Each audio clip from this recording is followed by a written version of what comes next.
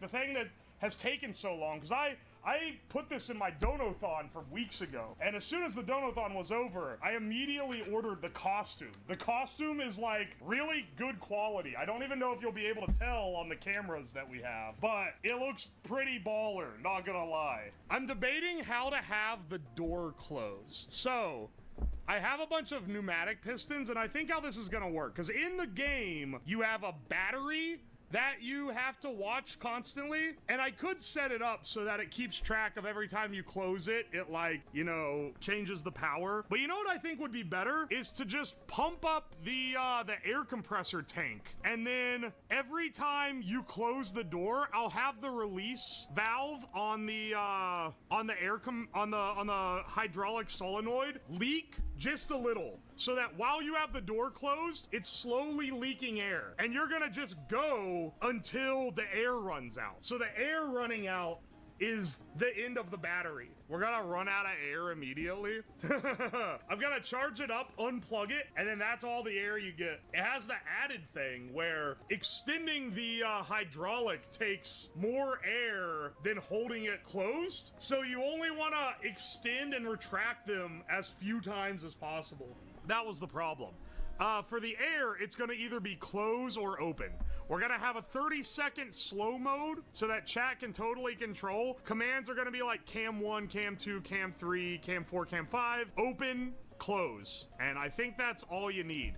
What we need to set up is for the box where the camera is, needs to have a button on the side so that when I grab it to do the I push the button and it hard switches to that camera. Okay, so this one's wired differently because this is the main camera.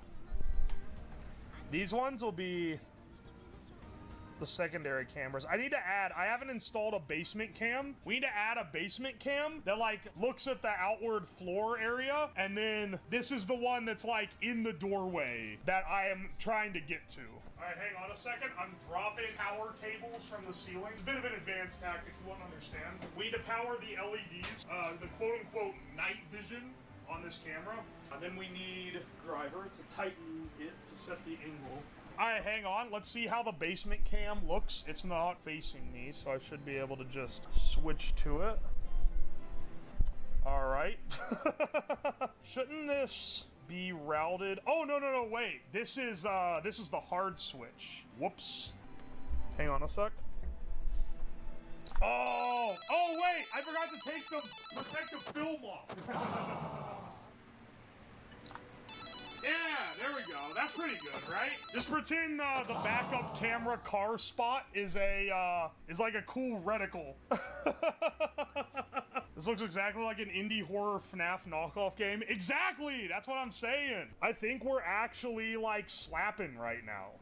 How close are you to implementing the Genius chat-based IRL game plan? Pretty close, I'd say. We've got, like, most of it. Oh, I need to load the code onto this, but that's actually not that hard. The only thing I need to do, really, is, well, I'll go put this where it needs to go. All the cameras are already set up. They're wired to the camera switcher. I need to program this. I need to put up the little pneumatic piston that keeps me out. That's gonna be what you guys use as your door. How many steps are left before we can terrorize your own home? This is like giving me PTSD. All week at work, one of the manager dudes keeps being like, how long do you think you have until this project's done? Because they're getting antsy for it to be done. Now now I do this in my spare time, and people are going, oh, well, how long until you think the Five Nights at Freddy's project's gonna be done? It gets done when it gets done. I don't know, maybe like an hour of work? Probably not even an hour, but we talk a lot, so it's kind of hard to tell, right? Shitty, I almost dropped it.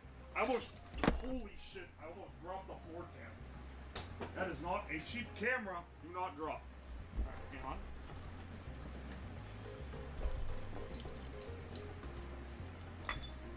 All right, here's the question. What does this actually look like?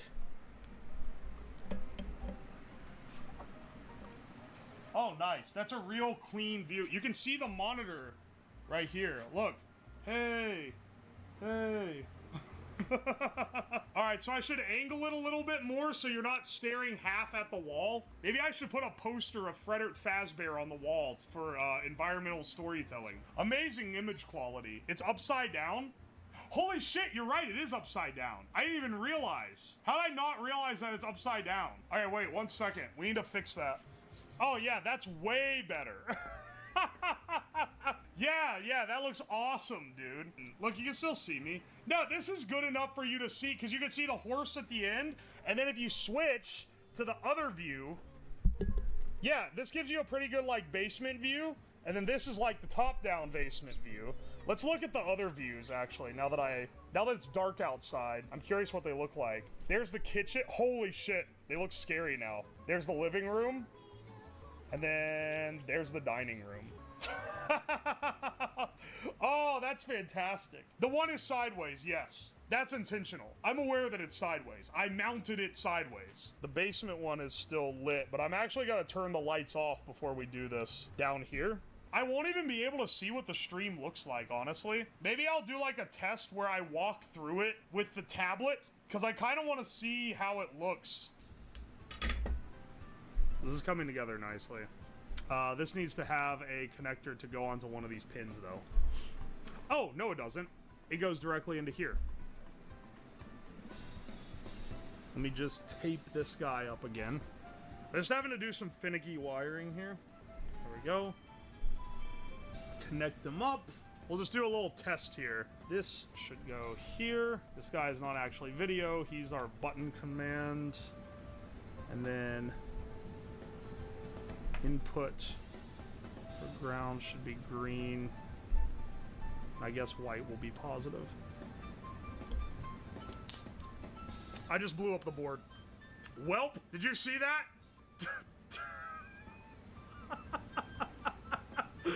What? Why did that blow it up? Ground, positive. So I thought it connected the button to this I/O pin. Turns out I actually connected the power to that I/O pin. They had similar looking wires. Whoops! This is the wire that was supposed to be in that terminal block. So it just sent 12 volts straight back to the damn ESP module. We are literally your boss. That is literally not how that works. I am the dictator and you are my willing subjects. Alright, let's try powering this again. This time with no dev board. I just want to see if this thing still works. Oh, thank God it does. Oh, I need to see if this clicks on. I should have tried this before. Oh, well, I can just short it, actually. Yes, it does. Okay. That guy is normally not that color. Just FYI. Alright, well, trash that one. We'll get out this new boy. Ooh, we get the exciting... So whenever you plug these in, they auto-connect to chat if I've ever loaded code onto them. I probably have loaded code onto all of them at some point by now. So I'm assuming this one is gonna say something when I plug it in. This is the nastiest USB micro cable that I've ever seen. Let's see if it says anything in chat. It's not. Wow, is this an unused? This is an unused dev board. And now you should be able to cut between, if I've got this all wired up right. Now try the cam commands. Yeah, I think we got it. Oh, baby. It has to be cam 4 no space and then a space after it. Yeah.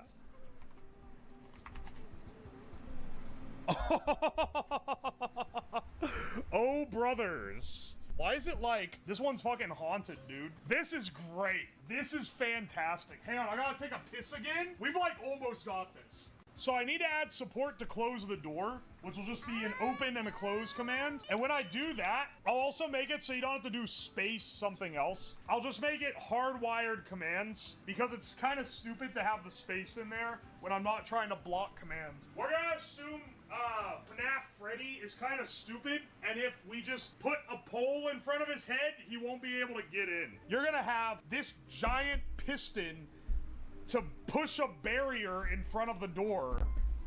And I'm trying to think, do we want it to open the door entirely? Or do we want it to open and close the door? Or do we want to just have a bar come across? Because that's a lot easier, but it'd be cooler if it opens and closes the door.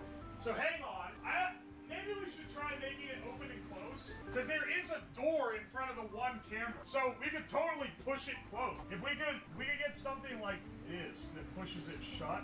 Can you see out of the Freddy mask enough to run around in the dark? I don't know, actually. I think it's gonna be pretty hard to see out of the mask, honestly. They didn't know who I was until I put on the mask. Wait, they didn't care who I was. Whatever, you know what I mean. Nobody cared who I was until I put on the Freddy. 5 nights. All right, 1 second. Let me get the air compressor plugged in. This is gonna be loud. I'll just mute it. Dude. I just plugged it in and it ripped the hinge off the door. Yeah, hang on, I gotta reattach it. Whoops.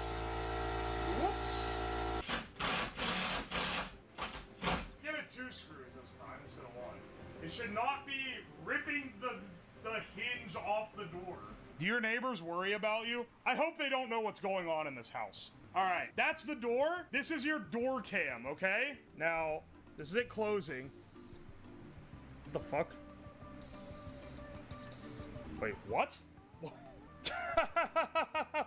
What? Wait, wait. Is this valve bad? That's not something Alright, this is it closing. This is it opening.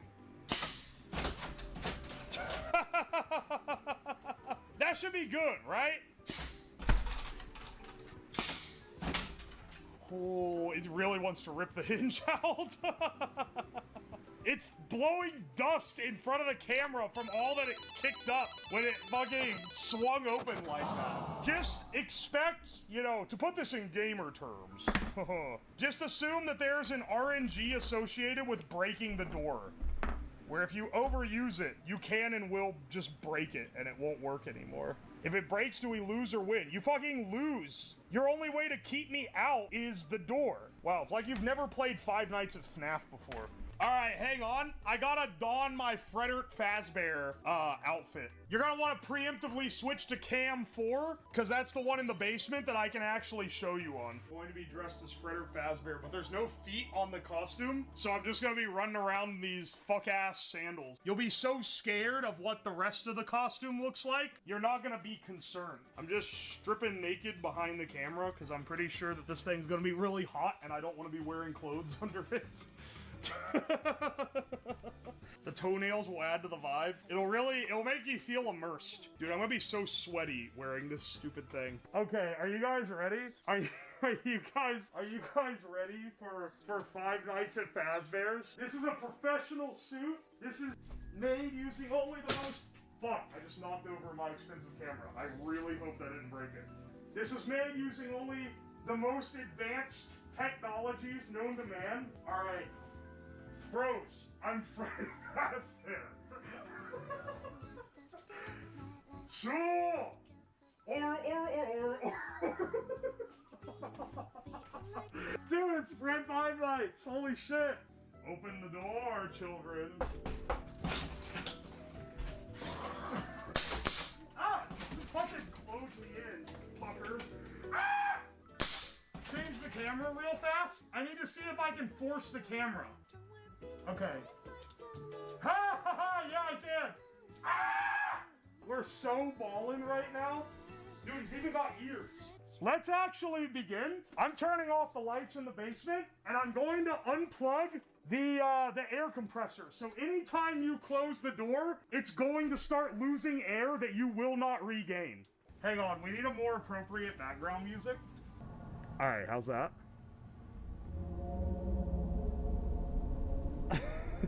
Full night guard experience. Here you guys go. There's a lot of dead zones in the cameras. You have to watch carefully if you want to find me. How about we get rid of all those pesky overlays?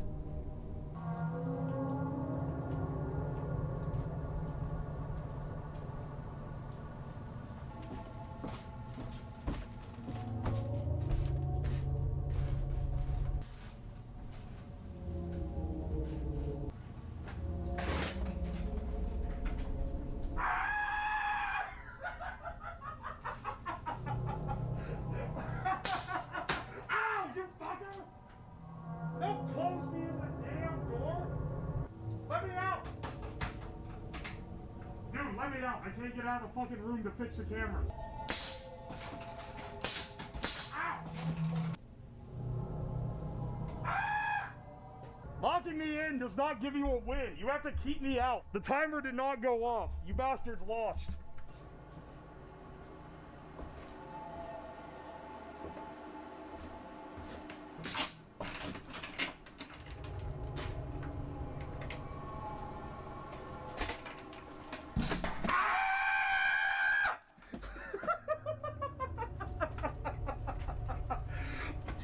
Let me out, you fuckers!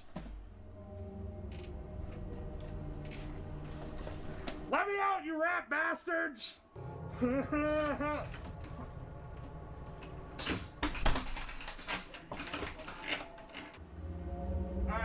let's try again. Let's try again. We're going ghost.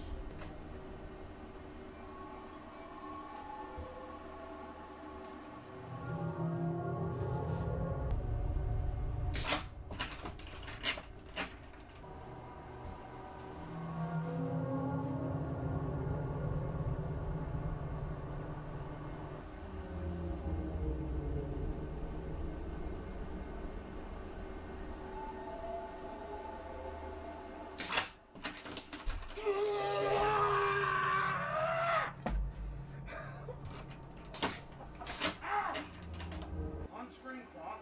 Okay, that's a good idea. Alright, 10 minutes. Alright. You ready?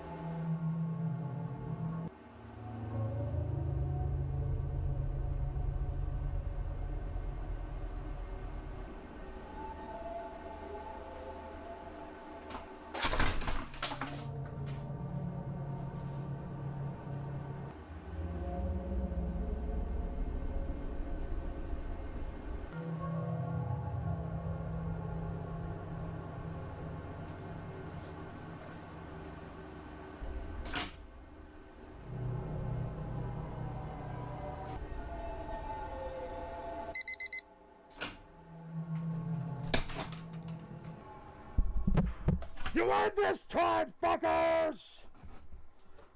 Alright?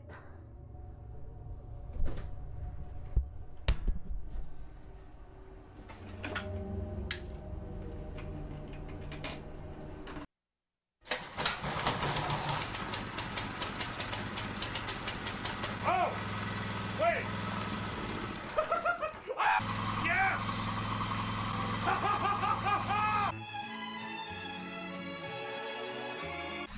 Wait, what? That's pretty damn clean. Dude, we're golden! There's something I didn't buy that I'm supposed to. What happens if you've overfilled the oil? What does that do?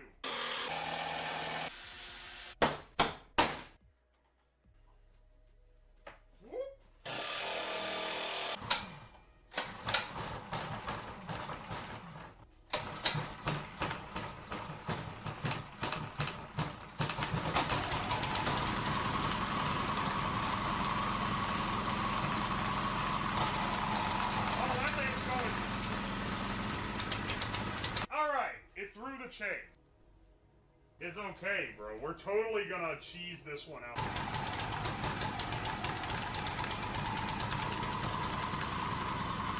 Dudes!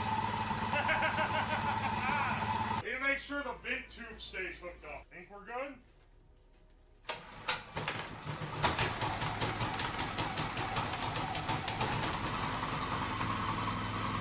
We're stable! Yes! Let's go, brothers! I might need to turn that thing off. The exhaust is definitely getting in here. That is definitely leaking exhaust into this room. Oh wow, our anti-shock now totally worked well, too.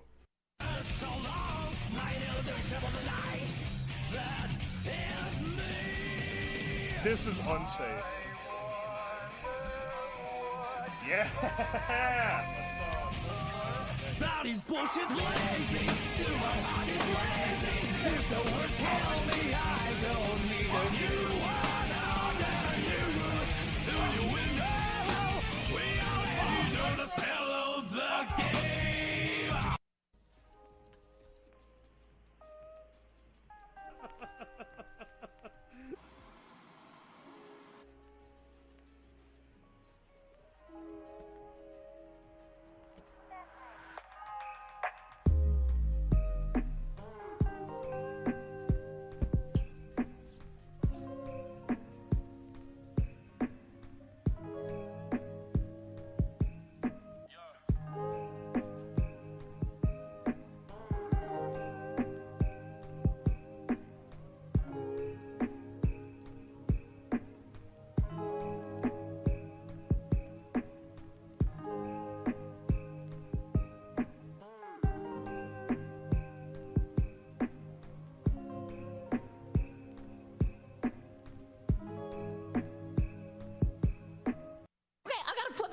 I gotta flip it. We have to chat. Yeah, sure.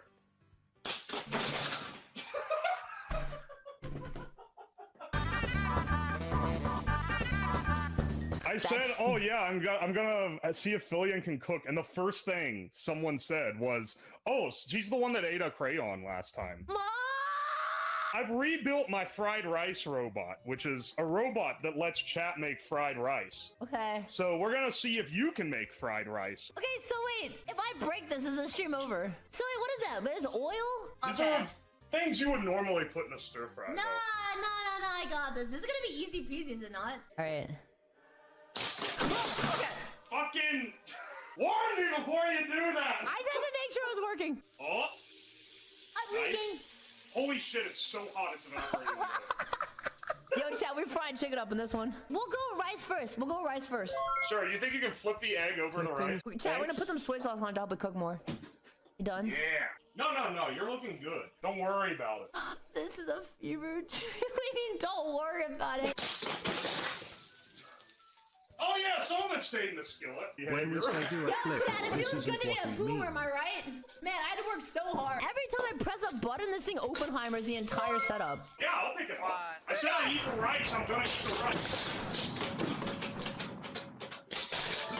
Jesus Christ! It's fucking like stun lock right now. Oh, what, is it broken? Stop it! Wait, it broke! And the shuttle has cleared the tower. Bro!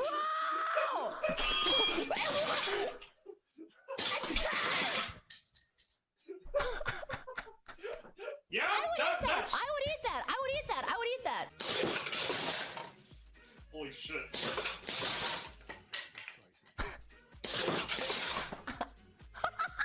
You blew the breaker, you...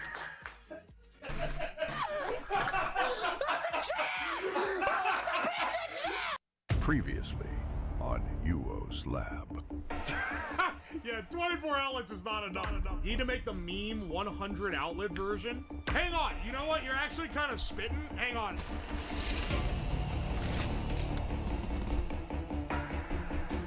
Any electricians in chat, can you tell me if this is up to code or not?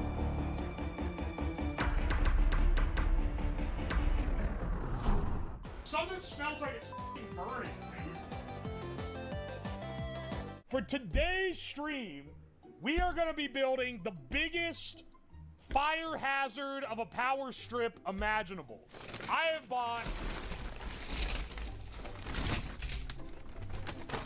100, well, it's 50, but each one has 2.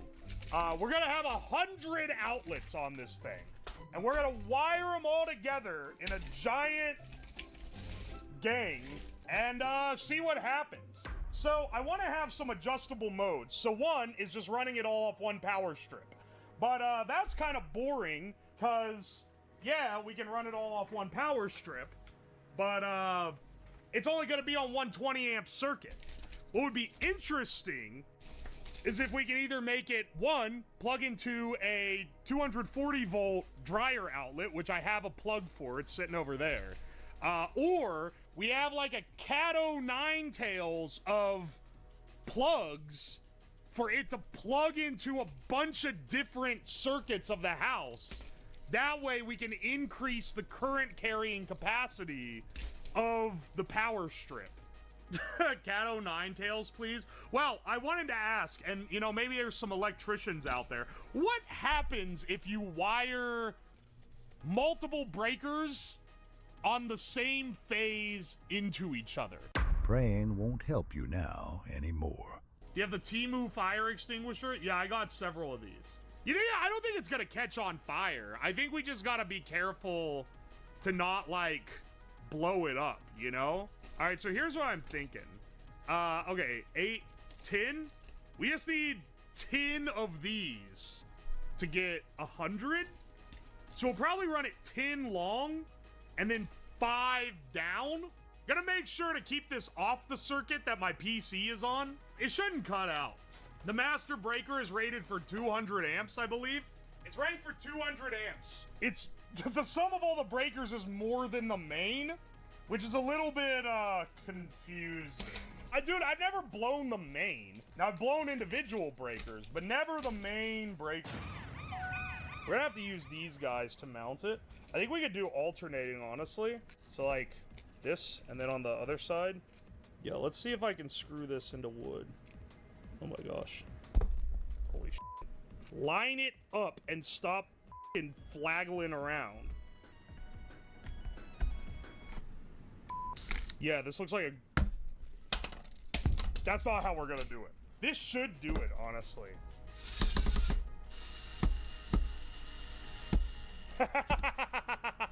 They said it couldn't be done. Alright, that's how we're gonna be doing it. Dude, I think this is it. This is how these are gonna be mounted. What's happening? We're creating horrid violations of the electrical code. But that's pretty par for the course, I feel like.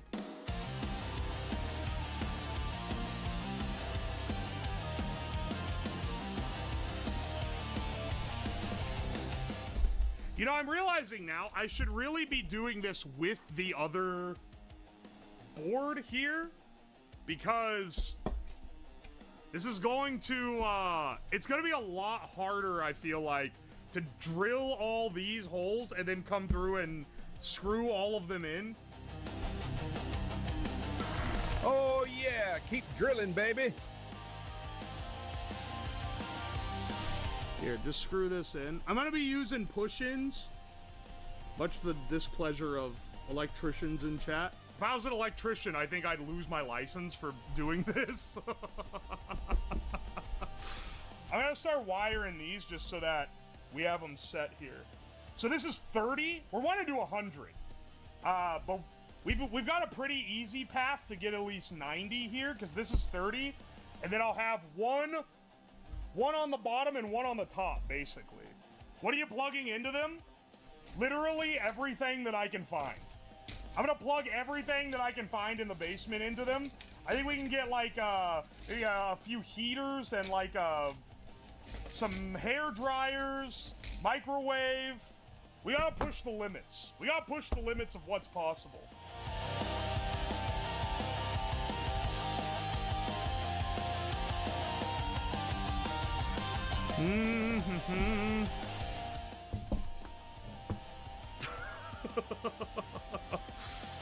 I f***ing hate montages. We need to wire it up still, but we got 100 outlets, and now we need to wire it all up. Are we gonna be using nice colored wires so that we can keep track of which one's neutral and which one's hot? Nope. We're winging this shit. Now you just need 100 Glade plugins. We gotta bring this back in a future stream. We gotta strip... Oh my gosh. We gotta do this to so many wires. Hey guys. Real fast. I am wiring these right? Like, this is not connecting them to the same side.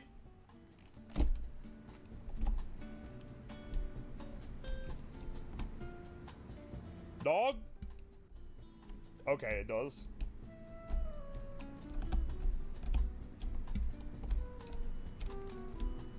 Okay. It is being wired right.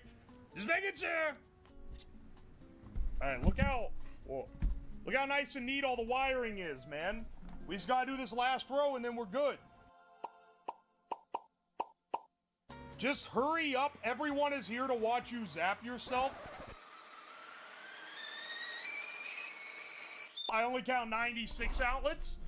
Count again, motherfucker. You missed the last 2. Sorry, the last 4. Alright. We're gonna get this guy over here because why not? Yeah, I'll go ahead and run this through 5 linked together extension cords just to really up the danger level. Yeah, we're gonna be doing some spicy experiments here. Now, the reason why I'm wearing a welding glove to begin with anyway is just due to the fact that this is all unshielded. Here, let's plug this in and see, okay, it's hot right now. I don't think it blew the breaker. We'll find out here in a second because we'll plug some stuff into it. Oh, here, we can plug in our, alright, yeah. First, let's plug in the table. This is an automatic desk, so it moves up and down. Let's see, angle grinder. That one's got to go on. Jigsaw. Yeah, that one's going to plug here. You know, you want to be able to charge your different devices, so let's get some of those. It looks so empty. We need more plugs. Here, let's plug some of our main working lines here. These plug to like our blower.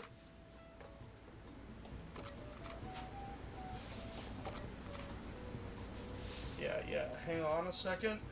Let's see what we got here. Hair dryer, that one's good. Charge the Twitch chat Surface Pro while it's running. That's not a bad idea. Oh, you know what else we can plug in? Hang on, you know, when you don't have quite enough plugs, why don't we plug in our phone charger fire hazard we got on Temu? That's another good one. That's another good one to plug in. Now we have more room. That's true. We can chain even more here. Speaking of, someone sent me this amazing motion activated power strip. We can plug this guy in. It doesn't have anything plugged into it, but the motion detection will work. So that's kind of cool. So that'll be running. Hang on, get the vacuum pump in here. Vacuum pump, we can definitely plug him into something. Yeah, how about we get this pump too? It's another air pump. Where does it work? Oh shit, it's dropping everything. Plug in the rice cookers. You're so right. The rice cookers are great. You're so right. Rice cookers are a great one.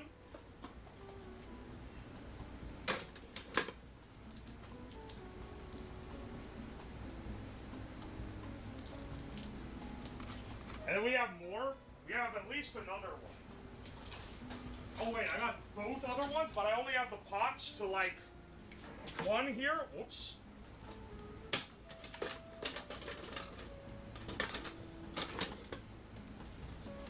This thing's gonna come in a lot of handy for future projects. Because next time I need to plug a lot of shit in, I can just pull this thing out. The breaker's gonna trip so fast. You know what? Let's plug it in and see what happens.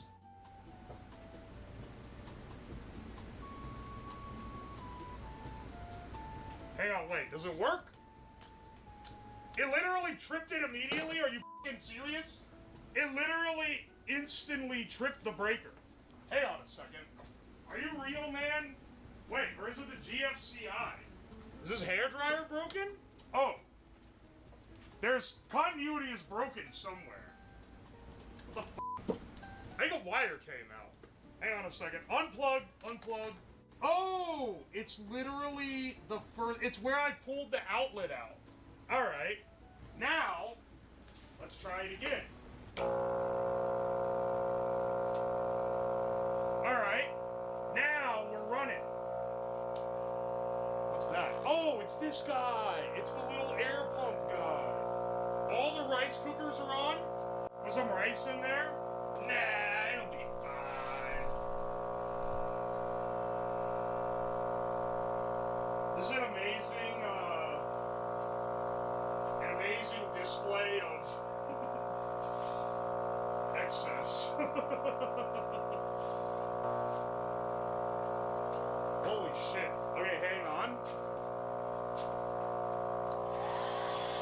Alright, there's an air dryer. We get the angle grinder.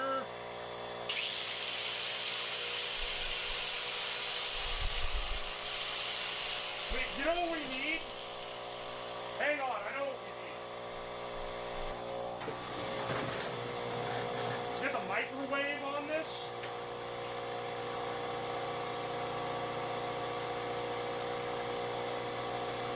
There we go. Alright, hang on. Microwave going to.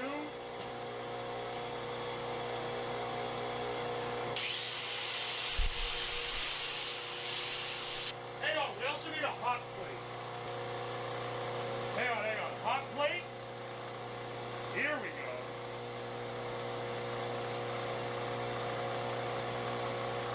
Yeah, there we are. You're deranged? I'm not deranged. Oh shit, it needs an inductive fan. Alright, watch this picture of the fire. Oh.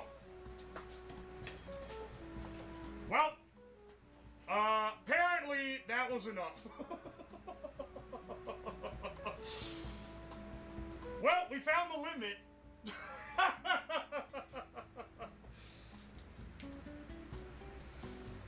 It was bound to happen.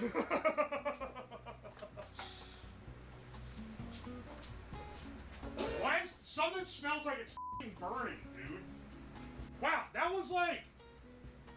was 2 circuits too. Excellent. Excellent work.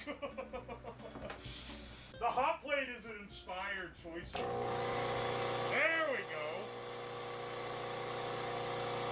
The power user. The hot plate uses a lot of power.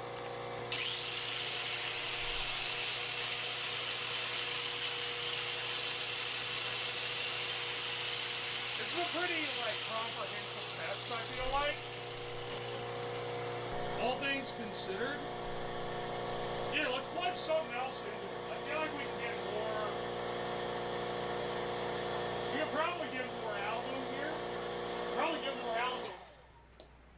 You know what? On second thought, also something really, there's a smell of burning plastic in the air. There is that is distinctly burning plastic. You know what? Maybe this was good enough testing.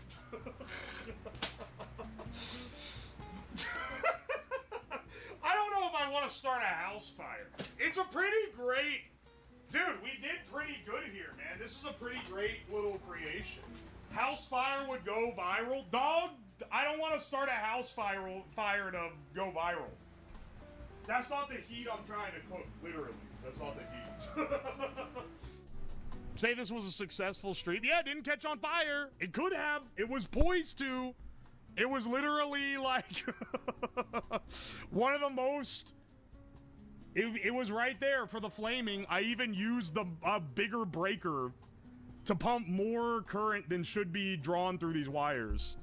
We gotta bring this shit out back around Christmas time to light the fuck out of this basement with lights. Christmas is ruined, and you ruined it. Remember to always use eye protection when you're working with lasers. All right, let's try this guy out here. There we go.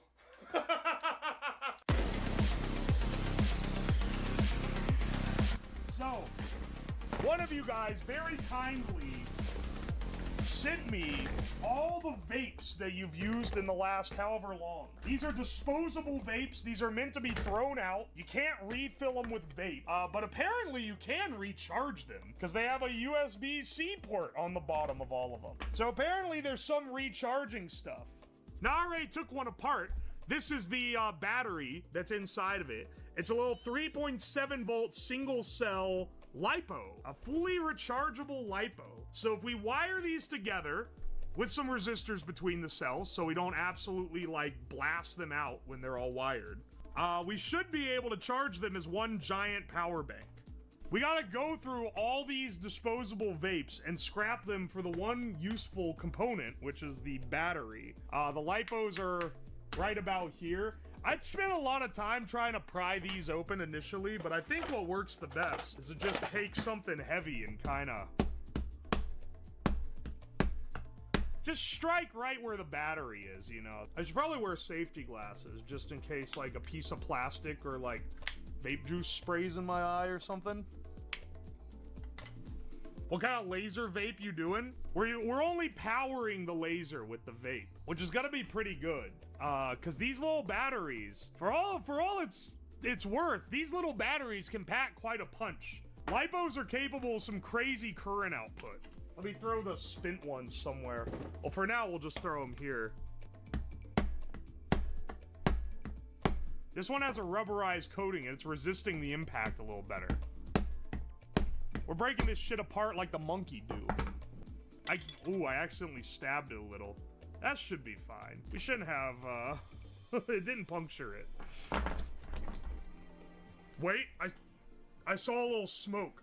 I saw a little smoke there. Oh wait, oh shit. It's the wires. Snip those short. Hang on a second. Alright, got worried for a second. We're only 2 vapes in. That is like warm. Hang on. Let me get those safety glasses on, you know, just in case. Literally started getting hot and smoke came out. It was shorting the battery because the wire, when I snipped it, it stripped a little bit and they twisted together. Let's put this one over kind of a little separate from the other ones just in case something bad happens with him. All right, now hang on. Where is the battery? Okay, it's the part away from the nozzle. Good to know. We smack it on the nozzle side so that way we don't, ow. Well, we also need to smack it on this side, I guess. Just let's not stab the battery with the screwdriver while we're prying these open. That's when I realized that they put full-on working LiPos in them and not just like trash batteries. Holy shit, this one's a little more resilient.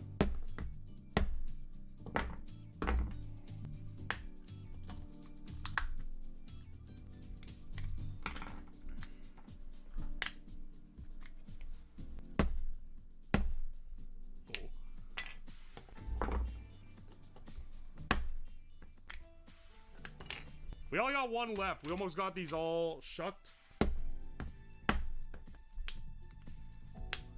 Alright, we almost got them. This just full on shattered on this end.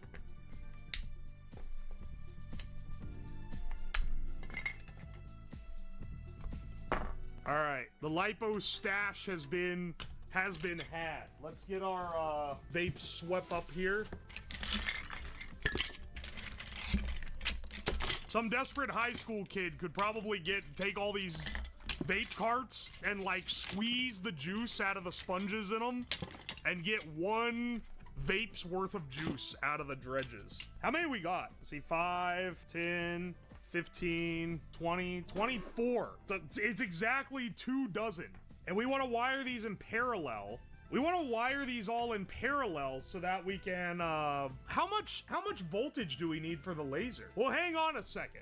Let's try, let me check. I don't really remember off the top of my head how much the laser requires. Oh, but I plugged in one of these batteries, so it must have been like 11.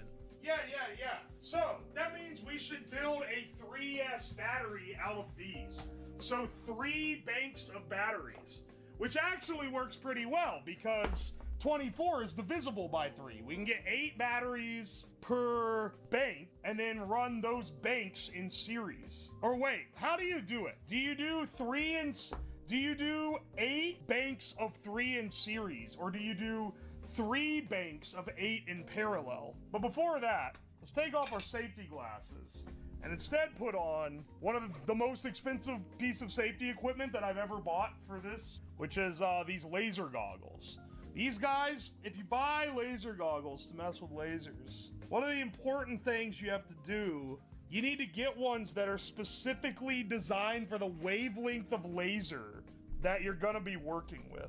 This laser here is blue, so it's a sub 550 nanometer wavelength, and I believe it used to have this taped on top. It's been a little thrashed. 3 cells, 8 each? That's what I'm thinking. I mean, it wouldn't be a cell, it'd be a battery at that point. Yeah, well, we're splitting hairs.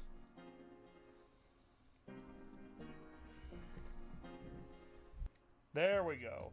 Alright, laser still works. It still burn holes in the desk. Excellent. And through my laser goggles, I can't see anything. I can tell there's a dot there, but like everything is it's got the Mexico vision filter. So first, let us build our vape bank. If we have a lithium battery, if we have a lithium fire on our hands here, it's gonna be nasty. Make sure to get the battery really hot. I'll be sure to put it in front of the heater. I think that's really gonna help us elevate this to new heights. You're a couple red wires short of a love letter and a door knock. We're taking precautions, okay? I'm just trying to like make sure. Realistically, I should have searched this up more beforehand, but I didn't think about it too close. I was like, oh yeah, just make a power bank. Then I'm like, I've made ones where they're all in series, but I've not messed with the ones where they're in parallel and they can start charging each other. But I know enough to know that it's a problem. All right, you know what? Random chatter who said, just wire them up as long as there's less than 0.5 volt difference. I think you're gonna win the one guy award. Let's see what we're at with most of these. 3.9? That one's like full. 3.9? That one's also full? Hang on a second. 4? Wait, this guy might have just charged his vapes like crazy, man. 2.77? All right, not so much. You go over here. 3.9. Oh, this is better. This is better than that other thing. 3.37. Top him off a bit. 3.13, need to top him off as well. 3.6 needs a little juice. We're gonna have like one bank that needs charge, one bank worth.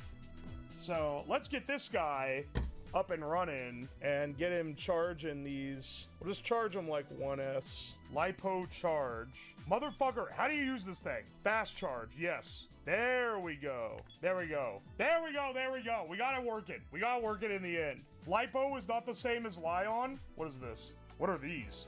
I think these are lipos. Close enough. Will they do anything more than pop? Yes. Yes. Lithium batteries, like lithium burns in contact with air. And they go insane if you blow one up.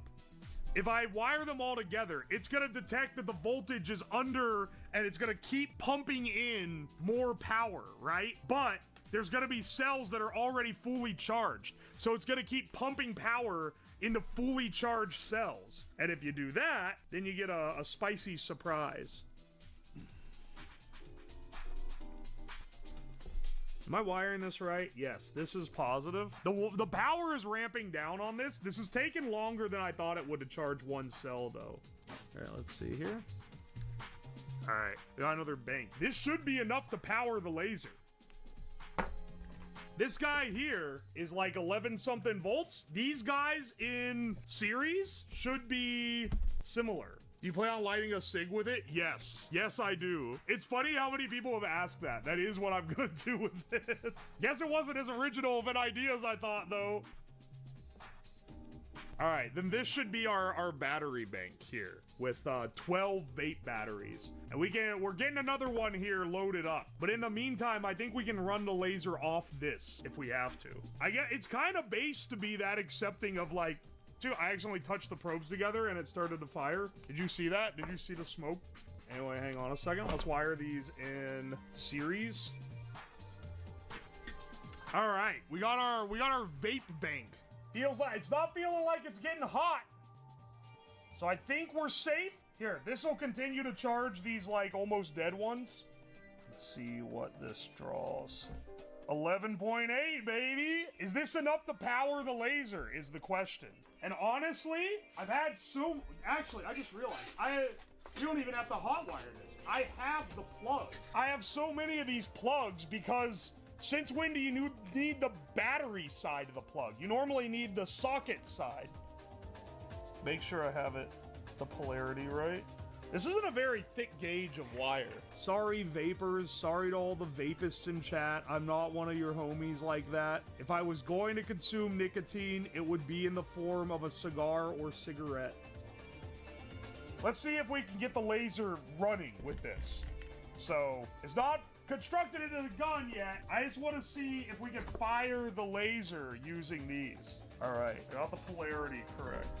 Should be good. Let's see how we do here. Let's see if this could power the laser. All right, we got the pre-laser. Moment of truth. Oh, baby! We got a vape-powered laser, man. Dude, it works. Okay, the rest is just, you know, getting the design down. All right, hang on. It's time to start building this thing up then. Hell yeah, brothers. Let's set off with part 2 here, which is I want it to activate when you suck in on it. Hang on, you think I can use this old tube for the vape activation? Or has mad suckables in his basement? I got a lot of random crap. And they're like, oh, why don't you like, you know, get rid of it or whatever? It's like, well, because it works.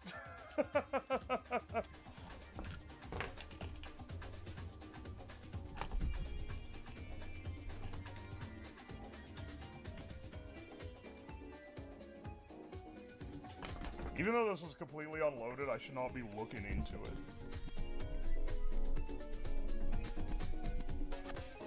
This poor X-ray gun has been scalped for every part. The cancer cannon is such a good project, but like, dude, it's like been scalped for every part. All the circuits are gone. Everything but the X-ray tube has been taken out.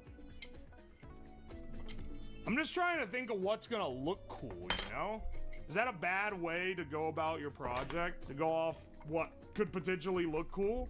Hang on. We could do something where the batteries are like in the back of the can, maybe, and the can faces, and then there's like a beam. I like the idea of having a clear plastic thing the beam travels through. Let's see here.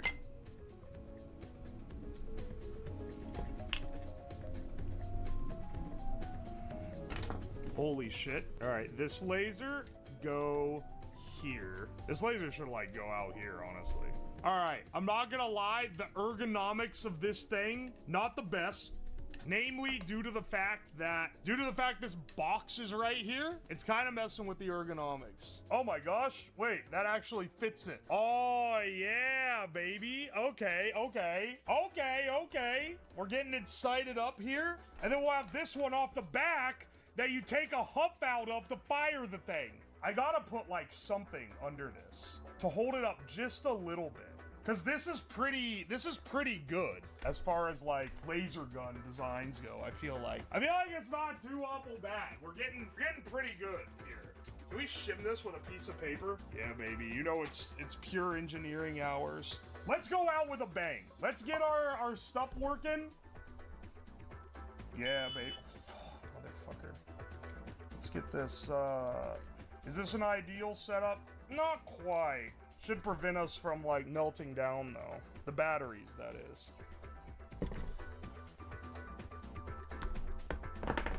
Oh, shit, this broke. That sucks. Okay. We got our vape blaster here. Let's do a quick test without the suck meter on it. Let's see if it works without the suck meter. Oh, all right, there we go. Is this fire? Turn off safety and then see. Oh wait, no, that activates. That's safety off. I have my my goggles on right now. Can you see it in the tube? All right, we're working. Yeah. Hang on a second. We gotta have this guy coming up like this for the suck test. It glows a pretty retina searing color. Yeah, that's That's how they be. That's how lasers be. Having the trigger be that you have to suck on it kind of rocks. Like, look, look at that. You have to, we get the sensor in there. We're pretty much golden, I think. Do you know what? All I think that I need to detect it via pressure difference. All right. We're getting in some serious jank territory, but like, I think all that I need is to take these pins and put one contact and a piece of paper with some holes in it, and then have a little ball bearing that breathes and sucks into it. That's actually, that should do it, man. Hang on, do I still have those ball bearings? Yes. Yeah. A whole Ale81 bottle full of them. Yeah, these should be good. Let's see. I think if we go in the side of this pipe with 2 screws and then connect these ends to the screws and then put the ball in the bottom and like a little piece across the bottom so it can't roll out, I think we're fucking golden, dude. Well, I mean, hang on. Let's first test if we can suck the ball. Motherfucker, it rolled out. Yeah, it does work. Look. Yeah, can you see it roll up? Yeah, there we go. And then we get one of these guys. What I really have to worry about is sucking in the plastic from this. Or not, I guess. I'll be so happy if this works, man, because it's so easy. Oftentimes, the simplest solution doesn't work as well as I'd like it to. I feel like this is one of the few where it totally could work as well as I want it to. You had worse with the cigar stakes. Where are those scraps I cut off earlier? Oh, here we go. Take these guys. Oh, I've so got this. We've got this, dude. Gotta treat the lungs with the dignity they deserve. I mean, this is less bad for you than the vaping. Here, I should have put the wires on here beforehand. This is how we get our inhale-based switch, though. Here, take this guy out. Normally, oh my good God, did I really not make this long enough? Did I really not make this wire long enough? Are you fucking kidding me? I have to put an extension on a wire that's this short? We got the half extension on here. Oh, fuck. Oh, no, dude. I love these old wire strippers, but you have to adjust how sticky or loose the connection is by just touching up the little bolt, which is very, like, old-fashioned for sure.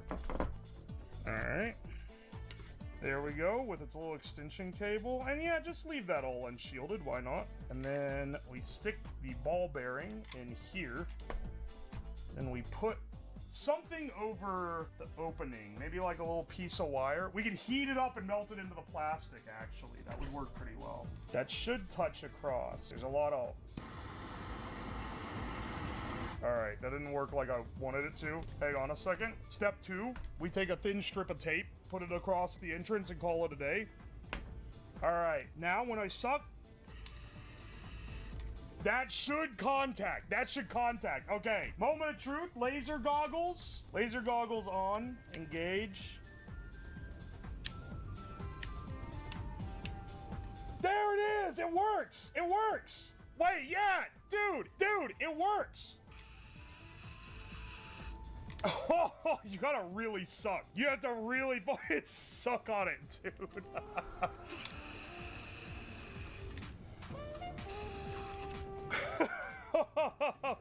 It takes so much air to make it suck, dude. Hang on, does covering more of the hole make it less or harder? That makes it harder? Holy shit. That's awesome, though. Look at this gun. Look at this thing, man. Dude, the amount of suck that you need to make this thing go off, though, is, like, crazy. Hey, where are my balloons? We gotta, like, do a good demo of it, you know? Remember to always use eye protection when you're working with lasers. Else it can get dangerous. All right. Let's try this guy out here. Motherfucker, why did it not pop? What? It didn't pop at all? There we go. a hit off my laser gun. Hang on, let's see if this one goes.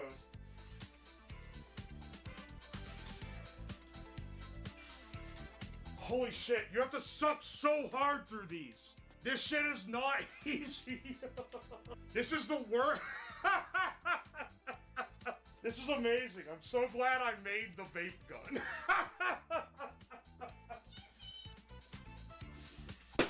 Oh, jeez. Alright, well, that was a lot more work than it should have ever been.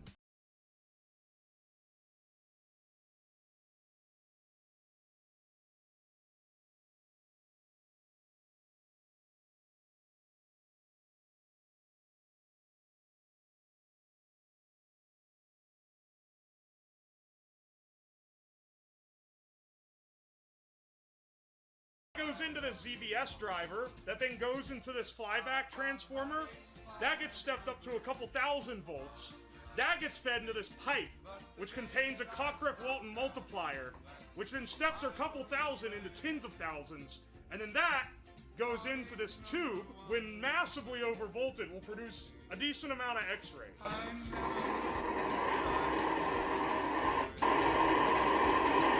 Sometimes when people do sponsored streams, it means it's gonna be a boring stream. Not today, not me. GamerSups has given me an impressive array of samples. I asked beforehand, I was like, is there any limit to what I can do? And they said no, you can do whatever you want. And I was like, excellent.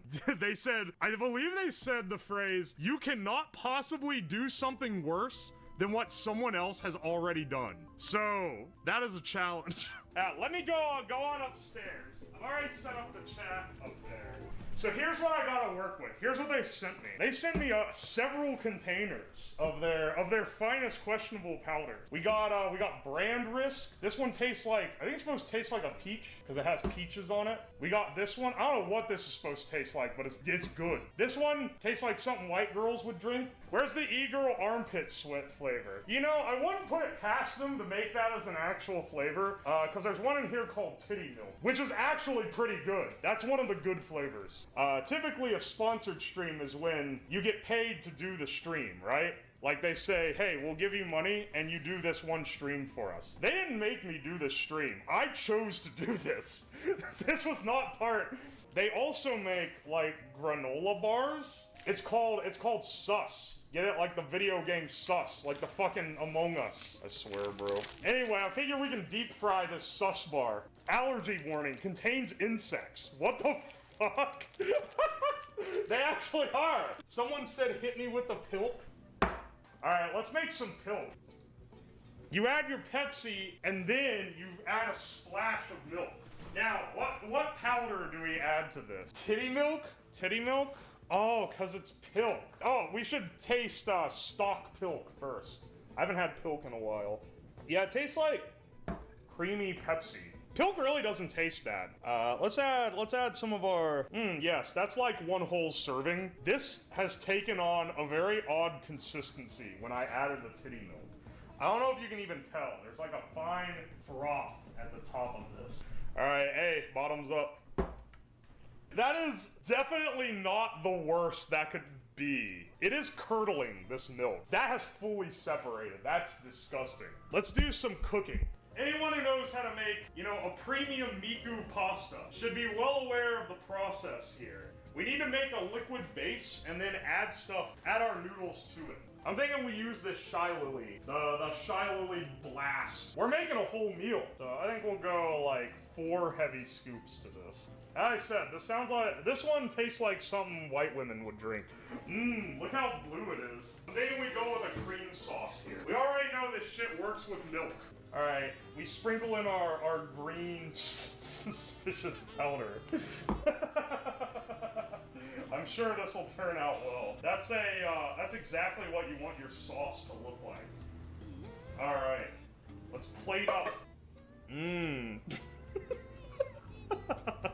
Yeah, that's the good shit right there. It's time to taste test this. Let's find out. Ugh.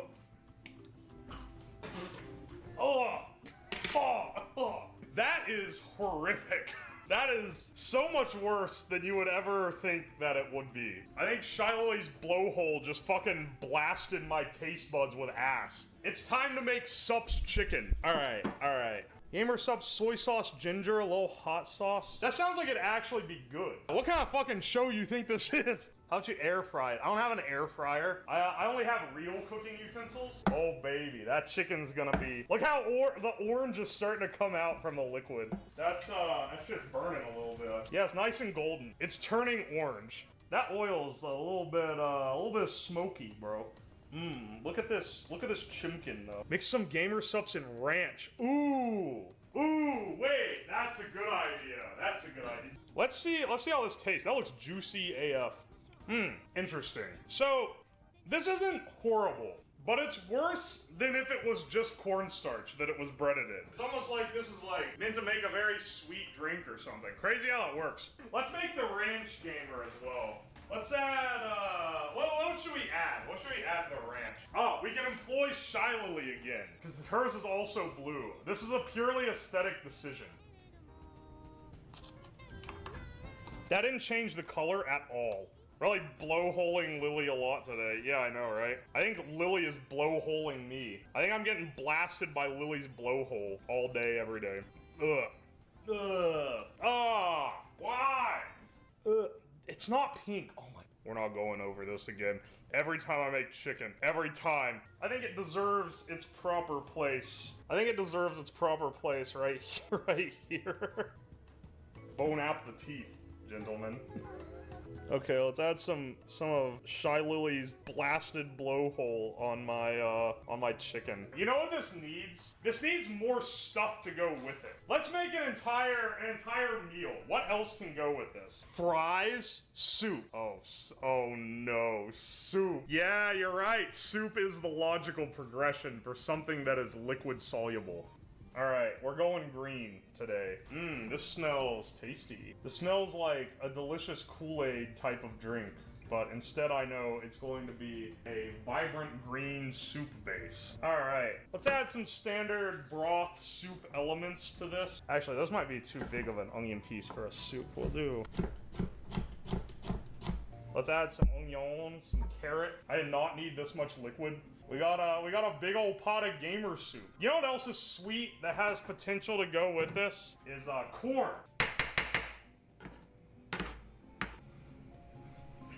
How much to snort a line of gamer subs? $10. 1,000 bits. And I'll do it. Alright! Wait, does that mean I have to do 2? What the fuck? We're just doing a little bump. I mean, you can't see me snort it, obviously, because I'm not gonna stick my nose down to the thing. You'll be able to hear me, that's for sure. Oh! I didn't even get the whole thing! It only got half of it! Woo!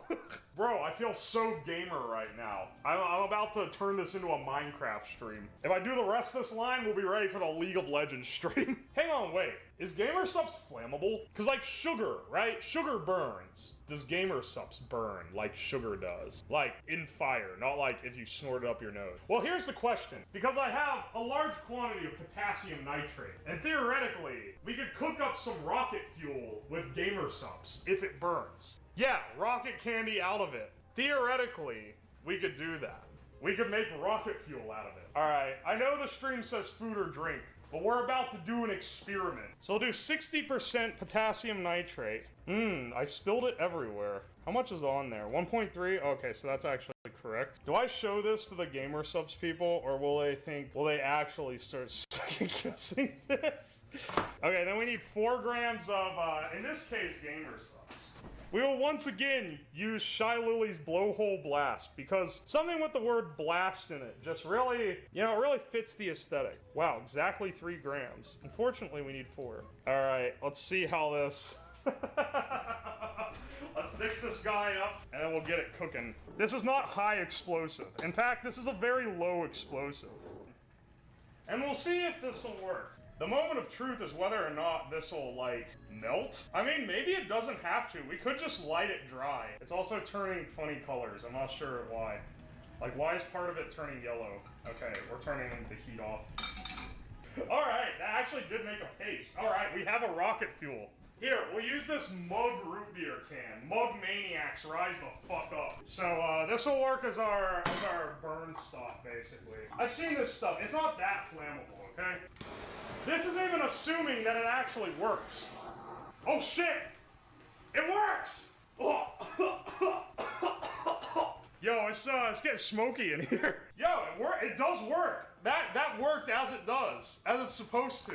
Nice. Can confirm, Gamer Subs is usable for rocket. You can use it to make rocket fuel. Let's deep fry the Gamer Subs bar as the dessert. That should be the final piece de resistance. I don't know what that means, but I say it a lot. Yeah, I found out earlier this shit has bugs in it. What the fuck, bro? That is deadass a Rice Krispie treat. That tastes nothing like there's nothing added to it. We're gonna do the bug bar. I love how, like, everyone else knew this had bugs in it except me. The oil is smoking. That means it has extra flavors. How's the soup? It's looking very green. We'll pour up and taste here in a bit. I feel like this is gonna be the best tasting thing we've made. This is looking pretty promising. What a delightful meal this is. Yeah, I think it's time to, let's sample everything. Let's taste some of this gamer soup. From round meal to this catastrophe.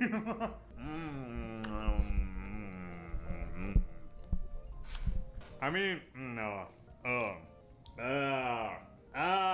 The soup is onions, carrots, corn, and, gamer fart gamer subs.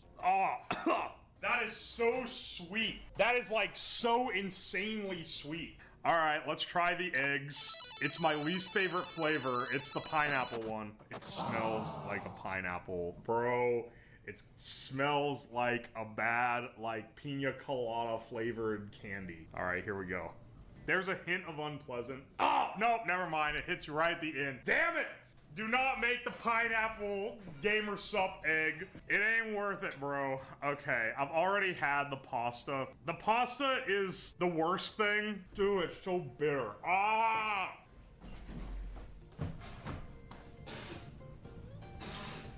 Yeah, no. That is still the worst. That's so bad. That is so horrible. What about the chicken? Chicken's probably fine.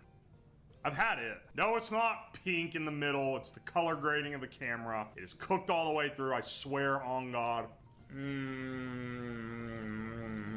Man, that texture is perfect, but that flavor of the crust is doing it no favors. Man, it's such a shame, because that one tastes almost good. That's brand risk chicken with blowhole blast ranch over it, for anyone wondering. And then the pasta is also blowhole blast with gamer fart sauce. And then the eggs are, what is it, tropical cocktail marinated eggs. And then this is a sus bar, which is their, like, Rice Krispie protein bar. And I've battered it with a batter that I made with milk that had blue. Just the flavor blue in it, which is also what's in this milk. This is my blue milk, which actually doesn't taste so bad. Shocker. Shocking, I know. When you put gamer sups in a liquid, it actually tastes pretty good, because that's what it's meant to go in. Yeah, it's blue and titty milk. Oh yeah, it's the combo. That's an important distinction. Okay, this is our last hope. This is our last hope for food that isn't ass. Let's try it. Yeah, that's just good. That, boys, we've done it. We made one good dish. And it's literally just a deep fried Rice Krispie with crickets in it. But the gamer sups in the crust does not ruin it. All right, Giga Sup it is, because you guys asked. You asked and I deliver. Let's add a little bit of everything to this. I have no idea how this will turn out. Let's add some, this is the pineapple cocktail. We'll add a little bit of that. This one is literally just called Blue. It tastes like blue raspberry. I'll add some titty milk, arguably one of the best flavors that they have, unironically. We'll add some gamer fart, also arguably one of the better ones. I'm adding good flavors, you're welcome. Let's add a little bit of brand risk. This one's my favorite. And then a little bit of blowhole blast. All right, bottoms up, boys. That tastes fine. That tastes like the tropical punch Kool-Aid. It's not better than the flavors on their own. What am I gonna make after this? After this stream is over, I have to make a real meal. I think we're gonna... Is that... Yeah, that looks right.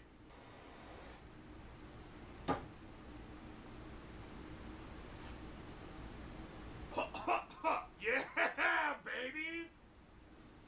That fucking works, man!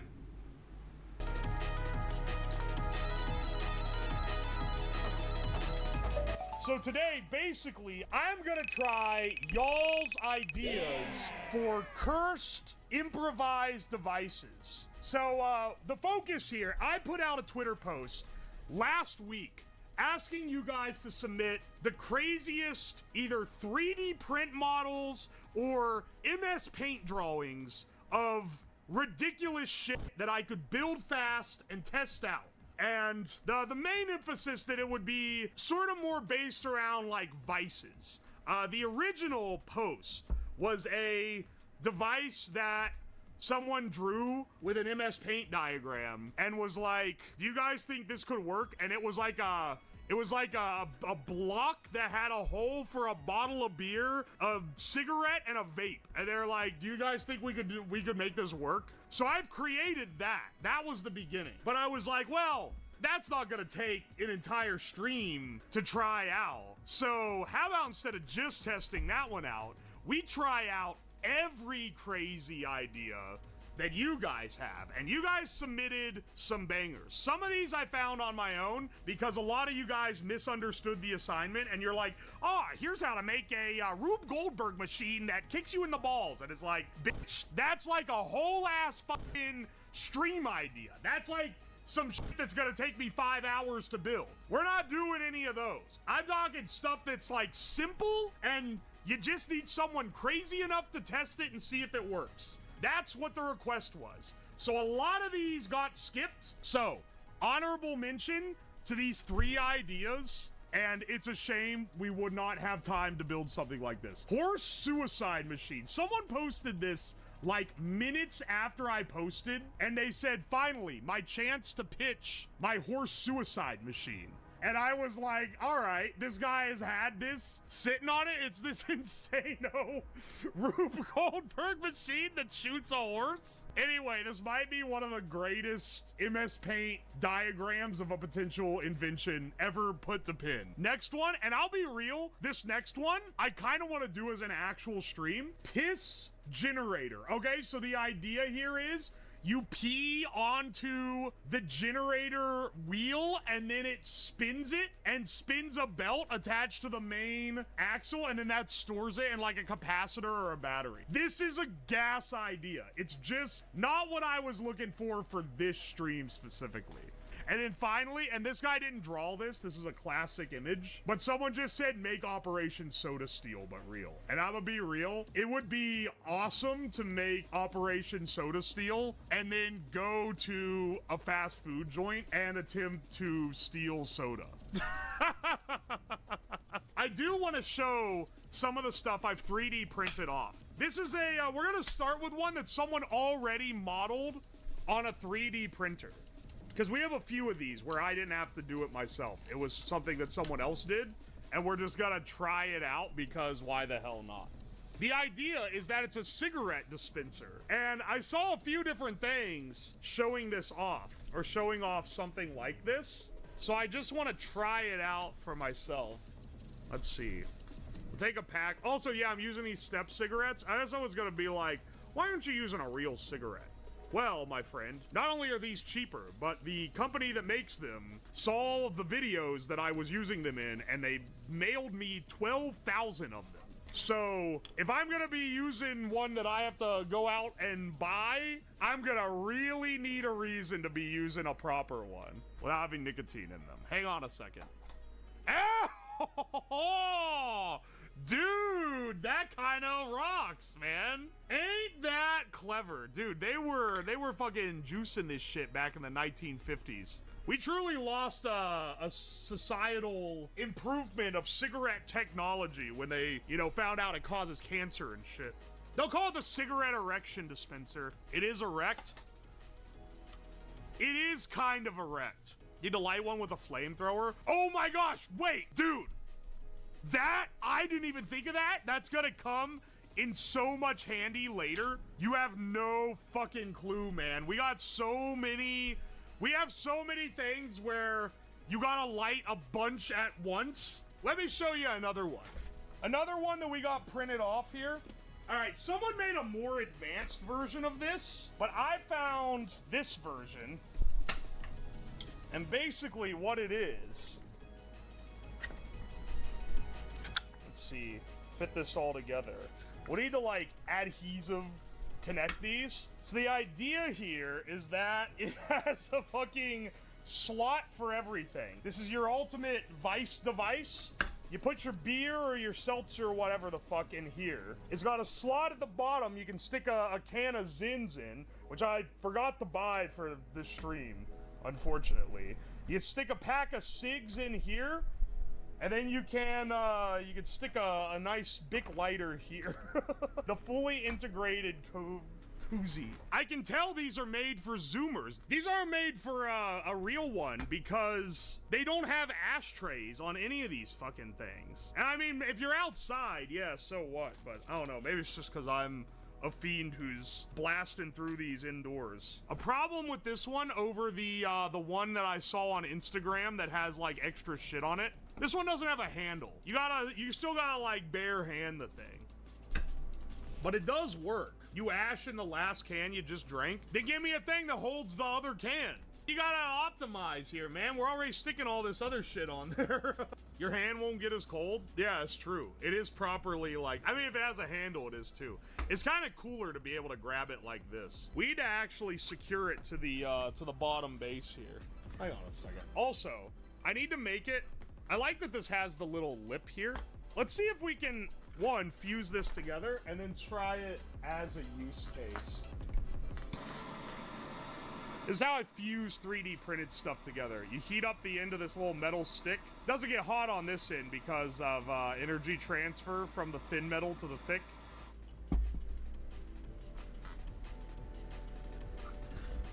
All right, there we go. And now that ain't gonna come out.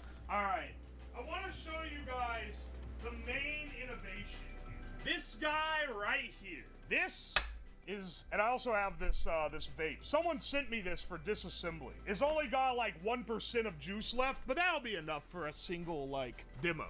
This is the device that someone originally prototyped on Twitter. It has some, I had to get the rest of the supports out of it. Basically, beer goes here. I made holes so that you could do 3 cigarettes at once instead of just 1. And then vape goes here.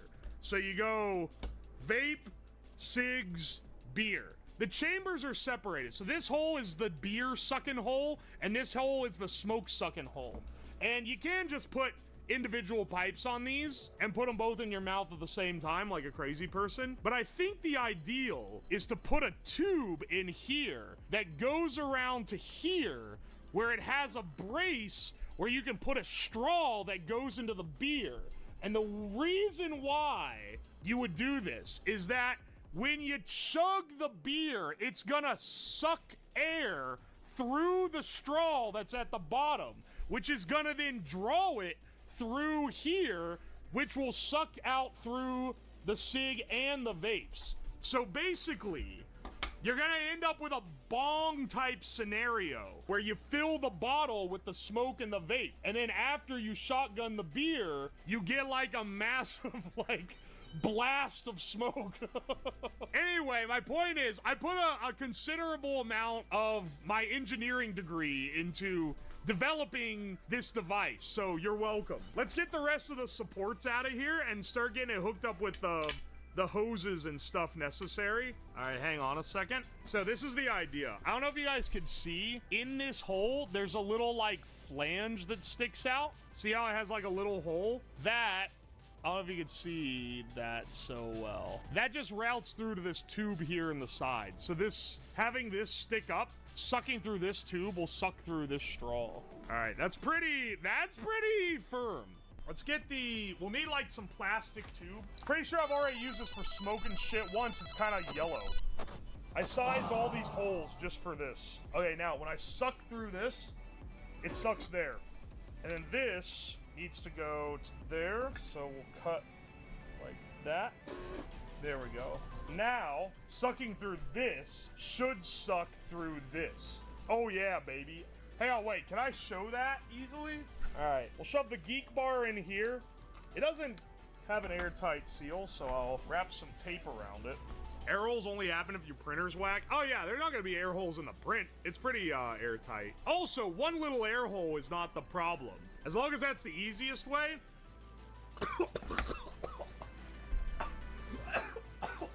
Alright, good news, it works. Sheesh. Did you breathe some support? No, I breathed the fucking vape and like the dry dust from the cigarettes.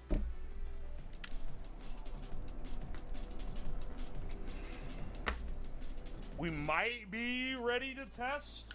Modelo Especial. All right, I picked these bottles because they're short. What the fuck are you doing, dumbass? That was a twist off. Uh-oh. I about sucked the Modelo out of the straw, and then I realized I was gonna take a fucking vape and dry cig hit again. Hang on a second.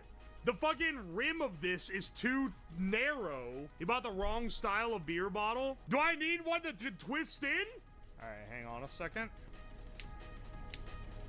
The extra melted plastic will add additional carcinogens, which will really add to the entire cancer-maxing experience that we're going for here. Oh, baby. That actually fucking worked. It worked. It slotted right in, and now we let it harden. Whoa, it's trying to tip over. Let's see what we got here. We gotta corn this shit up. I feel like it's gonna leak a lot, and I'm not sure how much a lot is gonna be. So that's kind of the concern here. That's kind of the concern of the entire thing.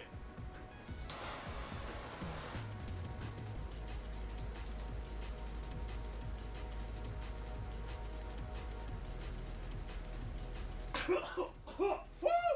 That definitely holds the fucking vape in. Jeez. I didn't hardly smoke the cigarettes. I fucking fumbled it. It like canoed them. You got a little bit of it in there, but not as much as I thought we were going to. Filled out the damn beer, too. Alright, we need to, for future design, maybe need to work on, like, a proper seal for it. But, like, I don't know, man. It kind of worked, though. Can't be too much of a hater on that. I broke the cigarette. The waste. Now, as an advanced corner, I think we're gonna. Is that? Yeah, that looks right. And then, like that? Yeah, I can taste the cig through without it even being lit. We're gonna light it first and then put it up on top so that it shows correctly, you know?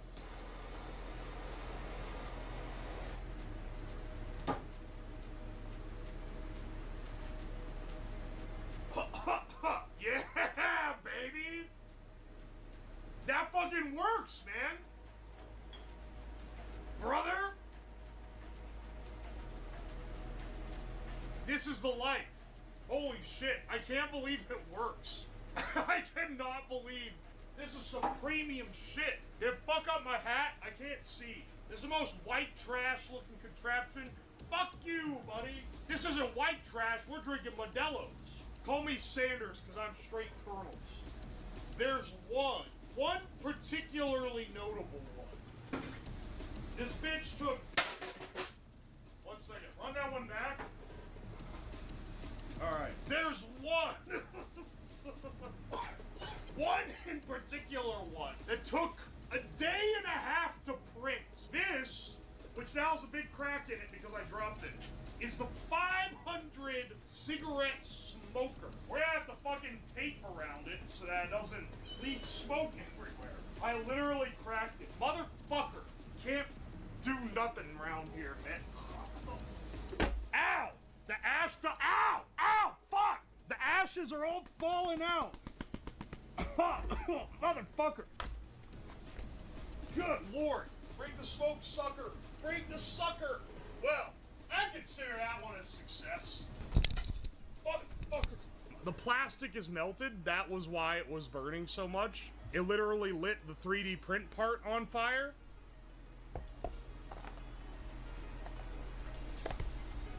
I just dumped these all on the floor like an idiot. I put them in, I scooped them into this, but I was angled like this, and they just rolled onto the floor. And now I'm covered in ash, too. It went all over my jacket. I might be a little cooked, bros. Next, we're gonna be loading up this bad boy. 500 cigarettes. Smoke, smoke, smoke that cigarette. Smoke, smoke, smoke it till you poke yourself to death. Not much scares me, but the 500 cigarette at once, this one scares me. Because in a previous, so when I initially jumped on the trend of doing the 500 cigarettes challenge, way back in September, this was not existed yet. I printed one that held 100 cigarettes, and that was pretty bad. Alright, let's load them up. This is how many it's gonna take. Different flavor. Yeah, these are the greens. These are the menthols. I'm gonna be real. I don't like the green ones so much. But I was sent an equal amount of them as the red ones. So for something where I'm gonna blast 500 at once, we'll use the green ones. What if they send you more? They offered to. They said, hey, if you ever run out, don't worry. We'll send you more. They're so real for that. Always want a light bright. It does kind of look like a light bright, doesn't it? You know, reload after the stream. This hasn't even put a dent in it. 1,000 cigarettes down hasn't even put a dent in the 12,000 they sent. Which kicks ass. It means I can do more obnoxious shit with cigarettes. Dude, we got the fucking mega cig, baby. Never has the Temu flamethrower been more at home than right now, man.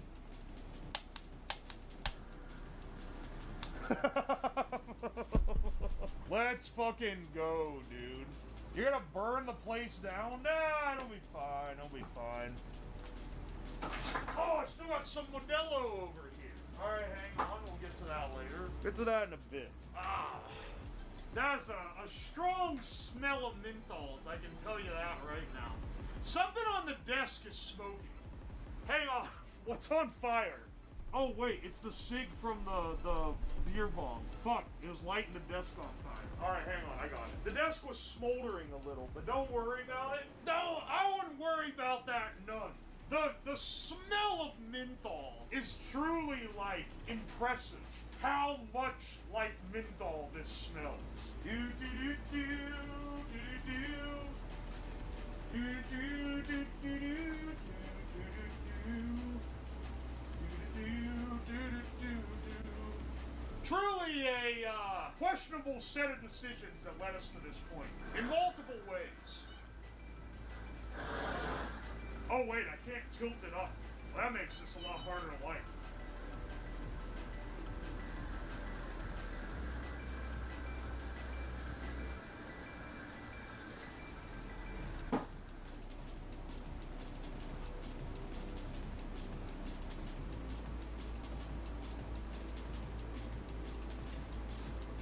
Holy shit. Gentlemen.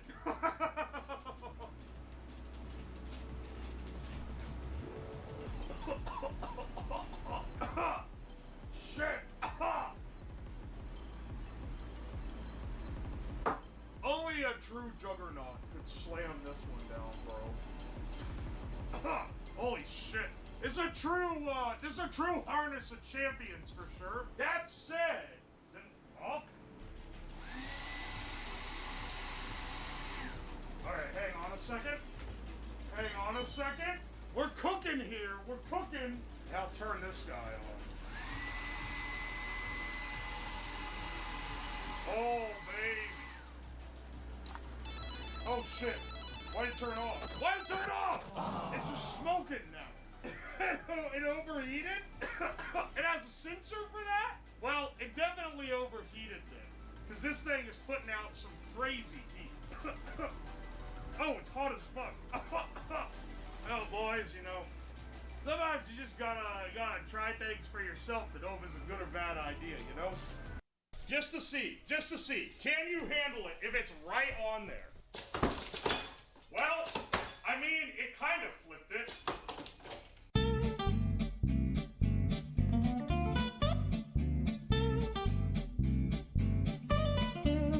Not gonna cook it, we're gonna fling the burger. You fling it out of the pan, I'll put it back in the pan so you can try again. I imagine there'll be some misses. That's where the funny comes in. I don't know, but I think this one won't break my stove like the last time. Hopefully it doesn't. I don't see a way that it would. For the smoke every herb in the spice cabinet stream, I've undubied it, and we're gonna use this as our lever arm. I think this is a good amount of leverage to have. This is how this is gonna be attached. Now, the question is, how do we have the spatula extend? Cause like, how do we facilitate that? I'm guessing we have to have some kind of ring around the tube so that when it pushes out, it rides up instead of flopping around like crazy. Straight out is good because you want to scrape. Yeah, but that's the thing. I can't just connect it to the piston because there's too much play. The piston can twist around. It's not like it's a round axis, but I need it to stay straight. So I'm trying to think like, okay, do I put on like a track or something? Hang on, wait, I just realized something. You seeing what I'm seeing here? If I take out this fitting, we can use, oh my gosh, the fitting's really attached. We can use the placement of the fitting to connect this entire piston to this tube, I think. Look at the little amount of Teflon tape I put on that. Oh wait, it doesn't fit. What? It doesn't fit in the PVC? Really?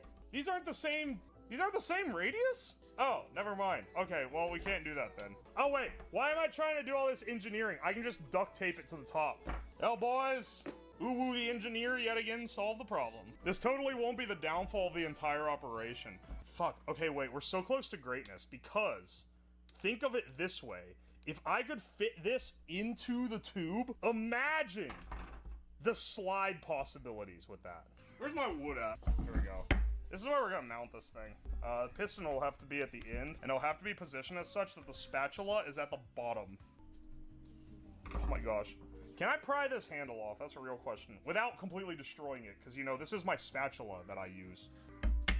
Hang on, wait. Why am I using this intact spatula when I have a broken one? 1 second. Let me run and get that. We're making the mother of all streams here, chat. We can't fret over every stove.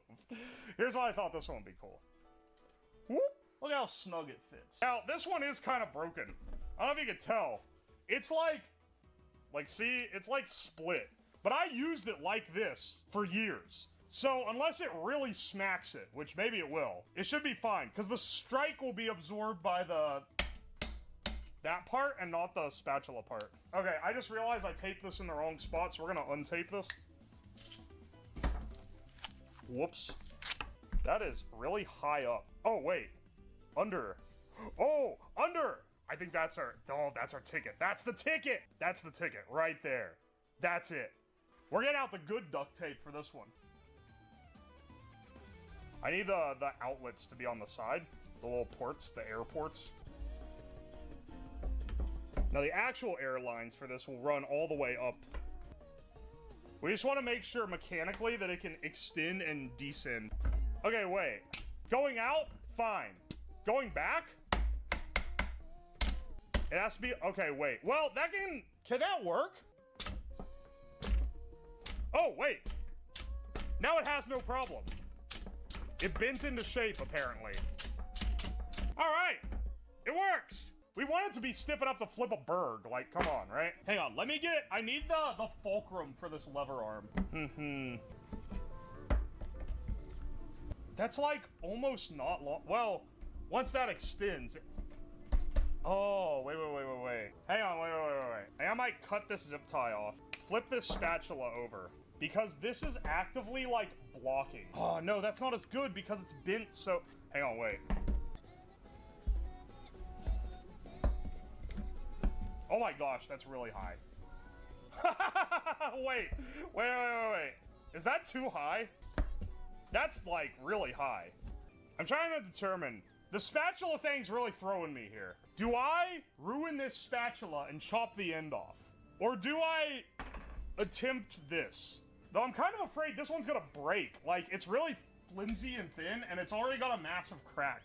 Maybe instead of having it connected under, I have it connected sideways like that. I could drill a hole in the, man, this is harder than I thought it was. I could drill a hole like in the spatula handle, but that'd be really hard to do. That's a pretty hard metal. Oh my gosh, that's so unstable. Damn, maybe that's just what we got. Turn this upside down. We need to bolt the fulcrum in.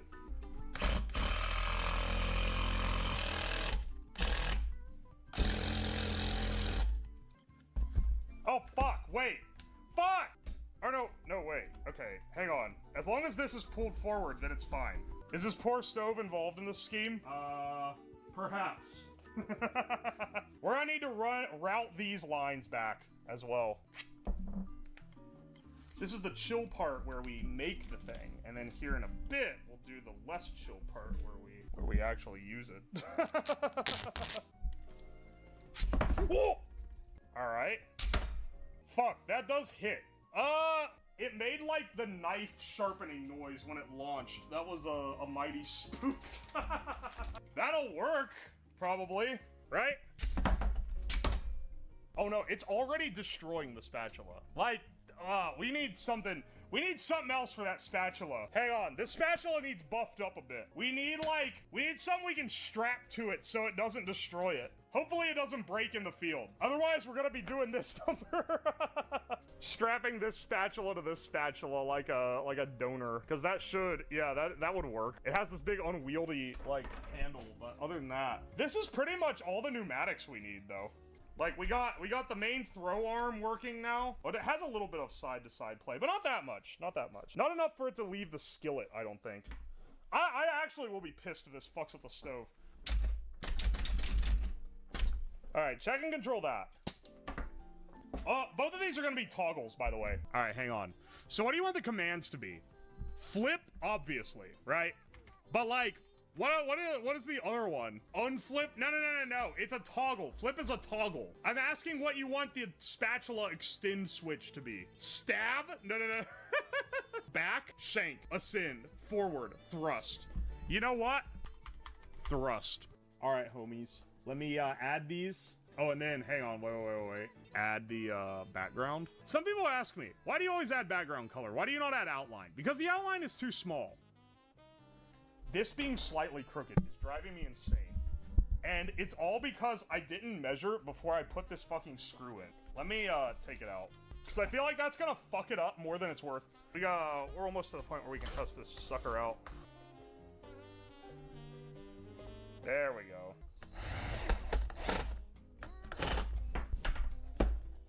There we go. Yeah, now it's properly aligned, finally. Look at this, look at the state of this board. It's had, like, milk sprayed on it and shit. Like, look at it. It's covered in shit.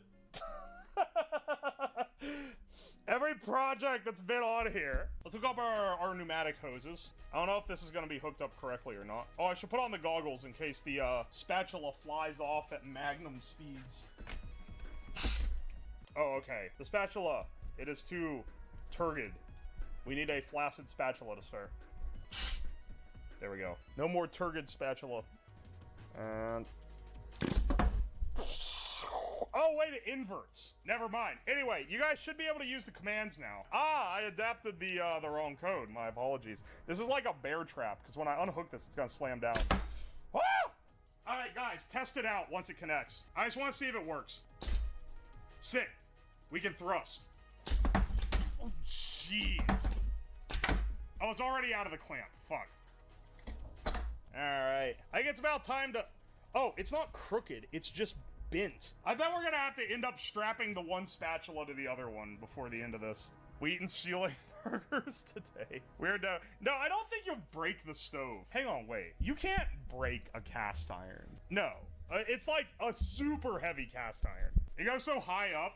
Yeah, but I don't think you're gonna get it solidly under the burger because it doesn't have enough thrust. So if you get it under like a corner, it'll go real high, but it'll just like kind of flop it over, I think. All right, hang on. I'm gonna halt this conversation about French racism with a nice BRB while I drag everything upstairs and clamp it to the countertop so that we can start flipping birds. I'll see you all in a bit.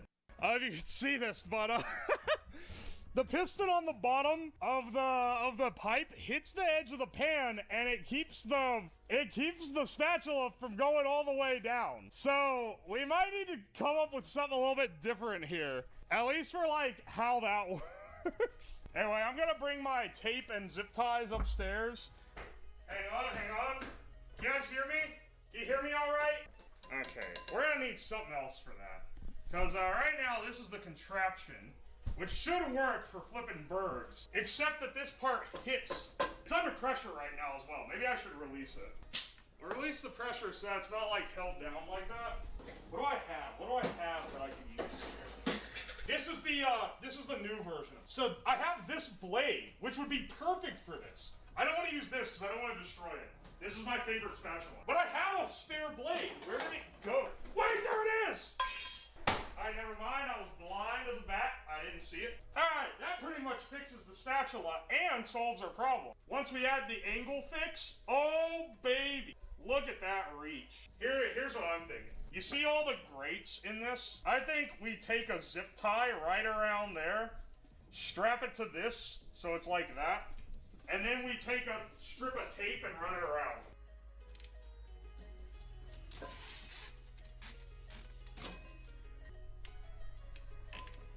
Yo, that actually, like, works. That's on there, bro. We have repaired the spatula. Oh yeah, PCP and zip tie, plastic on my burger. Listen, if you've ever been to a McDonald's, you've had worse. Alright, I am gonna have to raise this, though. The angle tilt, I think is a mandatory thing here. The angle, I understand, however, consider the reason why I'm now, like, not as big on the angle is I'm realizing how hard it's going to be to strap it to the countertop if there's a big angle on it. If there's a big angle, I can't clamp it nearly as hard, and then it might fly off, and I'd rather it not do that. Alright, I'm gonna try to secure this at an angle. I don't know if it's gonna work, though. Top of a bolt, and now my clamp isn't wide enough. Fuck, yeah. That's shit. The fact that I don't have a clamp deep enough this way to get down on that while holding it at this angle makes this a little unstable, and I hope it doesn't throw itself off the thing. Man, you don't get much with that. Flip the pan! Wait. Are you implying that you want this?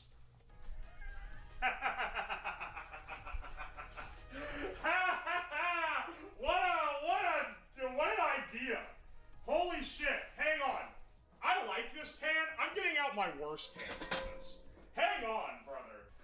Oh, you legend.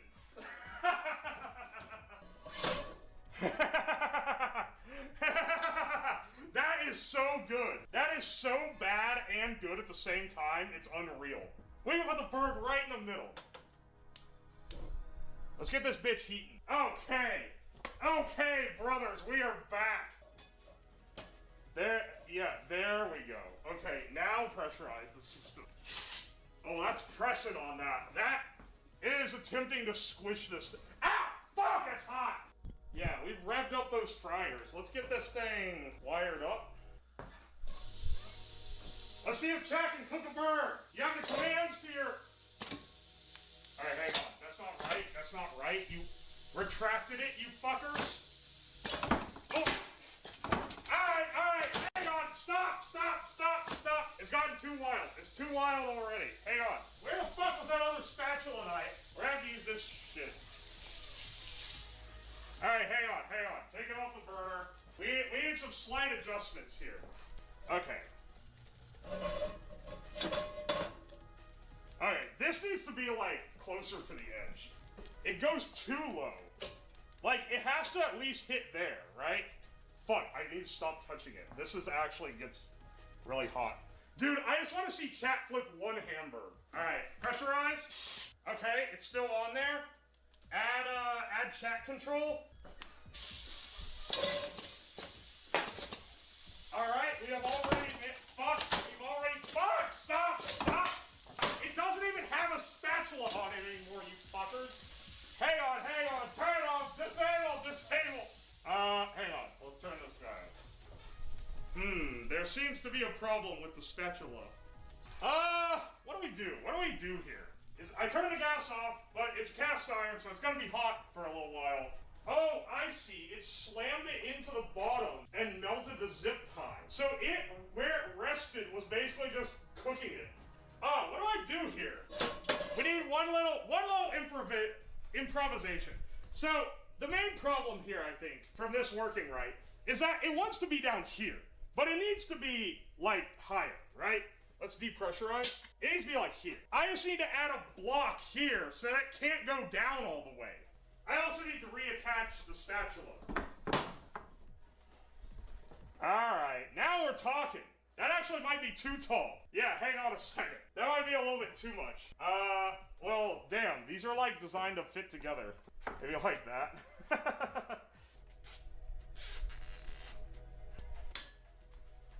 Let's see if we can reassemble it, but this time make it work. Surely this zip tie won't melt. Alright, do I need to repeat myself? The other zip tie melted because the contact point where it was hitting the pan was the zip tie. This zip tie is not hitting the pan because we have solved the problem of it trying to go under the pan, and we no longer need to fulcrum off of the spatula. Therefore, the zip tie won't hit the heat. Oh wait, let's energize it. Let's actually energize it first. Alright, that's energized with pressure. Now once it gets up to heat, we'll throw the berg on, and then it's your guys' turn. The berg isn't centered, but you know, it'll still be visible. Ready? Now you have control. What? Oh, you're shoving it away! You're shoving it away! Oh! Shit. Stop! Stop! Stop! Stop! It's gone? It's gone awry. What the fuck? It's completely off the pan. Alright, hang on.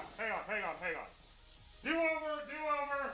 I mean, the ability to smash the burger flat is like an intended part of this. The meat went all the way into the... It somehow like rocketed meat off the burger. This has way too much play. Holy shit. Let's make sure this is like on here and it's not going everywhere. Oh wait, wait, what? The countertop moved. That's why it shifted. What the fuck?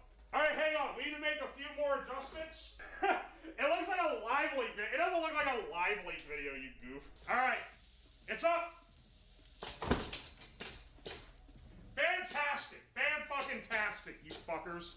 Are you happy with what... Fuck the fuck... You broke the bottom spatula, you fucking imbeciles. That lasted like 1 second.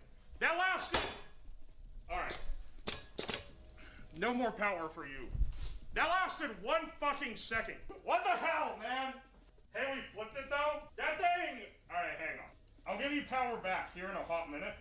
I just gotta pick the burger out of the stove first. It didn't even get a good flip. It landed right side up. You gotta thrust inward first. It's important. It's important to thrust. Get a second. Where'd it go? It's just fucking gone. Stop! Where'd it go? Oh, wait. It's fucking distributed throughout all the burners. Fantastic. This is the shit I gotta put up with. You know what? I'm gonna make it real easy on you. I'm gonna put the burger right on the spatula. Just to see.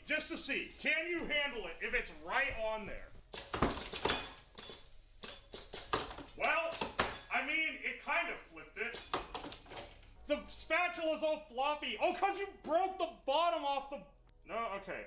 It's still holding together. The burger ain't holding together, though. Good lord. Where is it even all gone? Look, I got this pan smoking hot. You know what that means? It means the burger shouldn't take long to cook. I'll tell you what, I'll give you another piece. Well, I need to add more meat because I've lost some. Oh my good fucking lord. I was like, dude, we're missing beef.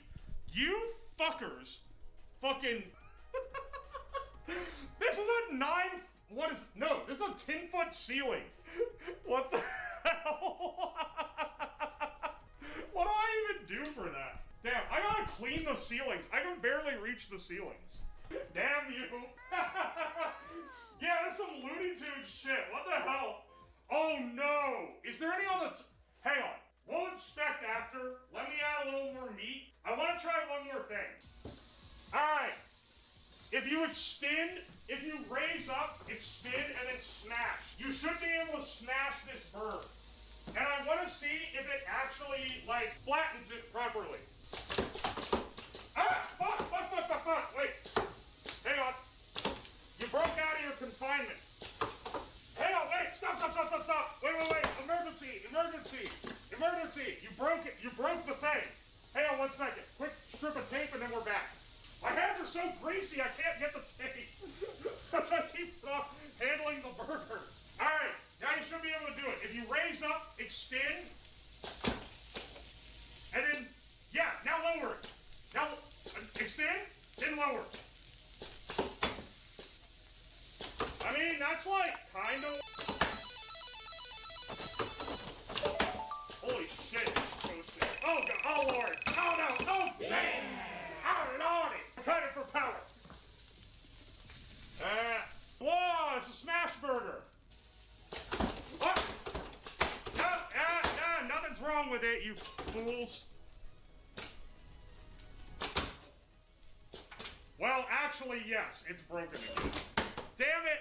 Why do these bots just don't last like they used to, man? Alright, well, you know, that's a pretty good burger you made there. Smashing the burger flat, revolution. Throwing it all over the stove is it's a real avant-garde upgrade from that. 10 out of 10, eat it now? Oh yeah, sure, hang on, let me try this bird. Ow, that's hot. That's not as hot. Alright. Yep, that's a hamburger, alright.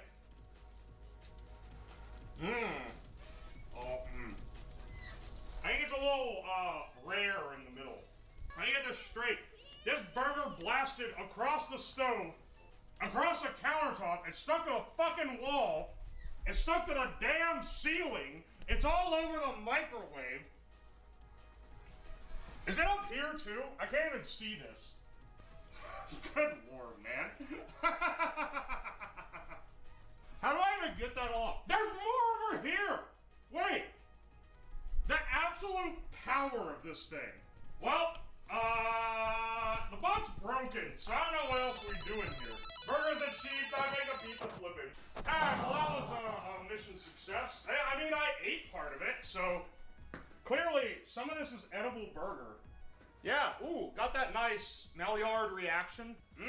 Nice crust. Yeah, baby. Yeah, you guys are basically chefs. It's time to get in the rat cage. We're in this! This is the Skinner box. We need to add the zapper after a while.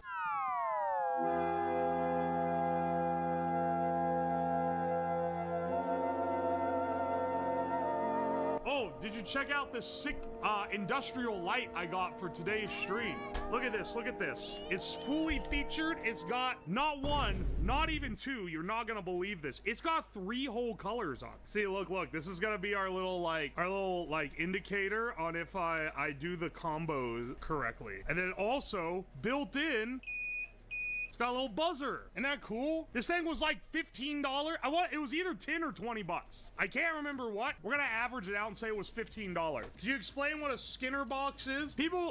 Apparently people are under the impression you get skinned in it. And it's like, no, that's not what a Skinner box is. A Skinner box is a cage that has a lever or a collection of levers, a reward delivery system, and maybe a punishment system, like a floor that zaps you, something like that. And then you put a mouse in there and it learns how to like use the buttons to get the reward and not get the punishment. That's what a Skinner box is. It's got a more like official name, but I didn't call it that. I called it a Skinner box. Learning new things about ancient kink lore. This isn't a kink. Yeah, we're positive and negative reinforcement maxing. Why is it called Skinner? Because the Chalmers box was already taken. Hey, Lamel, that's a premium joke. Only subscribers get that one. Basically, I'm building a cage. I swear it's not that freaky. It ain't freaky like that, bro. But it is gonna look kind of freaky. Because I'm gonna build it's a 4x4 by 5 foot cage. Then I'm gonna get in it and have to do, the building won't take that long. Then we're gonna design the little system system, which is gonna allow you guys to come up with sequences that I have to press on these buttons. Whoops, not that guy. We don't need him. We have these little colored buttons here. I'm gonna have with chat commands, you guys are gonna be able to program a sequence that I have to press on the thing in order to get a biscuit. I'm gonna reuse the Gorilla Biscuit thing from last week.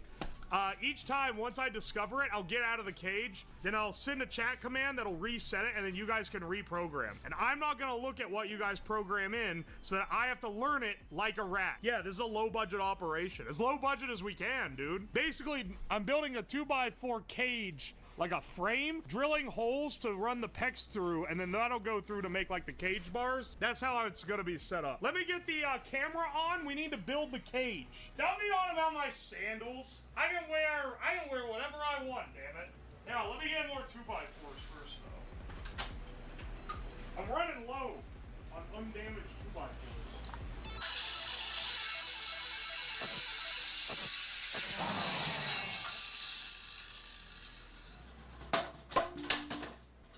Good thing I'm wearing my safety sandals, or that could have been spicy. Man, I love this shit-ass drill.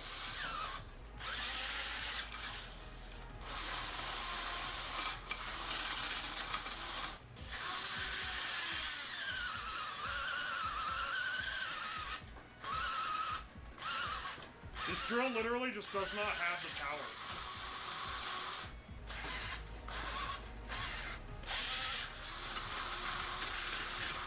Also, look, the PEX pipe, like what you use for a water tube, this is what we're using as the bars. Why, you may ask? Because this shit is only $30 for 100 feet of it, which is cheaper than anything else I could use for the bar. It'll be held in shape once it's in the thing. I mean, it'll be a little warped, but you know, it'll be held in shape close enough at least. The curvature, I will say, they sell these in straight sections, and I got the big roll of it, because it's cheaper, but maybe it would have been better to buy the ones that were already straightened out, because these are really curved. These are going to be our, like, vertical supports. Alright, mark off 5 feet here. We're going to make it taller than it is wide.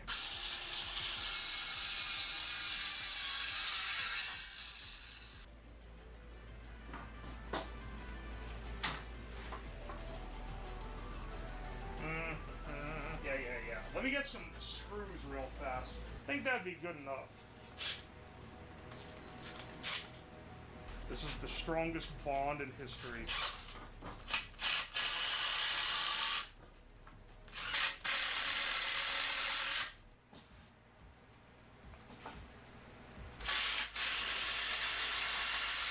I don't know how to capture what I'm doing on camera very well, so you're gonna have to deal with this fuck-ass, viewing.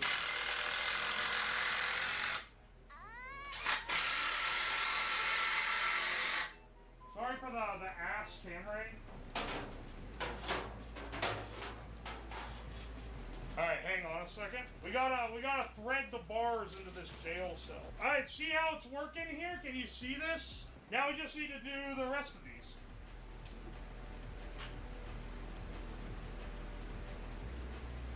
Alright.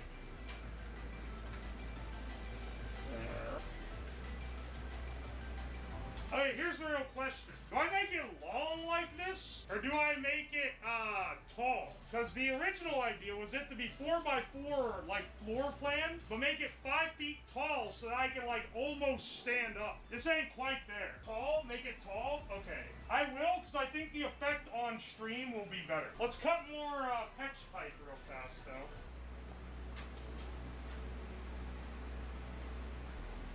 There we go. See, look, the cage is coming along pretty well. Let's move this guy to the back. We gotta make another one. We want 5 foot off each so that they're all 5 foot tall. I do feel like it's a little bit tall.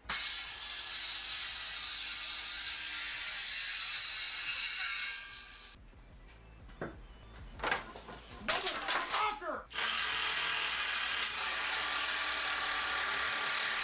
Is Is the cage being like this good enough? Like, it's gonna have bars on the other side. I haven't put the bars in yet. But you see how it is? You see how it's set up like that? Is that good enough, or do you want a third side so that it juts out like a square? All right, let's cut the rest of these bars. This is our, dude, I'm gonna have so much leftover X pipe. It's crazy. I'm not gonna use nearly all of this. Hang on, I'll need to make another. This one needs gouged more. All right, let's get the camera angle so you can actually see what the hell's going on. Boom, cage. That should be it. Now let's get the circuit made. We need the part for you guys to actually be able to control shit. Let me get the Arduino Mega. We gotta salvage it out of this fine piece of work known as the Gorilla Biscuit. Well, that was an Arduino Uno. That's close enough. We're actually gonna need the Gorilla Biscuit. We just don't need it yet. So we're gonna take our Uno out, leave our power supply and shit in. All right, this thing says 12 to 24 volts. Does it get brighter as it reaches 24? No, not really. It's kind of the same. Okay, good. I guess the 12 volt power converter I have is better. Okay, how do I take this out of the cage? Oh, like that. Excellent. Okay, there has to be some way to yoink this out of the... There we go. There we go. Can you pull that out with the LED? It has an LED in it. Maybe we should make these light up. That might be too much. We ain't got to get that fancy with it. They're nice. The plastic's color-coded, so I can see where they go. Maybe I should get the green one off the floor. All right, how do I... Okay, I think it's meant to run at 12 volts. Yeah, looks like it. That is like the dimmest light ever. There's no way that LED is gonna shine through this fucking massive cap. Hang on, I'm getting a piece of wood to mount these switches. It's very warped.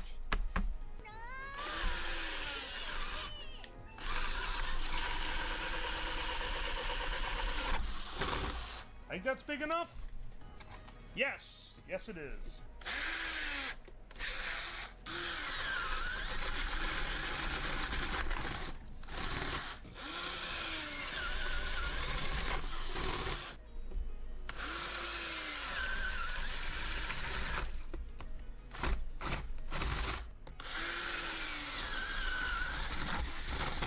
I spaced these like mostly even, considering I didn't mark anything at all.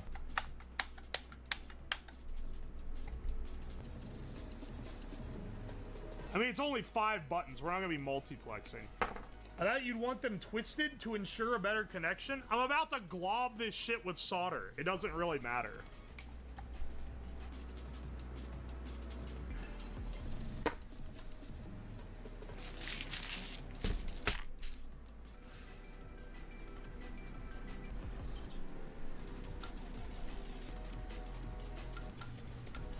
Hang on, you know what? We're gonna actually connect this to... No, it is common ground. We want to do common ground because we can do, we can tell it to hold high.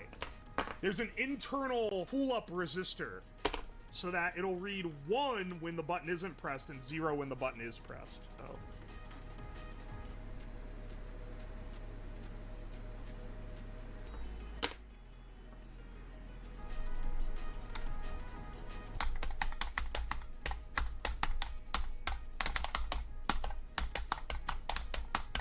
These are sick buttons. They're proper, like, arcade buttons. Hang on a second. Let me get the power cable I'm gonna use for this. Fingers crossed it doesn't blow up or some shit.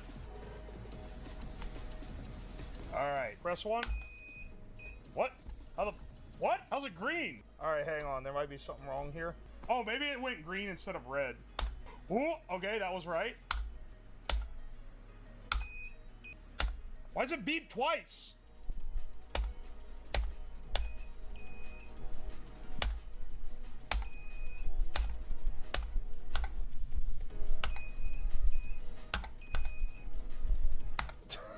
Is this working right at all? Is it logical in the slightest? Why is it the okay, there's something up here because it's lighting up yellow. Can you even see that? What a great machine. I'm gonna be getting nothing but zapped with this stupid thing. And why is it lighting up green? Oh, hang on. This should be in an else loop. That shouldn't fuck up the whole thing, though. Is this literally, is this a case of table has metal shavings? He's gonna be trapped in a box forever. All I'm gonna be doing is getting L's, man. Am I really gonna, for the sake of getting sick footage, gonna put myself in a box I literally can't fucking win on? Wait a sec. Okay, well, the reason the green light is lighting up is because I literally have them connected back. Whoops! That's my fault. Why does it beep twice? Like, it literally just should not do that. Okay, hang on. Is this coming back to the...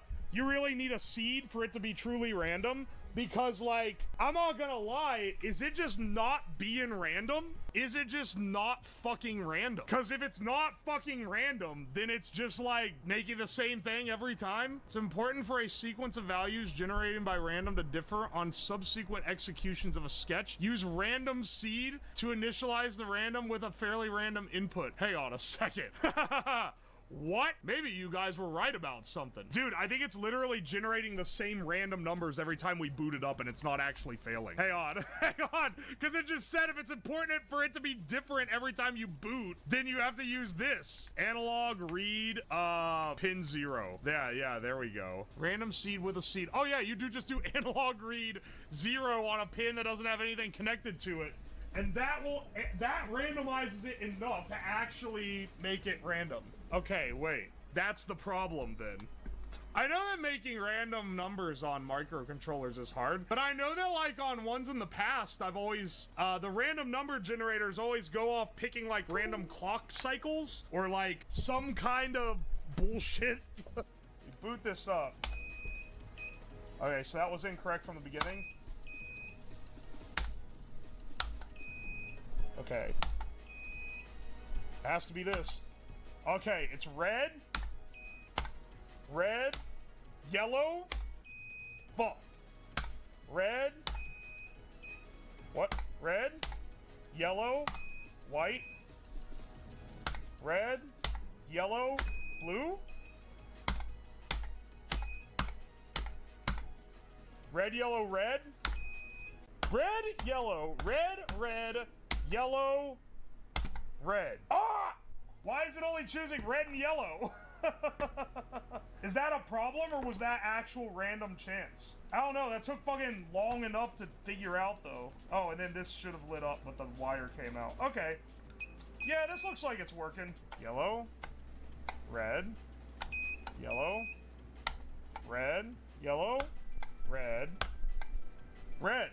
Dude, it's only yellow and red. Why is it not choosing the others? It's not the same one. You know what? My rat ass is kind of stupid. So, let's just go with this, shall we? And then we can, hang on. Let me go mount this to the board real fast. Lovely Skinner box you made. Thanks, bro. All right, hang on. We're getting ready. There's like one more component we need. Don't worry about it. I swear to you, it's worth it. There's like one finishing touch we need here. Anyway. It's time to get in the rat cage, motherfuckers. We're in this! Okay, I gotta get in via the side here.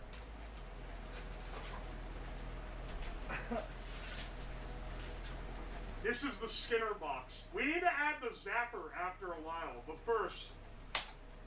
Up! Fuck!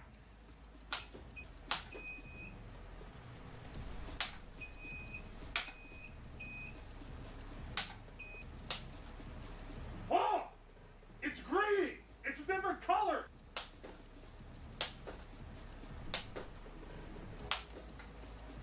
Whoa! That was such a fast time to guess! Ah!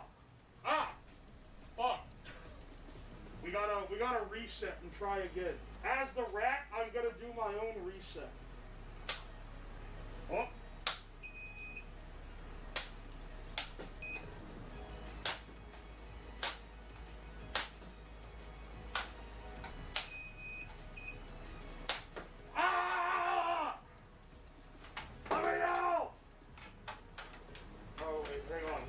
This one is so long! Why is this one so much longer than the other one?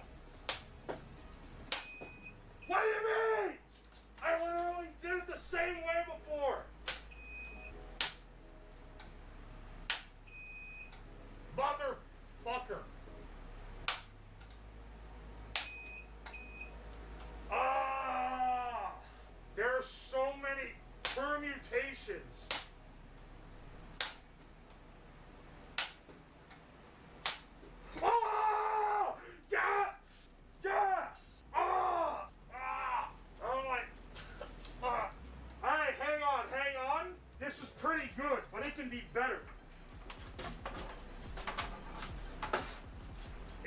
add one more component, it'll be perfect. I think it's time to break out the tins unit. I've already got the relay set up, so I should just be able to hook up the terminals to one of the relays. And I already got the tins pads set up with wire.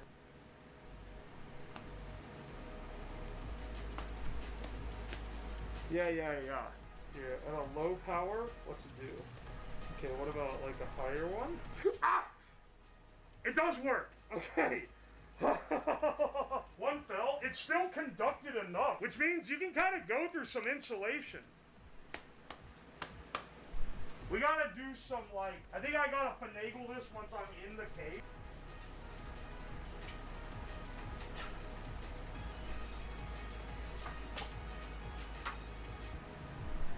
Did I just jam that in there, or do I have to go get the screwdriver? Oh, I think it's gonna jam. I think I got it. I think we got it locked in. Okay, if this just works, that's incredible. I have it turned pretty high right now. Let's press the button and see what happens. If it goes up, I didn't feel anything. Let's try that again. Ah! Ah! Fuck! Wait, I did it! Ah! Okay, wait, it does work. It actually works. I think it's hanging off by a thread. We're gonna reset it. This is the freakiest stream.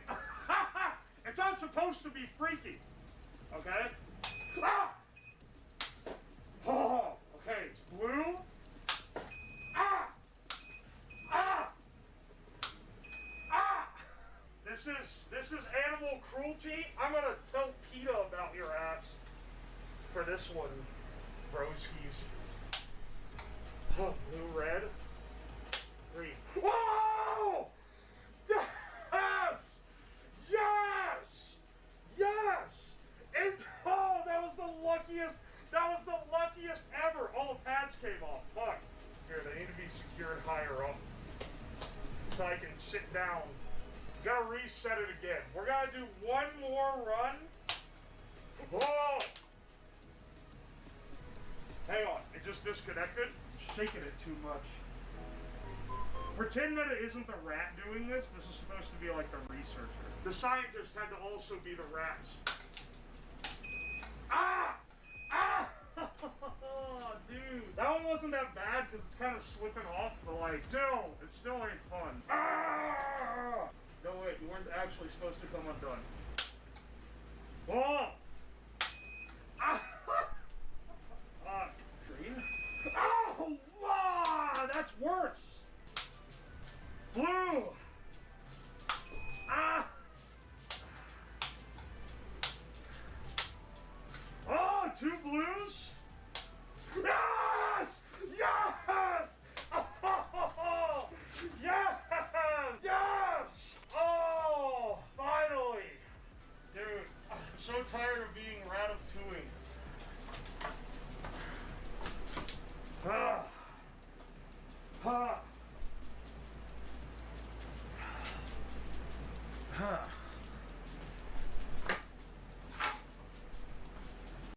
Last night, my build stream was building a robotic arm. So, we built this. You should let us help you make the gunpla. Do you want me to put it here and turn it on? Oh my gosh, I just realized the implications of having this chatbot means I can have a way for you guys to participate in builds. Ow! Oh no. Oh my gosh! Ah! Which is then connected to a servo, which is then connected to this this board, which can ow! Get out of here! Here, I'll give you guys more robo view. Who just made it flop like that? D18 together. Ow! Stop smacking me in the arm. I need to. Presentation is being brought into question. Ow! Ah! Ah! Whoa! You just flung my arm off the table! Wait, that went flying! Did you see that? Yo! Alright, well, that's pretty cool. Saying is true. Marbles in a blender is apparently very loud. Glass can break glass. I really hope it doesn't break it. I need this blender to keep kicking. Go! Ah! That! Damn it! When I do, he turns away again. Alright, I have some plastic babies here. Wait! The only thing left are the heads! Baby smoke. Don't breathe this. Ah! The finest holy sock. Oh no! You see where it interfaces here? This is completely shaved apart. This thing is actually toasted. Can you blend a blender? 1 second.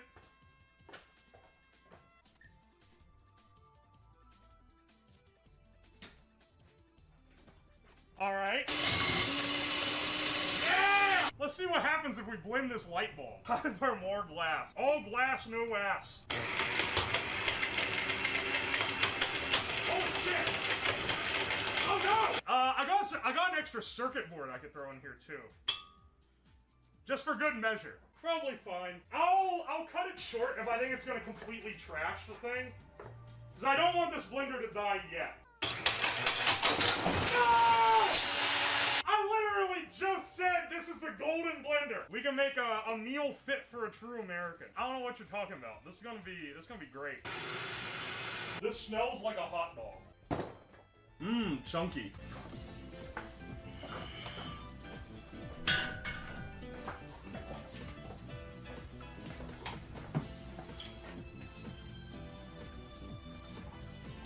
You know, it was good while it lasted, but it's time for you guys to go in the blender. Alright, boys, farewell.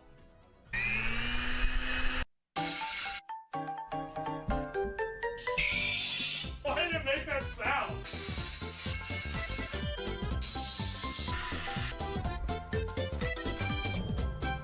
Alright, modified rat gun. Fine.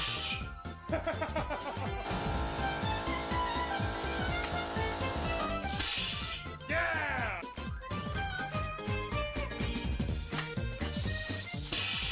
It works, dude! This thing's awesome!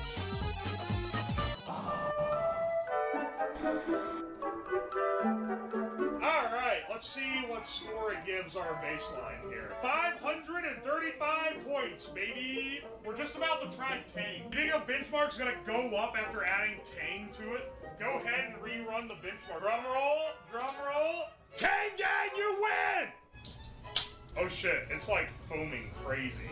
Look how, like, fizzy the tank is. It's finally done! Beer wins! Let's fucking go! I'm gonna prep this cheap apple whiskey. That is frothing along. I don't like how much water is, like, all over everything on this. Yo, we have results! Who's it gonna be? Psych, bruh, it's beer! Beer beats it by 2 points! Ah, I squirted it everywhere. I was gonna call it a water feature, but it's a milk feature. We got results. Alright. The winner is beer! I feel like this one's gonna fuck up the pump. I don't know, I can hear it chugging. It's trying its damn best. Alright guys, are you ready to see? Tomato sucks ass. It barely got in the 500s, dude. Someone asked on Twitter, I bet this is a sponsored stream. No. For anyone wondering, no, it is not. I am bootlegging their shit. They would very much not benefit from this being a sponsored stream. And if I release the code that I spent the weekend writing up for this thing, it would let you make your own bootleg.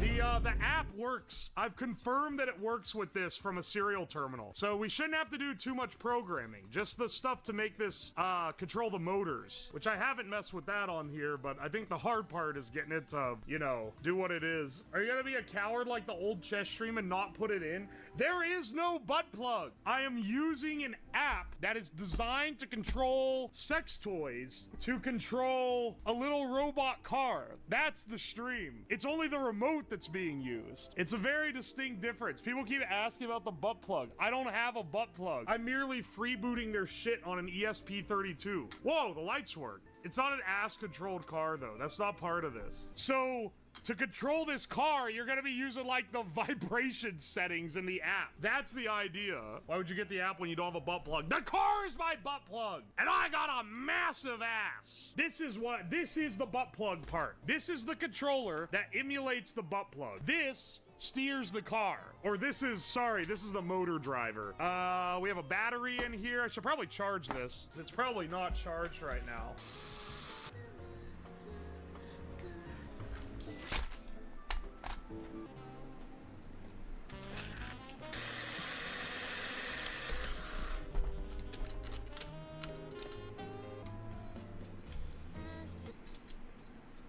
Look at me being all fancy and getting proper mounting hardware for our butt plug controlled car. I'm chipping the cover around that so I can mount this here. Let's see here. Get the Hako heated up. We need to solder leads onto our motors.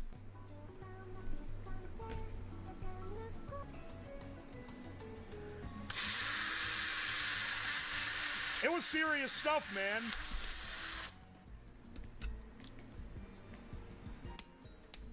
Dude, look how well made this is. This shit ain't even duct taped on. We've taken our time getting a good connection. Let me give a rundown on how the thing actually works. So, on my tablet here, I have an app that is designed to control a butt plug that I can pull up. It connects via Bluetooth. On this car, I have this ESP32, this guy right here, which has a Bluetooth chip on it. I've already written a program that depicts or it decodes the Bluetooth and communicates with the app on the specific protocol using the buttplug.io library. So then this is going to get the inputs from the two vibration sliders on the app, and that will coordinate with the wheels. So you're gonna basically have tank controls where you go anyway, it's gonna be great. Hang on, I need one of these connectors, and I don't know where I left one. I'm gonna take it off the SumoBot real fast. The SumoBot is a better robot, significantly better robot, but it's also a little more finicky and has a lot more inputs to deal with. What's the Lovense code? I don't have the code up yet. It's not connected because I don't have this powered. Let me get it all wired up, and then once we get it wired and I'll get it connected, then I'll tell y'all what the code is so that you guys can control it remotely. Which is kind of the big, the finale feature here. Okay, it's not able to connect to the edge right now because it's, this registers as the toy line known as the Edge, which I used because it has two vibration motors, and I needed two sliders on the control board. I got more gay wires. These things are awesome, these old DuPont ended wires. The only complaint I have is that they send you an equal amount of each type, but you do not use an equal amount of each type. They send you one male to female, one female, one male to male. Male to male is just a normal ass wire. I don't need the fancy ends on it. They should be sending me two male female or two female female instead of this extra male male. Slowly make a butt plug car. I mean, that's basically this. We don't have any power being supplied to our controller, which is kind of important for this. We had power before because it was plugged into USB. There's the bottom one. So this should do it. And then hopefully, that's 5 volt. Hopefully this doesn't explode it. If we do, I got 2 spares. That's it. I should probably put this up on something in case it decides to like take off spontaneously. This does not sit nice and flat like the SumoBots did. Jeez. All right. Let's see.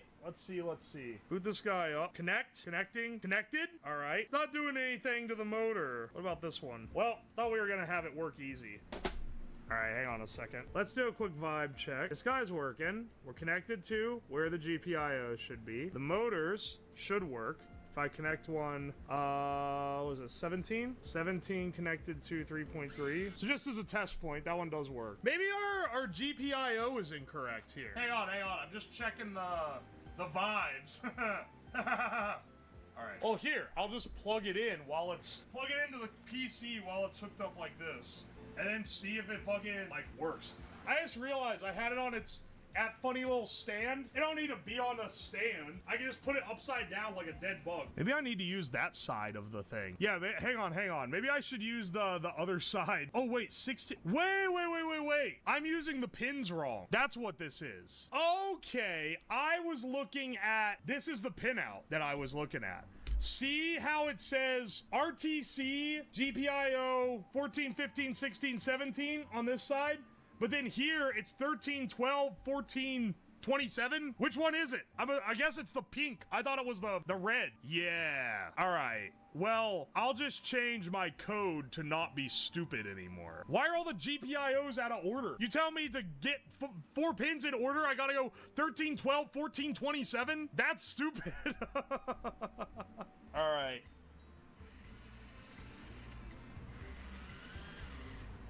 This one is backwards. Hang on. The motor's wired backwards. All right. I should be able to drive this on the table.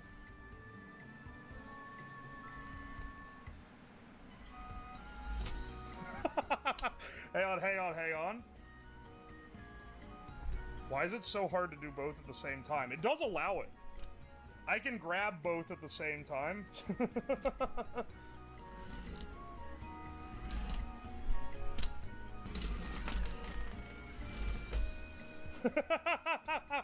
Let's fucking go, dude.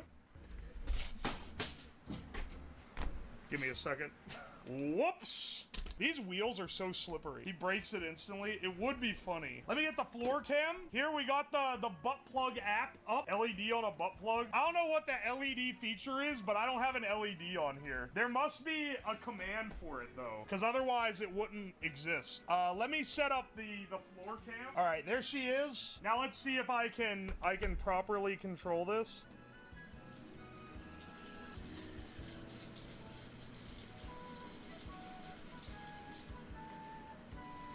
Okay, wait, hang on, it's a little tricky. Try one of the vibration patterns. Wait, you can do that? Hang on, wait, you can do patterns? Wait. Let's bench test this one. Hang on, wait. This is like actual good controls? Because now you can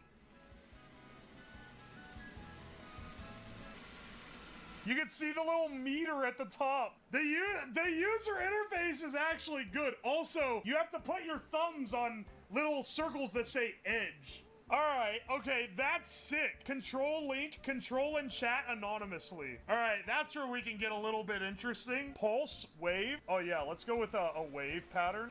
I did not realize how fucking advanced this was, dude. Generate a link for anonymous toy control. Share with friends or make public. Fantastic. Try it now. I can give someone else the ability to control. Hang on, I want to play with it a little first, but then I want to give someone in chat the ability. I feel like this is gonna be like pretty controllable. We put it on the floor. Let's give it a whirl here.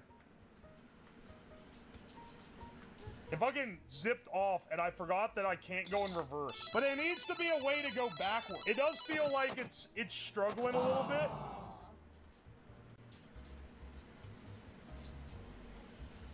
Okay. I will say, this bad touchscreen is fucking with me. One motor is definitely not as fast as the other motor.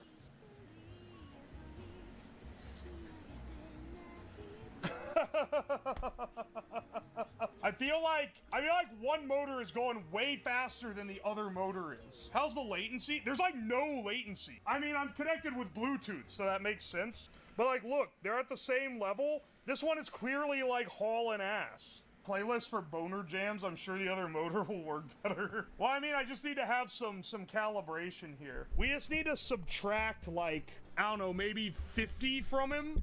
What the fuck? There's missing bolts and all these are loose. Well, just dropped one of the new ones I got. Oh, there goes the other one too. All right, let's see how this goes. All right. Edgemaster 3000 here. Oh, now this one's like way too strong. Okay, wait, I did it too much. They do look like they're closer in speed now. I think that might have helped. I think that might have done something. All right, let's see how this goes.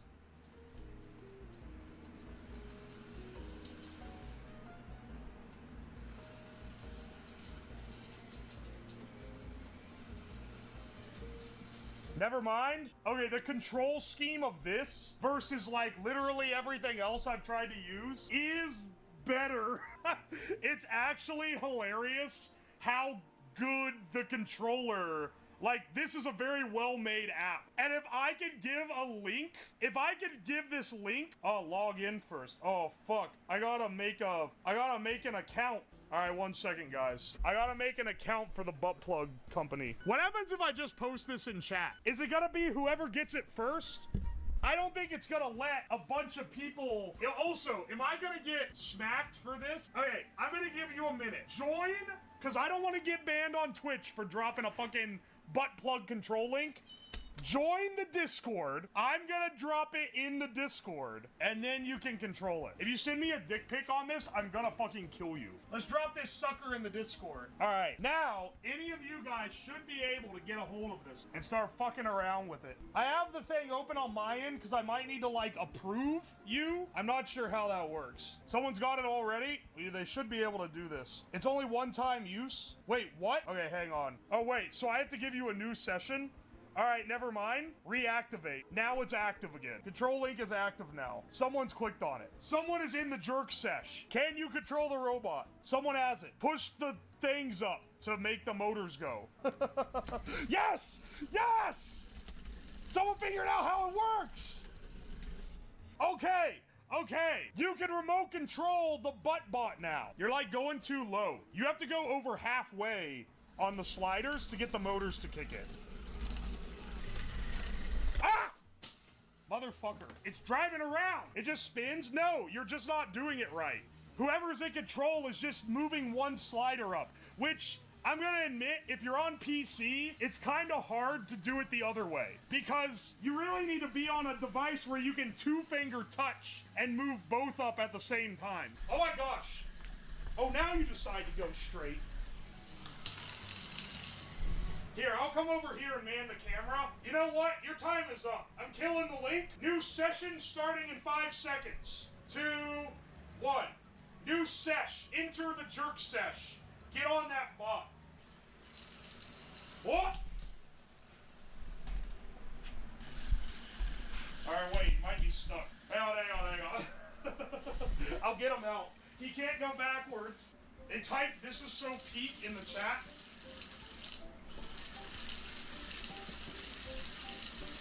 Alright. They have a little, like, jerk sesh chat. Dude, you've got to balance the wheel so it goes in a direction. Here, let me try to help you out. Yeah. There we go. There we go. We really need a way for it to go backwards. Alright, I'll relinquish control in a bit so we can get some other people on it. Link going back up again and, 5, 4, 3, 2, 1. Ah! Right for the gorilla biscuit. Motherfucker.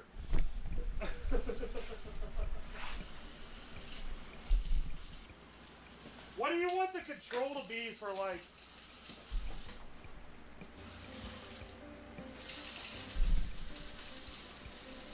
Almost. Alright, hang on.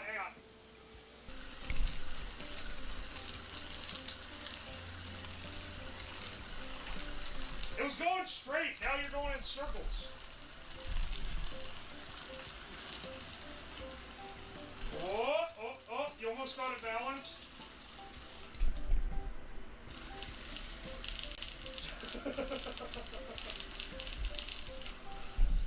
Ah, motherfucker. Alright, let's see if you can make it go in a straight line. It is actually crazy that this is maybe the best method of giving a one-time use chat control link that I've found. Like, I've wanted an app to do this forever. And what do you know? The butt plug app does it better than anyone else. Alright, I'm gonna give it up for you, and I'm gonna give it to one more person before this joke gets too stale. Link is gonna reactivate in 5 seconds. 4, 3, 2, 1. Alright, it's got it. The one wheel is going and the other one isn't. Oh.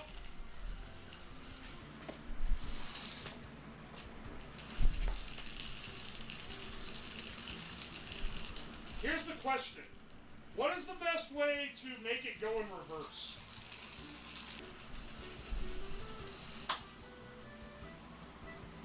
I'm killing your link right now.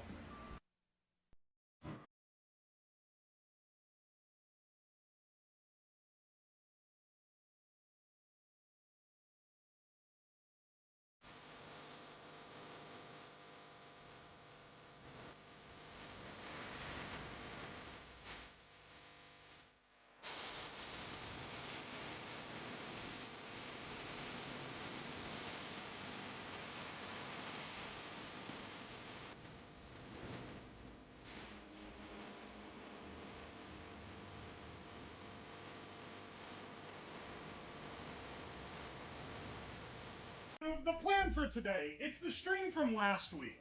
We're going to build a brick launcher out of these blender carcasses, and I have this fake brick that I was going to launch it myself, but now I'm having second thoughts because I don't want Twitch to report me for self-harm again. So maybe I'll launch it at Soy Jack Horseman instead. I think the play here is, I don't have a solenoid, but I have magnet wire. So theoretically, we should be able to make our own magnetic solenoid, right? Let's see what I got that I can wrap this. We'll need like a little tiny spool. Do you have the motors from the bottom of the microwaves? I do, actually. But keep in mind, this is like way overkill because I'm going to have to connect lethal wall voltage to what should be able to be controlled by like a USB. Because that is a 120 volt AC motor. This is a full force, like, wall outlet motor. Let's just, that's probably secure. And then we plug this into the wall. Don't try this at home, by the way. Don't try this at home. I'm a certified technician. Not actually, I'm just an engineer. But that's actually, I think, a higher qualification. Ready? Arm it. Oh, wait, it's already armed. Oh, it moves very slow. Oh, of course it does. Because it's a microwave. Like, the door in the microwave doesn't, or the plate in the microwave doesn't move that much. I don't think that's where it's at, Chief. Let me get the horn. Let's do these in order of importance. We'll do horn, then we'll make follow alert, then we'll launch some bricks. For anyone who hasn't seen what the horn looks like, some of you, a lot of you probably weren't around when I made it. This is it. What does the circuit look? Oh no. Oh no, I did this. The good news is, it's gonna be a lot easier to make this, to fix the horn, than it was to make it originally. That being said, we still have to make it from scratch. First of all, this isn't even for the bell. There's a lot of deception going on in this stream. Title says we're making a brick launcher. We have not even begun the brick launcher and we're an hour in. Instead, we're making other stuff. Okay. Let's see how this goes. Alright, it appears to be working. Excellent. Let's test it. Alright, and then long honk. And then Darude Sandstorm honk. Uh-oh. It reset it! What the hell? It couldn't handle the Darude.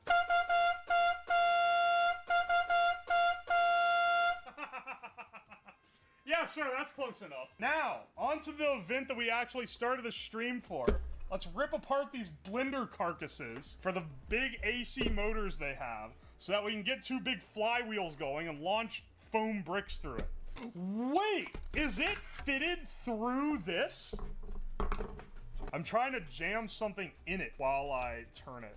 But this will probably keep me from being cut by sheet metal because it's a welding glove. Oh! Never mind, you're a genius. It's not left-hand threaded. Let me relieve the cable trap here. This is another, do not try this at home. Don't power electronics when they're open like this. Alright, that moved a lot.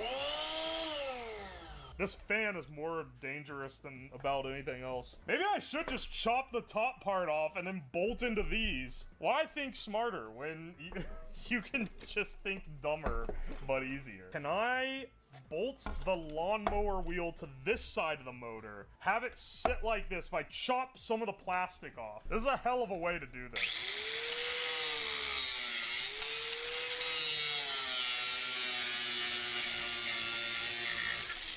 Hang on.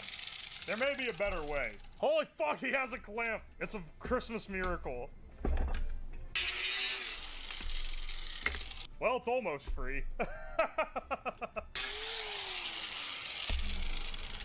It's free! Alright, one down, one to go.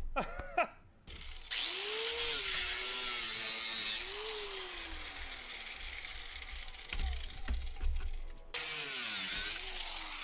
free!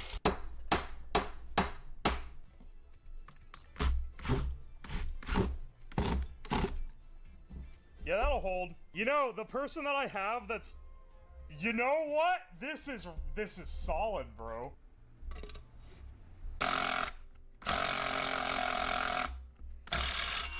Bro, what in the world? There we go.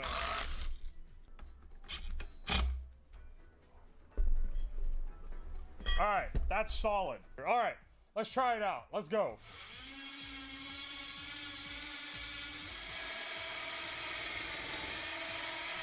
I mean, I don't know about you, that looks like it works to me. I just turned it off and it's still going.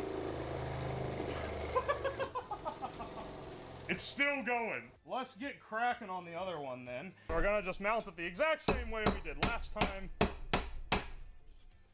And hope it works. Yeah! You know what? I'm not gonna question that too much. This one's also loose. Oh! It's the axle that's loose. I'm actually dumb. Alright. These will be mounted, live and die by the clamps. This one clamp is holding this whole thing together. I mean, that's pretty durable. I mean, that launches that thing, right?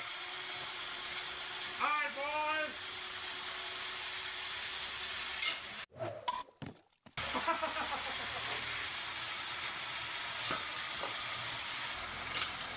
Oh my god.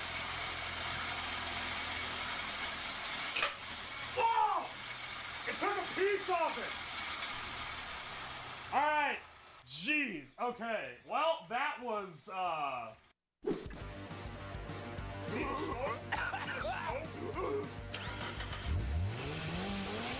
Whoa, look how efficient it is to get rid of the smoke. It's sucking ash into the PC. Look at her go! It's blasted air like crazy. Wow.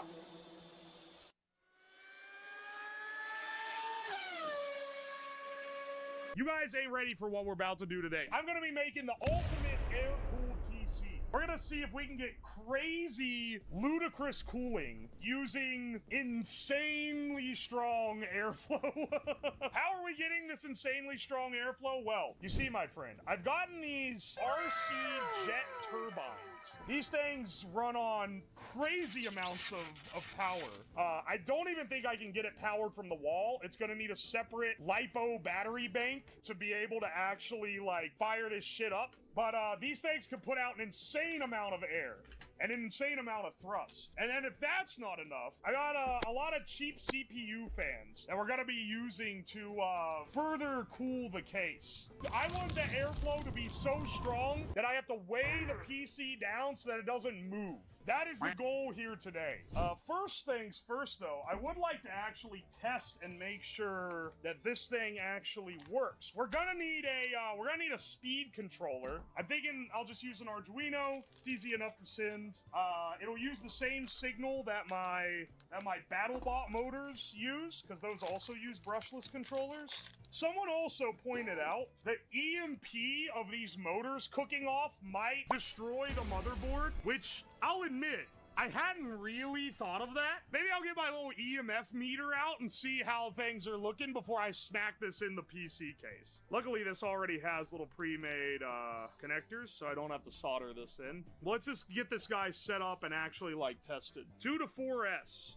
I hear it beep, so I know that it's at least on. Now I just need to plug this guy in. It says here 5 volt 3 amp as well, which I assume means that it's gonna put out 5 volt 3 amps out of this connector here. All right, I don't want to clamp this so much that it damages it. Just enough that it holds it in when we do a test. That should be good. Let's try this one now. Holy shit. Alright, well, that works. Why did power down? Is this not enough juice, maybe? Hang on, can it do it again? I think it's not enough current. I think I need a bigger battery. I'll tell you what, I think we can run 2 of these in series to get essentially a 4S. Did you turn down the value on your mic? No. You go into an overcurrent if you go 100% at half voltage. True. Hang on. Let's get the, let me get the other big boy like this. Oh, dude, I don't know why I was concerned. We got a whole ass instruction manual with this ESC that I got. All right, easy, bro. We got the whole guide right here. I don't know why I was ever concerned. All right. Jeez.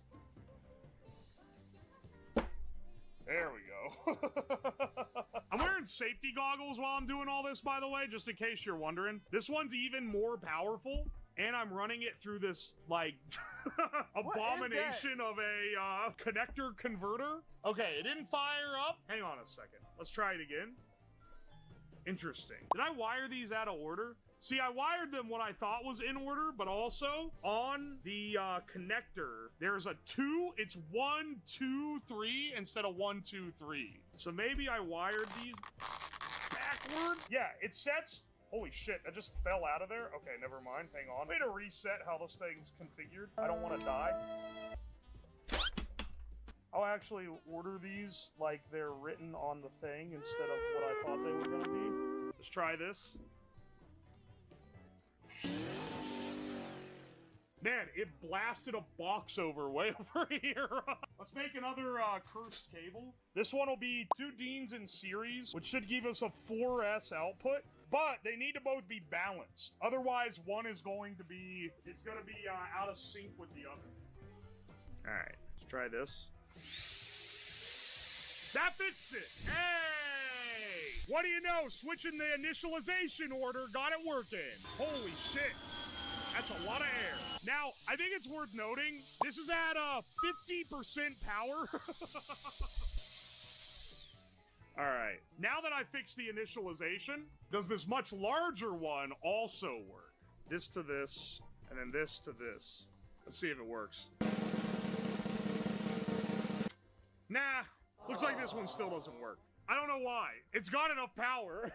Here, let's run these actually off these 2 big boys.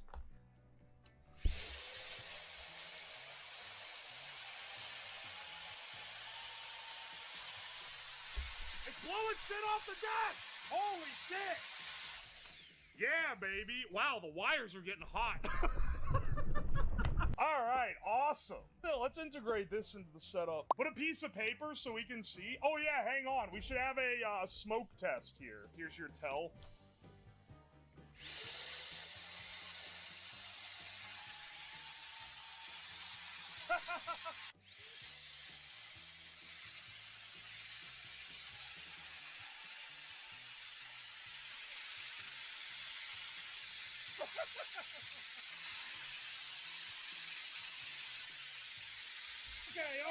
Okay, that's pretty strong. Holy shit, that's loud as hell too, man. Sounds like a jet. Now, I think one of these, a well-placed... Dude, it's so hot. Holy shit. We won't be able to run it that long. Let's get this guy assembled into a proper case. So, other part of this, hopefully I can use this old, shitty, pre-built PC case to host a modern motherboard board. That might be wishful thinking, because these shitty old motherboards don't necessarily use standard holes. And like, looking at it one-to-one, it like looks like they're in the same positions though. Well, at least they didn't absolutely torque these things in.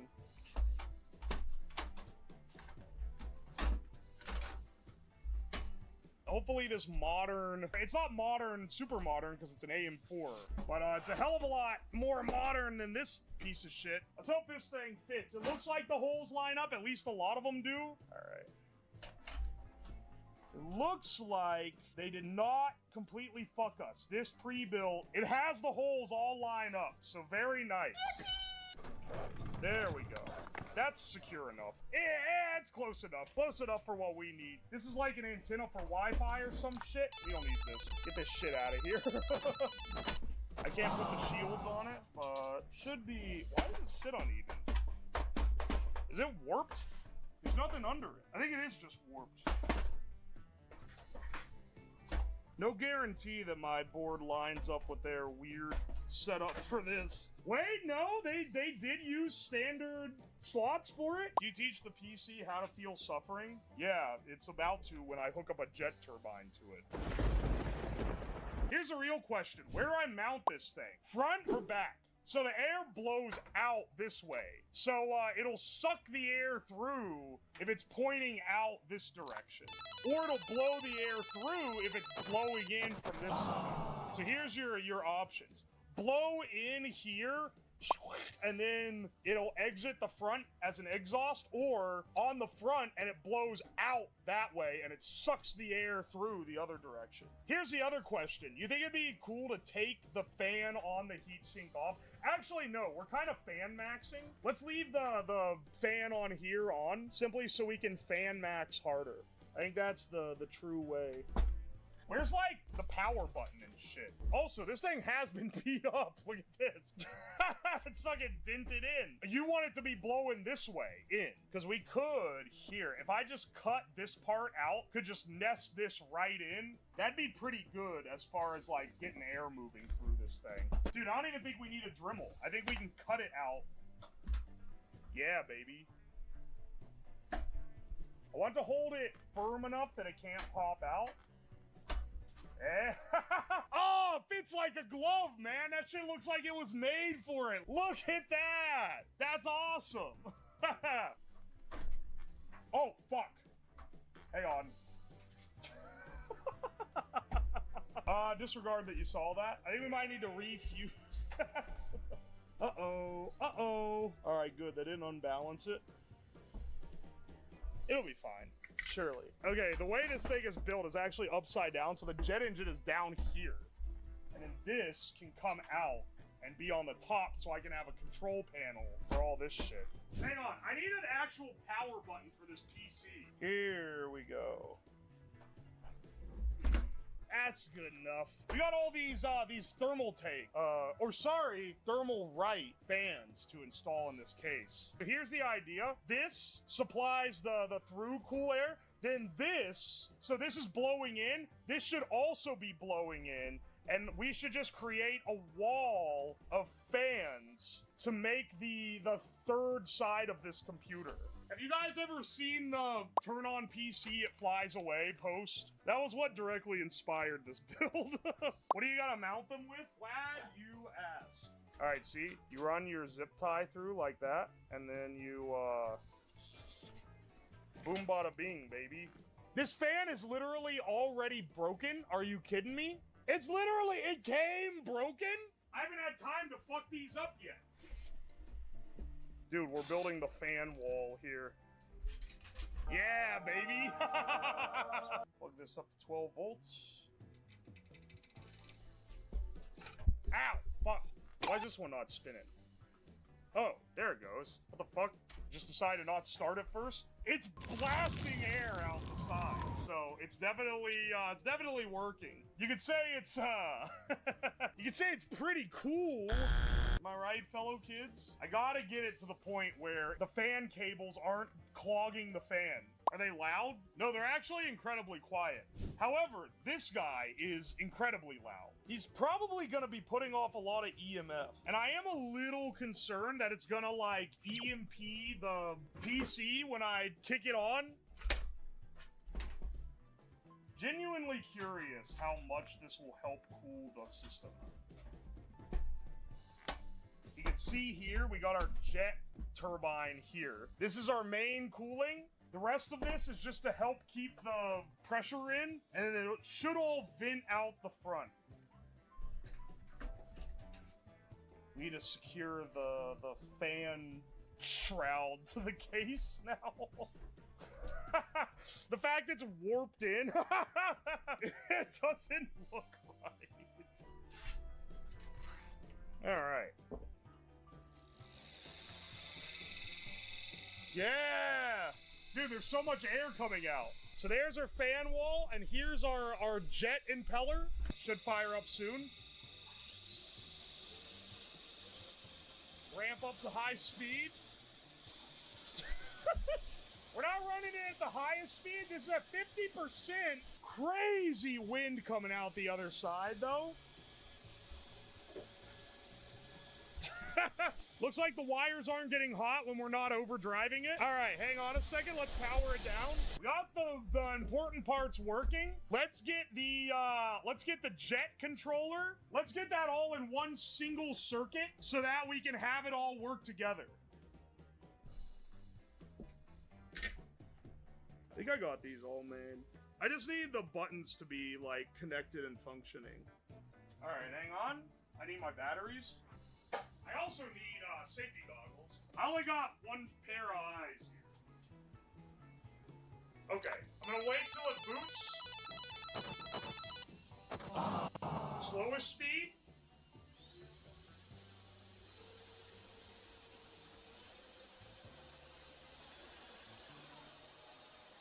That's at like 60%. It's going crazy. Dude, that rocks. Okay, and then we just need this guy here. This whole thing's running off the back of LiPo batteries. Yeah! It doesn't even sit straight. What the hell's wrong with this? Is one of the fans going to explode? I hope not.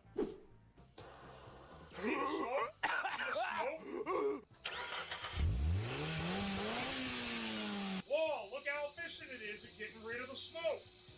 It's sucking ash into the PC. Look at her go! It's blasting air like crazy out the wow.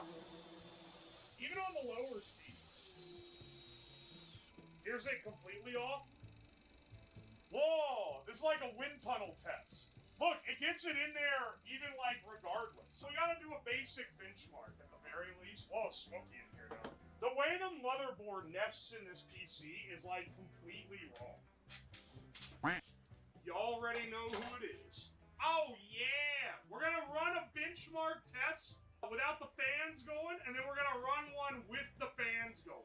We're gonna be running CPU tests. This is largely due to the fact that this PC does not have a GPU. All right, it's rendering shit out right now. Our CPU temp is at 46 degrees.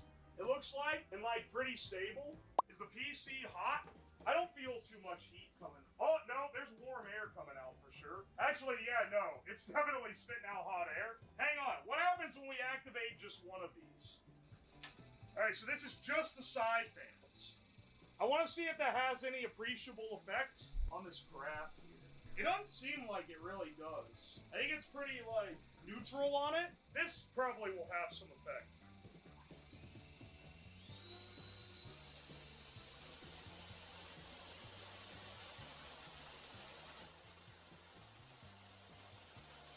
It doesn't seem to be helping too much.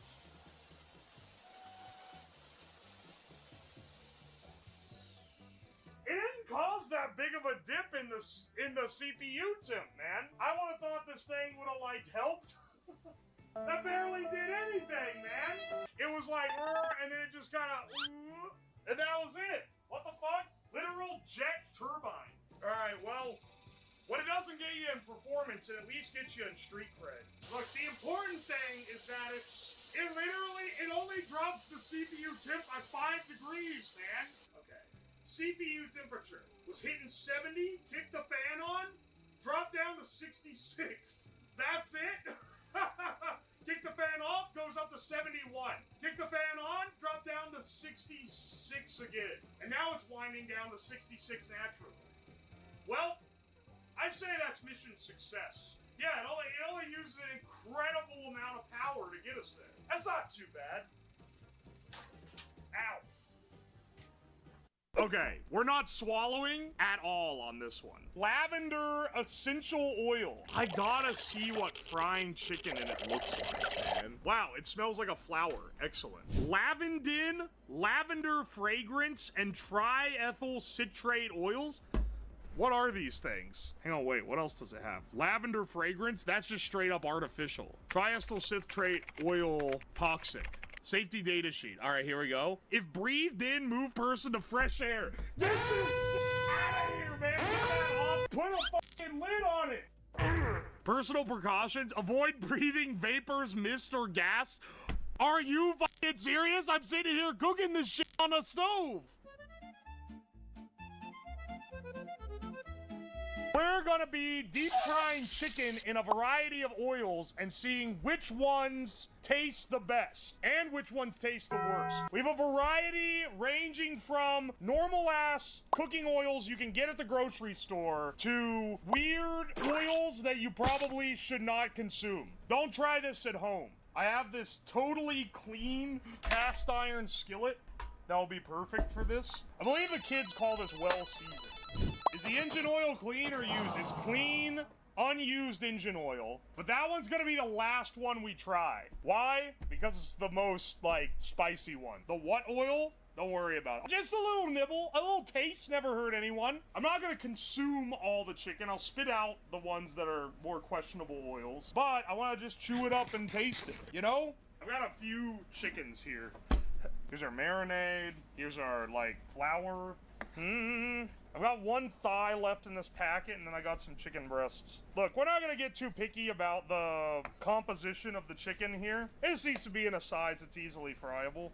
Engine oil can cause... Alright, listen. I don't need your doctor ass to come into the stream and try to strike fear into the hearts of brave men, okay? We're here to ball. Is good for motor, is good for me. That's what I'm saying, man. Let's start off with canola oil. We're using this Kirkland Signature. This isn't any normal canola oil. This is very, very heavily used canola oil. As you can see, it is not a translucent color, but is a dark brown. All right. Straight from the fryers at McDonald's. What else has been cooked in this pan? A lot. All right, let's get the fire going. Also toss one of our chicken pieces. What's floating to the surface? Those are the crumbs of previously fried things coming out of the oil. But don't worry about it, okay? It's good. I'm worrying about it. Dog, you will not survive to the end of this stream if this is what's got you worried. We are gonna fry chicken in at least one essential oil. This is used more as a baseline than anything. 380? All right. Now that I think about it, where am I gonna put this oil? Jar? Sink? Drink it? Drain? You guys hate the environment. Oh, there's some pieces of other fried shit on it. I have wondered this. If you made a pressure pot to raise the boiling point of water, could you fry in it under a massive amount of pressure? Because that would be kind of cool, right? You have a pressure chamber, then you get it up to that temp, and you have like a chicken on a little string or something that you drop in. Then when you'd crack the pressure open, the steam would blast out like a damn rocket as all the superheated water suddenly turned into gas. It would be like 50 atmospheres. Wait, it has to be that many? Alright, I realize we can put them in these tin cans, and that'll probably keep it at bay. Let's try our fried chicken. Fuck, that's hot. Okay, wait, too hot, too hot. On the plus side, it did cook it all the way through. This is definitely the oil that I used to fry fish several months ago. This has a strong shrimp undertone to it. Otherwise, though, not bad. It ain't bad. All right, let's see what happens when I pour this into this can.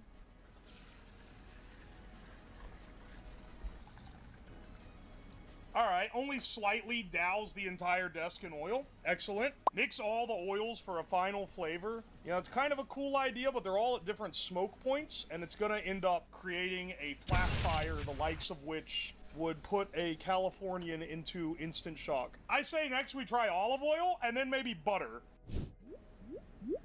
All right, next up, we're using the finest Kirkland olive oil. Now, someone in the Twitter comments was going off because this is a low-quality olive oil, to which I say, yeah, no shit, you idiot. We're gonna fry chicken in it. How high quality are you fucking wanting, man? 367? This oil gets hotter faster than I thought it was going to, man. This little Korean stove goes crazy, dude. I'm filling this Home Depot bucket with water so that I can drop the hot oil tins in them so that I can then cool them down faster. And hope we don't get any horrible accidents occurring. We don't want to smoke it, so we gotta be careful here. When are we getting to the toxic ones? All right, TikTok, YouTube Shorts viewer, hold your horses, okay? It's a slow process where you get to discover along with me what is good and what isn't. All right, let that cool down a little bit. Here's our olive oil tendies. This is olive oil? That's actually fucking delicious. Dude, no, olive oil makes a great flavor on a fried chicken. Hear me out, butter then margarine. That actually wouldn't be a bad test, except I don't keep margarine in my house. Literally, the minute that I could afford never having to use margarine again, I stopped using margarine. Dude, they're just straight up delicious. We'll get our curiosity piqued with that. I feel like I can still use this. This is mostly good olive oil. That shit's not getting thrown out after the stream. Up next, we're gonna be using butter. First quality butter. I don't think I need a whole pound. I think 2 sticks is probably enough to like fill it to the point where I can fry chicken in it. I'm running a lower temp on the burner for this. We're gonna need to skim the milk fats off to turn it into ghee. Otherwise, it's gonna torch. Extra brown for brown butter. Yeah, you could use it for that. All right, 360. This shit is burning the hell out of the butter. Sorry, it's not burnt, it's browned. I have a feeling this chicken's gonna be awesome. Not to make brash assumptions here. All right, butter fried chicken. Now, I don't want to make any brash assumptions, but I feel like this one's gonna go crazy. Pre-browned butter. I'll make some chocolate chip cookies with this later, and then wonder why they taste vaguely of chicken. All right, butter fried chicken. I have good hopes for this. Yeah, baby. That is literally impossible for it to taste bad. My doctor would shoot me for creating this concoction, but I can't deny that it's delicious. Butter is healthy. You get special people when you do a stream like this. We have several more oils to go, so let's try out another one. We are past the point of normal oils that you would fry something in, and we are getting into the oils you probably don't want to be frying something in, but are still made for human consumption. Next up is sesame oil. Pure sesame oil. This is a finishing oil. You don't normally cook food in it at all. The smoke point of sesame oil ranges from 350 to 410, depending on whether it's refined or unrefined. Refined has a higher smoke point. All right, we're gonna aim to keep this one pretty low temp then. I picked this one at the store because I bought this just to do this. I didn't want to use my good expensive sesame oil. So I got this one that was $15 for a fucking gallon. That's a lot of sesame oil, I can tell you that. The aura in there is gonna be crazy. It smells like a Chinese restaurant in here. All right, let's try the chicken in sesame oil here. Do you have any ventilation? Your whole garage is gonna stink. All right, so bad news. This isn't like my outbuilding garage. This is my fucking basement. So it's gonna make my whole house smell like sesame oil. I get the impression it's gonna be way too strong. All right, let's get this guy out of the oil. All right, we finally have this cooled out. It's still pretty hot. All right, let's try sesame oil fried chicken. That's actually, like, delicious. What the fuck? Hang on. That's not, like, overpowering at all. That's just tasty. What the fuck? I thought it was gonna be way overpowering with sesame. All right. I don't want this one absorbing into my desk. It's gonna make it smell like Chinese. Before we switch to the oils that are not quite edible, I am going to switch to the small pot and not the cast iron. I just think the cast iron, I don't know, I like it. I wanted to use it. So our next one, let me go get it first. Our next one, and this is the last of the, like, not used for frying, but still edible oils. Next one, we're gonna be using hot chili oil.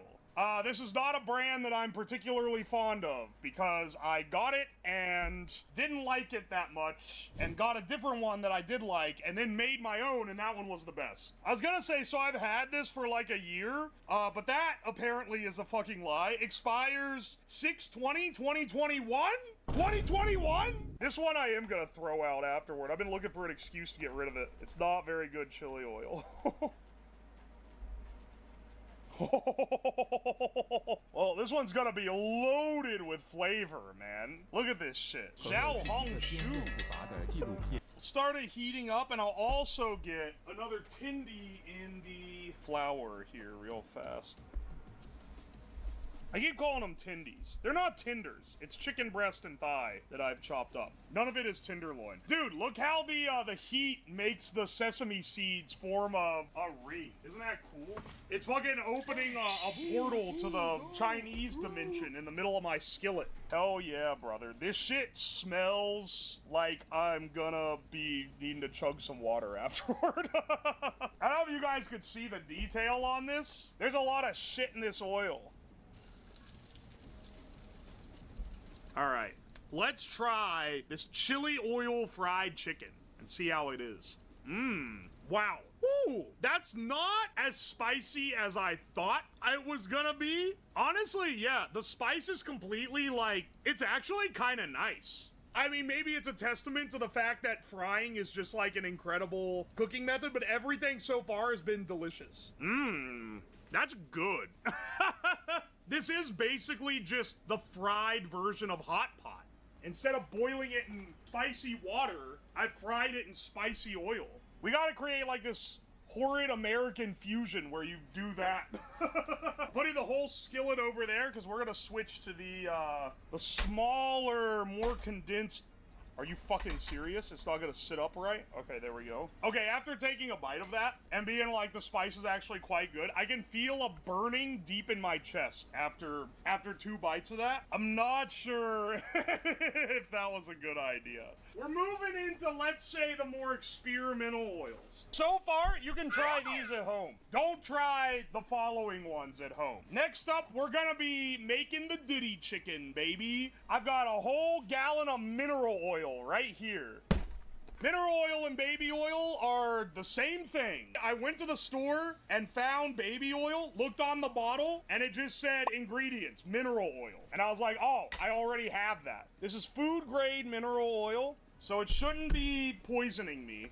However, it is a laxative. So, it might have other adverse effects, we'll say. Can we powder the chicken with baby powder? Well, I got some great news for you. Baby powder is just cornstarch. Nowadays, they don't even use proper talc. It's just cornstarch now. So, yeah, we actually will. It turns out that talc is like poisonous or something, so they realize that it's easier to just use cornstarch instead. What the baby oil as like an ingredient really fell off once they stopped putting live babies in it. Anyway, let me get the chicken set up here. Why is this shit smoking? 289? What's a smoke point of mineral oil? Hang on. 289 is not that hot. 437 Fahrenheit? Alright, that's... Never mind. This can't be the oil smoking. What else is in there? Maybe it's my pot burning. Teflon fumes? Can you not heat oil in Teflon? What's the heat point of Teflon? Hang on, wait. Nah, Teflons go up to 500 Fahrenheit. That's completely fine. Y'all are talking out your ass. It's some other shit, man. But you can see it, right? Like, there's definitely fumes coming off of it. Maybe I had some shit in the bottom of the pan. Or maybe this mineral oil is not pure. What even does mineral oil come from? Fucking rock? All natural humescent. What does that mean? Multi-purpose lubricant. Eyebrow raise. Winky winky. I'm starting to think maybe this is not accurately measuring the temperature. What is that? Yeah, I think maybe not. Because that's frying really easy for 350. I think maybe my thermometer is not reading it right. Because this is totally just frying the chicken easy. Dude, my chest is hurting again after eating the spicy chicken. I think there's a correlation. Is the coating coming off the bottom of your pot? Hang on. No, it's not. But it would be funny if it was. Alright. Let's take this out. We got the Diddy chicken pretty much done here. And then wait for it to cool down. And motherfuckers will be like, he's stalling, he's not eating it. It's hot, man. Let it cool. I gotta sift this shit off once it cools. This mineral oil is expensive, and I like using it for insulating electronics. That's not usable for that anymore. It's okay. I understand that most of chat is cowards. That's why I'm the one eating a delicious plate of Diddy chicken, and you're the one sitting at home in your underwear watching me. Okay, let's taste test the Diddy chicken. Chicken fried in baby oil / mineral oil. Is it crazy that this is one of the best ones? It's entirely neutral. It imparts no flavor whatsoever. Hang on a second. I'm gonna have another bite. Dude, it's fucking delicious. Dude, maybe Diddy was just frying chicken and he had ascended. That's really good. I'm spitting out the saliva generated to help get some of the mineral oil out so I'm not shitting myself later. But legitimately, that tastes good. Dude, we have not had a miss yet. Next one, let me go get it. Now this one is it's not our final, but it's one that I feel like is probably not gonna be very good, and that is lavender essential oil. Therapeutic grade essential oil. Now, call me a skeptic. I highly doubt the FDA has a grading system that defines therapeutic grade as a grade of anything. I think this is low-grade essential oil. That's why I was able to buy 16 fluid ounces of it for $12. Is it cut with anything? If not, it's gonna be incredibly caustic. Wait, what? I didn't see this until now. First of all, I ordered this on Amazon. They fucking cracked the lid. It's barely holding on. I did not see this label until now. Caution. Not for internal use. Keep out of reach of children. If pregnant or lactating, consult your healthcare practitioner before using. Avoid contact with eyes. Warning, the safety of this product has not been determined. What do I mean it hasn't been determined? Okay, we're not swallowing at all on this one. What's this smell like? Wow, that's strong. Maybe don't put it in your mouth. Okay.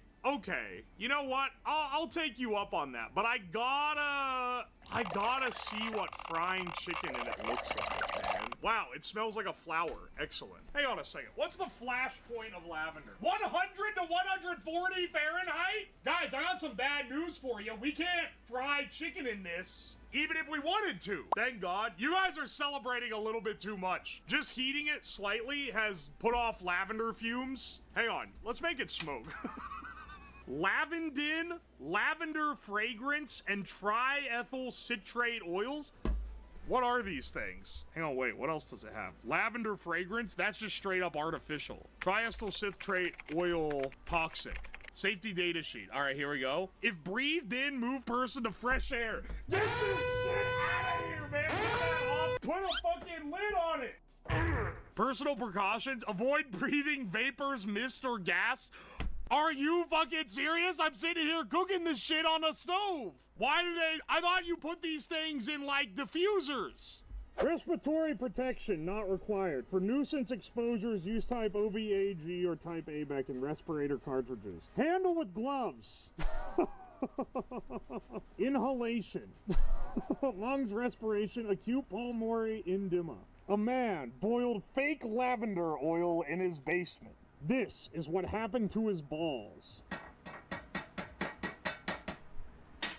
That pot is fucked. Yeah, probably is. Excellent. We have one final fry. Dude, it smells like so strong in this basement now. Holy fuck. All right, we're gonna be cooking in STP 4-cycle 10W30 oil synthetic blend. Reduces engine wear, maintains maximum protection. Excellent. This is the one that we've waited the whole time for. You should have gotten the heaviest fucking oil. I got some news for you, man. If I have a choice between buying something new for a stream or using shit I already have, I'm using shit I already got, and I already had this. All right. Let's try our 4-cycle engine oil. Let's heat it slowly, nonetheless. This shit is smoking like hell, man! This had a high smoke point. It's at 213 Fahrenheit. I'm gonna have to put on my fucking gas mask again. I already gassed myself out of here once. It looks viscous. It's pretty...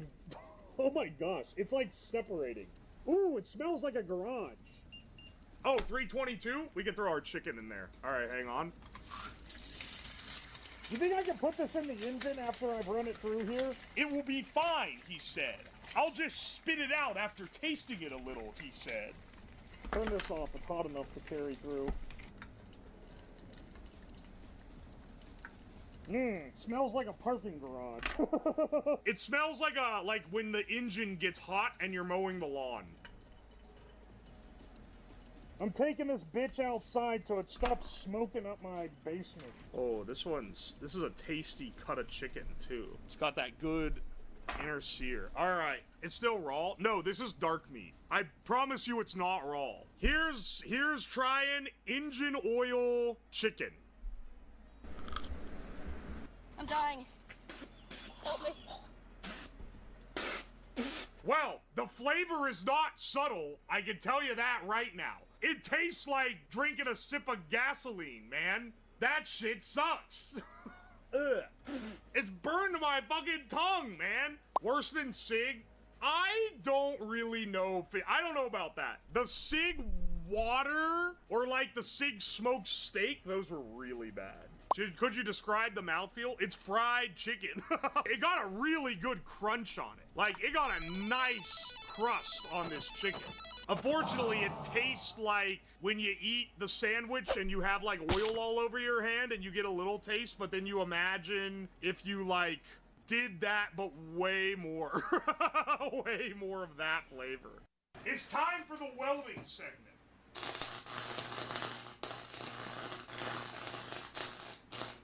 It melted straight through the 16 gauge steel, and I have no way of lowering the current that I'm putting into this. So, we're gonna have to be real fast and real careful. I did some exploring earlier today around town, and I found a local metal supplier that will sell me entire sheets of sheet steel, which is very useful because we're gonna need it for today's stream. Let me show you some of what I got here.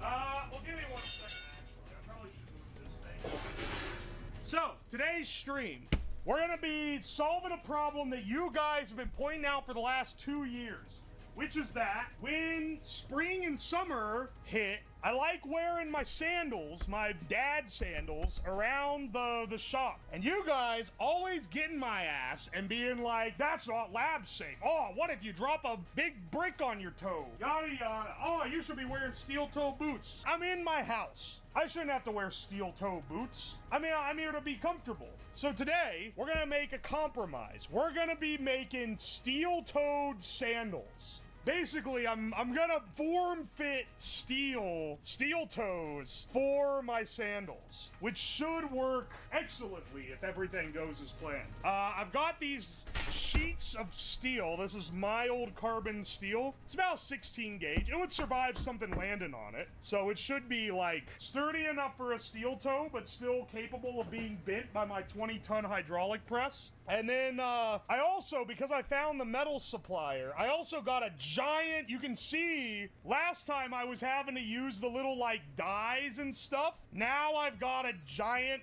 plate of 3/4 inch carbon steel to press into. Do you have a test weight for after you form it? Yeah, I'll drop this plate of steel on it and see if it fucking dents. Anyway, the idea here is that we make a mold, we make a press that we can then mash the steel into, create our like concave part, and then we mount that to the sandal. So there's a few different things we need to do. First, we're gonna get the dimensions of the sandal. I got big ass feet, so we might have to make these a little bit larger than usual. We're gonna try to mold a toe cup over the front of it. We're gonna need to make dies for the pneumatic press, or sorry, the hydraulic press. It's not pneumatic.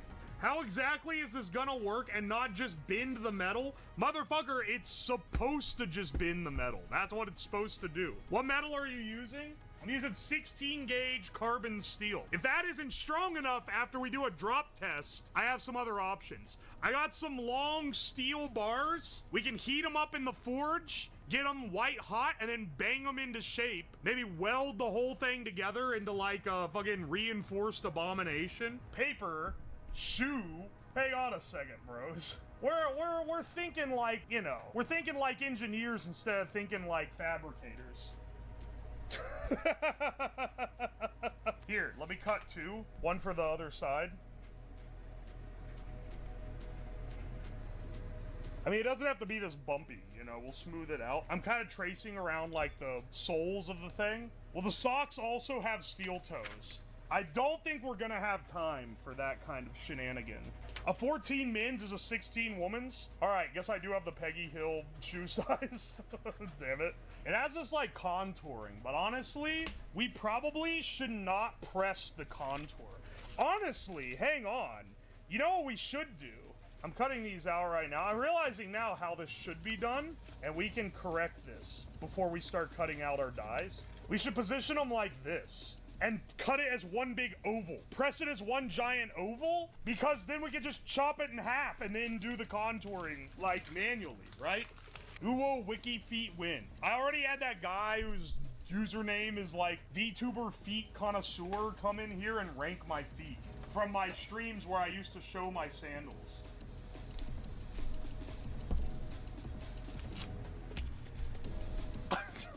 By the way, I was gonna be like, oh, when I flip it over, they can't say shit.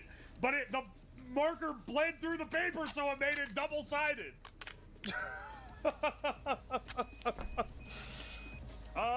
There's our router thing. All right, this does just spiral on here. I haven't used this thing, like, plain in forever. All right, you can see, and then this will lock it in. Locks it pretty solid to me. Alright, now I can use it like a normal router, which I've never done. I literally bought it for the, I bought it for that, and then I've never used it for anything else. I want to use the router instead of the what's it called? The jigsaw. Because I think, I was gonna say I needed to cut out the negative, but I don't think I really do, if I'm being honest. I could probably cut the negative out just fine with the jigsaw. But instead I've disassembled my CNC tool head for no reason other than to inconvenience me later when I wanted to use it again. This is what we're gonna be pressing. Man, whoever got me this Ryobi wireless saw, it being wireless is actually, or I guess cordless, not wireless. It being cordless actually kicks ass. I'm just marking this thing out. We gotta be at least like somewhat accurate here. What are we? This guy, we could probably do a 9-inch plate. I don't know why I'm being stingy with the MDF. Ah, fuck it, 10.5. We'll treat ourselves a little bit.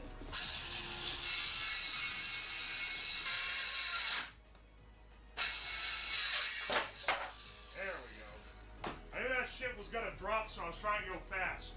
Alright, now we cut this in half to get our two squares. And I hope that it's deep enough. Honestly, I don't think we can go much deeper.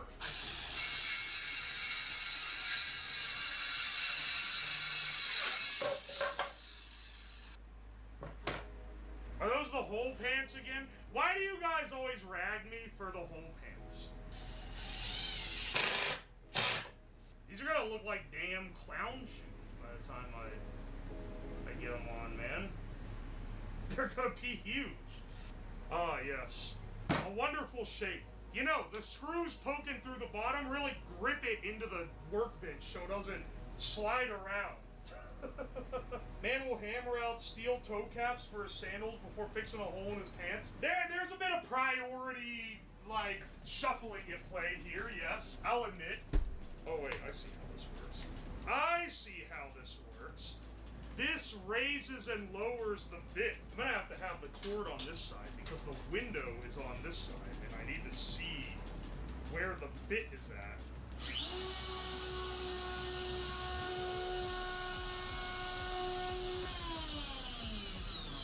Alright, hang on. I'm gonna need the respirator for this one. I can tell already.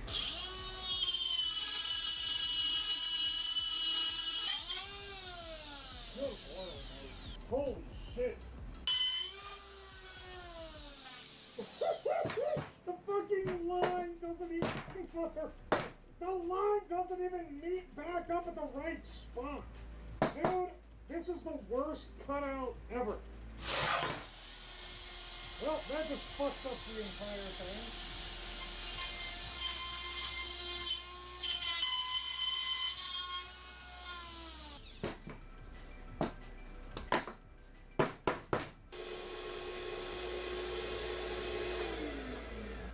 idea is that you put a steel plate on top and then use the hydraulic press to and shove it in the hole. That's the premise. This isn't quite a good enough buffer. It's gonna give like, I mean, that like covers most of the wood. You want steel on top and the bottom to like stabilize the entire thing, right? All right, hang on, I'm rearranging our camera scenario. Good news too, I found a local metal shop that not only sells like every metal imaginable and will do like weird stuff. Like they do. We gotta revisit the railgun because they sell giant copper bar stuff. We can make we could actually set up proper rails that aren't gonna evaporate instantly. But they also they'll cut stuff for you. These need to be screwed together again, I think. We at least need like pegs or something to like guide them in. This is our press that goes in the middle. I have kind of unintentionally keyed it by fucking up this one part. Because now I can identify where, like, what the orientation of the thing is. Are you seeing the problem that I'm having here? You're seeing the problem, right? Like, I gotta line this up with the hole under the sheet steel. But I'm realizing now, I'm gonna tell you what, there's a lot of really good engineer ways to solve this issue. And I'm about to use literally none of them. And I'm gonna go off the old hold it real still and shove the thing under and then drop it on top. Hang on. Don't think we quite got it there. Let's see how this goes. Hydraulic cylinder. Man, I love this thing. It's crazy that you can just like 20 tons it claims. I'm gonna be truly, hang on, I can see it's slightly off.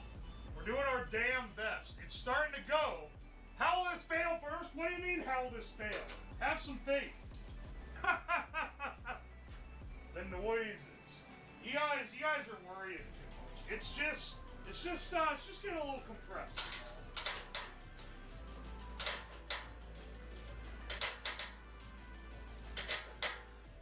It's bending the top steel plate. The top plate's like half an inch thick. All right, hang on. Let's go a little further.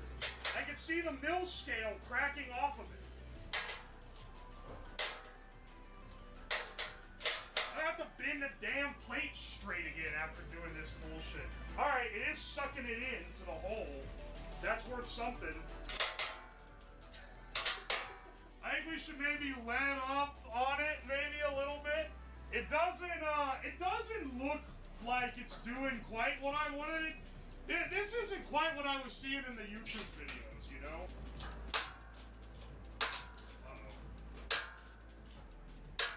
He's got a plan B. I have like 5 plans for this project. I fucking need this project to work. If the whole sheet metal bending doesn't work at all, I've got a backup. That's the sound of progress. It's definitely bending the steel in. Like, oh, wait. Well, I didn't think of that. Let's see if we have something workable here. Okay, moment of truth. Do we have something we can work with out of the die? That piece of MDF is like hard stuck. You know, I feel like for all the flaws that it had, I think we can use this.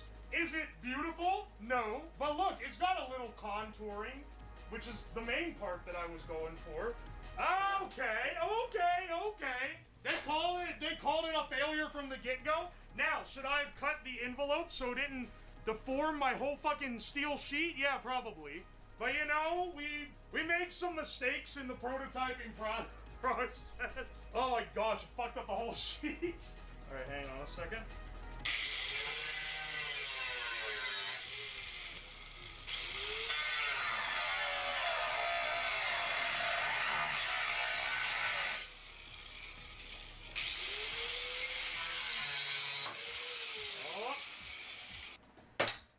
Oh baby, this is peak. Alright, we got our nice tops. They need some work, and also this part needs to be cut off. We do some deburring as well. It's like nothing but burrs all the way around. Crush this. I'm trying to make this not as dented in, but I'm watching it carefully. I might need to hit the forge a bit.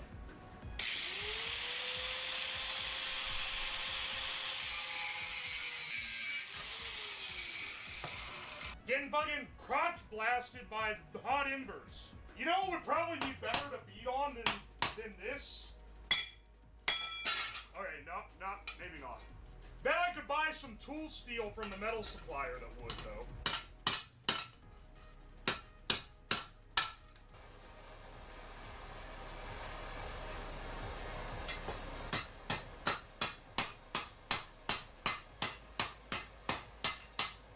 Dude, just a little, it doesn't even need to be crazy hot. Just a little bit of heat does help it a lot. Na, na, na, na.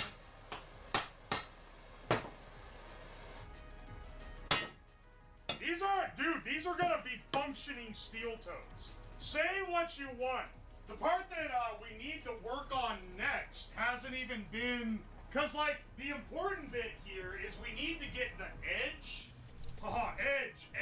We need to get the edge set because if we don't, it's gonna cut your foot when you shove it into the steel toe. Let's see what we're looking at right now. Where's my sandal for comparison? I mean, that fits. You don't even cut it in half. There's actually gonna be a cavity that gets cut out of the center of this thing.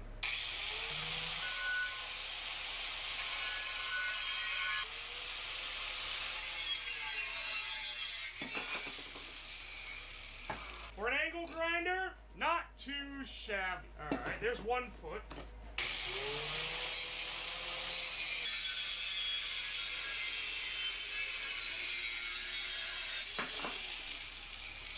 This is a lot of work for something that's gonna look like dog shit, but that's just the ethos of the stream at this point. We're not getting anything hot enough to forge weld, so what I'm wondering here is what I'm trying to put together right now. How do we bind this to our sandal? We got our sandals here. Where's my other sandal? Sandals here. Bonk, bonk. Alright. Not too shabby, all things considered. This will be keeping our toes nice and protected. I also like that the sharp edge goes along the leather strap so that it doesn't fuck with my feet so much. But they need to be offset from the ground so that if something hits it, it doesn't just smash the plate into my toe. What I'm thinking, take this bar stock. This is some thick stuff too, and prop that around it so it can make a proper you seeing what I'm thinking here? I've got enough of this that if I can heat this up, bang it into the contour matching this, and then, I don't know, maybe weld it? Yeah. And then weld this top onto it. Also, this shit is heavy. That's gonna make them so heavy. There'll be some real clod hoppers for sure. Alright. So, I built this welder a while ago. And she does well for what it's worth. For what it's worth, she does well. What the fuck is that? Okay, so what I did was I took 2 microwave transformers, removed the secondary coils, which I still have. They're these guys right here. Take the secondaries out, rewind them with a low winding, so low voltage, high amperage. I'm getting ready for all the people that don't know anything, but they're about to expert pill about microwave transformers. I'm waiting for the chats to load in. But I took the secondaries out and I rewound these high current, low voltage windings instead of the low current, high voltage windings that are normally in a microwave. And then wired them in series to get enough power to weld. Anyway, we'll use this. We'll use this to weld the strip onto the steel toe. All right. Now, where's my soup can forge? That's the next piece of this puzzle. I knew I still had this piece of shit somewhere. Alright, let's put some Let's put this actually, I can put this on this steel plate so it doesn't burn my table. We're getting upgraded equipment here. Look, we have a steel plate now. So for you guys who don't know how this works, basically it's a soup can full of some incredibly carcinogenic foam. Not foam, sorry, it's like fibers. It's basically asbestos too, refractory, so it's gonna insulate it really good. And then you stick the torch in the side. You see there's a hole, and then you lock the torch to be on. You set it like this, and yeah, you let it fucking heat up your metal. All right, let's block some of that hot air in.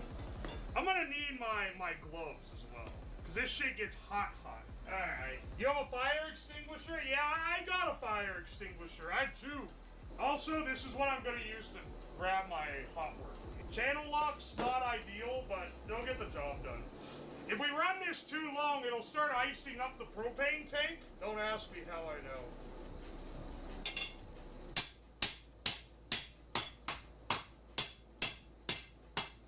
That's actually like too much.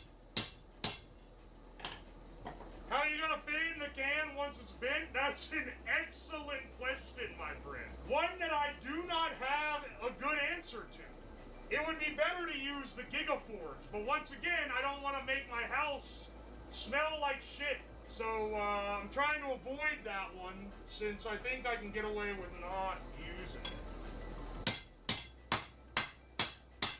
Yeah, the problem here is that I really need, like, the center setup. But unfortunately, I don't really have... Alright, I'm realizing now I should have cut this before... all of this. Now the thing's fucking hot, and I gotta get out the angle grinder on it. Because really, what I need to do is heat the other end so that I can bend it back towards. The Gigaforge? I mean, it's giga compared to this thing. It's not that big. It's just big compared to this. Actually, hang on. I think this is how we're gonna do this. Not the most efficient, but the can still lets it retain heat well enough that I think we should be able to pull it off. This is not red hot by any stretch of the imagination. Angle grinder's about to get ultra spicy.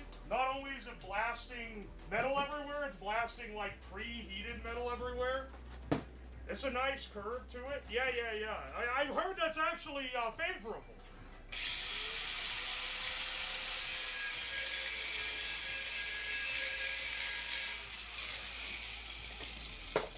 Can't be having this shit. Stay still.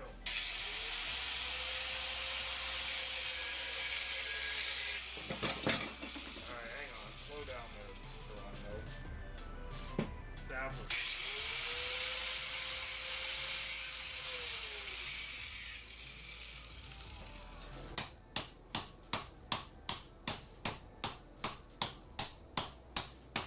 The part that needs bent the most is the part in the middle, and the damn thing is not able to ever get it. Master blacksmith. I'm using a soup can forge, okay? I'm doing the best I can. Can you even see it down here? Heating this shit? This is a masterwork of redneck. I think it's probably cool too much to do this now, but we're really close. Like, it's almost there. Just a little more, man. Just a little more. All right, bros. It fits. We finally got this bastard to fit. You know what that means? You know what that means, guys? It's time for the welding segment. Oh, what about doing the other one? Listen, we do one, and then if I feel like it, I'll do the other one.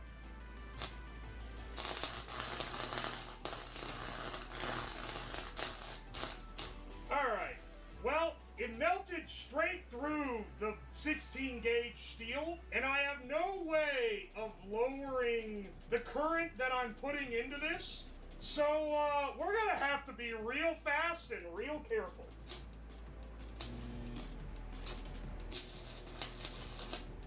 Okay, no, it's sticking. It's sticking, it's just gonna be dog shit.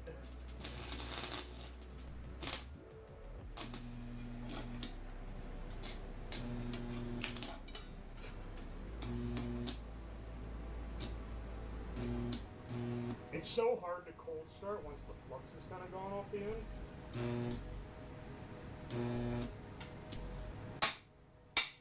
Love it or hate it, this is getting the job done in the worst way imaginable. I mean, is it ideal? No. Does it work? I think it fucking is gonna work, dude. I should get a tack there, actually. That one didn't really tack it on.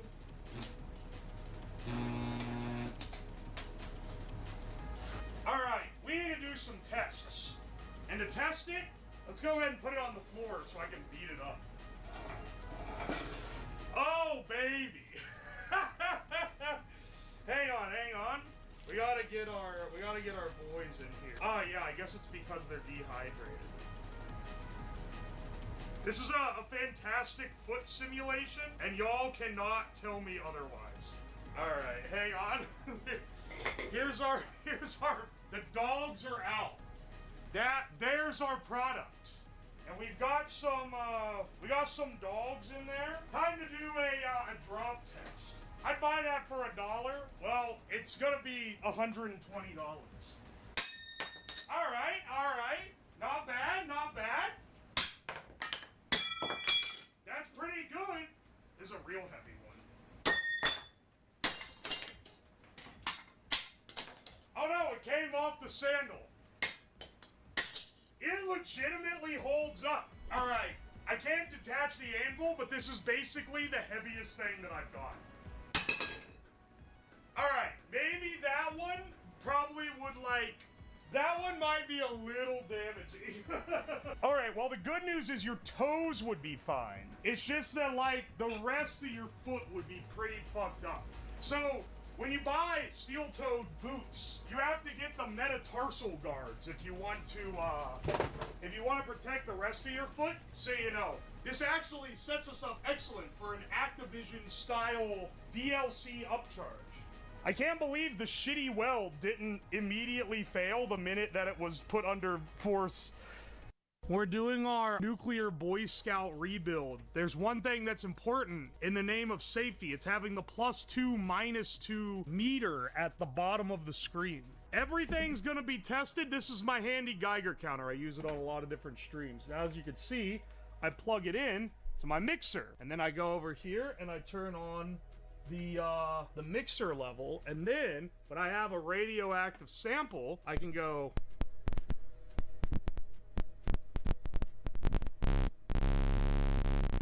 You see? We got some tricks up our sleeve for this stream. But I am going to faithfully recreate and tell you how to make the radioactive Boy Scouts reactor from scratch. Now granted, a lot of the materials that he used are no longer available.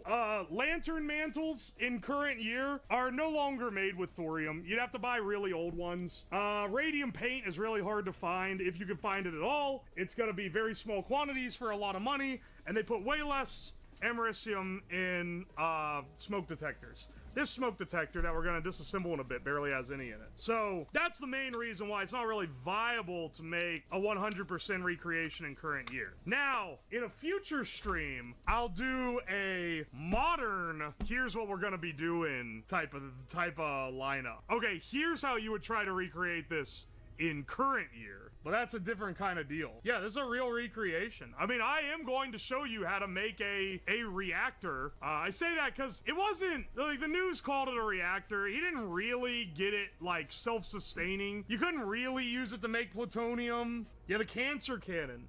I'm actually using the lead part of the cancer cannon for our alpha source this time, because you need a lead line chamber. I love lead. I have a lot of lead in this household.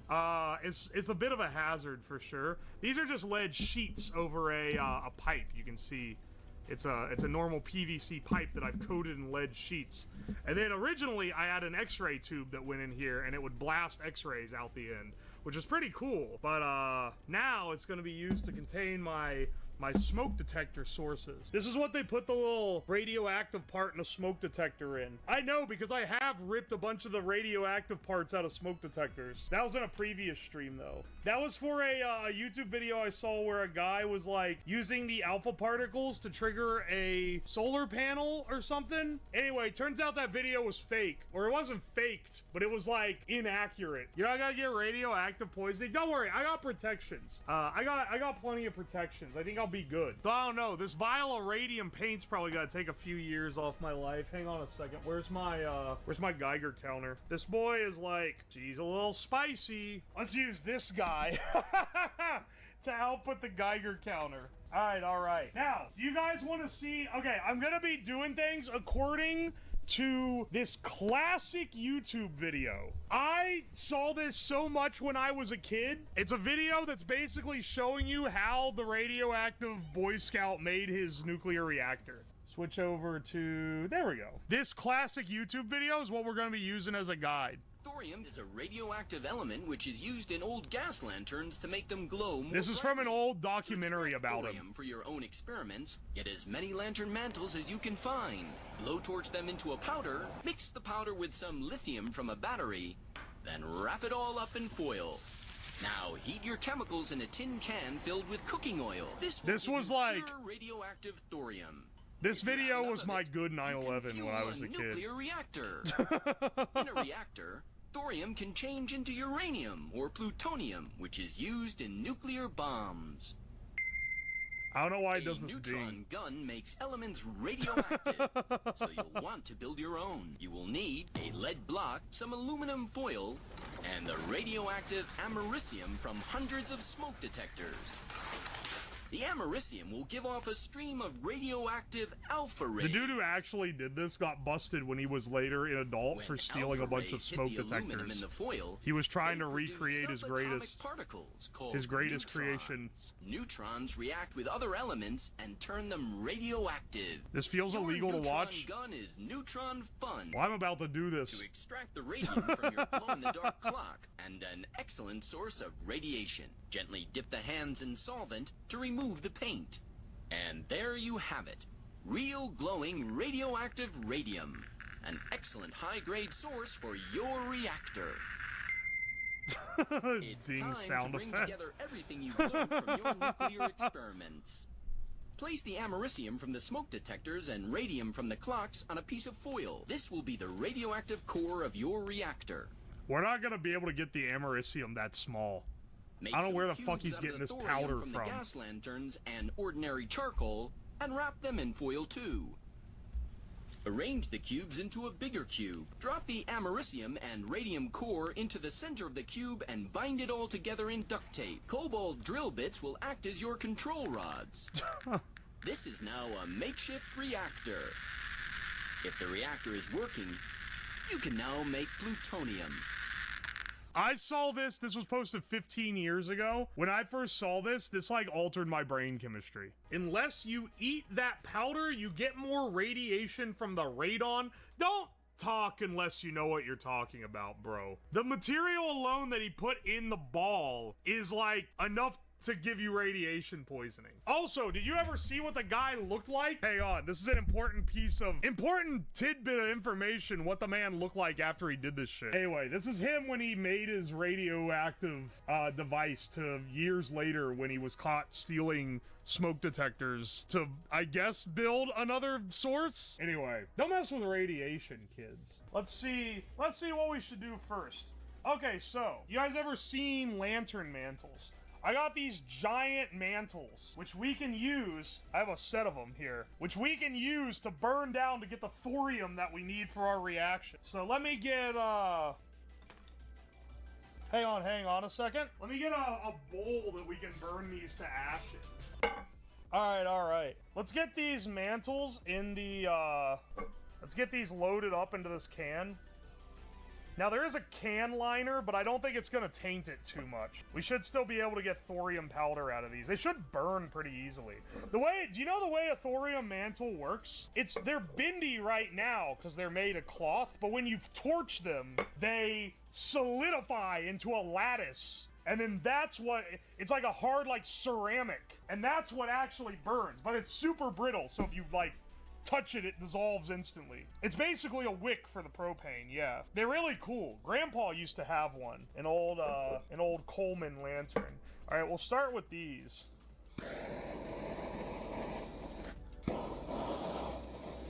We need to turn this into powder first. Alright. The liner is melting off the can. They burnt way faster. Should I be breathing this smoke? And this should be creating our thorium powder. I don't know how flammable they are. I mean, well, obviously they're flammable. They go in a lantern. But, like, you know what I mean. Are they actually thorium? I can hold the Geiger counter up if you want me to. But yeah, these contain the thorium. Let's test it though after we have pooled, because we're gonna do, there's a whole process to get like pure thorium. The can liner is fucking coming undone, dude. Hang on one second. I was trying to stuff it out with this, but it wasn't working. I advise you to continue the experiment. That's what we're talking about. This is scrap. It's not like bad for it to be in there, but like, oh wait, that's actually part of it.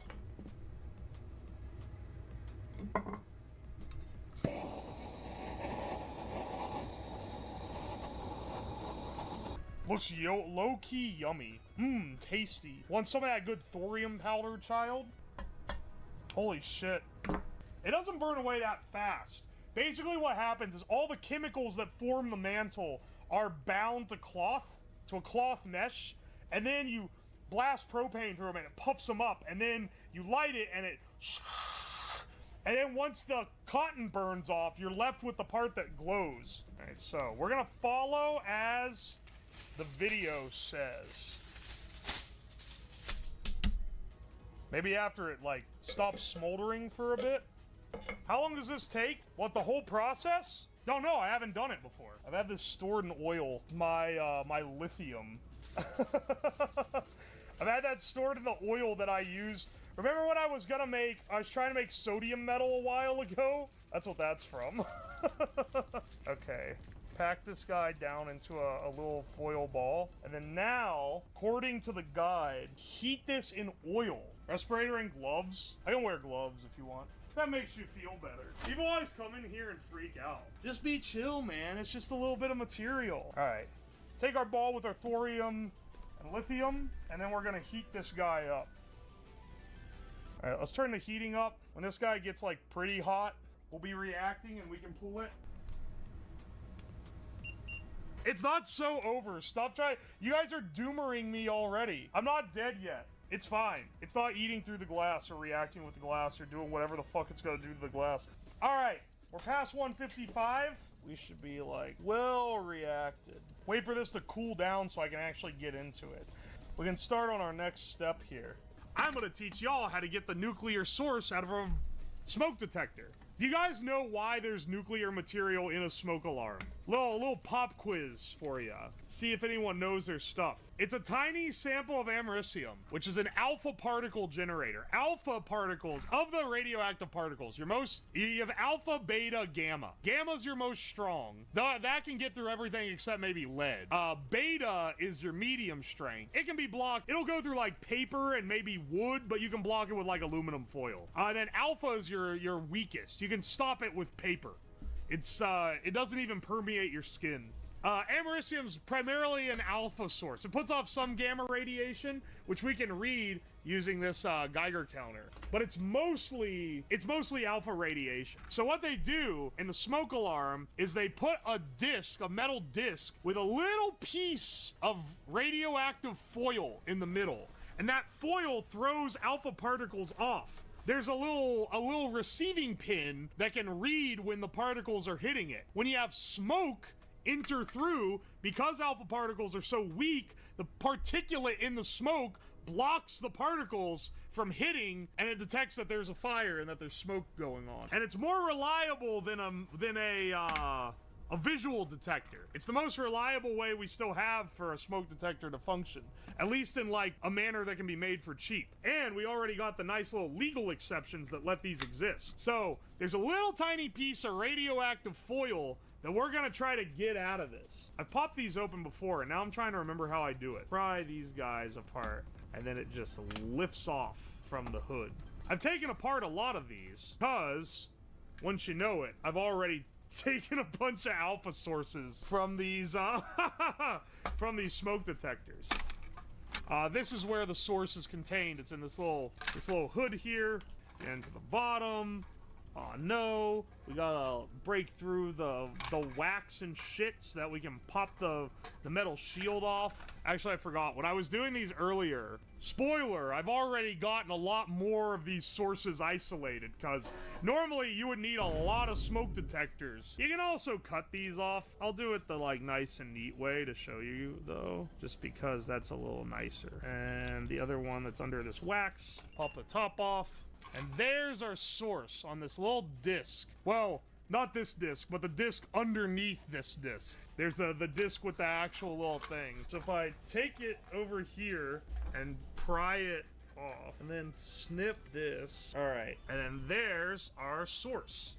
This puts off only a few gamma rays, and we're not gonna be able to read the alpha rays with this Geiger counter that I have. So now, just imagine for a second that you do that with like, oh, I don't know, maybe like a couple dozen more smoke detectors, and now we've got an actual decent alpha source. So we should be able to use these to create our main box here. I'm not gonna try to scrape the foil off.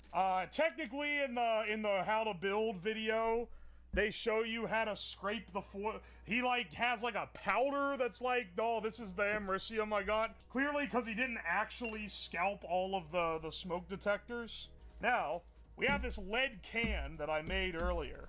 But this will help focus the alpha particles. So, let's go ahead and put these in here. And I'll just keep them on their metal plates. I guess the metal technically can block it a bit.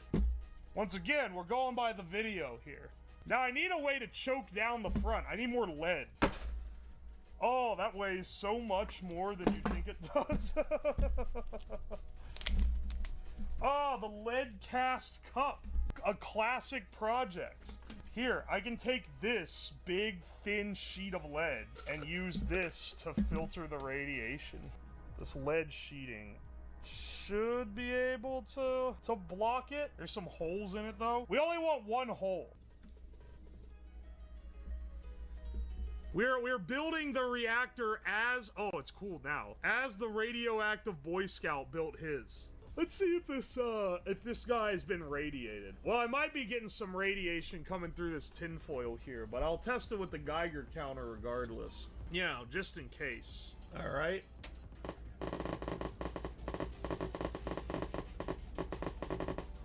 All right. We got some radiation. This isn't like the big time though. We gotta do one more shenanigan here. Next, we need to use this radium paint. All right.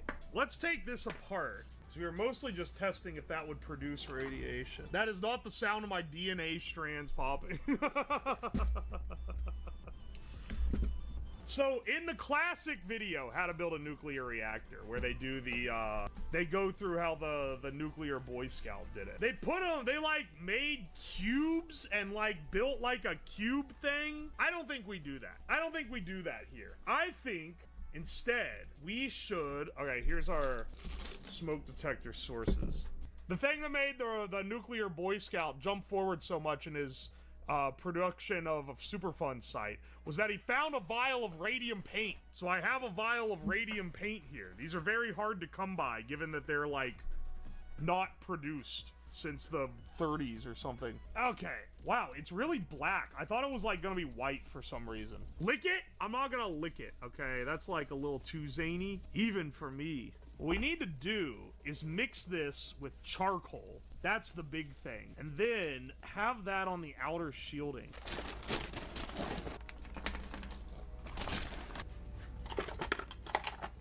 Heavy metals, microplastics, and seed oils, my favorite. Maybe this isn't the best way to do this. We're pursuing alternate methods. Why is there a blown-up capacitor in the charcoal?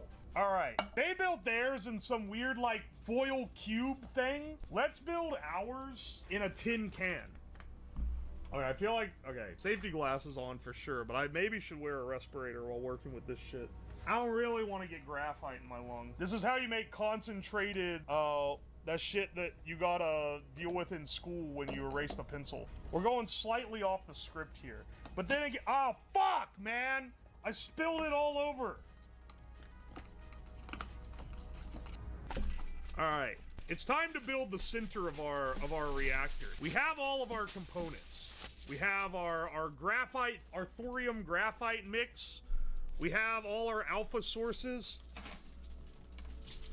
Put these in the middle of this ball. And then, now in the video that we're aping, the radium they show is like a powder, like they refine the radium. They have like radium powder, but I have radium paint. So do I just pour the paint over the sources and wrap it all up and drop it into the thing? I guess? It's pretty messy. But like, what's the alternative? Do not open the paint. This glass isn't blocking that much of the radioactivity, brother. Dip your balls in the paint. It'll probably be fine. Don't pour it. Well, do you want it to just like be in here? Well, I guess maybe I'll need to end up. I hope I don't need to grind up the americium. That would be messy. That shit's gonna infect the entire fucking lab area. Radium should kickstart the entire thing.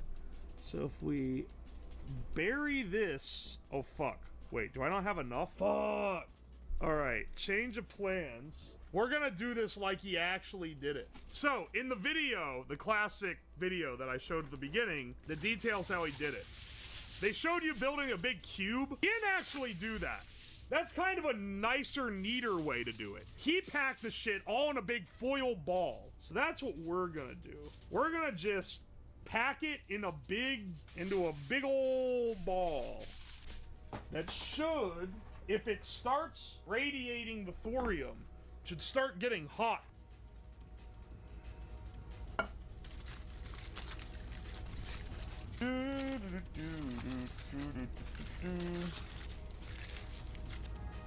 All right, we've got our little like nuclear burrito here.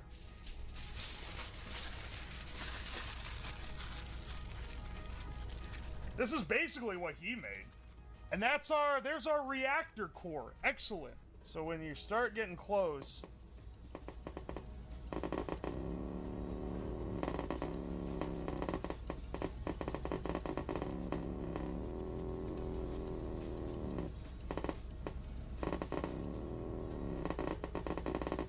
it's pretty spicy. So the idea is that it's self-sustaining to the degree where the radium and americium core irradiates the thorium further. Let's, so now we start stage 2, disposing of the evidence. What we have here is the shit that Superfund sites are made of. So now we gotta make sure to clean this shit up. Anyway, I showed you guys how to make a nuclear reactor. Excellent, excellent. Okay, I'm gonna make this fast because I want as little people in on it as possible, okay? This is gonna be a rare time where I'm jumping right into it, but I need to let you guys know, okay? If you are here right now, you are gonna be the only ones that are gonna know this going through the rest of the stream, if you stick for the rest of the stream. Let me get to it, okay? So, today, we are gonna recreate the radioactive Boy Scouts homemade nuclear reactor. If you've not heard of this, you can look up for the full story, but basically, a dude in the 1980s, a 15-year-old in the 80s, made a reactor out of old radium paint, smoke detectors, and thorium mantles. It was this big thing. It caused a massive, like, cops found it, and then they had to, their house became like a Superfund site, and it radiated half the neighborhood. It was a massive pain in the ass. It was a big problem, right? Clocks. Well, that was the radium paint, was the clocks. Because you could take the hands of old radium clocks and strip the paint out. Though, something that happened with him is he just found a vial of radium paint in the back of one that actually was the reason why I was able to get it running to begin with. Anyway, we're gonna recreate it faithfully. However, and this is the part that only you guys are gonna know, we're not gonna actually use radioactive stuff to make it. It's gonna be a photo perfect recreation, but not a functioning model. Oh boo, oh boo, oh he's not gonna break 5 laws and go to jail. What a piece of shit. Now listen, you guys are gonna stay quiet about it because the rest of the stream, no one else is gonna know. I'm not gonna say it for the entire rest of the stream, and no one else is gonna know that it isn't made with actual radioactive material. So, no snitches in this chat.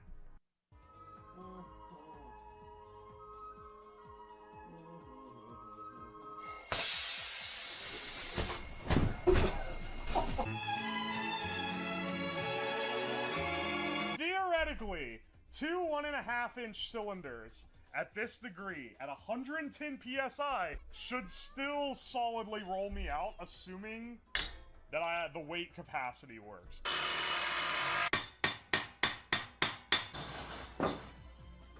Boom! Bed frame! Oh. I mean, that kinda worked.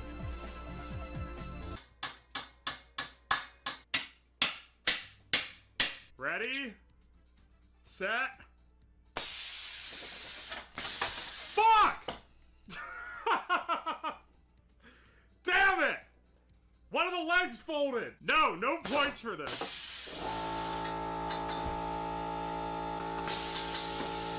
Bro, can you believe that wasn't enough to hold the piston on? This piston is also down. Alright, see this can we used to roast the potato? It's time to make some brackets.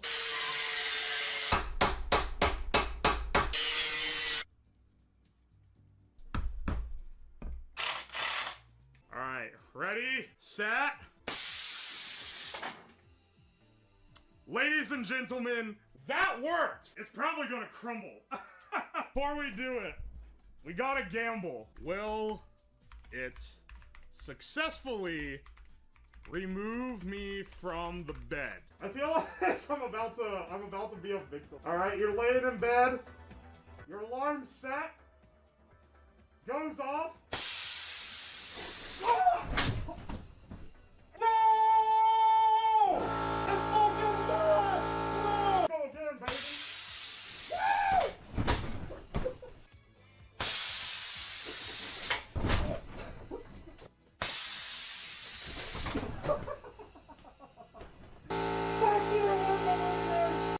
Okay, so the project is we're building a chess cheating device that provides haptic feedback from Twitch interaction, so that you guys can feed me moves while I'm in the middle of a chess game. In the ass. No! Why would you do that? There are so many more convenient places to put your haptic feedback device. Okay, builds. Let's go ahead and load this over. It's going non-stop! It's so loud! So we're gonna do this not quite dead bug style, but it's gonna be stuck to the bottom of the ESP board. 3, 4, 5, 6. That's F. 1, 2, 3. I could sit on it. That's kind of close. The balls. Oh, that actually would work. That has a less sexual connotation. This one just zaps me in the balls when it goes off. So, you know, be sparing when— ah! I'll take that move. I miscounted the ball buzzes. C? 1, 2. C2? 2, 3. C, 2, 3, 4. C4? Okay. Wait, did you just tell me C4 to C4? You bastard! First of all, when it comes in, it's startling when it goes off. And then I'm trying to count it before it goes away. B3 to A4! Fuck you! What? You fuck! Stop C2 to C4! I can't even do it! My balls are being zapped on every time you it's one of these things. You want me to turn it back on? Alright. I'll re-enable the zapper. Ah! Immediately! You immediately entered that as soon as it went on the screen. Y'all are a bunch of bitches.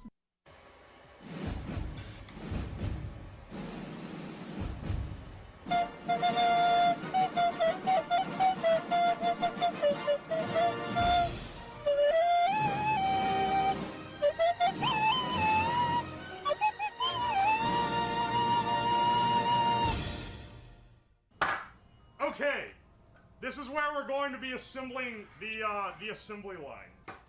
This is proper motor mounting technique. Back here, we have the piston. And it can punch out and push a wiener right out the end.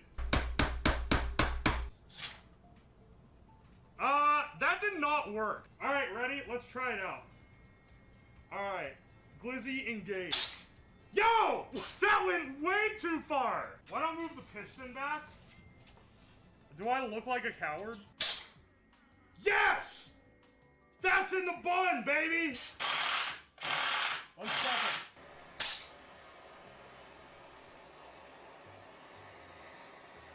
Yo! It pressurizes the top part here, which then pushes down on the liquid, which then forces it out of this hose at a decently high velocity, hopefully. Woo! Alright, first I'm getting my goggles on, just in case this goes berserk. Alright, ready, set. Oh my gosh! That got such a far shot! When you have the thicker fluid, it'll spray out slower. Yeah, exactly. Alright, that is poised. No mustard? Why are you guys such picky bitches? Who wants mustard when you have ketchup? Go! Yo! Yo, look at that hot dog placement!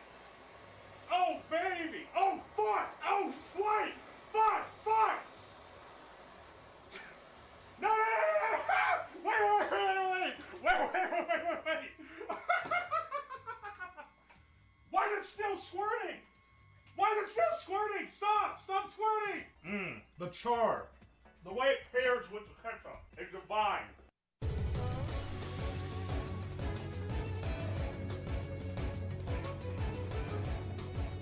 Let's play some Pokemons. I'm nailing it, dude. Dude, I'm nailing the shots, though. Oh, come on, man. That wasn't even the right one. Oh, fuck. No, no, no. It moves one square. I need some Giga Brains in chat to figure out literally the fastest route for me to go anywhere. I'm like having to look between both here.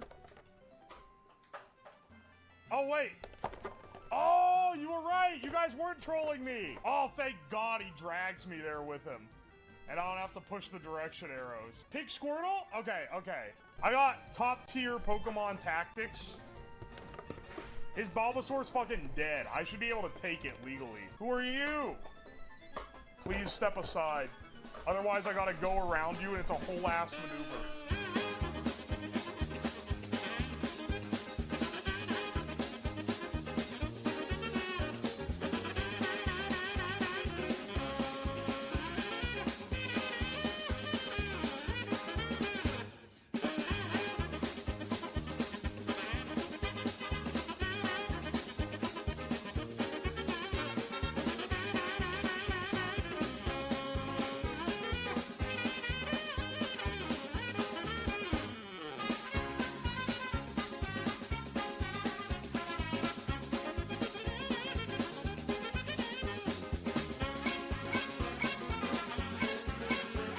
Oh fuck, you are not low level enough. Aim for bag potions? Dude, I don't got nothing.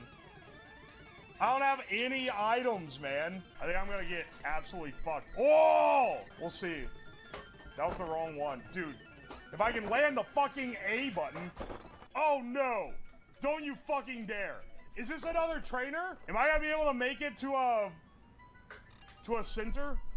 Oh no, he just fucking died. Motherfucker. Motherfucker. Fucker. Fuck you! Come on! Oh, come on! I'm all the way back here? 1 hour later. He's actually gonna make it to the gym. You guys, you thought it couldn't be done! Never underestimate the will of a gamer who likes beer pong. Alright, we're gonna bubble because apparently they're weak to water, according to chat. Holy shit! Yes, he is. My Pokemon are all rock hard. Bro, you don't gotta tell me. Let's see how much this affects. Oh, ho, ho! He's so done. He's so done, dude. That just, that's owning his ass. I just want to see what it does. Destroyed. Dude, we got it. Wait, that was it. That was it. We won. Hell yeah, brother. No, we are not doing the next gym. Holy shit, we are not doing the next gym. Welcome to the stream, brothers. To anyone who's never been to a 4th of July stream on the Uwoslab channel, get ready for some American shit. God bless the US of A. Hell yeah, brother. We blowing shit up today? We're gonna set off some fireworks. Nothing too crazy, because I'm in my basement. Smoking beer, drinking meat, setting off flags, and burning fireworks. Gonna get turned up? Now's the day, brother. Even if you're not American, we're not apologetic Americans here. I may be the most American person on Twitch.tv. Fuck the UK. We separated from them shits in 1776. We need to employ the fume sucker yet again, because it's gonna be generating fumes, and I'd rather not get carbon monoxide poisoning if I can avoid it. This shit smells like a mix between barbecue and cigarettes. Let's swing it back in the favor of barbecue today. Fun fact, I originally bought the fume sucker so I could do this stream when I did it last year for the 4th of July. You ever use one of these? It's called a stick. Coal chimney is a game changer. Unfortunately, I don't have a coal chimney. The way I set mine up, is I typically light one of these and then build the chimney around it. And then once it's good, I'm just like, all right, that's it. A big part of this is being able to monitor the smoke output so that you don't blast the basement out with too many fumes too early. Also, as it gets hotter, it gets harder to pull the drawer out of the bottom.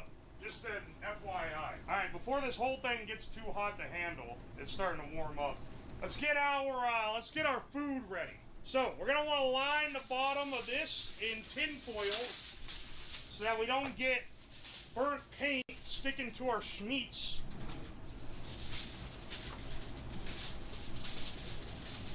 Now you may say this blocks off some of the holes, but don't worry, there's plenty to go around. Next we're gonna get our meat and we're gonna cover it in our nice homemade secret recipe barbecue rub. As this guy right here, you can see I put the ingredients in, but I didn't mix it up yet.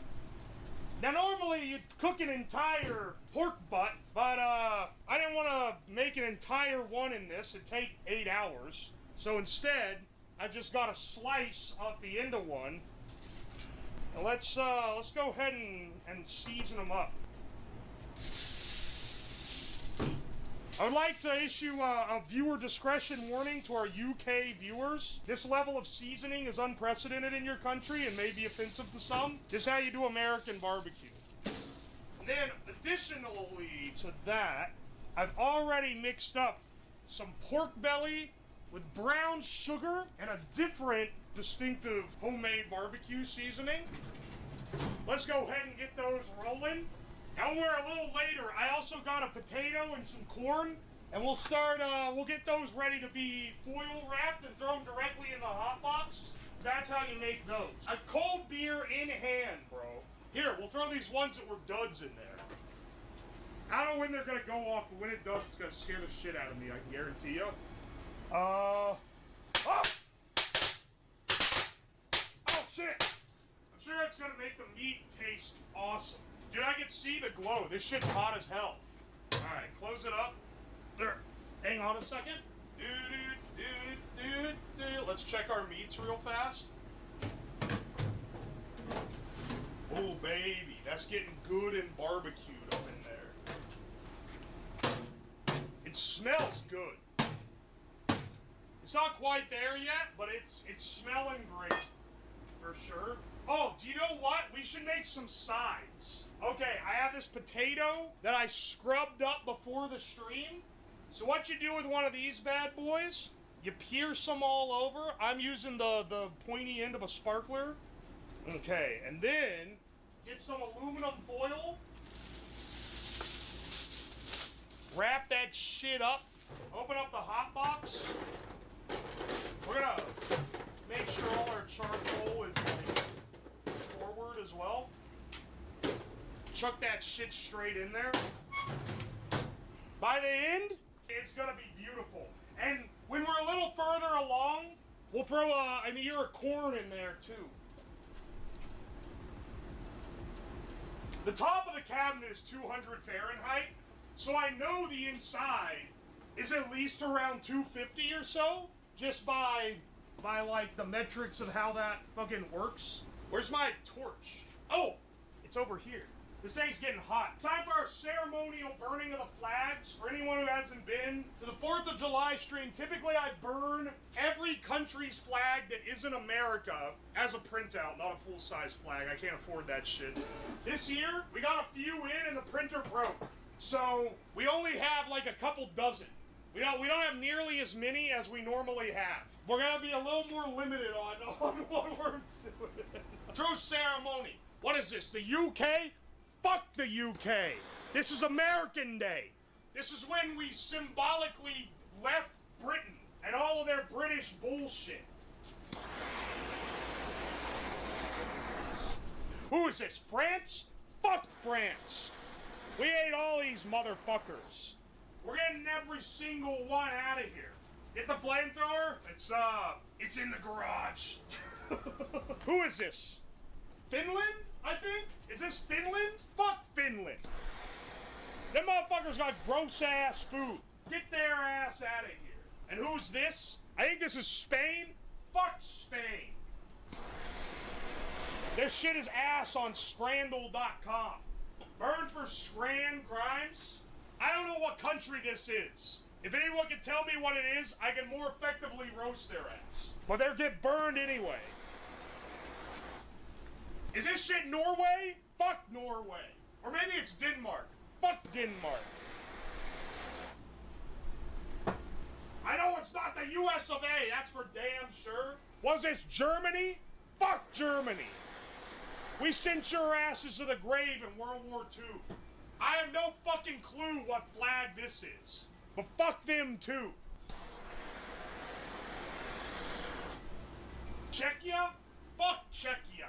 I couldn't even point to them on a fucking map. Alright, what country is this? I don't know what country this is either. It's some other European shit, I think. Fuck this country too. That's Colombia? Shit.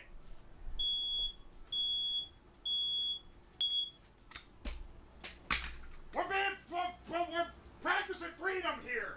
Fuck Colombia. Good news is that wasn't the CO meter, that was a smoke alarm. Don't worry about it. What country is this? Ignore the print error in the top corner. I don't know what country this is, but fuck them. I don't even know who they are. Macau? I couldn't even point them out on the map. I'm gonna be real fam. Fuck Macau. Korea. Fuck not North Korea. That's South Korea. Fuck South Korea. I believe this is the flag of Sudan, but I'm not quite sure. Fuck Sudan. All my homies hate Sudan. Alright, sorry anime fans, but fuck Japan. They ain't America. We beat your ass once in the Pacific and we can do it again. And speaking of countries that got good food, but we're still gonna say fuck them. Fuck Jamaica. I think this is Jamaica. I'm not really sure. I'm not an expert, but I'm pretty sure it's the Jamaican flag. Who is this? Is this Italy? I think this is Italy. Fuck Italy. Even though their food's good. We've stolen the country, we've stolen the food of multiple of these countries that I'm burning the flags of. And speaking of countries we stole the food of, fuck India too. We getting all of you motherfuckers. Also, fuck the Irish. I'm pretty sure this is the Irish flag, but I might be wrong. I'm pretty sure this is Wales. They got a sick-ass dragon on their flag. Doesn't matter, we're still burning that shit. Fuck Wales. Are you sure that was Ireland or Ivory Coast? Fuck them both. I don't know which one it was. Now the real question is, what flag is this? It's not the Mexican flag, because that one's got a thing in the middle. But it's like the same colors as it. Hungary? Alright, another one with tasty food that we steal? Fuck Hungary. Your ass getting lit up. Fuck Greece, bro. And that's the last one I got. Alright. We purged the non-American countries, at least all the ones that I was capable of printing off. Oh, my potato, dude. This is so sad.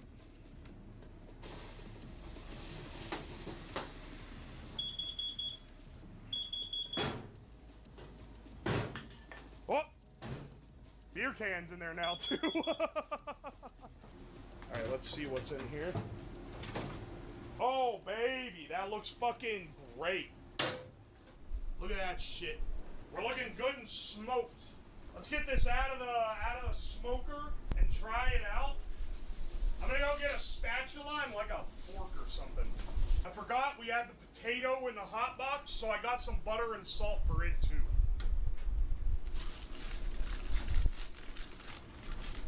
Hang on, wait. Can I just pick this whole thing up? It's gonna be hot. Ah! Oh, baby. Oh, baby. Oh, that pulls apart so well, too. That's that Tinder shit. Oh, surprised that got as tender as it did with the time given here.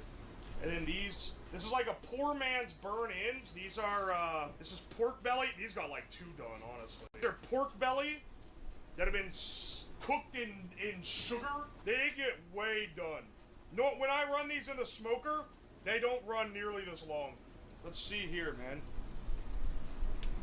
Dude, that's so good. That's crazy good. That's as good as if it was off the whole damn shoulder. We are eating good tonight, boys. Oh my gosh, dude. Eat this shit straight out of the foil. And then not only this, we also have, and it's a little further in here. Hell yeah, brother. Smoked beer. I dropped the beer can in there by mistake. It was on top of here when I was punching the drawer to close it. Wait. Maybe the potato is not as good. Okay, hang on. No. How will we fuck up a potato, man? Maybe not as... Okay, maybe it got a little more burnt than I'd like it to. Okay, maybe the potato is not as good as I thought it was gonna be. Actually, no, hang on. Oh, yeah, no, never mind. We're fine. We're actually fine. Mash that shit up. Throw some butter and salt in there. Oh, and we're good as gravy. You know, the hardest thing about eating a potato is getting through the shell. In true American fashion, slather some fucking butter on there. Lather some butter on that shit. Get some salt. Oh, I should have brought the pepper down. Pepper would go well here, but I'm not gonna go up and get it. Cheese and bacon bits is the way to, like, America Max here. But I don't want to go up and get all the stuff for it. So this will do just fine. The potato's so hot it melts the butter instantly. Of course it's good. It's slathered in butter and salt. That shit rocks. Now if you really want to amp this up, add a bit of Sweet Baby Ray's to the mix. Oh yeah. This is a certified good barbecue sauce. That said, it doesn't need barbecue sauce. Like, it's totally good, just all on its own. But like, let's see here. I know it's gonna be good with this though. Oh baby. Sweet Baby Ray's is putting the other barbecue sauce to shame. It's the best one you can buy at a normal grocery store, for sure. You have a knack for creating the worst angles of all. What are you talking about? Ooh. Ooh. I accidentally started recording. Ooh. Now this one does really just look like this. I can't really, this one looks burnt as fuck, because it kind of is. Got it a little too overdone. The potato looks like a potato. But look at this shit. Ooh. There, how's that? How's this? How's this angle? Ooh, look at that pork. Ooh. Ooh. Okay.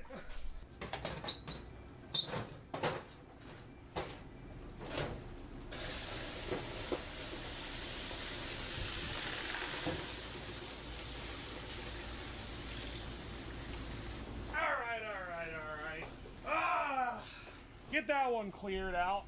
Looks like a great mess. Can't wait to scrub the ash out of the floor this weekend. That'll be awesome. That'll be an awesome time. Alright, so this should be more high-pitched. Yeah.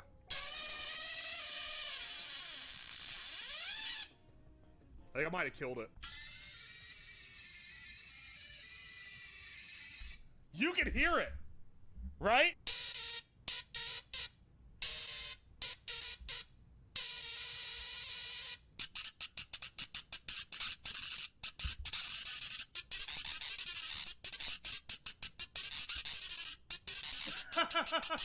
No! There's only one channel, though. How much to draw a dick on the paper? 250 and I'll do it, but it'll be a primitive one. Into it. Ah! Alright. You get bathroom stall dick drawing for that much. So, the basic idea here is that by flowing... Okay, we'll draw our little diagram. You got a box full of water. Or it's water plus something to make it more basic, plus other stuff to make it more conductive. You connect power across 2 electrodes that sit in the water. I don't know why I drew mine to look like balls, but you get the point. Around each of these electrodes, you'll get bubbles of air where the water starts splitting apart. Man, this is not a good scientific... I should have done more pre-research on this. I'm realizing now, I don't have a great explanation of how the actual, like, the nitty-gritty of the chemistry works for this.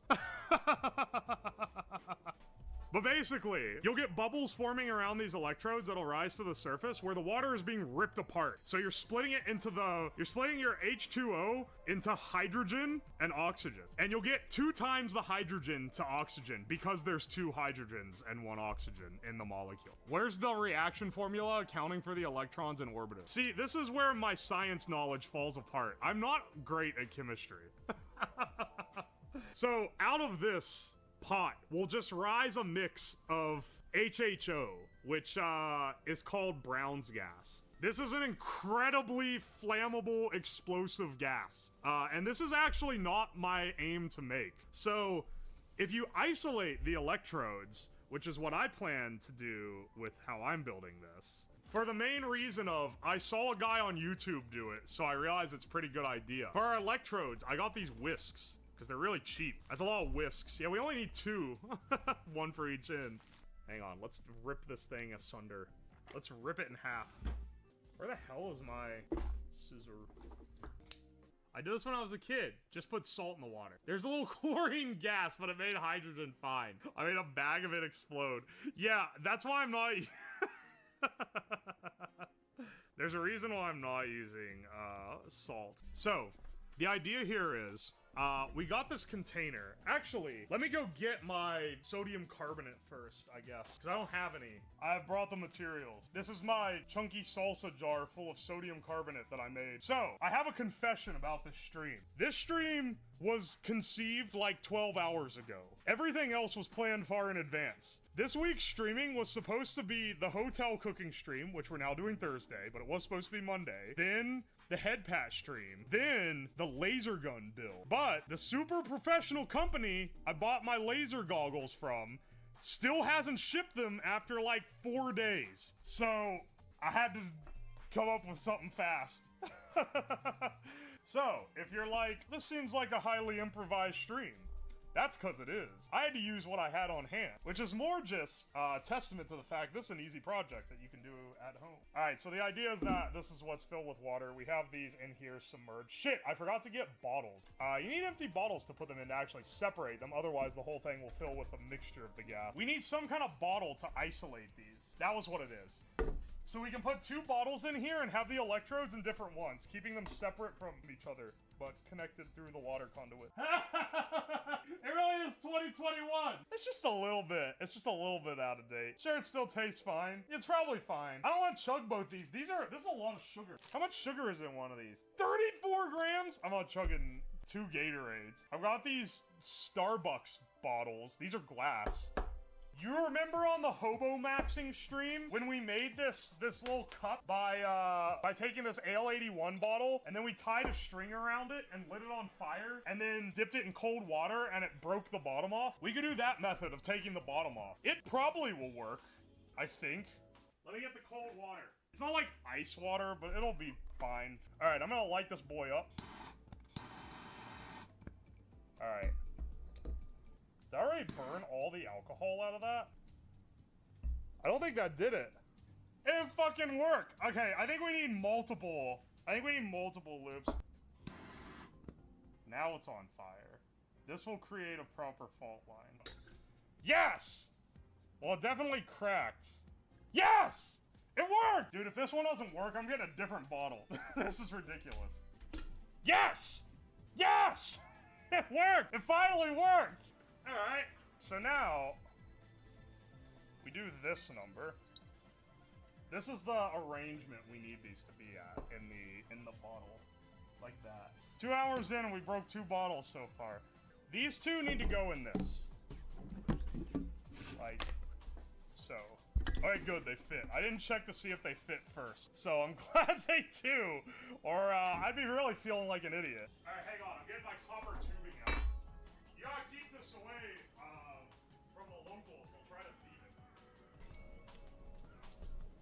It's time to get out the clamp. If y'all were here for the welder stream, you know how this goes. We're gonna crimp this in this and then drive it through the top and seal it. So the idea is that we crimp one end in the tube and the other end will go through the top of the bottle. So, oh wait, maybe that didn't work as well as I thought. This whisk is still kind of loose. Okay, hang on. I'm trying to find my drill bits, drill head, drill.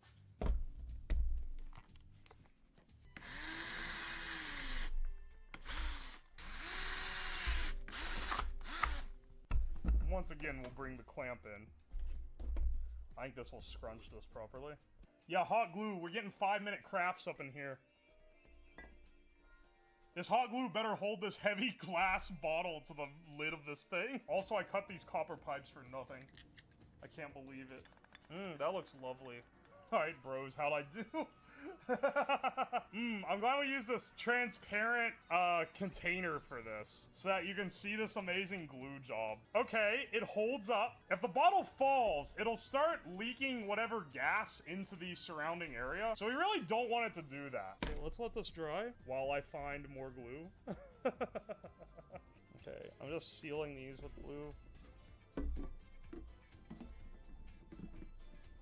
Alright. We have gotten this to this point. It's time to move to the science shelf over here, where we actually set up the hydrolysis. Alright, I think you guys can see this. Yeah. And then I can see you guys.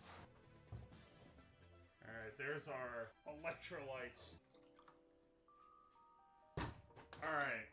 Now we're gonna add our sodium carbonate solution. Our solution? We're gonna make a sodium carbonate solution by adding our dry sodium carbonate to this.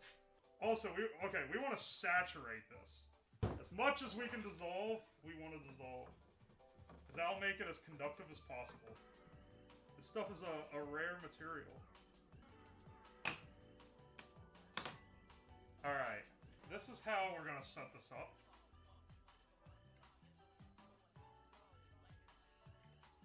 And then off these, I should be able to connect some back. I am going to put a zip tie around the base of this bag. Seal it shut. And if all goes well, it should be producing that good shit. This is gonna take forever. This is going to take forever. We can see your nuts on stream. Yeah, I know. Isn't this a great nut cam? Let's just go ahead and start cranking this up. Alright, we're gonna have to go pretty high voltage to get enough current. Okay, you can see bubbles forming, right? We need a lot more power. That's only... Add more electrolyte. Yeah, I don't think this is as saturated as it should be. Let's turn this off. Well, actually, no, this could all stay. I will add as much as I conceivably can to make it conduct as much as possible. Ooh, a fume cloud. It's not fumes, it's dust. Let's, that is hot. You know what I'm realizing is the other flaw? Is these are held in with hot glue, which softens when your electrodes get hot. Hey, remember like earlier in this when I was like, bro, it's electrolysis. I can't fuck this up. Here's a question. How much of this is hydrogen? This air right here. I forgot how zoomed in I was for a second. The hydrogen is going into the bag. It should be explosive at this point. Alright, let's try it. Okay, 1 second. I need to make a stick. Let's see if this actually bangs. Whoa, it did! Let's transfer some of this 3-year expired Gatorade into this, and then use the empty bottle. Finally, serum. So the idea is that we let this fill with water, it rises, so it'll stay in the bottle, right? Alright.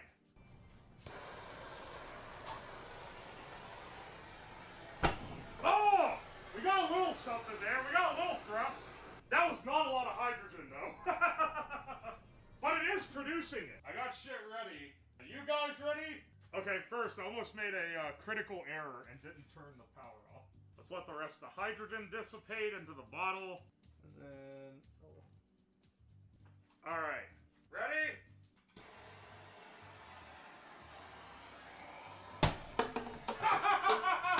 That was so anticlimactic, it barely moved! Hang on, before we get started, before I get chemicals out, I have prepared a British delicacy that I have been curious about for a very long time. Behold, toast sandwich. I have never had one of these. I heavily buttered this toast, because I feel like that's what you're supposed to do. Because that's where the flavor comes from, right? Alright. Let's give this a try. Yeah, that tastes like, a bread sandwich, alright. This is a textureless void of nothing. There's a lot of butter on this. I toasted it in a skillet. It's why I started slightly later than usual. Yeah, that tastes like fucking nothing, bro. You tell me this needs more butter? Hang on 1 second. Butter. That's a lot of butter. Alright, let's see how British people live. You know what would be even better? If you got rid of this, and you got rid of this, and you just ate the toast. Dude, fuck British, bro. What the hell were they thinking? Alright, this is what's going into this. So, actually, wait. I don't even have to intro this. I have a primer just for you. Once again, we are stealing a concept from a much better DIY content creator, Nighthawk and Light, who I also stole the recipe for their Senko Hanabi sparklers. I'm a science and tech content creator like Linus Tech Tips is, where I just kind of show off what other people have done. I'm not creating the thing that I'm showing. Very few of what I show on stream is novel. A lot of it is borrowed or improvised from an existing idea. Because to do something novel, if I want to do novel streams, you would see me disappear off the face of the earth for a month while I worked on it, and then I'd show up and do one stream. This is what we're going for. This is to give you an idea of what we're trying to make. We're watching this Kino because this is the guy who developed the formula for the fire bricks we're gonna make. We're gonna make some fireproof material that is similar to a miracle material from the 90s that got kind of lost to time. I'm not gonna get banned for self-harm because it's gonna fucking work. I'm not gonna get hurt. See, look, he's able to do it. Look at that. That's the face of a man who is very sure. Wonder which tastes better, this or hardtack. This is like a solid percentage baking soda, so I'm gonna guess hardtack. I don't know if you've ever eaten baking soda. It tastes like shit. It's horrible. We can make this. I don't have cornstarch, all I have is potato starch, but that should work the same. This is all our ingredients that we got for this. And we can supposedly make this incredible substance. Let's do 200 grams of flour. Put a baby in the batter. Okay, wait. Wait. We could do that. We could use a baby to see if it burns or not. Oh wait, that's actually too much. Whoopsie. I mean, I guess I can taste some of this to see what it tastes like. None of this is poisonous, right? It all comes down to sugar. Only this time, instead of sugar and nitrates, which is what we can use to test this with. I know baking soda is more dense than these other materials, so 100 grams by, like, the... Ah! Oh. Should I put some gamer subs in a spoon and torching it to see if it bubbles? Yeah, you want me to crack spoon some? Let me see if do I have a spare spoon that I can sacrifice to that? That's a good idea. Let me see if I have a spoon real fast. Alright. Have I ever pulled this out on stream before? I have a bag full of silverware that I've stolen from various apartments and the dorm cafeteria.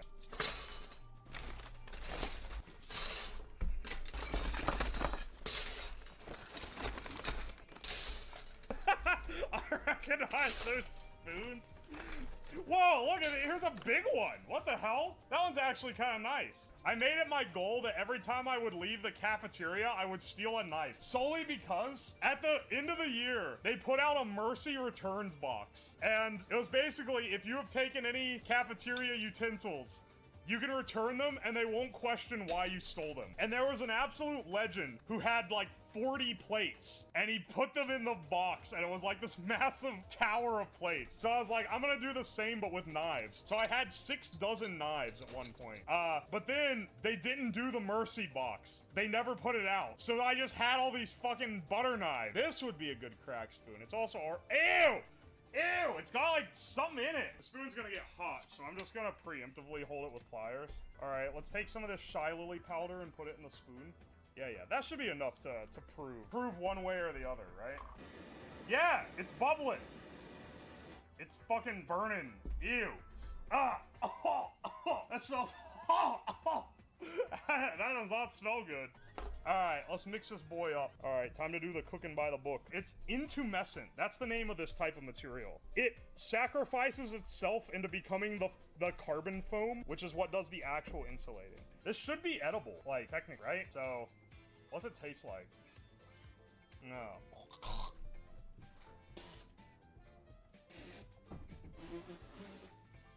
You really don't want to eat that. That tastes like ass. All right, let's do a little test. Let's do a little test of this dough. For my test subject, I need an infant. Let's get him a little fireproof blanket. Observe, baby. Fire blanket. Oh shit, it's torching the desk. I mean, that's completely cool under. All right, infant.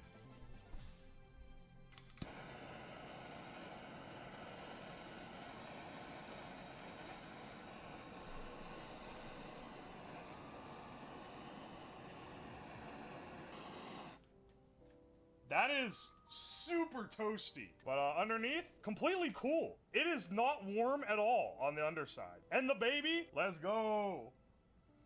Now, as our control, let's observe a baby when it doesn't have the fire. This is half the width. This is half the width, right?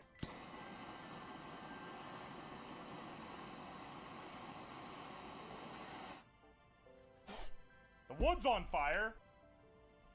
That baby is fine. Oh, that's like pretty toasty under there though. It's not like hot, but like it's definitely warm, whereas the other was like cool. Okay, now as a control, here's the baby with no protection whatsoever.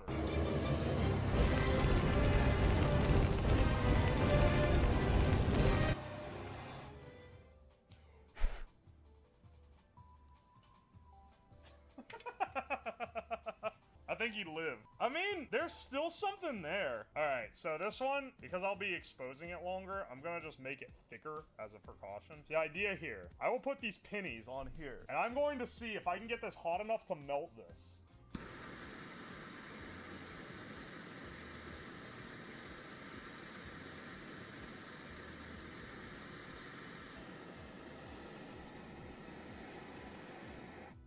Ta-da! It works! So, I have forged a few things in this. So, just to confirm it works. This is our fiberglass insulation soup can forge. You stick the torch in the side like this, and you hold it on, and it gets really hot on the end. But, look how thick this has to be. And look how, like, you have very little space, it has to be really thick. It's like a trick to, like, get it. I'm thinking using this stuff, we can make a lot more of this. We can coat it in a thinner layer. Once it puffs out, it will take more space. All right, that's it.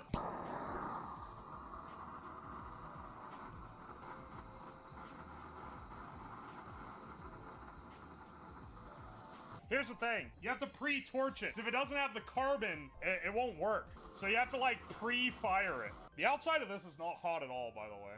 It's not, it's like slightly above room temp. Bros, I think it's time to stick them in the smelter and see if they smelt. There we go. Okay, now I put this on its side.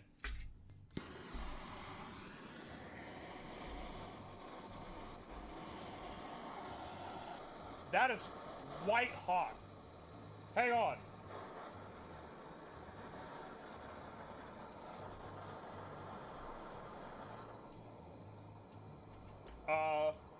Okay.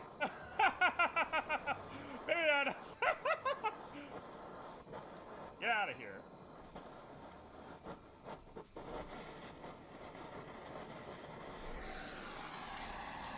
I mean, it's very hot, but it's not molten by any stretch. You cannot see on camera how much smoke there is. I don't know if turning the lights off might make it easier to see. Yeah. Yeah, it's still handleable on the outside. The insulation's holding up great. Here, I'll do it this way so you guys can actually see.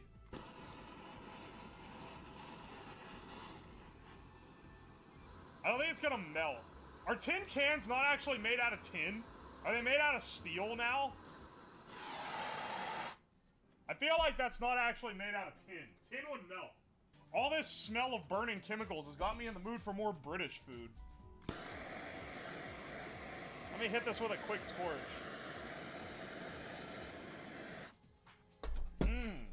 Is it even safe to eat? Yeah? I know the British are animals, but they're not making non-food safe creations. Oh man, I did not just redistribute this. I just realized. I hope that is not too much water, or it's gonna be really hard to rethicken.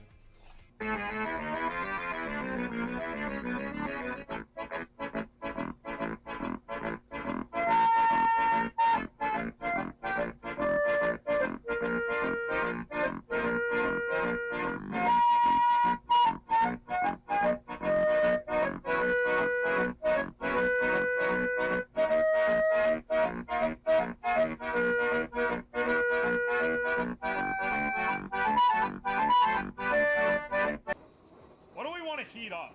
Oh, we can drop our brackets in here and see what happens to them. I have a guess.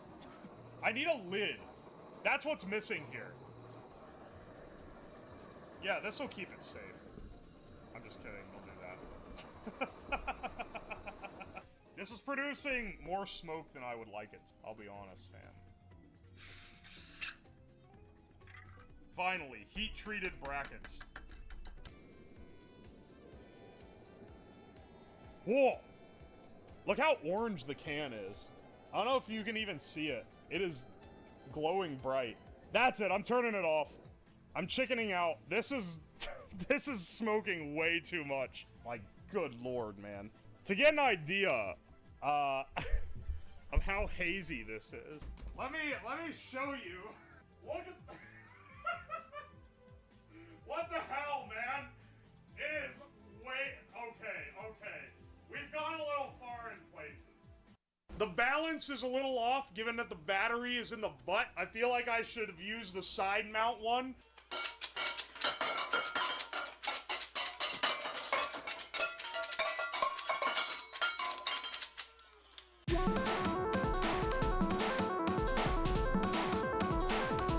Start our project. I got all this stuff 3D printed out. We're gonna be building this Nerf gun today. This is a Griffin. There's a lot of different fan-made Nerf guns that are out there. This is one of them. This is one that seemed very popular, and it has a lot of like modularization and a lot of like options for different parts and stuff. So I wanted to give this a shot. Once we get it working though, I think assuming I can get it working easy enough, we're gonna see if we can make it more powerful and or see if we can make something more powerful than this. One of these parts is printed wrong, but it's one that's not that important. It's the stock. I printed this stock, and then this one doesn't mesh up with it. I didn't realize that not all the stocks would fit onto the same stock tubes. Whoops. Well, you don't really need the stock on a Nerf gun because you're not getting like recoil and shit. So I'll go ahead and put some of these darts in here. We'll leave some for testing. We got a decent amount though. I've been itching to put this together. I 3D printed a lot of this stuff in advance. The last thing I printed, which is because I realized, because I had this all printed this weekend so that we could build it today. And all these parts are 3D printed except for these clips, which you can also print if you were so inclined. But getting the springs seems annoying. My flywheels showed up today. These are what they use to actually launch the darts, and I realized that they were like this close together, so the dart would get crushed going between it, and it couldn't even feed a dart because the head of it was too fat. Some of the clips have printable springs. I can't imagine those are fantastic. As stocks for a buffer tube, yeah, I can. Yeah, there, because like there's a way people like put like PVC pipes so they don't have to print the tube. Unfortunately, I didn't realize that the one you 3D print is not gonna be the same diameter. Give it some recoil. There's some ideas I have for making these more powerful. This has support down the middle of it. Doesn't really matter because like it's not really doing anything. We just gotta run some wires here, but it is down the center of this. But like most projects of this sort, there's not really a guide on how to put it together, but there is a YouTube video that is uploaded in HD, but the video is like upscaled from like 360p, and I did skim through it to get an idea of how to put everything together. That said, we're not gonna watch it while we go along, so I'm just gonna be mostly winging it on this construction. There's build guides. That's cool. Good thing I'm not gonna be using them. I'm gonna just put it together and hope that it works. Because these were too close together when I first printed, I went in and physically modified the mesh to pull them a couple millimeters apart. And I did test beforehand that if you stick a dart in it and wire the motors up, it does throw it out. So this is a custom part for these flywheels that I bought on Amazon.com. All right, and then this is gonna have a spring that should be between here and here. So let's go ahead and put this on. If this spring fits, it's perfect. It might be too long. I might have to cut it short. We'll see. It definitely like looks long enough. Yeah, baby. So now, oh, all right. We're into mechanics. All right, this trigger goes here. This is another spring. Oh, luckily, I think the same spring is gonna work for most stuff. If this doesn't work for this, oh fuck, wait, it doesn't. Wait, if it was just a little less shallow, it would. Wait, that thing goes way deep. Why does that go so deep? I gotta get a bigger spring now. Do I have a spring that long? Oh, I have a longer one. The longer spring I have is like way longer. Oh, wait, that is what that is for. Is one about like that. So then the trigger goes. All right. All right, hang on. Just soldering my leads onto here because it's a lot easier to solder it when it's out of the thing than when it's already sealed up in there. And then I'll do a white return.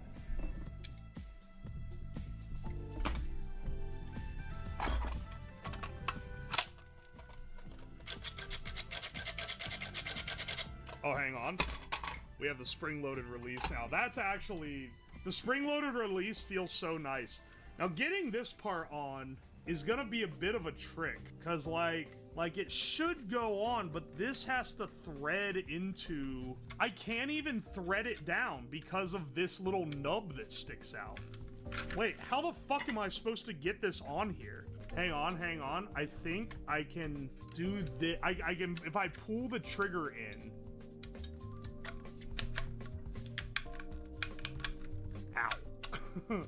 Alright, so hang on. Time to break out the Dremel. Does the top cover have the wire channels in it? Oh shit, it does. Oh no, it does. Wait. Hang on. Oh, we have to take the whole thing off. Fuck. I mean, we have to take it off anyway because this shit's sticking. And like, if it's sticking, it's not gonna fucking work. Am I gonna have to file this hole out? This plate printed horribly. Now that I'm looking at it, it's kind of fucked up. I was probably printing it with a bunch of other stuff. Whatever this is sliding in needs to be incredibly like open. All right, hang on, get this wire under so I don't accidentally sand it off. Let's see. All right, slides in like that. So that means it slides here like... That is, like, fine. That goes fine, though. It has plenty of tolerance. It has plenty of clearance if I can actually get it in. All right, hang on. If we can get this guy in here... I can see how this works, but getting it, like, filled up is so hard. No, wait. What is it? Oh, wait, it's caught on the, like, underside of the thing. Hang on a second. It's, like, so close to working. It's so close, but it's, like, it's like a hair off, and it's touching the sides of the thing instead of sliding freely in the space, because there's enough tolerance that it should just slide freely, but it's not. What dimension of this thing is getting fucked up here? I'm like looking down the back of it, trying to figure it out. Is it getting, wait. Maybe it's not, maybe I'm barking up the wrong tree here. Maybe it's getting stuck because of this, it's getting like pulled up at the end, and this gateway here is what's keeping it. Well, in that case, I need to fucking sand this part down. I am trying my best to wear this shit out, but it looks like I'm doing foul things to this Nerf gun. Oh wait, the fucking wire is in the way. Hang on a second. I'm gonna bend this wire up so much during this process. Oh my gosh, dude. Alright, fuck the wire routing. The wire can fucking poke out the back. I do not care. I'm just begging this to work. Come on, dog. Oh my gosh! Get the wire out of there and suddenly it starts working.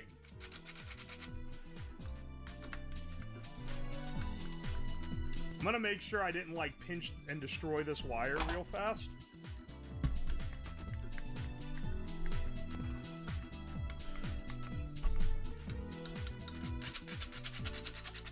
It's not going back far enough. It needs to like go a little bit further back. Like, I'm afraid here. Because it goes, alright, dart, phew! But then, like, see, it's not going back far enough, man. This is clunkier than a Nerf gun. Alright, hang on. This PLA, I always forget chewing PLA away to give it a little hole makes it real stretchy for some reason. But I have to chew it a little bit because I need to let this wire that I did not route come in. This wire just running. It'll be fine, bro. Nah, bro, I'm just going for that cyberpunk aesthetic. What motors are you using? I don't have the brand written on them. I'll have to look them up, but they're, I believe, they were the biggest ones that would fit in this chassis. I'm fighting between everything's wanting to, everything's wanting to pop out. Like, look at this stupid thing. The peg that holds this in keeps wanting to go too. We do this.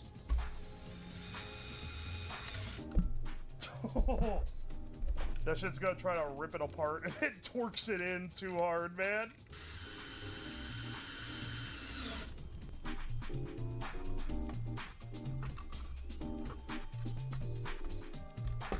Hang on, does this actually fit the top of these motors? I just want to know if I'm able to bolt them in. Oh yeah, it does. All right, perfect.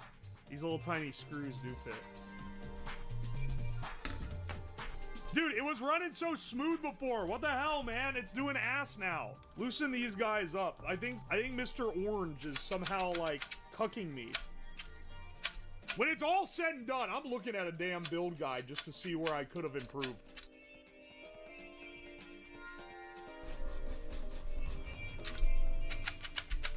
That's so smooth, man. It was. This top, I realize now, because I modified it, this top cover no longer fits. The little, like, outlet bit at the top does not seat anymore. So, I guess for now, it's gonna be flying wide open. Let me get a, yeah, I guess we're going open bolt. Here, I can still mount, I can mount this on top, but it only has one tie point. Technically, the stock is also a bit fucked up. The reason why I don't have a matching top plate is because I had to customize the flywheel cage. Because the flywheel cages that were pre-made for the Griffin didn't fit the flywheels that I bought. And the flywheels I bought were just the ones on Amazon.com that had the fastest shipping. Which looked like the right ones, but you know, many such deceptions. How many can it shoot per minute? Let's find out. Find out how many I can shoot. Stock doesn't fit, but we can maybe make it fit using the power of glue and duct tape. And then make all the ADHD Nerf dudes start, like, shitting their pants. Epic.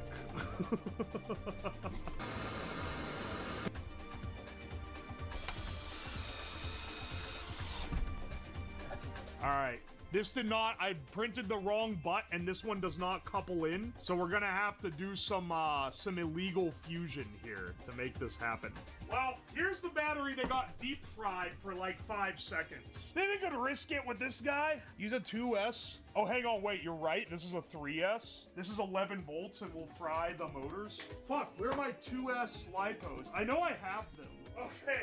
Okay, hang on, hear me out. This battery is way too big for what we're building, but, like, it is a 2S, 7.4 volts. So, let me just use this sharp knife around the lithium-ion battery. Sorry, it's a lithium polymer. Alright, get ready for the greatest attachment that ever was. Here, I got more duct tape. We were out of the normal silver kind.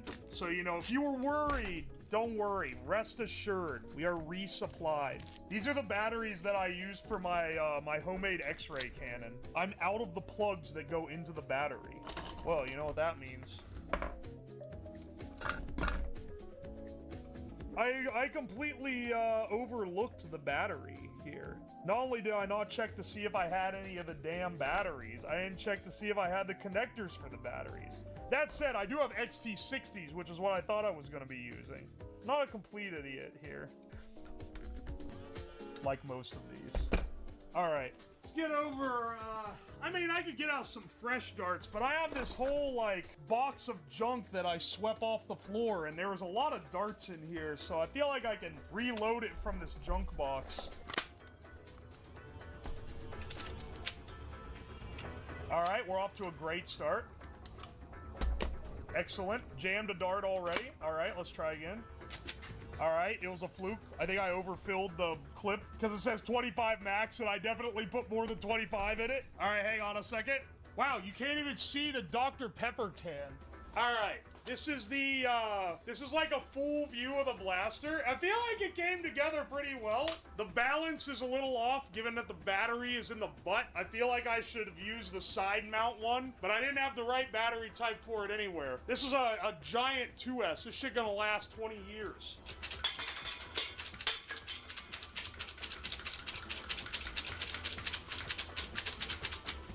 It's pretty fast time to empty considering it's a semi-auto, honestly. Alright, hang on a second.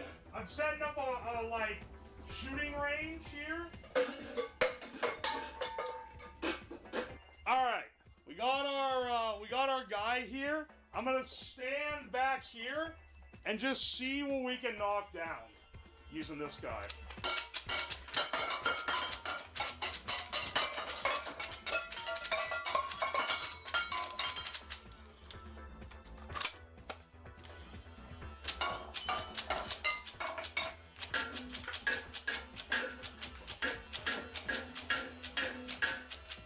Ain't quite the power that I was hoping to get here, but you know, it does work. You think it'll kill him? They're rated for 6 volts, he just ran 7.4. What if they go crazy, though? We're also using the deep fried battery. A true sign of success, if there ever was one. Don't leave them on too long. That's what I'm thinking, dude. Yeah, I've run motors well above their voltage rating. They're just gonna get hot fast. No, that's like definitely stronger.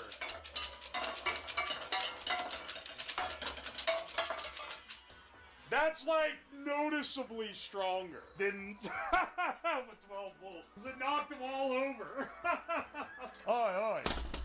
I wish I had more magazines, honestly. Alright, today's project, for those who cannot read the title or simply are in denial of the massive amount of awesome construction we're gonna embark on this stream today. So, I heard a theory. They were saying that apparently you can hear sound through your balls using bone conducting headphone. And if you don't know what a bone conducting headphone is, it's like a little headphone that goes on your head, like on the middle of your forehead, or it's on like the side, but you know, and it vibrates your skull so you can hear the music like through your skull, which is kind of cool. I was like, has anyone tried this? And I couldn't find anyone talking about actually trying it and actually seeing if they could hear sound through their balls. So today, I 3D printed some parts. I have a conceptualized drawing that I'll draw up for you, but we're gonna build a bespoke ball headphones.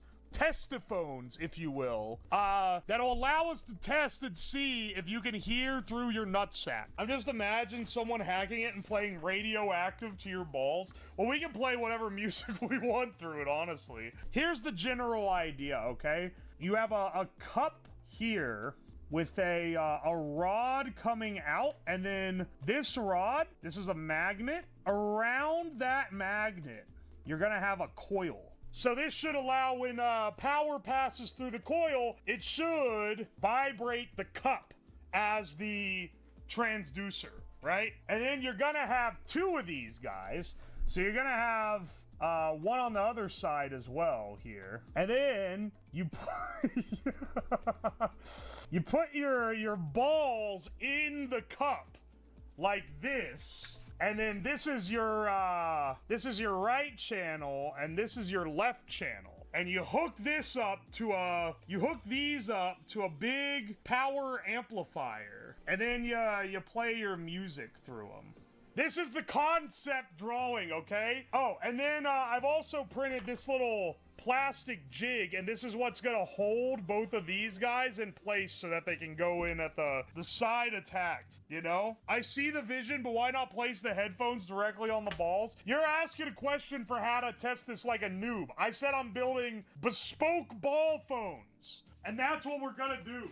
I don't think you understand. It is transducing, or like the vibrations are gonna be pumped directly into the testes. Play the THX deep note on the ball phones. Just wait till you see. Hang on a second. Also, to play this, I didn't want to accidentally like explode my good audio amp, so I bought a cheap one on Amazon. This guy was $30. Now, I want to say, they called this a home theater audio supply. $30 is really cheap for a speaker amplifier, right? This claimed in the listing to be 300 watts, which is actually like impossibly insane. That's a crazy amount of power. And then I also want to point out, I don't know how much power it actually is, but on the back, you can do AC power in or DC power in, which it requires 12 volts at 5 amps. Now, if you do, your power is voltage times current.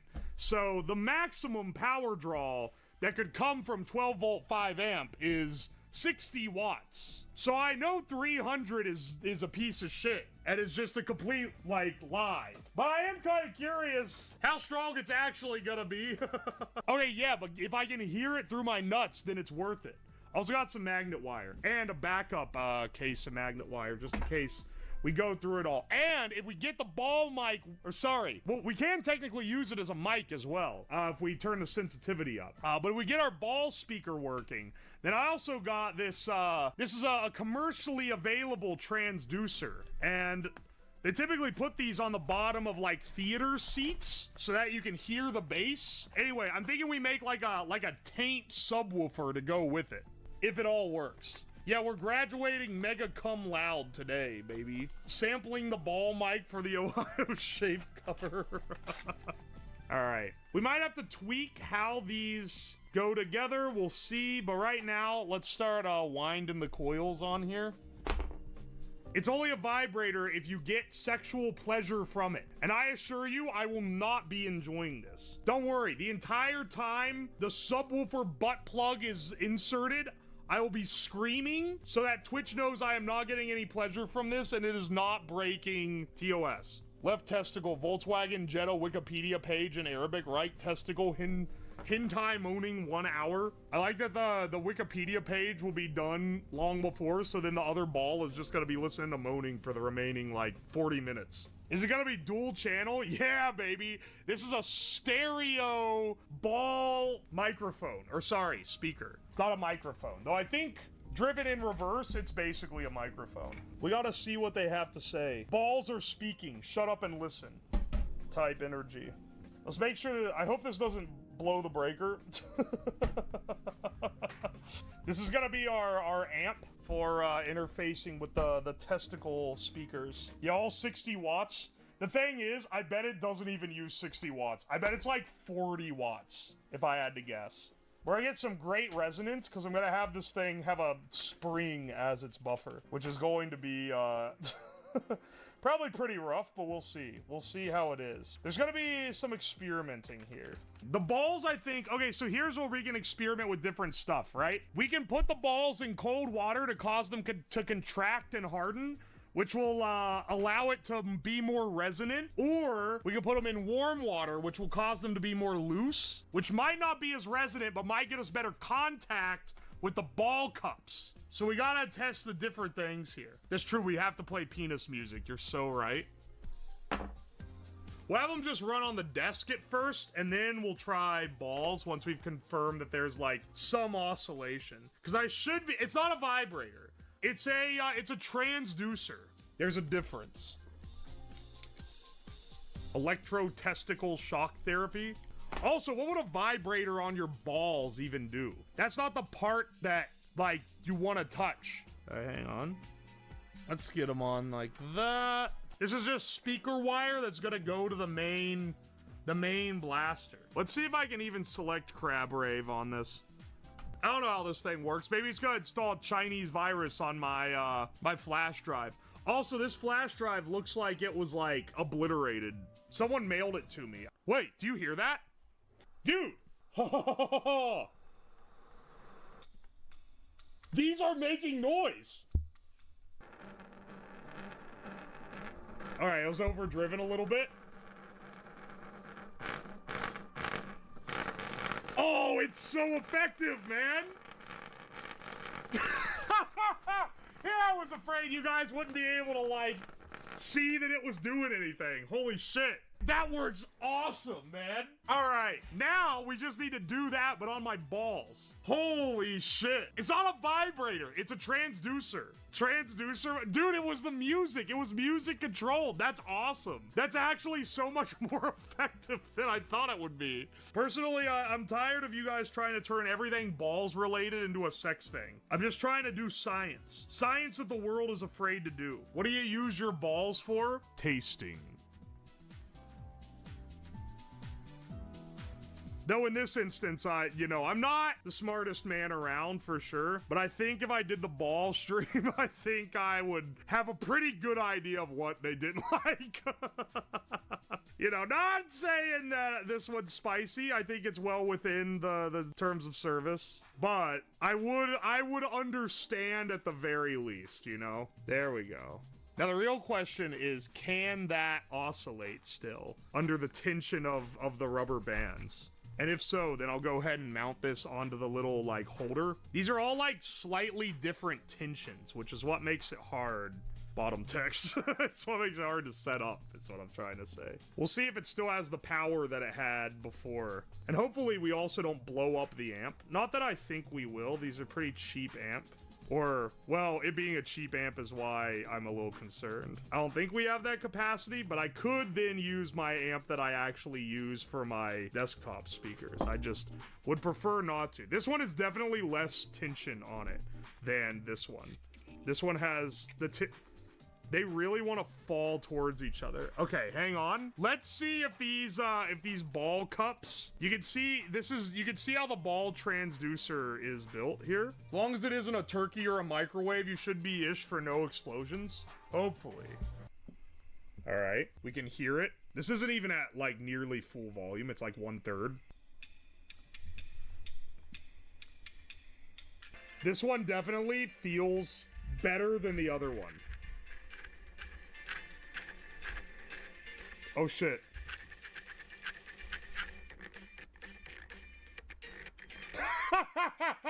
Alright, hang on. We need to lighten up the tension on this one.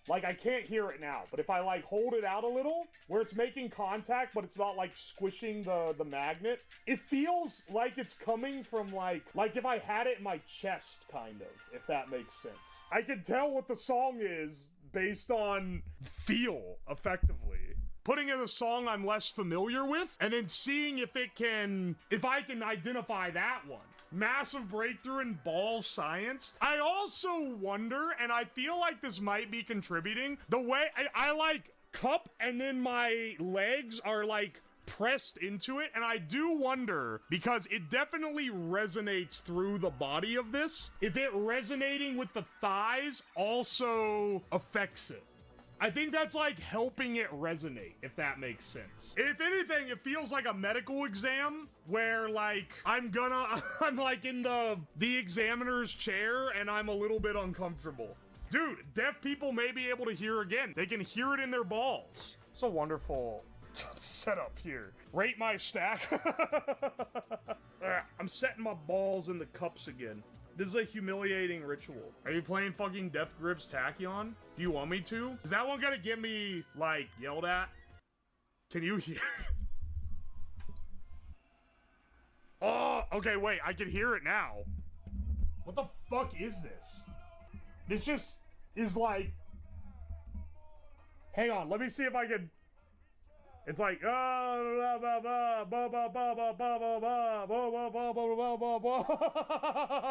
never listened to this. Or I did like years ago, but I don't remember it. Hang on, wait. I fell out of position. It needs to be at just the right position. Oh, there we go.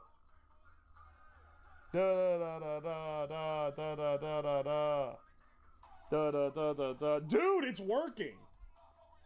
This is like Bandle, except it's just playing the entire song through my testicles, and I have to guess what the song is. I do think it resonates better when the sack is a little bit taut. Not to be crude, I mean, you know what you're getting into with this stream. When it's it's not completely loosey, I think is when it works the best for resonance. What is this Blue KNY Factory remix? What is this? Wait, is it? Yeah, everything he sees is just blue, like him, inside and outside. That's it, right? Yeah. And he ain't got nobody to listen. Oh, now it's like getting drowned out. Ah! Ow! Fuck this remix, though. I mean, that's like coming in loud and clear, for sure. Dun, dun, dun, dun, dun, dun, dun, dun, dun, dun, dun, dun, dun, dun, dun, dun, dun. Dude, yeah, this one comes through better than almost anything else. You're listening to FM 1013, the balls. 1013 is an AM frequency, you fuck. Oh wait, hang on, you're right. I have to do CBAT, right? Bow, bow, bow, bow, bow, bow, bow, bow. This song getting popular, like, oh sorry, there's an ad. I forgot I'm not on my account. There's an ad for Grammarly playing through my nuts right now. Okay, here we go. I can't really get it yet. It's real subtle. I get it. Oh wait, it's like a. Oh, there's the. Da da da da da da. Dude, these things are going nuts. Do do do. It's really easy to tell with this because the beat is so, like, defined. Jabroni Mike Dino rap as played on the balls. Ow. Ow. Alright. Ow. Alright, hang on. It's like way too... Hang on. You guys need to, like, be able to see what I'm contending with here, okay? Here's my nuts.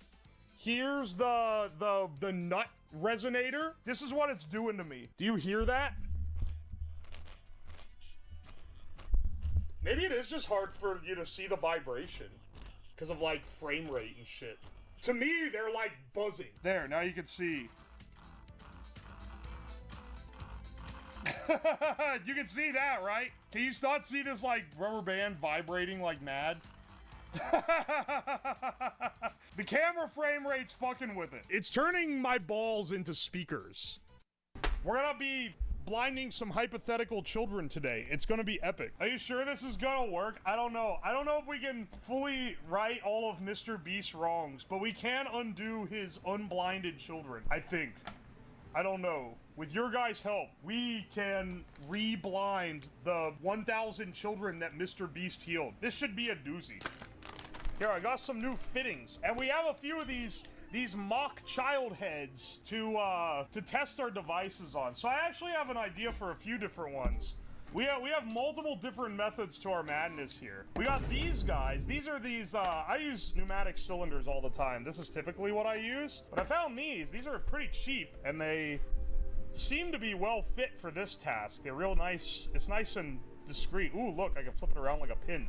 And, this should be able to give a good jabbing motion. We'll hook those up to a tester here to try it out. I thought it had air in it. Otherwise, I would have done this before stream. You're gonna blend their eyes to blind. I would go with tannerite. Tannerite's gonna eliminate the entire child. This needs to be a process where the child survives. Dude, this shit is so hard to cut. Why does it always fail when I need it most?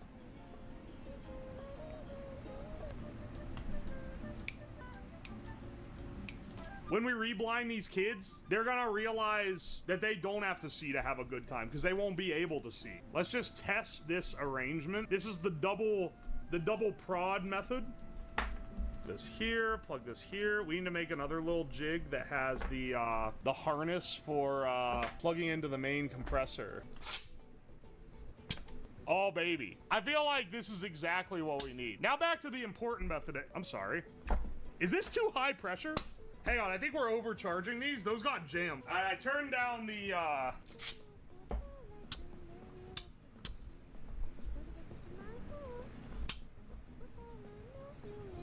Dude, what the okay, wait, did I suck it down too much now? I think I destroyed the cylinders. We're like that before? How much, wait, what pressure are these rated for? 1 megapascal? Hang on, how much is that? 1 MPa? Hang on. What is that? In PSI? You know, something normal people use? 1 MPa to PSI. 145. Oh, this should be fine. Why did it... Wait, what? Does it need lube? Is that it? All right, let's get it. Let's hit it with some lube. Maybe it really is a lube issue. Hold on. Are you telling me this thing goes in far enough, hits the cylinder? Are you kidding me? I have to loosen this one slightly? Oh yeah, now it works. It's like 0.5 millimeter too long. Alright, it doesn't need lubed at all. So I'm not actually overdriving it at all. Oh baby.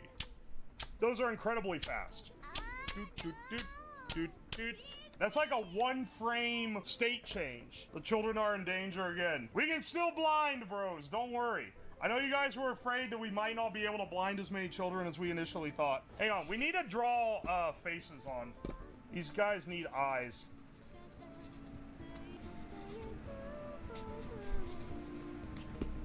That's kind of like a Pepe the Frog eye, but, you know, we're doing our best here. All right. yeah, that's great, actually. Give him a kiss. Hang on, and we can also draw some hair on. Dude, I don't know why I'm giving him like anime kid hair. Yeah, that's perfect. I'm seeing the vision now. It's coming together in my head. I envision a future where all children are blind. Also, as a disclaimer, no children will be harmed in the making of this video. Safety is an illusion. Ain't that the truth? Speaking of safety is an illusion, I think we need to build a, I think we should specifically build a headpiece design for this. Here, I have some tin cans that I've been saving just for this purpose. We can chop these apart to get the sheet metal necessary to build a helmet. This one is the one that I landed on the railgun, so it has some holes. We still got some salvageable metal on there for sure. All right, safety first, fam.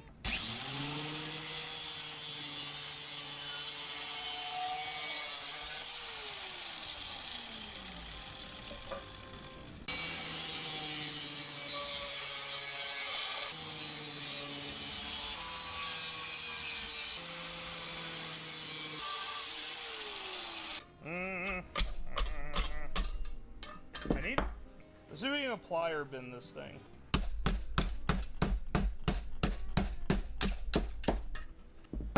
Any kid that has to wear this apparatus and sees himself in the mirror is gonna wish he was fucking blind. You're gonna look dumb as hell in this. All right, so here's the idea, is that this is a headpiece. Here's our model child, just FYI. It could be like this, and then we could bend this part back. Put the flashlight directly on the eye. I already built a flashlight that can blind you, so we could just implement that as part of the system. Hang on, I'll show it to you. It's this guy here. This big flashlight. All right, see this sheet of paper? I'm gonna put this, so this is what this looks like. I'm gonna put this sheet of paper on top of it. Just wait, I swear. This thing is pretty fucking powerful unless it's somehow, like, been nerfed since the last time I messed with it. It has been nerfed. This ain't putting out nearly as much as it was before. My batteries are going dead. No! We gotta let these boys charge, and then we'll see the true power of God. Now, where's my, other drill head? We need to drill holes for some bolts. We don't need any big bolts or anything, just something sizable enough to hold this frame together. Sizable enough to clamp down a child's head while we're putting the blinding implements on him. There we go. Fuck! Thing was not locked in. Now it's locked in. Do do do do do do.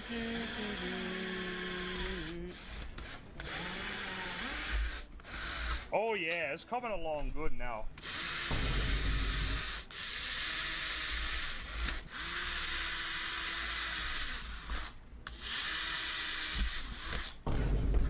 Alright, our child headgear apparatus is coming together nicely.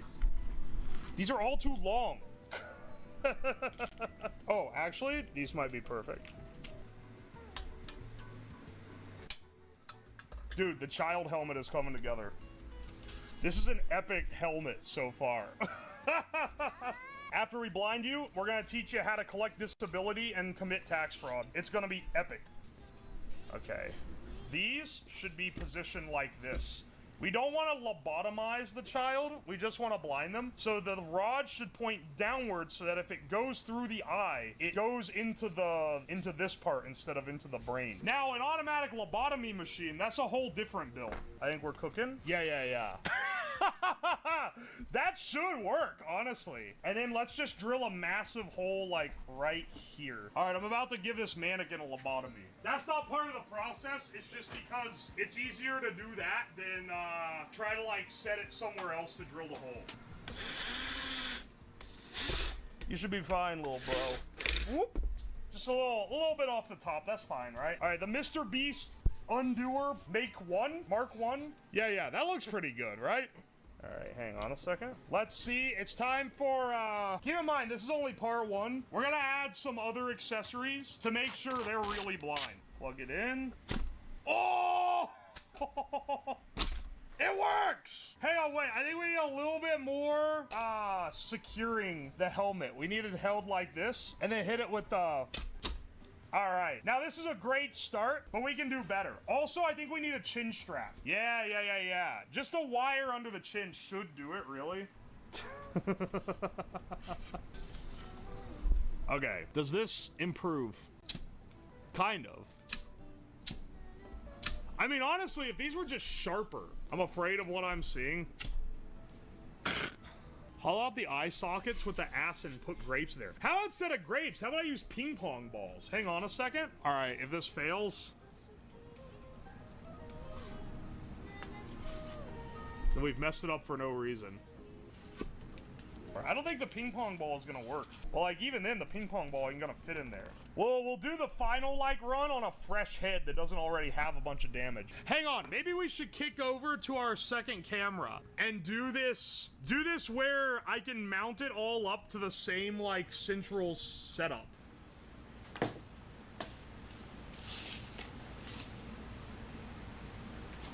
Alright, we're gonna need to mount a little pole so that he stops falling over constantly.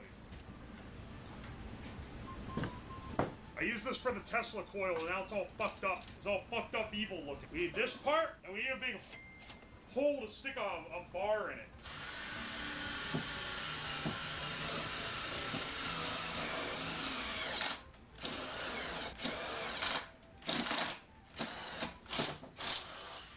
Holy shit.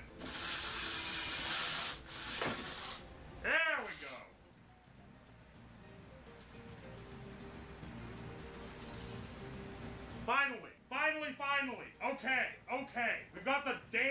to sit up straight. All right, hang on a second. Let's get some extra parasaltic pumps. Acetone should not dissolve the silicone that these pipes are made of.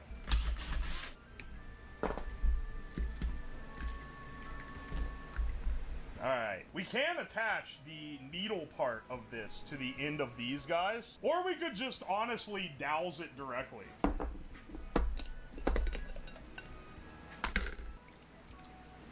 Here, I'm trying to make sure this doesn't dissolve. I don't think it is. I don't think it's dissolving. Alright. We just need these guys here. The best way to do this would be using wires. Hang on a second. This thing's gonna be great. This is gonna change the future of Mr. Beast reparation videos. Salt trap, but helpful because it cures vision. Yeah, it'll get rid of that pesky vision problem that so many people have. Now we just need one for the other side. Oh, what do you know? We have some wire right here we can take. We almost got this, dude. There we go.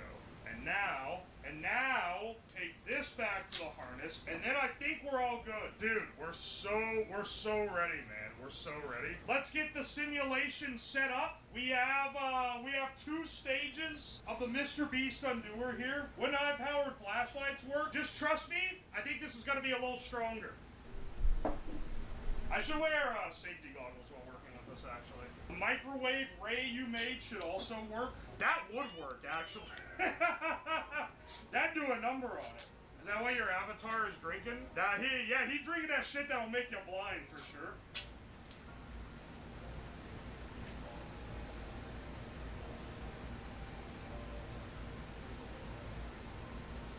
Alright, glad I spilled it everywhere. Excellent pouring work. It's only soaked into all the wood. Alright, now, this is our sample head. Standard procedure for the Mr. Beast reversal process. Hit him with this. Alright, hang on. Hit him with this.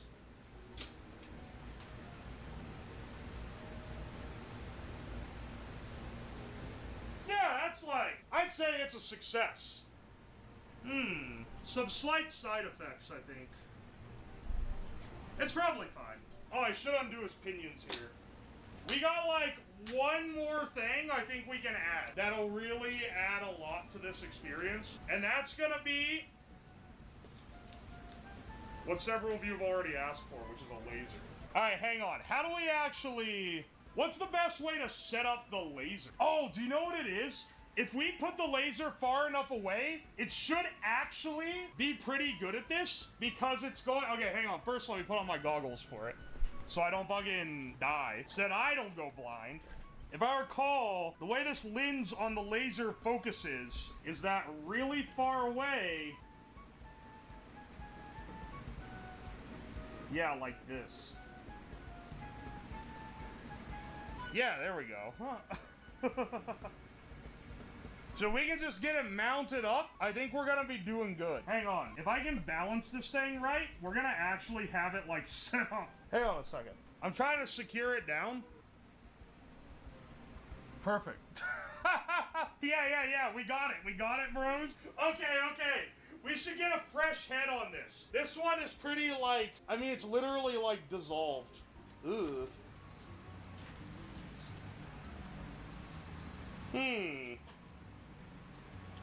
Yes, slightly, just some slight damage. Slight collateral, but that's the price you pay for perfection.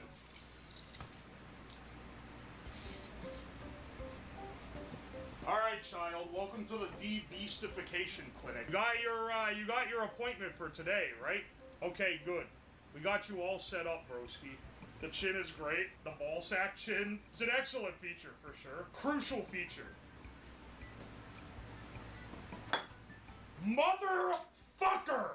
Stay the fuck up on this countertop, damn it! The one thing I don't want spilling everywhere. Do you know how hard it's gonna be to clean this shit up? I mean, it'll technically just evaporate in like 3 hours, but still, it's an act of hazard. Yeah, don't worry. Just keep your eyes focused on the Mr. Beast videos. No, I have to wear the goggles. Ready? Okay, hit him with 1. Alright, 1. I hit him 2. Yeah, don't worry. You'll be fine. You'll be fine. You'll be fine. You'll be fine. Yeah, Jimmy Beast is right here for you. Alright, hang on. No, child. The goggles, the chemical goggles are for me. Okay. If that didn't do ya, don't worry. Don't worry, bro. I got you.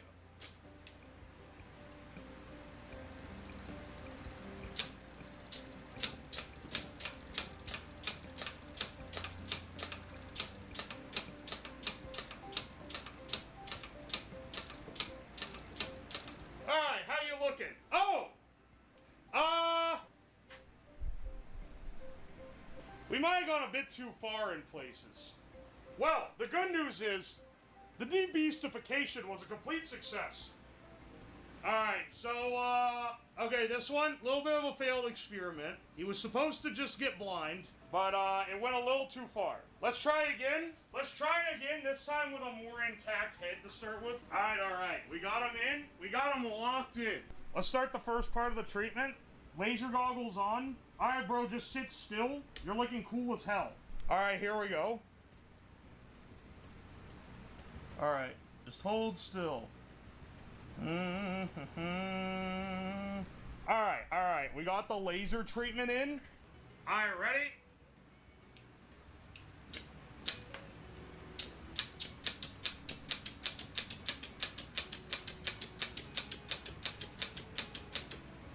Alright, that should have done it. Holy shit! A successful operation!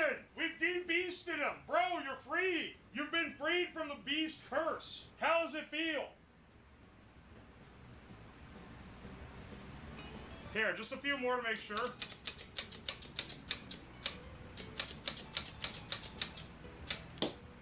Hang on, let's hit him with some,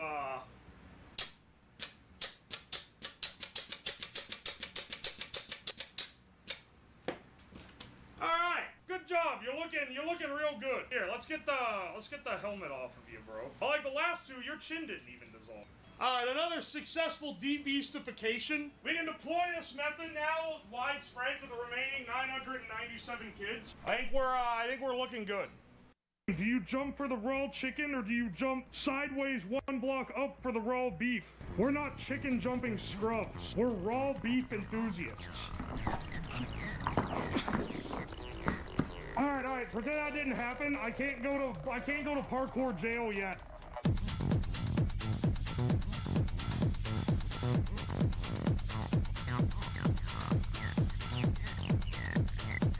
So, how we're gonna do this today is I'm gonna be setting up gauntlet courses to chat's specification and then running them. So, these blocks that are on the floor right now can be very easily rearranged into different courses. They can be stacked. I'm gonna be doing 2x2 for most of them. Here I have them laid out for the iconic scene, but let me see real fast. When I'm setting up challenges with them, I'm gonna be setting them up like this for one block, just because this makes sense for like being able to stand on it. I'm also not gonna be wearing these flip-flops. I'll put on boots so I don't fucking die. I'll put on leather boots because I'm starting as a parkour noob. How's he gonna jump from these? That's an excellent question. The blocks are so tiny. I mean, yeah, like the basement is only so big. I don't know what you expect me to build here.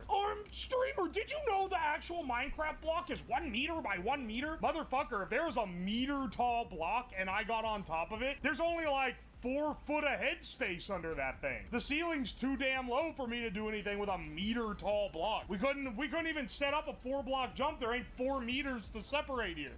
This is a limited space area, so we had to scale operations down. Already, all these jumps are gonna have to be done from a squatting position because there's only like 2 inches between my head and the ceiling. Are you gonna eat the raw beef? Of course I'm gonna eat the raw beef. You always jump for beef. In this world, you're either a beef jumper or a fucking scrub.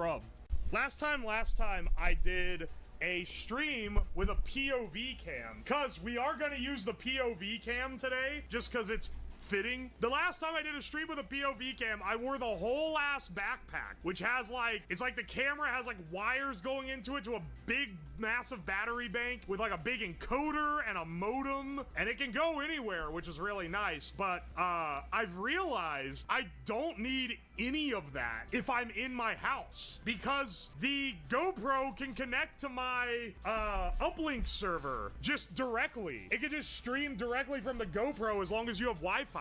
So as long as I'm in the house, I should be able to just wear it, which makes it way easier to use the POV cam, because otherwise I have this giant backpack on. Did you jump for the beef? I'm about to. Let's get our boots on. We've been yapping. It's time to do some parkour. I'm gonna try really hard not to fall. I do have the advantage of being, the advantage and disadvantage of being tall as fuck. If I start falling, I can brace myself on the ceiling. That said, my head is naturally about 2 inches under the ceiling, so every jump has to be done from a squat. You worried about breaking an ankle? I'm literally lacing up work boots right now, because the work boots protect against rolling an ankle. All right, hang on a second. We gotta establish at least like a normal. Also, I should probably move all the non-essential blocks out of the way, because like, so technically a 1-block jump would be like that, but that's like way too easy. That's just like, that's too simple. So we're gonna make it a little.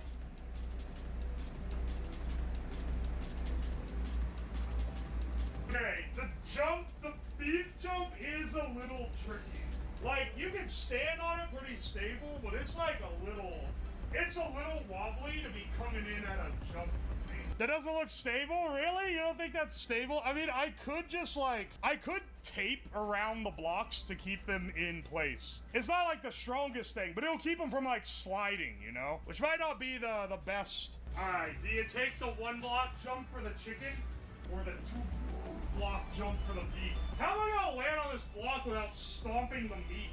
There's the chicken jump. Chicken jump versus beef jump. Also, the camera is so fucking out of focus, dude. That raw chicken nasty as fuck. I can also tell it's kind of going bad. We gotta jump for the damn beef so I don't get salmonella poisoning, dude. I had to put an SD card in this GoPro just so it shut the fuck up. All right, and then go live. Once it pops up, then we'll go to the view. Yeah, baby. The GoPro is delayed by like 5 seconds from the main stream. I can hear it in my headphones over here. But you guys should be able to hear me fine through this. Guys, it's the meme. It's the meme. Do you jump for the raw chicken or do you jump sideways 1 block up for the raw beef? The fisheye cam is making this shit look less, impressive. All right, we gotta do the beef jump. Okay, wait, we have to do the beef jump, and I also have to be able to not step on it so I can fucking eat it. We're not chicken jumping scrub. We're raw beef enthusiasts. Fuck! All right, pretend that didn't happen. I can't go to parkour jail yet. Here, we'll just put the beef back on top. We'll pretend that didn't happen yet. Listen, we're not being the 1-block scrub today. All right, hang on. All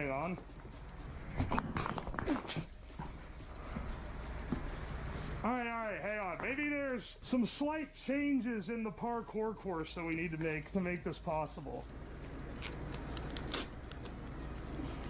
Okay, and then we do that for each level. Yeah, bro, this will totally work.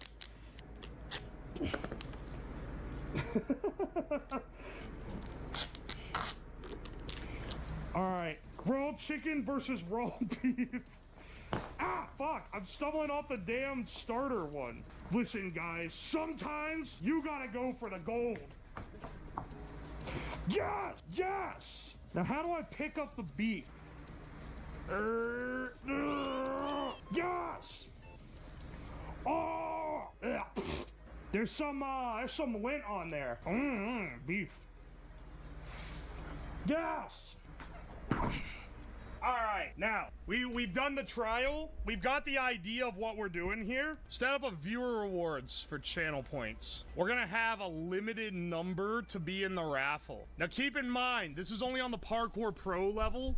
There are like 2 higher levels than this. So, you know, keep your expectations moderate for what you would challenge me to do. It has to be a reasonable challenge. Look, in the parkour universe canon, you would have to do the stunt first. This is the dumbest thing. This is the dumbest thing, dude. Limit redemptions per stream. We're gonna have 15 of you guys. Or no, we'll say no, 15 is good. 15. All right, someone's discovered the thing. 2-block vertical with a 360. Are you stupid? Do a hopscotch route. I'm filtering out the ones that are too fucking hard. A 2-block Neo? Isn't a Neo where you have to jump around another block? Hang on. I hate that I know that now. All right, we're adding your name if you have redeemed. All right, which one of you guys is gonna be the? All right, which one of you guys is gonna be dictating the challenge here? All right, hang on. Which one was 2 maxes? 360 no scope. Fuck off. You didn't specify like block distance or anything, so I'm gonna assume 361 block. That's fucking hard, though. In Parkour Civilization, in the hit cinema masterpiece known as Parkour Civilization, they act like you're a damn, like, savant if you can do a 360. All right. Give me some of that raw beef. We need our hunger bars replenished. Okay. No raw chicken. This is for the fucking peasants. This is a simple 1-block jump. We'll use our taped blocks so I don't fucking die. All right, hang on. I have to 360 jump this. I don't even know. Can I even do that on like normal ground? That's like a 180. That's not even a 360. Can I even 360 jump like... We're gonna count that. I'll tell you what, we're counting a 180, okay? That's hard enough. Ah! I had to brace myself on the light bulb. All right, 3, 2... Success? Hang on, no. Don't send me to parkour prison. I can't survive there. I'm gonna get touched by the old man. Hang on, no, we can do this. Yes! That counts! That counts! All right, hang on. Let's see who's the next challenger. Oh no. Okay, Skeleray. Hopefully you're more kind than Heinous. Hell, backwards 360? Fuck off, dude. All right. If I die, you better show up at least to my funeral. I've watched at least part 1. I know how the power scaling works. None of these fuckers can do 360s. The 360 is like the ace in the hole for the MC. So how are you guys challenging me with 360s? All right, backwards 360. So I gotta, if I succeed on this first try, remember me as a fucking legend.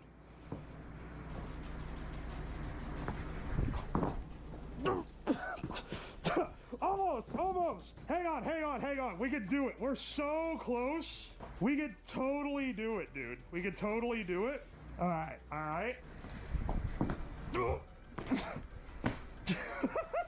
Hang on. No, don't send me to prison. I'm too young. Okay. Okay, we did it! Ah, that counts. Don't you dare say it wouldn't. All right, we got one more challenge in this category, and I have 2 strikes left. Borbelli, hang on, which one did you put in here? Oh, no. 1 block wide tightrope? We can do that. That one's gonna be so easy, it's crazy, dude. All right, hang on. Tightrope, single block to the other, spin around, come back on the single. This is just walking. This is easy. Easy, bro. Fuck! Alright, hang on. Maybe it's a little harder than I thought it was. I only have 1 more strike. I can't make any more mistakes. Guys, I'm on my last health bar. If I make any mistakes, I'm going to the bottom of parkour society. Okay.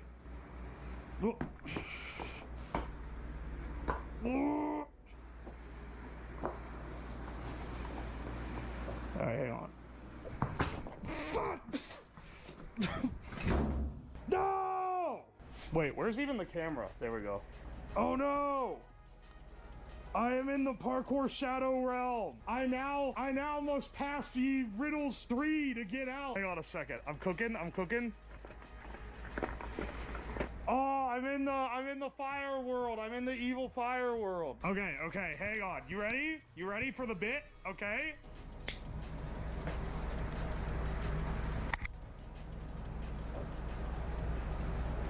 I have to do it entirely in the dark with this as my light. I bought the cheapest glow sticks money could buy, so this shit only gonna be green this bright for like 10 minutes. So we need to get an expert tier parkour out before then, okay? Okay, hang on. We have to escape parkour hell. Can you guys even see the blocks?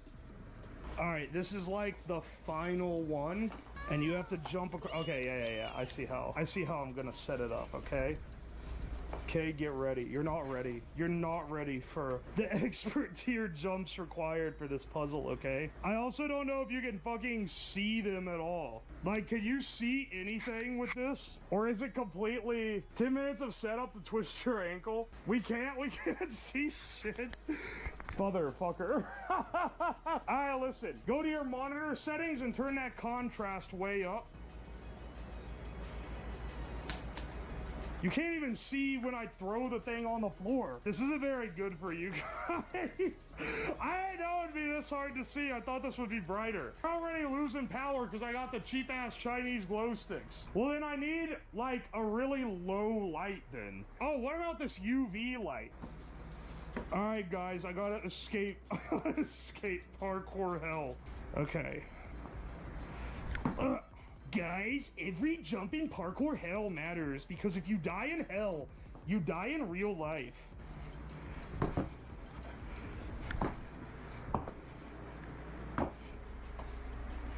We've got one Fitz jump left, Rose.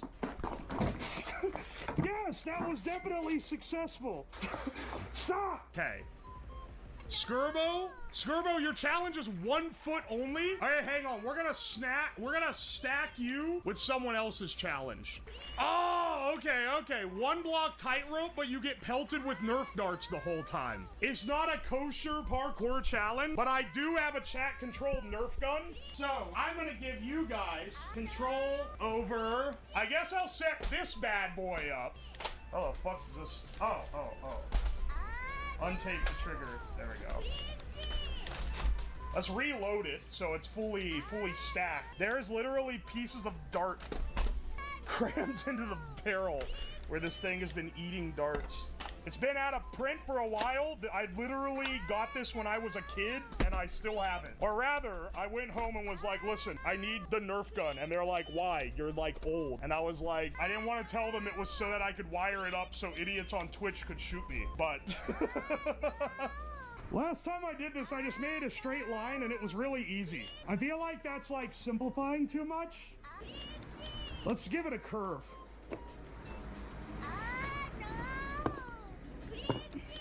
We're at like master tier now. We have to get a little more creative.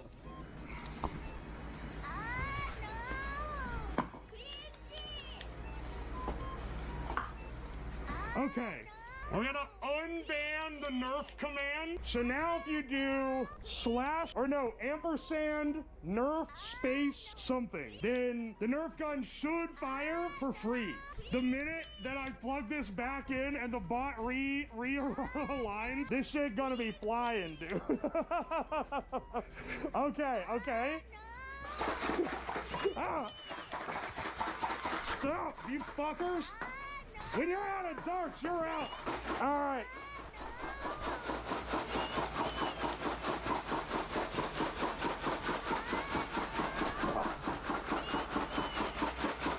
You are out. There are no darts left.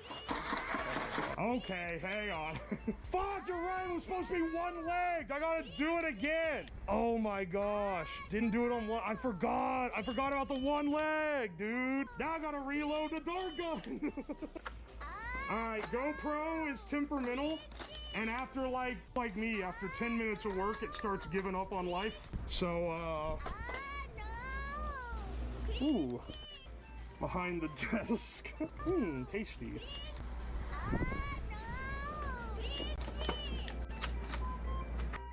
I suspect these will be like emptied in like about 10 seconds, but you know, we'll go through the trouble anyway. It is part of the stipulation.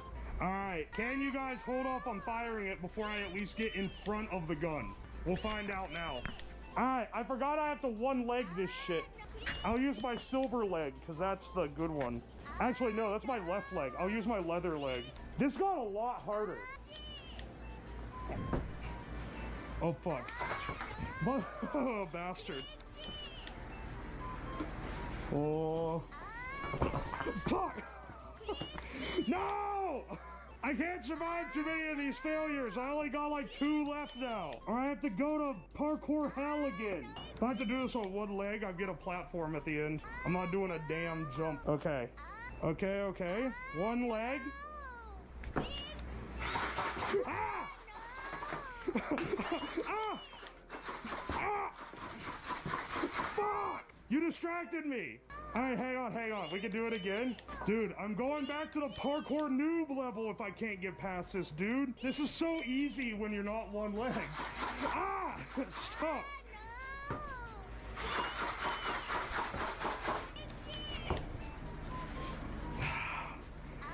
Okay. We got it. We're so back, bros. We're so back, bros. We're so back. We're so fucking back! Yes! We are the master! Yeah, you guys thought, no more nerf for you. This shit's going back to a paid redeem. Now there's darts everywhere over there, dude. I gotta clean up all the damn darts. Otherwise, I'm gonna keep stomping them into a fine powder the rest of the evening. All right.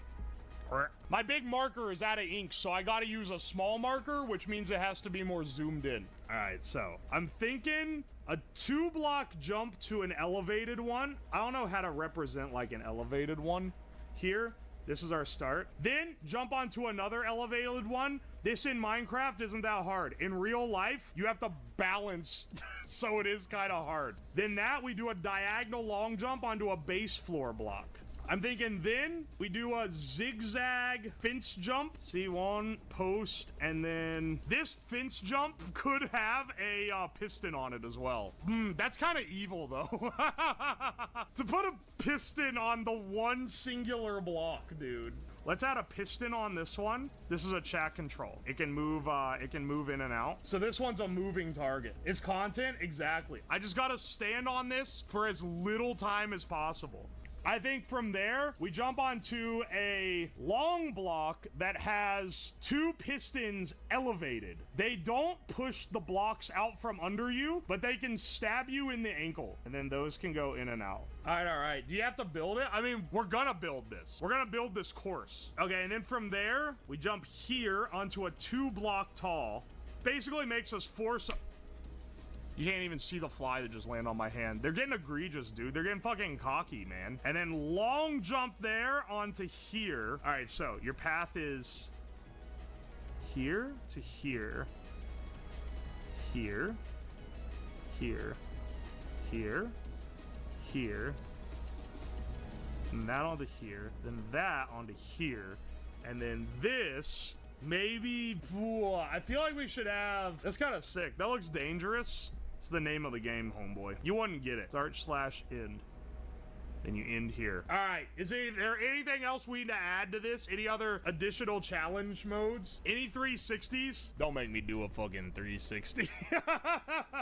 Need a water bucket clutch? How the fuck do I do a water bucket? Do I fucking douse the ground and then land on it? Okay, wait, hang on. Maybe you're spitting. Hang on. Okay, so this one, we have one near the end here. Triple high. So you go 1, 2, 3. Then there'll be a bucket of water right here, and then you grab this, you grab the water pail, and then you jump onto the target to end. How about that?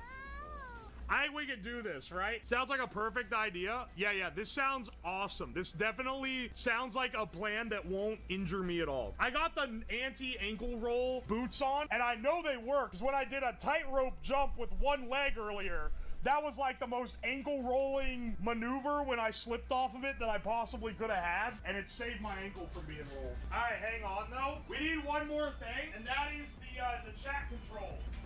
Alright, so this is my homemade piston controller that I've already built. It already works. It lets chat control pneumatic pistons. And it looks like we're gonna have 3 pneumatic piston jumps in this gauntlet. So we're gonna be using it.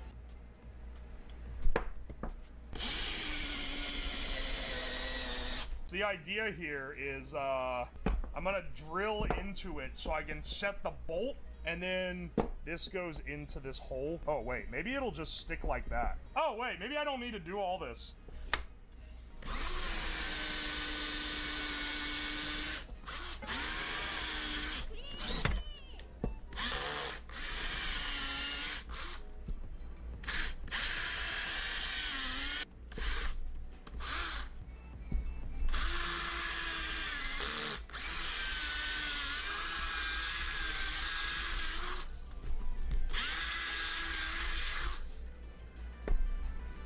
Uh-oh, it's starting to, like, crumble. I bought so much wood. I didn't even use all the wood I bought at the hardware store. I, like, overbought. So I ended up making this project more expensive for no reason. Because then, not only did I only use half the wood I bought to chop up, but then I didn't even use all the blocks I actually made from it. This does seem like it's a pretty tight... Yeah. Maybe we're fine?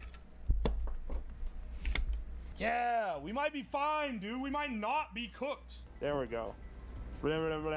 Alright, this is our blueprints that we gotta follow. Let's start assembling our parkour course. So first, we get rid of this noob ass. We'll start on an unbound. This is our starting set here. Alright, we have to do a 2-block jump onto a 1+ height platform. This one, the top layer at least, needs to be bound so it doesn't split. And then we need a 3-block there for the final jump, because you cross back across this at the end. And then this one, you have to do a jump. You have to do a water bucket jump. So we're gonna need a water bucket.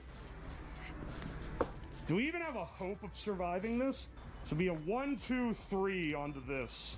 And then this, I guess we'll have, I don't know, where do we put the bucket? We'll figure that out at the end. We need another 2-block up on here. This one will be an unstable 2-block, because I don't want to tape more blocks together. We'll go from a bound 2-block to an unstable 2-block, then down onto a single tile. And then fence jump here. Jump from here to fence. We'll move the fence a little further over to make it a little trickier.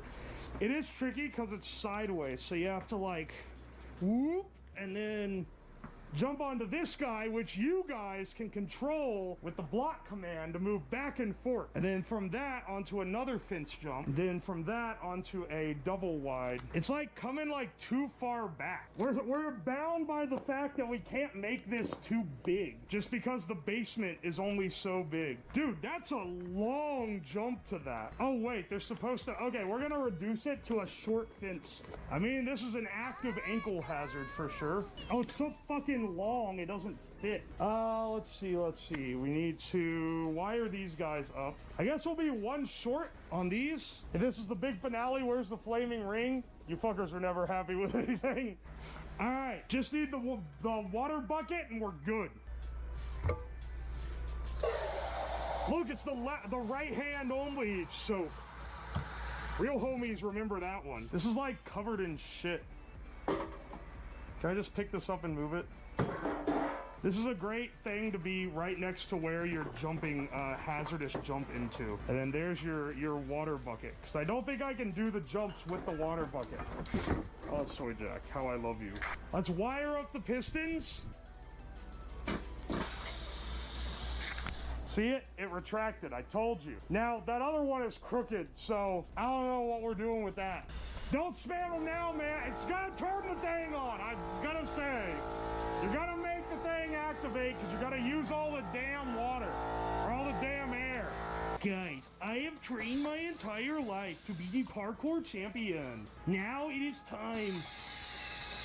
Motherfucker. Now I knew this is the one chance I would get at becoming a parkour god. Let's fucking go. Ugh. Whoa. Okay. Every jump matters, baby. Oh, oh, it's so unstable. That wasn't even really a jump. This one needs to at least be a real jump. Oh! Oh. I need to be able to hop across this guy.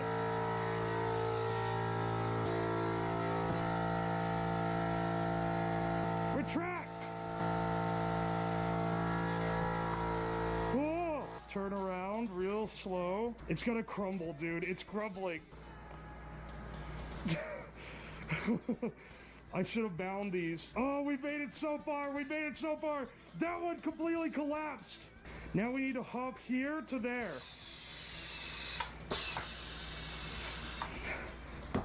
All right, wait. It's just one more. It's on the most unstable part of all. Oh! Water jump! We made it! Yes! Ah! The way it stabbed me on my victory lap! Yes! Victory! Oh, he's going in! He's the parkour champion! Let's fucking go! Yeah, baby! Well, boys, I'd consider that stream a success. What's our course look like? Yeah, baby! 2,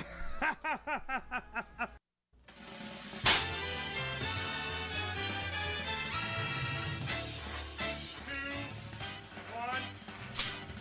Alright, something exploded. Wait, what? Dude, it spot welded this together. 2, 1.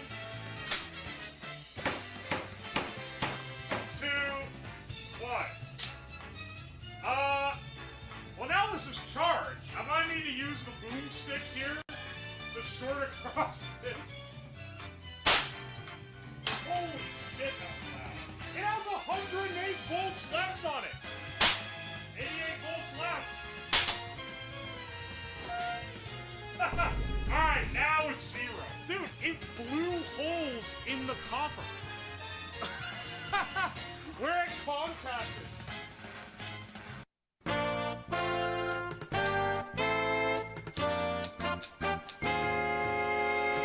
Let me give you the rundown on what the stream premise is. Mr. Beast has an infamous video. It was healing 1,000 people of blindness. I believe it was specifically people with cataracts. But Mr. Beast is canceled now, so everything he's ever done is bad.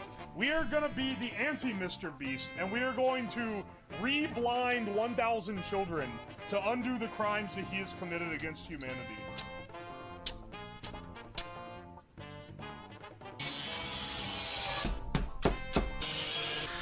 This is an epic helmet so far.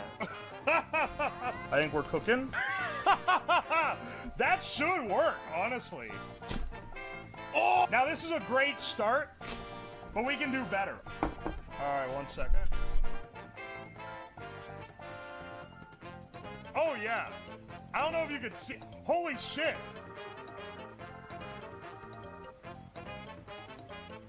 Hit him with this.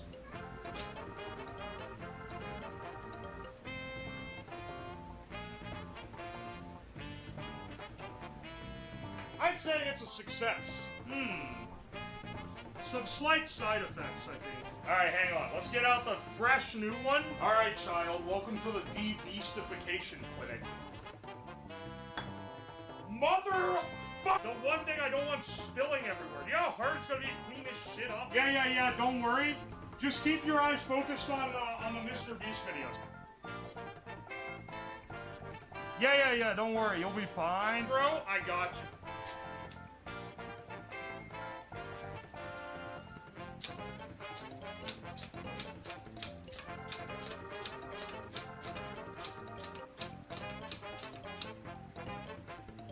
Alright, how you looking? Oh! We might have gone a bit too far in places. Okay, this one, a little bit of a failed experiment. He was supposed to just get blind, but it went a little too far.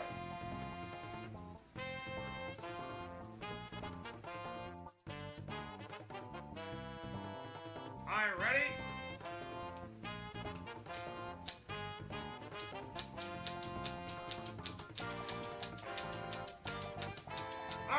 should have done it. Holy shit!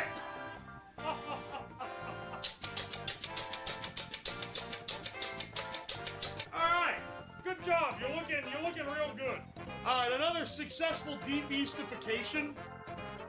Let's try the ketchup balls dip. Ah, it's cold! That's so cold. Alright, hang on. Test complete.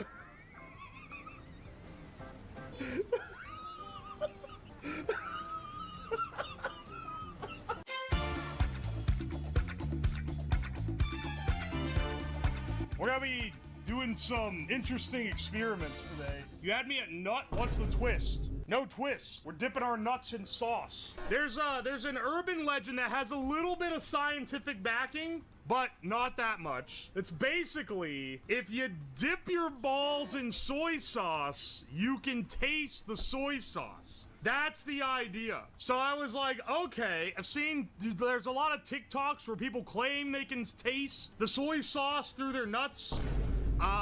There's a lot of science that's like, no, there's just taste receptors down there, but they're not taste buds, so you shouldn't be able to actually taste it. All sorts of crazy stuff. Anyway, I want to run the gauntlet. I want to see definitively, can you taste sauce through your balls? So I have like 30 sauces here, various liquids in general. What about the reflection in the metal pot? My cock and or balls are never gonna be higher than this bowl when it's on this table. I will make sure of that.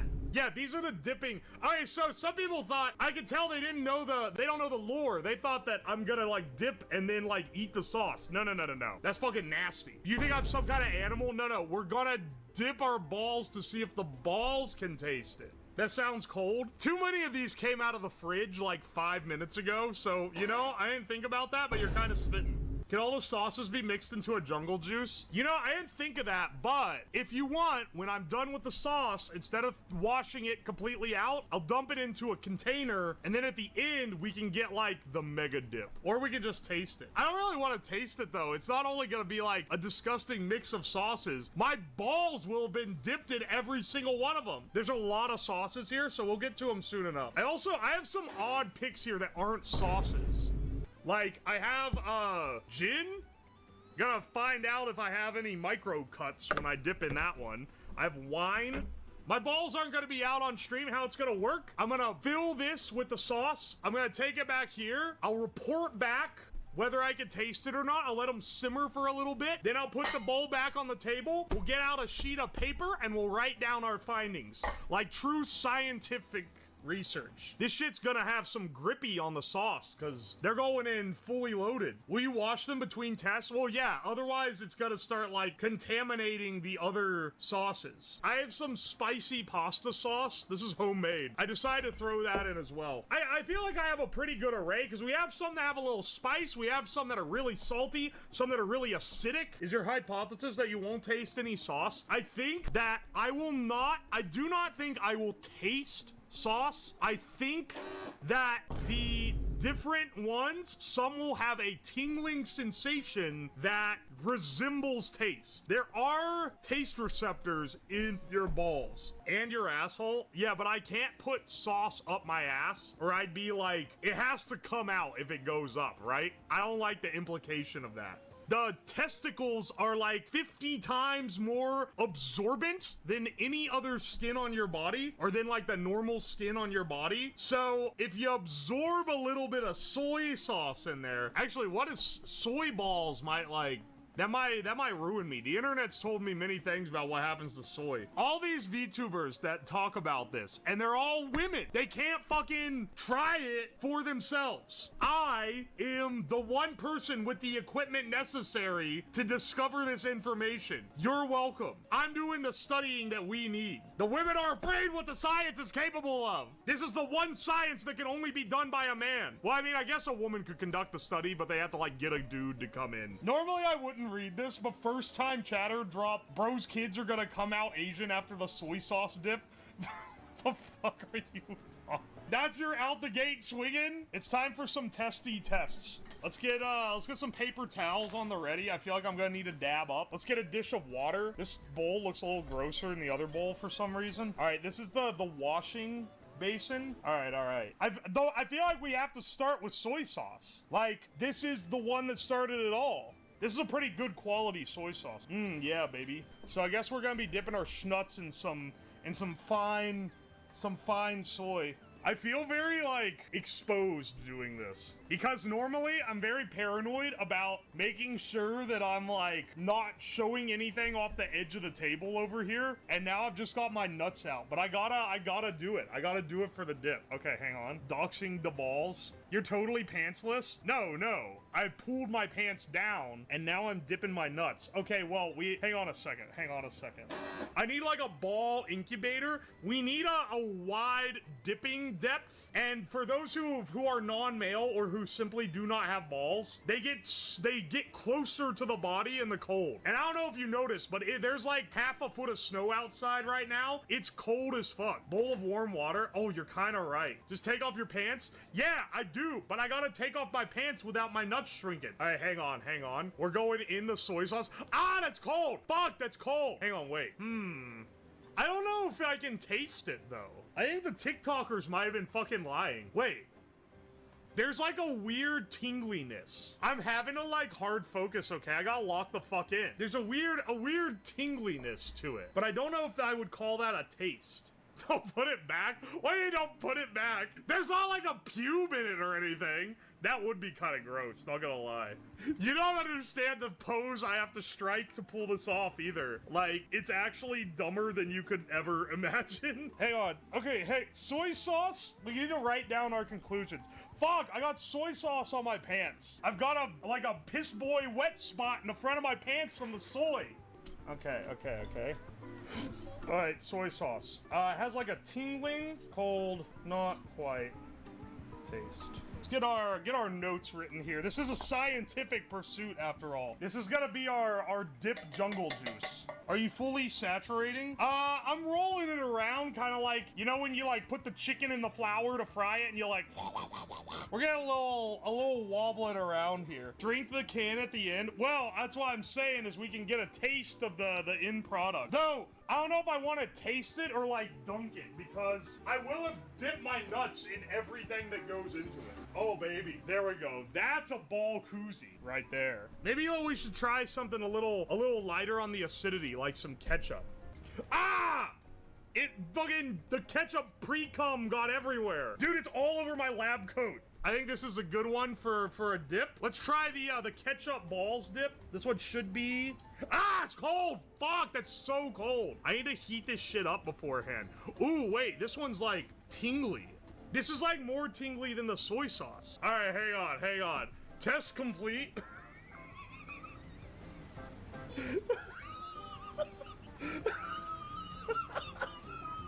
So we'll mark down our findings here. Holy shit, I need like scrub. Oh yes, I'm glad I warmed this water up. Ah, it's like a jacuzzi. Ketchup. Tingling, not quite burning. Let's try apple cider vinegar next. I don't even know what the mother is, but I know that when my grandpa buys this so that he can take shots of it in the morning like some kind of psychopath, he always goes, oh, you need to make sure it has the mother. Either every brother tastes or none of us do. This is objective research. You're welcome. All right, hang on. I'm gonna dunk in the vinegar here. Ah, cold. I mean, this is fine. A little tingly. Oh, wait. There's a little bit of like, there's like a, ah, wait. Oh, hang on. There's a slight burn. Ah, okay. No. No more. It was fine for so long. And then it was like a little like pinprick of burn. Look, I can kind of see what people are talking about. There's a slight tingling sensation deep down in the balls. Vinegar, apple, cider. Tingling, then burning after a few seconds. All right, just teabagging the bowl? Yeah, but like the pose I have to hit to do this is like I'm sitting in the desk chair like this, and I'm holding a bowl like this, and I'm leaning down so that the sack hanging here goes forward into the bowl. So the pose is kind of like this. It's kind of like the buckling down for a big shit kind of pose. Maybe we should go with a sauce. We got some Sweet Baby Ray's here. This one I've always been curious. It's a little sweet. It's got a little tang, a little bit acidic, but also like a little bit spicy. You're dipping your balls in sauce, but we're weirdos. I told you it's not a sexual thing. Though I did add the sexual content tag, just in case Twitch decides to rate this as a sexual thing. That would be good, but I don't have it. Okay, let's go in on the barbecue sauce dip. Let's see, Sweet Baby Ray's. Okay, hang on a second. Let it marinate a bit. Okay, there's a little tingling there. I think it's the vinegar in the barbecue sauce. Maybe the sweetness. I don't know. I don't think this is gonna be bad. I'm realizing my nut's gonna be sticky after this one, though. Yeah. I think that one's not that bad. Oh my gosh, it's gonna be a pain to clean though. The print. Hang on, I'm fucking scrubbing the boys down right now. Oh, I need more paper towels. The water looks dank. The water's getting more crusty as time goes on, I think.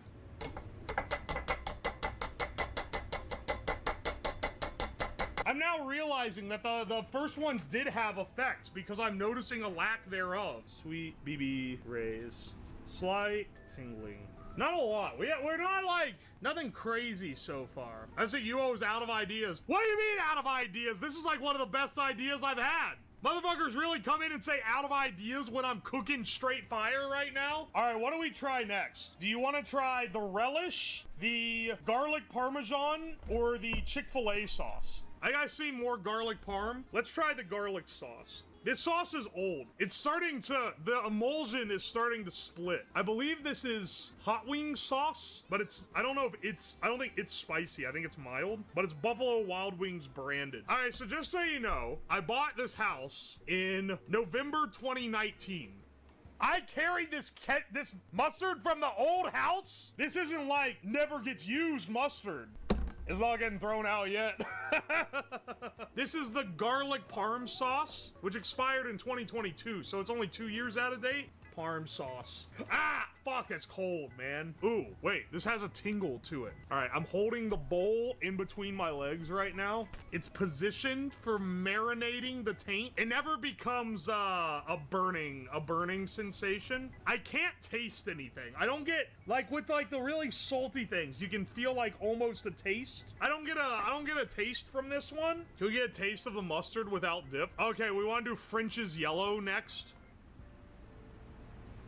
I mean, it's French's yellow. It's gonna taste like ass, regardless of whether it's gone bad or not. It tastes literally exactly like it does when you buy it. Being literally 5 years past the expiration date has done nothing. Has done absolutely nothing to this. Here, let's run the dip. This one's gotta be cold, I can tell. Ah! All right, there's a decently, like, strong tingling sensation in my gonads, but it's not like horrible. This is hard to tell if I can taste it because I just tasted the mustard before dipping them. So I feel like I can kind of taste the mustard flavor, but like it might be the memory of mustard. What do you think your skin's detecting? Probably like acidity, if I had to guess. Ah, dude, come on, man. This is your balls are now yellow. Hang on. Are they? Oh no, they kind of are yellow. Minion balls, don't call me minion balls. So what should I use next here? Do we go relish or do we go Asian zing sauce? Asian zing, the zing sauce? How spicy is this? Is this like hot? I might regret this one. Hang on. How hot is this? That's not hot. Okay, there's a little spice, but that's not enough that's gonna burn my scrot, I don't think. Let's take a dip in the Asian zing here. Hang on, wait. Sorry, I got a ball jacuzzi. Okay, let's try the Asian zing. Going in. Wait. Ooh, I'm feeling the zing. Ooh, wait.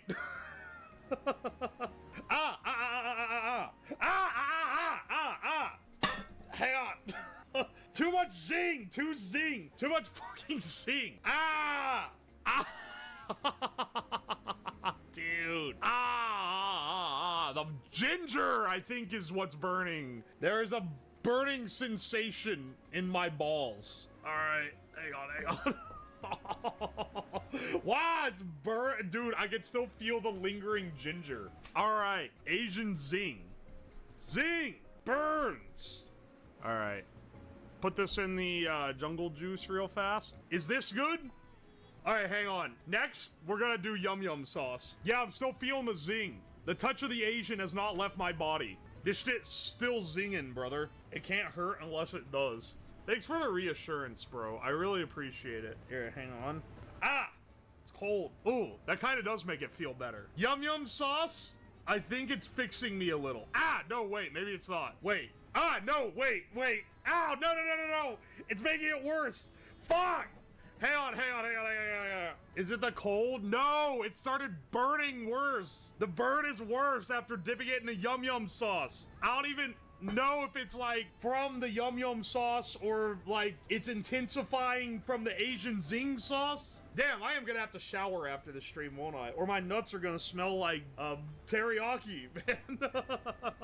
All right, this is a tomato cream sauce. It's quite delicious, actually. I just want to see how this works. This is effectively marinara sauce. This is how you get Italian children. All right, hang on. We're going in on the tomato sauce. Ah, cold once again. All right, hang on. We're marinating. I don't think this one's doing anything. I feel a slight tingling, and I think it may be the acidity of the vinegar. All right. Tomato sauce, it causes like a slight tingle, but it doesn't feel like much, if I'm being real. Have you managed to taste anything yet? Ginger. I can taste ginger and maybe garlic and the mustard. I feel like there's something in mustard that I could taste. I can see the line that separates your balls in the sauce.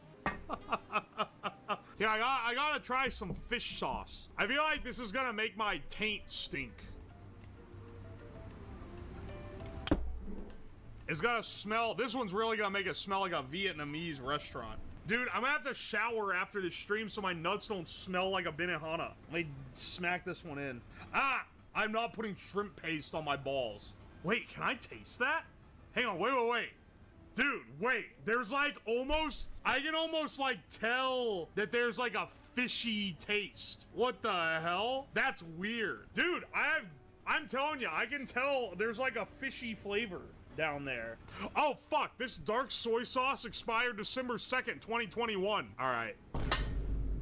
I had a pledge that I would drink from this if that rained. Hang on. I need a stir stick. I don't know what this is gonna taste like.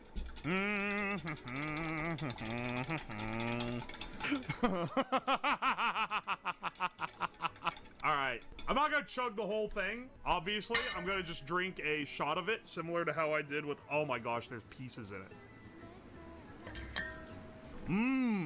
It's got everything from like chili sauce to soy sauce to ranch dressing. All right, hang on. I gotta mentally prepare for this.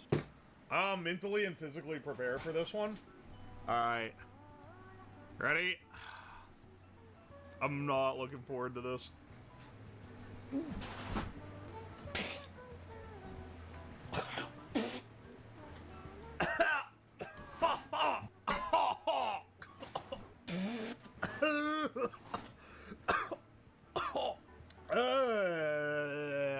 That is strong. Oh, wow. I'm getting layers of flavor here. There has to be some kind of wordplay or trick here. There's no way this is legit. Brother, I swear to you, it is exactly what I say it is. I am not exaggerating or lying. Look, you must be new to the stream. When I say I'm doing something crazy, I'm doing something crazy. Forever cherished in your celestial embrace. Amen.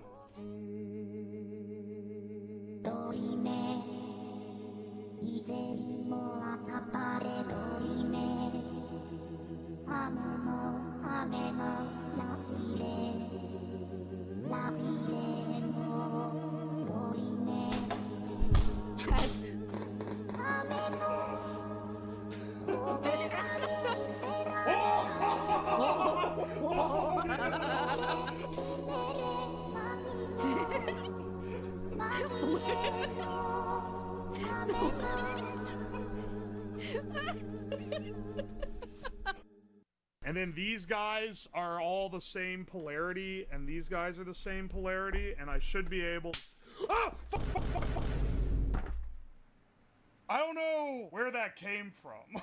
Let's not do it again. Or did I step on a fucking poppet again?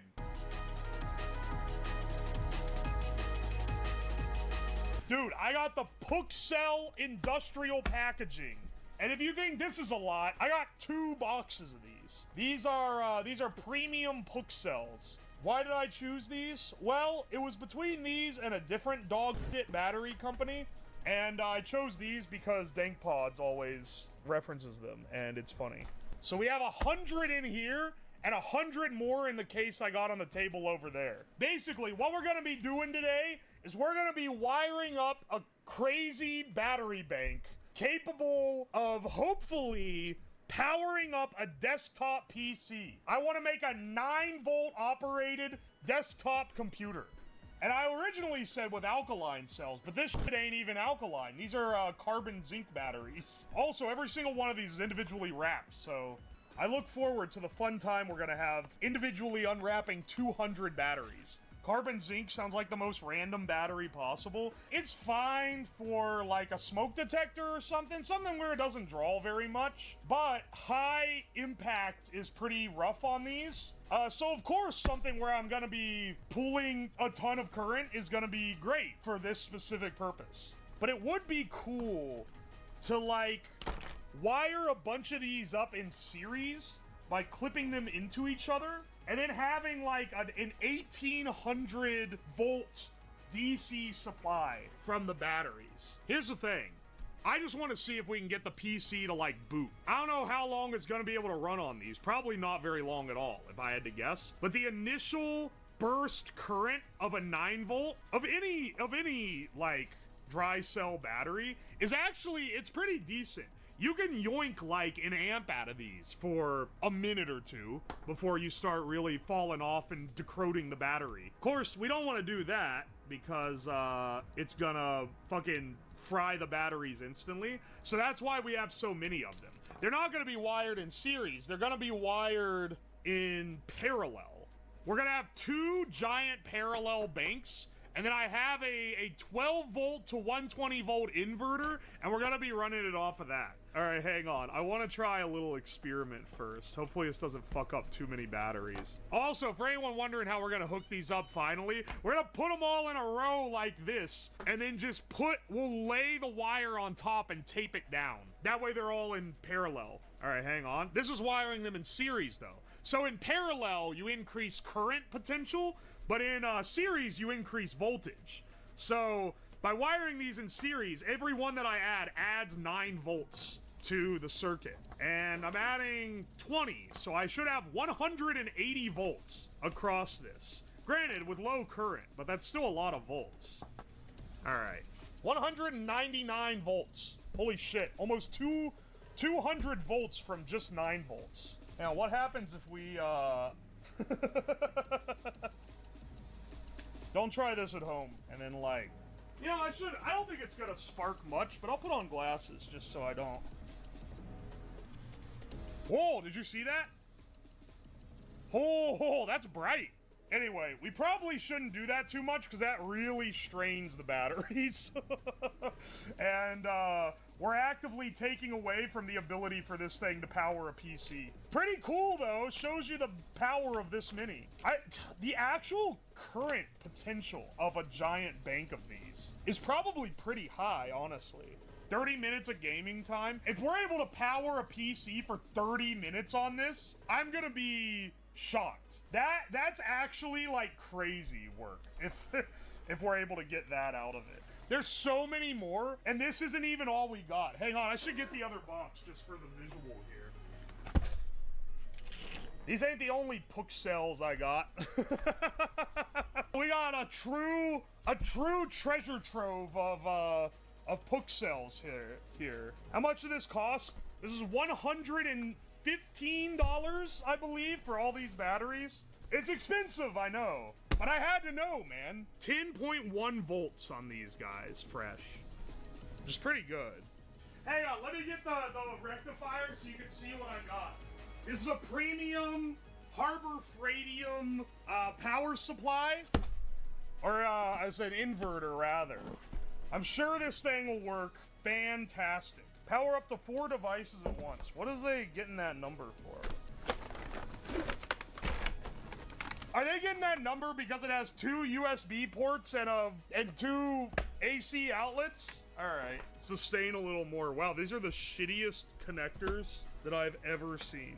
Actually, yeah, hang on a second. I have a giant step down to 12 volts regulator that I just have sitting around. So I guess I could pull that guy out. Here, hang on. I'm gonna plug this guy up and just plug him into my lab supply, because I'm kind of curious how much current it draws. The regulator that I have can step down like, I think it's like 5 amps. It's pretty high. Well, you know what we should probably do first? We should probably build the PC, then plug the PC into this guy, see how much current it draws running.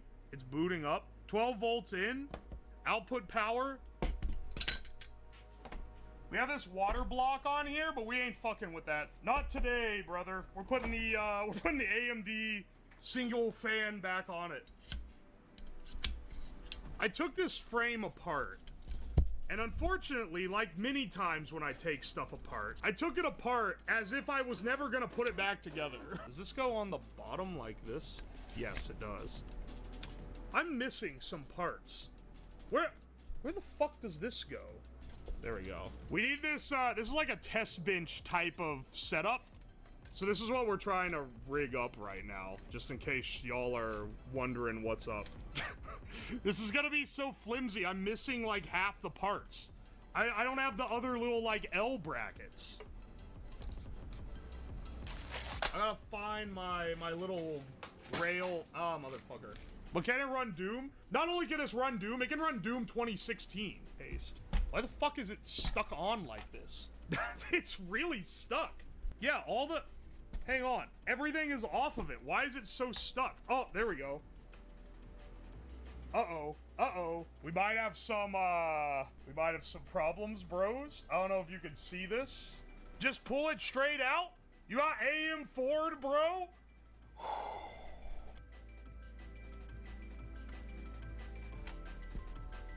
Impressively, I think the pins are all straight. Oh my gosh, dude. It fucking yoinked it out of the damn socket? It's really stuck. Why is it so stuck? Alright, well, let's slide it off like that then. Alright, that'll do it. Don't ever say that I didn't apply enough thermal paste. I don't want to ever be told that. Bro, use the thermal glue. Dude,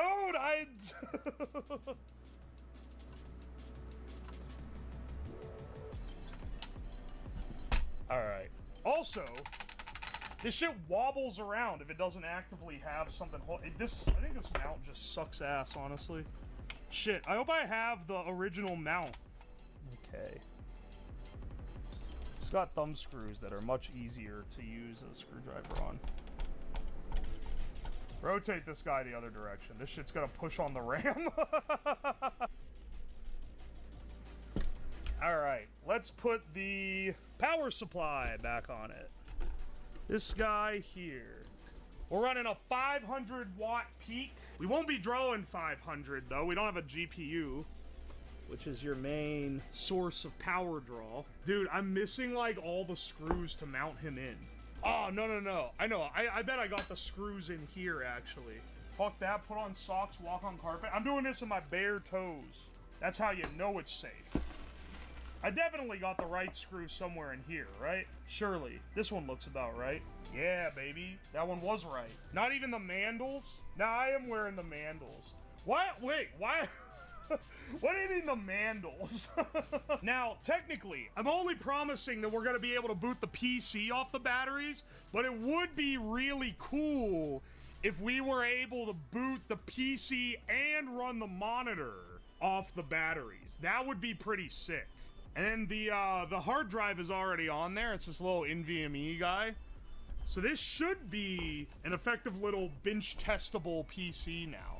Now, we're setting up the thing here just to make sure it functions as is.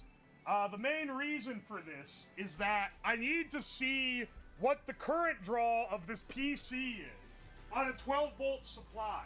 So I'm gonna plug it into my power supply and see if my power supply can handle running an inverter, which is then running the PC. So here, inverter, power supply, turn on the inverter, plug this into the inverter. Oh, shit. I have to start it. Hang on, I forgot to add a power button. Shit. Hang on a second. It's already natively just drawing more current in idle, so we're looking great, basically. Which pins do I have to short? We can jumpstart this. It's one of these. Oh, there we go. It looked like we hit 5 amp startup there, and now we're at 3.5 amps. It's jumping up to 6 randomly. Devices changed, CPU or memory. CMOS has not been retained. Oh, fantastic. Booting into Windows, we're still drawing about 3.5 amps. Honestly, not bad so far. This shit's running on like 60 watts. It looks like is the top that it's hitting.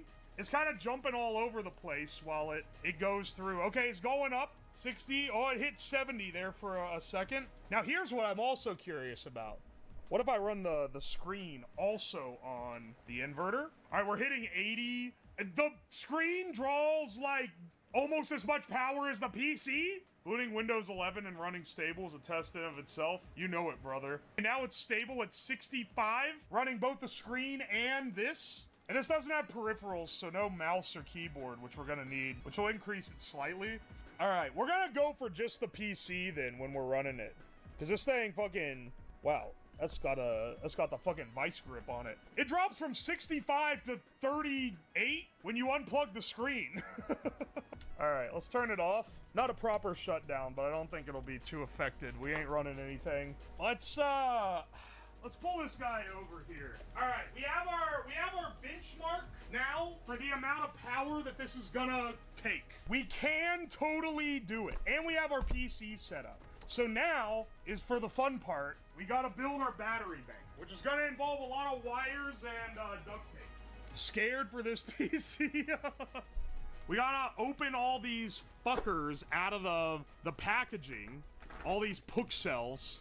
If you split a Romex cable, you can make a bus bar. I'm way ahead of you, dog. We are gonna be making a giant bus bar out of split cable. That's how I did with the capacitor banks I soldered together when I made my railgun. I gotta bring back the railgun, man. It's dangerous, so you gotta be careful for sure, but like, it's a great concept.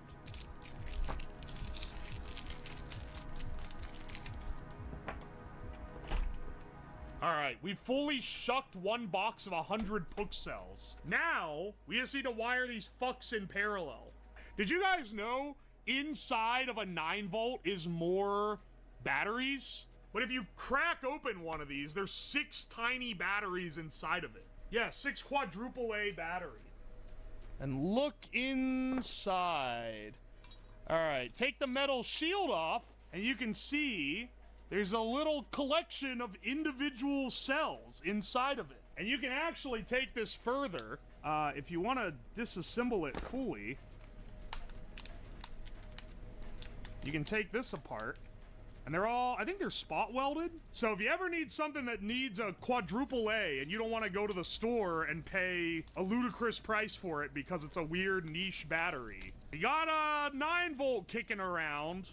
You got 6 quadruple A cells inside of there. Let's get our quadruple A's somewhere else. All right, now it's time to start making banks. We could probably build it into the box, but I kind of want the PUC cell brand visible, just for the hell of having it, you know? Also, if we did it in the box, we're losing a little efficiency because we got to do a lot of fucking rows. It'll be better to have longer rows that we can stack vertically. I'm thinking we do rows of 20, like this. I don't know. It depends on how many we can get, like, stable. I think we should probably... Hang on a second. Yeah. Let's do... Tape shut 5 cells in a single, like, brick. So that's 4 bundles per row, but then wire them in rows. We can also print out the PUC cell logo. Let's split it horizontally and then do this. Yeah. That works. I don't think it's worth it to make a jig. I think I could just do this. Depends on how long it takes to make a jig, I guess. One wrong battery's a new hole in the table, boys. Oh, imagine the voltage with this configuration. Oh my gosh. All right. There's so many too. All right, hang on. Let's see the most efficient way to wire this boy. Maybe we shouldn't use all 200. I don't think we need all 200 to power it up, but maybe we do. I don't know. Oh, that's a lot of 9 volts, you may be thinking. Well, guess what, motherfucker? We got a whole box more!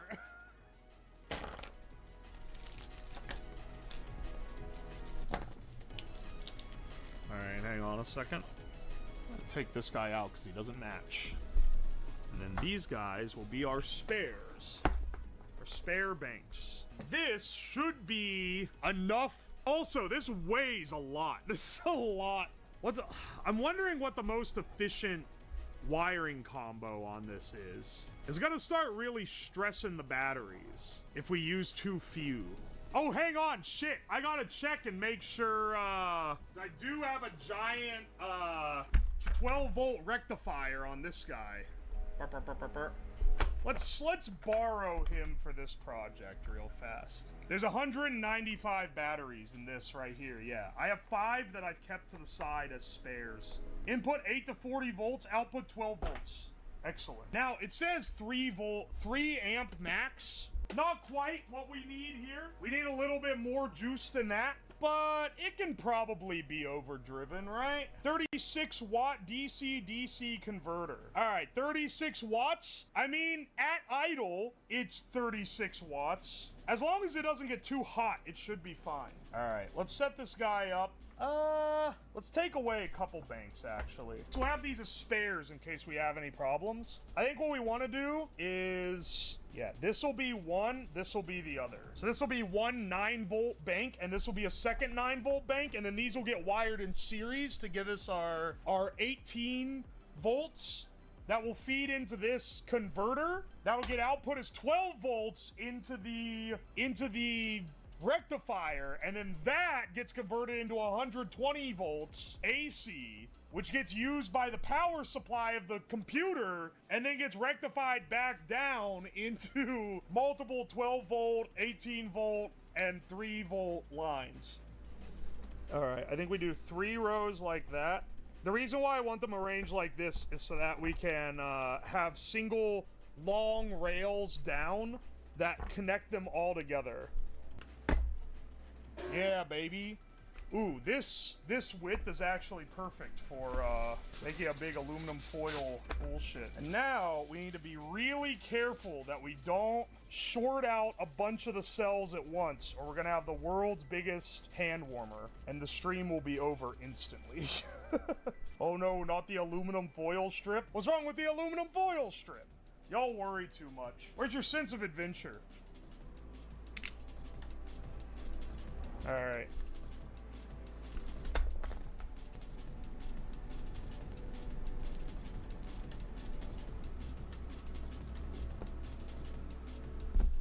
Flipping it upside down like this kind of makes it easier to... I feel like I should, like, strap it in a little bit more. Because it's wanting to, like, bow out a bit. Here we go. We got 1 bank down. 1 more to go. All right, we got them all set up now. We could lay these on top of each other, but it would be... I probably shouldn't lay them on top of each other, like, spicy side out.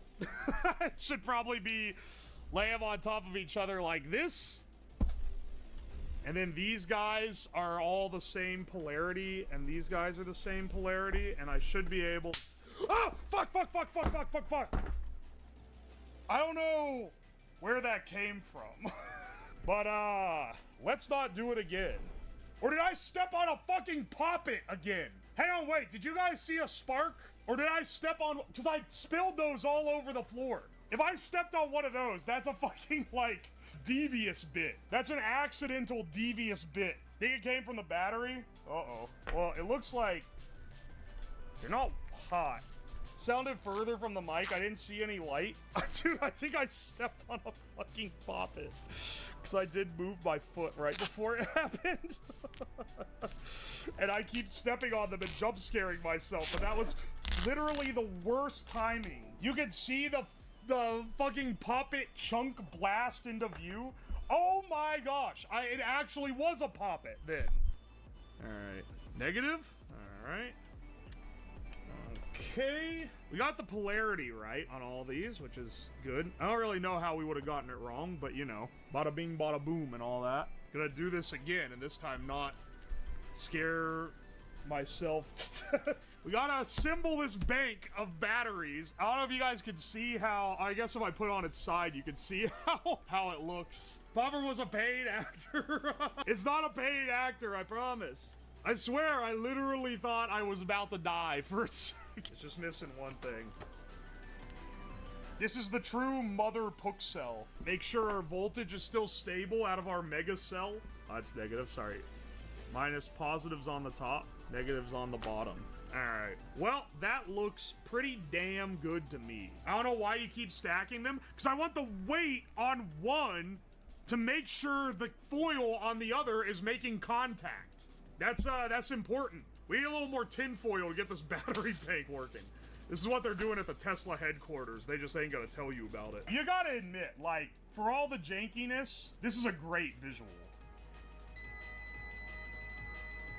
Low DC shutoff? Fuck. Alright, hang on. We're gonna have to use option 2 here, which is this guy. Those contacts are gonna melt? I really hope not. Remember, kids, this is a great project to bring with you on your next flight. And we gotta just check. 12.29! Alright, baby. 9 volts at 75 amps. What could possibly go wrong? Yeah, it's being bottlenecked through this guy. This converter on the end. But nonetheless. Alright, y'all know what time it is. We got the mega cell working. Holy shit, it's so heavy. We got the mega cell working. It's time to armor up. Inverter on. 12.3 volts. Power supply on. And finally... Uh-oh. Uh-oh. Can it not boot it? Oh, no! Wait, can it not handle the inrush current? Uh-oh. Remove the regulator. The regulator is fucking with it, I think. Because that does have a current cap on it that's higher than what's needed to start this PC. It's pulling it so low that it's dropping voltage. You know what we might have to do here? We might have to jumpstart this. Attach the nipples. Alright, we need a real jumpstart here. So here's the idea. Here's the concept. We have it side load onto this. This is running in parallel, and then once it starts, and it has that initial, like, kick on, then we disconnect this, use the air compressor to run the blades, and try to start it. Hopefully this doesn't backfeed current or some bullshit. Oh! We're starting, and this is supplying only 10 watts of power. Okay, it's booting, it's booting. Now... let's see if I disconnect this, if it dies instantly. Fuck! Remove the cringe inhibitor, then it's gonna overload. It's gonna either be undervolt or overvolt the inverter. That's the whole problem. Alright, let's see if we can go. That cutout even be kickstarted.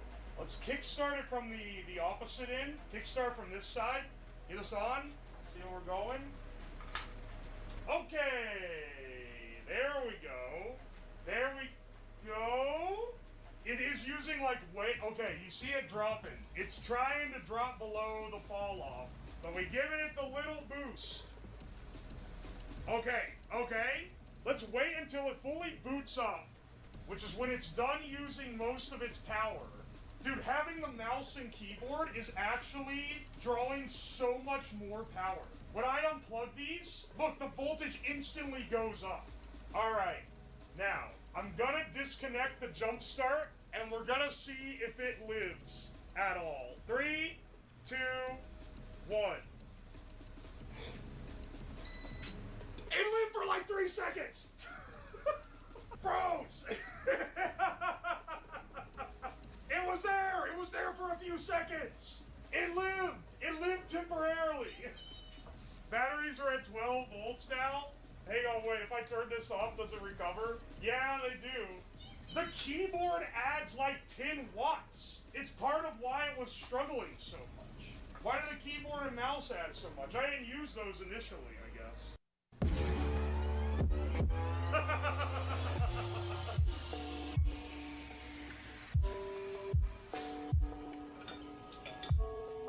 Okay, I can see the layers now.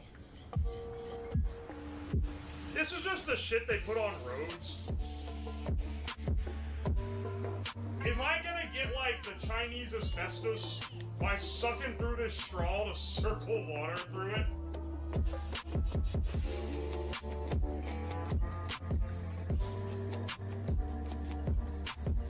It's dripping chloroform everywhere, damn it. I want to actually do like some tests with this.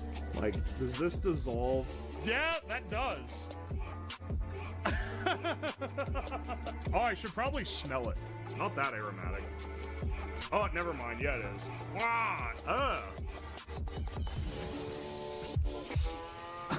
Dreamer chloroformed himself. Which one's this? Oh, Chinese! Chinese! Oh! Chinese coin activated. Chinese coin obtained. We're in China. Social credit is rising.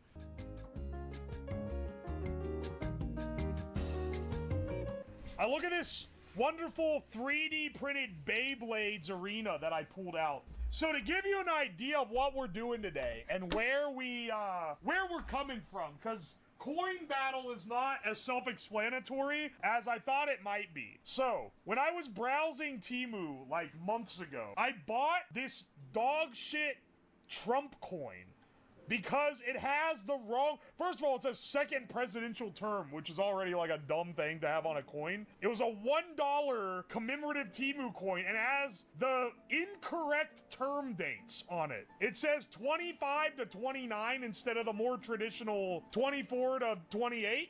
So I was intrigued that they decided to do this, and I bought it. And I was like, you know what would be funny? To go on Temu, buy a bunch of commemorative coins, cheap, like, weird commemorative coins, and then battle them against each other in the Beyblade arena. And if you're wondering how you battle a coin, I've tested a few different ways here. So one of the ways was using this setup, where, you hold the coin in here. Whoops. See, this is why I ended up not going with this. You hold the coin in this little hook here, and then you have a stick that comes by and hits it, and it's supposed to spin it. That's the idea, is that it was gonna spin it. But it was too unreliable, and like, I didn't really like how like fickle it was, and I was really scratching my head. And then I realized, what if we just made a holder that you could stick a coin in and then put it on a drill and have this do it for you? Ah! All right, so there's still some reliability issues.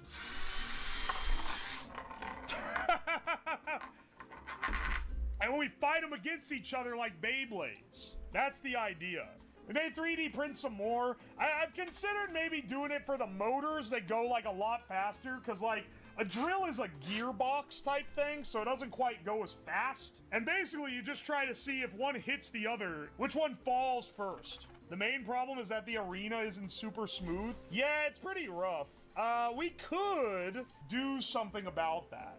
Honestly, maybe we should do that. We got this big ass fucking sack of shit from Temu. So let's, we'll be pulling out of here. I'm gonna blind pull. All right. Start off with a coin. Oh, yeah, baby. It's fucking Disney coin. Why did we get this? It's got a printed out photograph of Snow White on it, a screen printed JPEG. It's like ultra. Hang on, wait.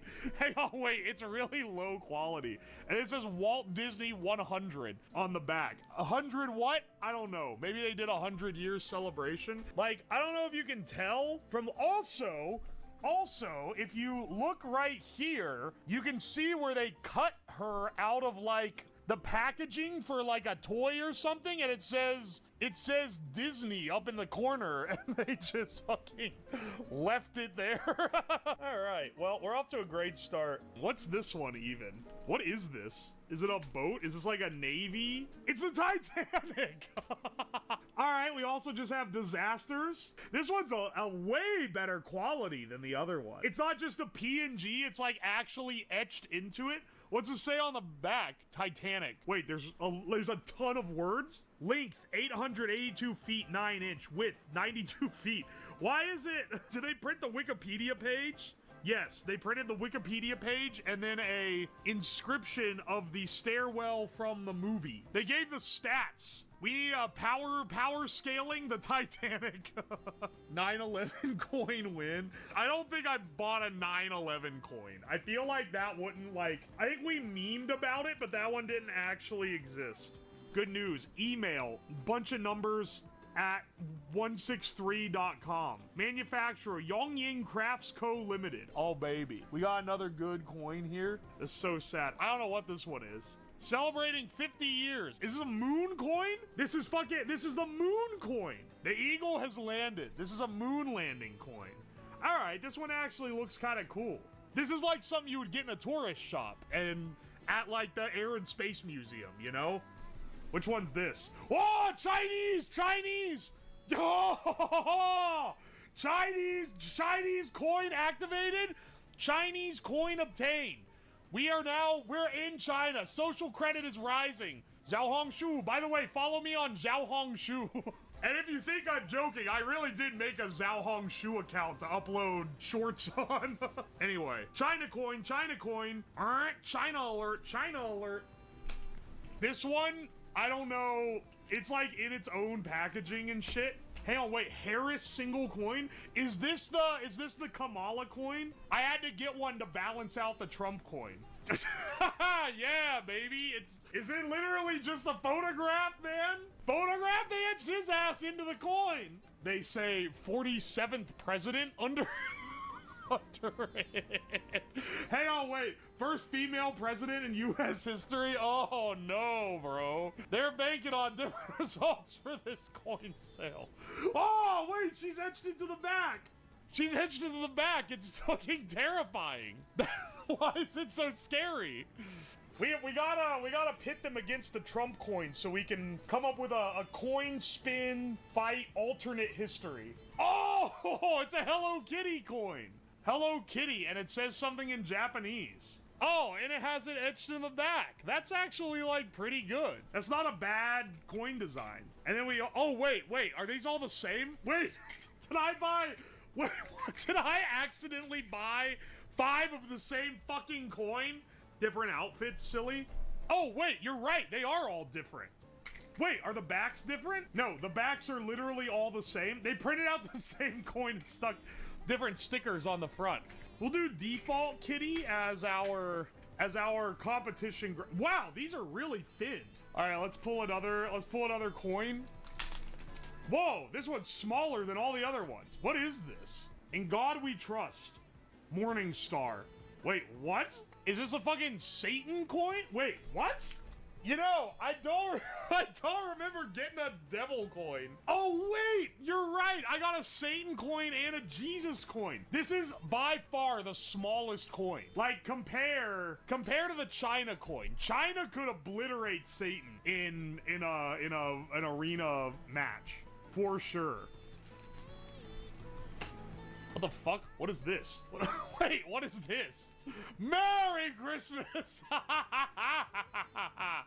Oh my gosh, it's a Santa coin. Santa versus Satan. Wow, this one's like it's made like an enamel pin, if that makes sense, where it's like filled enamel. It's not just a photograph of Santa Claus. They put some work into it. Cherish every moment. Grateful I am alive. This is a sobriety coin. Wait, this is the one that's an actual sobriety coin. The strongest steel is forged in the fire of a dumpster. Is this supposed to be like a legitimately encouraging thing? And then the other side has a guy in a sick suit of armor, and it just says, the strongest steel is forged. 2016 meme. Ain't no damn way they got coins from 2016 still kicking around. It's the Jesus coin! Oh, ho, ho. All right, look at the, I mean, like, it's a definite disadvantage. The weight difference between these is ridiculous. All right, hang on. There we go. I'm getting a little better at using the drill. All right, bros, I think it's time to start doing some coin spinning for sure. All right, hang on a second. I'm gonna be taping the fish thing down into the... Oh, no! Fuck! No! Wait, I pinned it! Wait, why is it so... Are you fucking kidding me? Hang on, hang on. Let's do some test ones. Oh, look how it goes on the flat.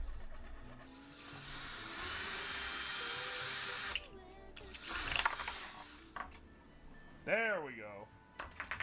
You need two hands? You're right, but consider this. Consider this alternative path that might work, might not. We'll see. Hang on, hang on. Piece of cardboard, taped to the side. Notice how it flaps out of the way when there's no pressure on it? Oh, okay, never mind. I don't think that one's gonna work quite as right. The idea was that you drag it off the cardboard. If I fucking yeeted it out of the arena. Well, hang on. Actually, our problem might actually just be it's too damn long. It's getting a lot of flapping down there, you know? Oh! Hang on a second. Oh! Very replicable so far. Yeah, yeah. So this will stabilize it a bit more. Dude, dropping it down a little, actually, this looks like it works. That's crazy. I'll need a new blade on this knife soon. Dude, I can't believe this works as well as it does. Actually, crazy get on this. Crazy, crazy pool that this actually works. It seems pretty consistent here. Where's my other dino coin?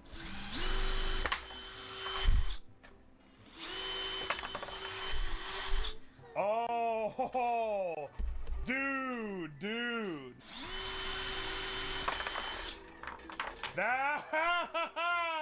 Now we have it. Now we have it. Also, I think whoever said that's right. I think this is fucking it up more than the uneven floor. As much as I love the funny fish sign being in there. All right. Oh! I fucking broke my launcher when the drill fell over. Well, we'll start printing another one, but luckily I still got some tooth to grab onto. There we go. I wonder if the direction you spin matters. All right, Stegosaurus versus Pterodactyl first. Pterodactyl here, Stegosaurus here. Now, I am the arbiter on if it was a good launch or not. If you don't like it, suck my dick. The longest one spinning is the winner. Ready, set. Holy shit. It fell out. It fell out of the arena. Holy shit, it keeps launching out of the damn ring. Oh! Alright. Stegosaurus wins. Pterodactyl fell slightly sooner. He is out. Stegosaurus wins and goes to the next bracket. Also, Pterodactyl launched out of the ring twice, so I'm a little more inclined to give him the dub. Next up is Triceratops versus Brontosaurus. Alright, Brontosaurus versus Triceratops. Oh! Oh! Brontosaurus, you held on longer. That was absolutely a valid round, too. Brontosaurus versus Stegosaurus. Saurus versus Saurus going into the final bracket round. Stegosaurus, Brontosaurus, let's go. That was a valid launch! Stegosaurus, you're going on to the final round. Brontosaurus is out. We're gonna do the last dinosaur bracket, which is It's T-Rex versus Velociraptor, and then the winner versus Stegosaurus. Stegosaurus meta. All right, T-Rex versus Velociraptor. Let's see what we got. Oh, baby! Velociraptor, last one alive. Let's fucking go. T-Rex, yeah, out. Now, you may be like, you really only give like 1 of 1 here. Once we get to the last few coins, we'll do best out of 3. But for now, I think we have so many to go through. I don't want to be like 3 hours into coin spinning because I decided to do best out of 5 or some shit. All right, Velociraptor versus Stegosaurus. Let's see who's going home. Oh! Velociraptor wins this one. Let's go, Jeej. All right, Jeej versus Snow White. Do we do best out of 3 on this? Nah, we're just gonna fucking wing it. Holy shit. All right, hang on. Snow White left the arena. That counts? That does not count. It fully left the arena. A fair fight, at least a fair launch. There we go. Oh! Gil fans got cucked. They're fucking out, dog. Snow White goes on to the next round. All right, this time it's gonna be Moon Landing versus Snipers. Ugh, almost like tripped and fell into the table. All right, who's it gonna be? Moon or Snipers? Holy shit. Hang on 1 second. Oh, the sniper. No, the sniper one's like the same width. I'll tell you if we're doing one that's skinnier than another one.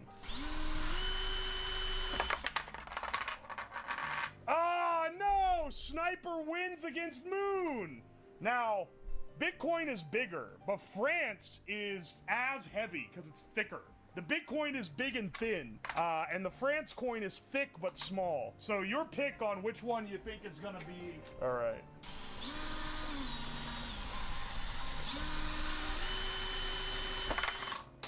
Whoa!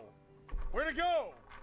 That was the, oh, France coin fucking launched, dude. France launching between the eyes. Dude, if France put my eye out, I'd be beyond mad. Oh no! France won! I mean, I guess it was France versus Bitcoin, but France was definitely the last one spinning, right? All right, Bitcoin, you're out today. And you know what? The next one might be the highest stake of all. Jesus Christ versus Satan! Jesus on the field, Satan in the corner. Who's gonna win? Begin! Ready? Holy shit, Jesus has ascended! Hang on. All right, ready? Oh! Satan loses this one, baby! Barely. All right, boys, Jesus wins again. Our boy is back. All right, dumpster fire versus Chernobyl. What do you carry them around for? I'm not sure. Presumably if you like have some association. These are the same size.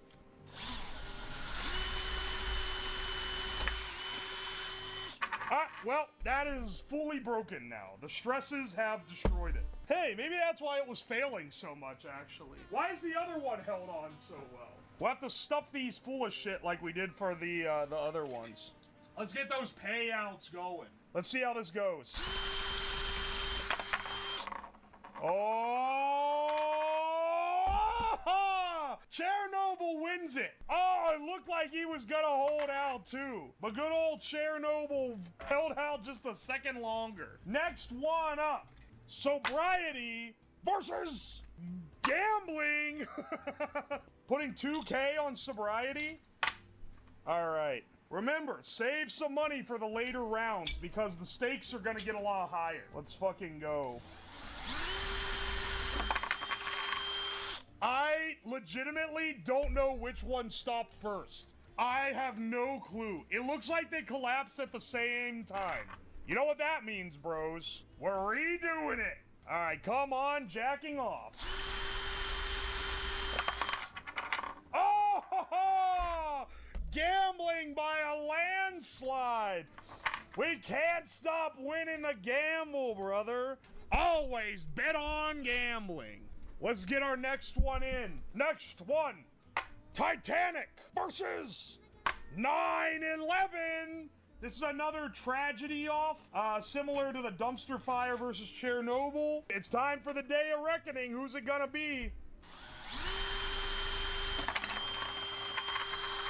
Oh, fuck! My new one broke again? Are you fucking kidding me? Also, Titanic won. Titanic very clearly won. Damn, RIP, 9/11 loses. We are not gonna have a never forget against a popular politician. All right, next round. Elon Musk versus JD Vance. Which right-hand man is it gonna be? Not to be confused with the gay Elon coin. Are you ready?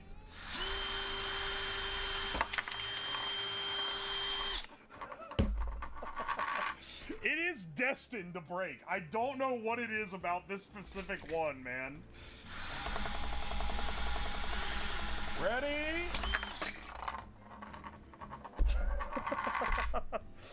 It's not looking good. It's not looking good for Couchman because he keeps launching out of the arena and the other guy ain't. All right. Well, Mr. Twitter wins this one, I guess. We have two more. We have two more and they're both spicy. Obviously, we had to do Trump coin versus Harris coin. All right. Orange coin on one, woman coin on the other. What the hell? In an unrealistic turn of events, the woman wins. Bros, gay has beat Santa. And we'll go on to the next round. First up, we're doing Chernobyl versus the Titanic. If I remember correctly, Titanic beat 9/11 for best tragedy, I guess. Titanic 2, Chernobyl 0. Chernobyl, you're out of the round. Titanic, you're going up next, okay? All right, next up, gambling versus Jesus Christ.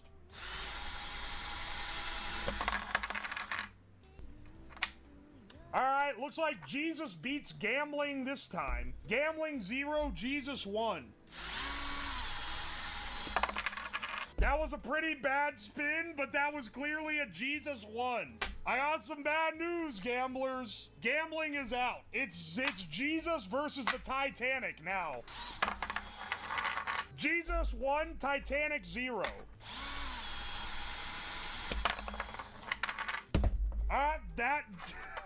Jesus 2, Titanic 0. Titanic is out. Believers, you win today. All right, next round. Elon Musk versus a sniper. Your Honor, it's a bit. It's just coins. They're just coin fighting. Oh, Sniper 1, Elon 0. Let's see how we go here. Whoa, that was a good one. Uh-oh. Elon 1, Sniper 0. Oh, Sniper 2, Elon 1. Elon, you're going home. And now, final round, Gaylon versus Sniper.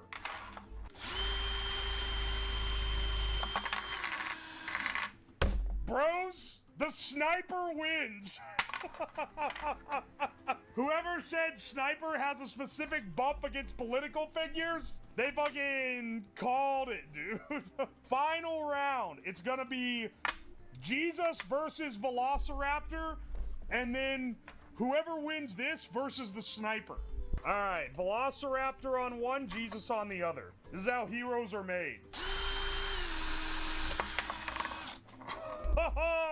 Hopefully this one doesn't snap in two like the other ones have. Something about it, man. Something about this side. It just fucking inspires the things to break. I do not understand it. I'm glad this one has worked reliably, not to knock on wood here. Oh, nope, not sniper. It's Jesus versus Raptor. All right, Jesus 1, Raptor 0. Bless up. All right, those were identical. Also, the one was a late launch, which wouldn't count anyway. Oh, Jesus 2, Raptor 0. All right, we have the most sacrilegious showdown ever. It's Jesus Christ versus a sniper. Only true believers are on this one.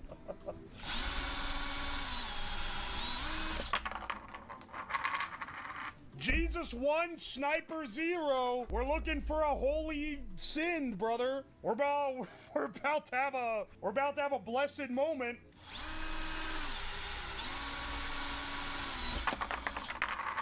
I think Sniper 1, Jesus 1? Oh no, bros.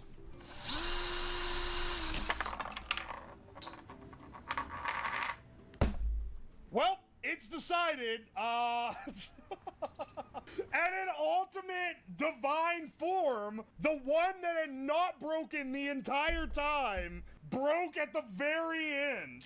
Alright, Sniper wins. Sniper wins the whole one. His adversary will be back in 3 days. Ah! Alright, hang on. Chill out. To get on our way. So I got this Mall Ninja ass dagger. Funny story about this. So I bought this because I needed a prop sword for a stream bit way early on. This was like 2022, I want to say, before I was even really doing that many bits. And I found what claimed to be a 28-inch sword for like $20, and I was like, that's gotta be the cheapest sword in existence, but I just need it as a prop. It just needs to be a prop for a stream. I'll get the cheapest sword ever. This one showed up. 28 inches my ass. I don't even know what. You gotta line it up with a scabbard, maybe it's like 2 feet long. Like that. I don't know where they're getting 28 inches from. I think they just fucking lied, dude. And the picture made it look like a big sword. 28 centimeter? Hang on a second. Measure real fast. Oh my gosh. 28 centimeter.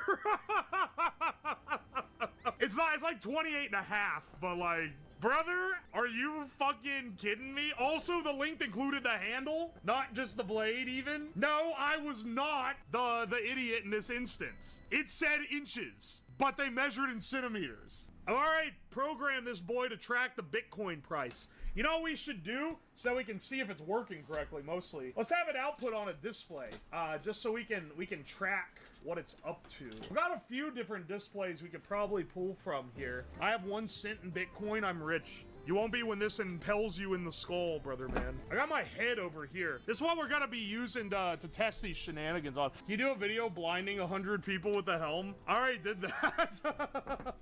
Where's my Mr. Beast blinder? The Beast blinder is like a true masterclass. I was thinking it should be like a helmet, but honestly, like, maybe it shouldn't even be a helmet. Oh, I forgot I smoked through this. It has a little sig hole in it. He needs like sunglasses. His melted face is distracting me. I can also use the moist critical head. The sig hole. Yeah, the sig hole.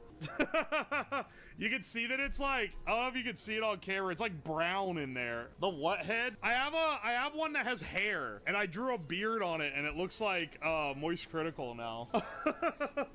Either one would work for this. The styrofoam might be easier to stab, actually. I don't know. How hard is it to impel? I mean, I feel like that'd be good enough. It doesn't really need to like full hilt stabbing. But it's like, that takes like a decent amount of force. That's like, not for Mr. Piston it won't. Well, see, that's what I'm wondering. If it's a helmet and you want it to drive the knife in, the piston's gotta be like way back here. This shit is gonna be hanging off your head like a giant tourists behind you is too much. I think better would be if the head was locked into a mount, and then the blade was mounted to a long lever arm, similar to the fried rice machine. And then when the price drops, it whoosh and stabs the head. What if the piston just punches through your skull? That's also a possibility here. You'd want to probably use the skinnier one. Maybe attach a little like arrowhead or something to the end. Even then, it's pretty damn big. Like, that's really long. Also, and maybe this is a little too metagaming here, you want the visual hilarity because it's a stream and you want to have something that looks funny for the stream. And honestly, I think a big knife on an arm that comes down and is gonna look funnier than just a cylinder that goes, even though both technically do the same thing. We can maybe put something in his head. I could hollow this thing out. For now, I guess let's get the circuit made. Then I'll work on getting the setup, because if we do that, we're gonna need to set up. Well, I guess I'll put the camera in place. I didn't really expect to use it this stream. Did you ever find the I did not find any of the radioactive Nerf darts. They are still somewhere. I'm pretty sure, because there's a big amount of darts that went up around like the heat pump. Pretty sure they're over in there somewhere, because I swept up all the darts and I don't see any of the painted ones. What are these? Are these 5 volt? Yeah, they are 5 volt. Bless up. I'm so glad when I bought these I made sure to keep them consistent. Actually, fuck no, I still need a voltage converter because this guy's 12 volts. Damn it. Wait, I have a relay module just in here? Okay, wait, I only need one relay. Get this motherfucker out of here. Let's wire up this relay. I'm getting distracted. Alright, hang on a second. Oh yeah, someone asked earlier what this thing does. It's a device that stabs you in the head if the Bitcoin price drops too much. A true innovation of its time, for sure.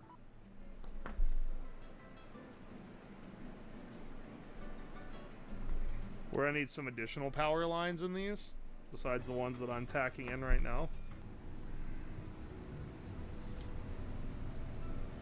Alright, these are our main power lines.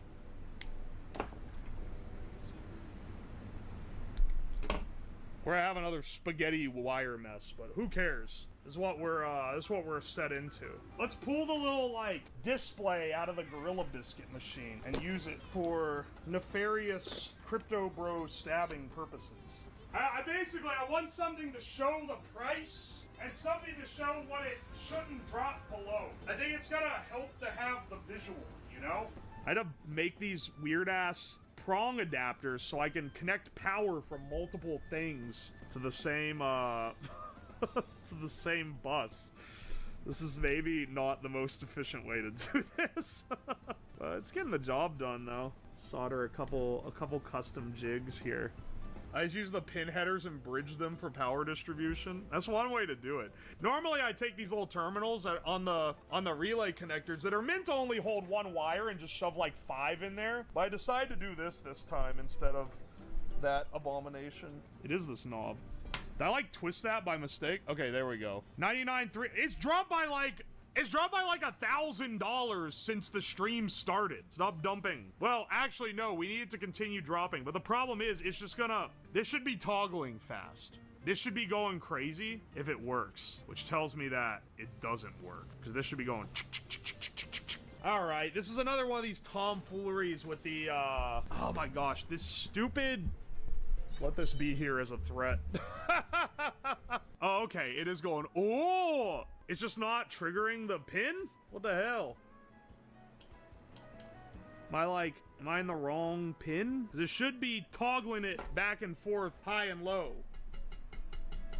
Pin numbers printed on breakout boards are different. Oh my gosh, it's not the same pins? Are you kidding me? So I gotta find out what pin is... Motherfucker. Are you kidding right now? Okay, wait. But I looked up the pinout for the breakout board. So that should coordinate. Hang on a second. If it's the other one, then it's on the other side, and it is the 6th pin up. And your module pinout is not standard. It's the ESP32 Dev Kit V1 version with 36. Wait. version with 36 GPIOs. That's not doing it either. So, riddle me this, Batman. Neither one. Okay, wait. Maybe mine is like really non-standard. It's only gonna toggle it. Oh, well, hang on. It's only gonna do it once every, what, 5 seconds? Oh, fuck. How are these so loose already? They've only been used on these pins. They already loosened up? Oh, why GPIO problem? Let's see. What the hell is going on here? 13 high, delay, low. It should toggle it back and forth really fast. It's doing digital right. I'm just making sure that I didn't like mess up an easy thing. This has happened before.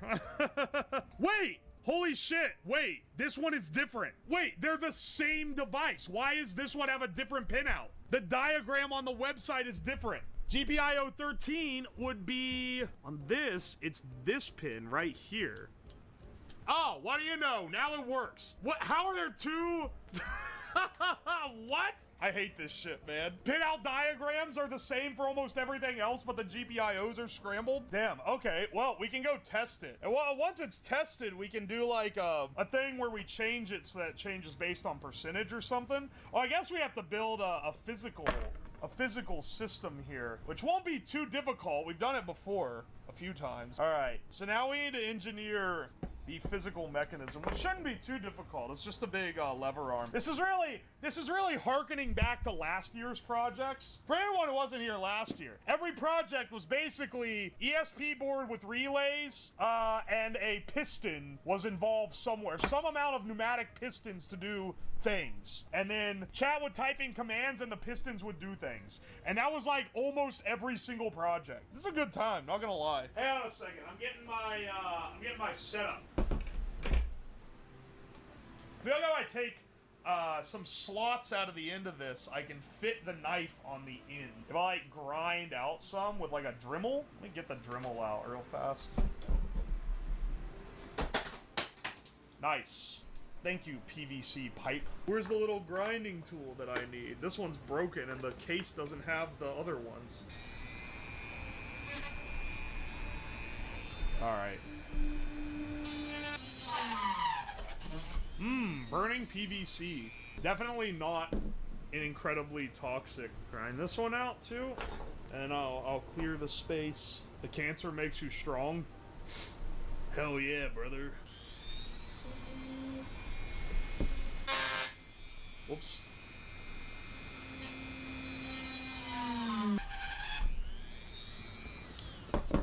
Oh, look at that though. Oh, that's perfect, dude. Little bit of duct tape on there. It ain't going nowhere, brother. The leverage on this knife should be extreme. It should be able to... It shouldn't stick that hard in the actual, like, styrofoam head, though. Alright, let's give it a good old try. The styrofoam actually dampens it a pretty good amount. We gotta really make sure that it, like... Alright. Let's set this guy up. Switch the camera over to here, get the baklava on, and then head over with all our cool toys. This is such a clean table. I'm not used to a desk this clean. Normally the desks are like fucked up already by the time I get them. But this one, all right, we're gonna need something that holds this high up. This one will probably be if we bolt the assembly into. This is stained red, and I couldn't remember at first what this is stained red from. Now I remember, it's from the child blood. It's from the the hand chopper, which is kind of a similar thing, I guess. All right, hang on a second. Is that the ramen coat? Yes. All the coats are the same coat. There is only one coat. So it's the ramen coat, it's the, whoop, almost knocked the knife off. It's the ramen coat, it's the mac and cheese coat, it's everything. It's every coat.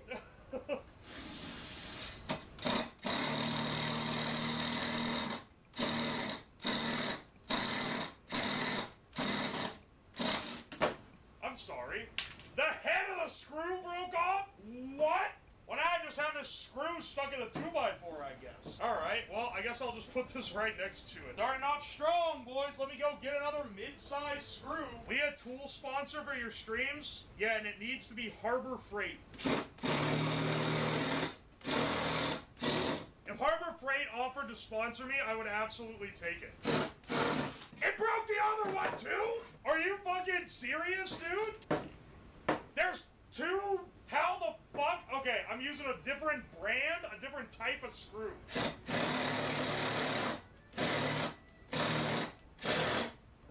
Alright, proper decking screw? Hell. Here we go.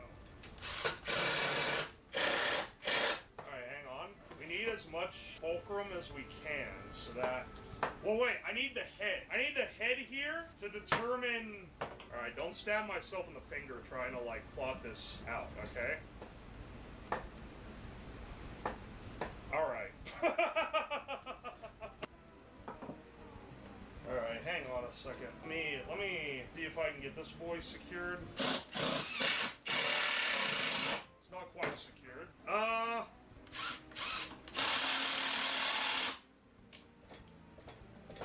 Rock solid, mounting points.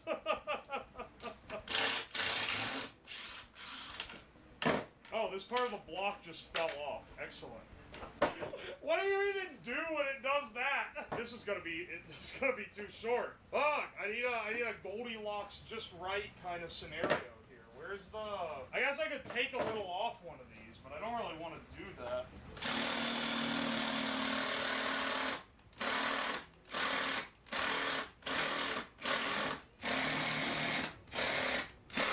Rock solid. It needs like one in the other side, I think. Yeah, how hard is it to get a thing to stick up straight?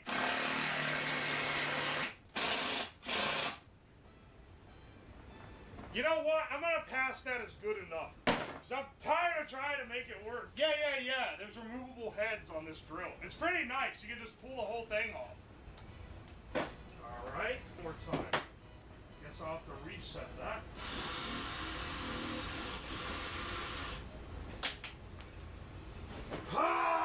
Okay, 1 second. Let's try that again. Yes! Alright, here we go. Secure the fulcrum. Sorry for the ass cam. You gotta get a good angle sometime. Not of the ass, but of the thing you're working on. We gotta put a hole in the end. Oh, hang on, because you guys can't see it quite as well. This is what we're working on. So see the piston sticking up? The pipe needs to be mounted onto the piston. We're not gonna have any like crazy setup. I'm probably just gonna use duct tape on here to make sure it doesn't slide across the fulcrum and fall off. But it needs something. So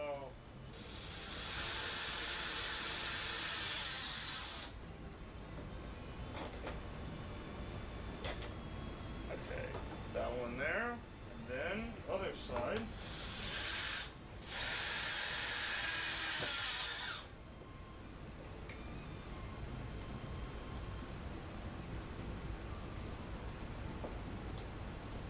Oh, it can't bend the angle enough. The hole's too small. Hang on a second.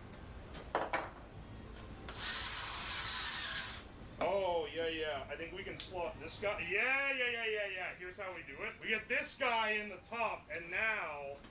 Yeah, this is actually exactly what we're looking for.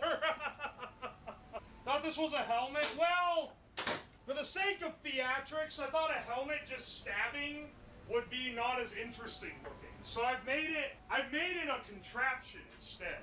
And honestly, I think the contraption suits it well. Though it is kind of hard for you to see the blade held sideways. All right. Let's see. Let's get the setup over there. We should probably like secure the styrofoam head somehow. This is basically a crypto saw trap. So this will show the current price, and if the price drops below 100,000, it stabs you immediately in the skull. Wig might make it harder to stab, maybe. I also have the Charlie head. We could swap between those if we wanted to. Screw to hold in styrofoam. Yes, big brain there, Mr. Slab. Doesn't take much. Oh, duct tape! That was what we needed. It's essential. I don't really want it to go crazy with this knife. You know, preferably. Yeah, if we secure it well enough, it should be okay. Not like safe okay, but like not gonna get damaged okay. Or not gonna fall off the table while it's getting stabbed okay. No gaffer's tape? Look how fancy shit you think we're running here, dude. Do you see the breadth of our operation? We ain't got the money for gaff tape. Now, I don't pay attention. I don't know what the polarity here is. So, when I turn it on, it might immediately stab him in the head, which would be funny, but it's not intended. It's a casualty of science. Hopefully I got the polarity right and it doesn't. Oh, never mind. It's backwards. Switch these guys around real fast. Alright, hope for this dude's sake that the Bitcoin price is raised above 100K. Otherwise, his ass is going to be immediately stabbed the minute it reads the value. Alright, we're booting up. Okay, hang on. Stop. We don't just... Alright, hang on a second. Maybe we should adjust it. Maybe we should adjust it to not be quite so brutal. Yeah, we need suspense. Well, hang on, let me reprogram it.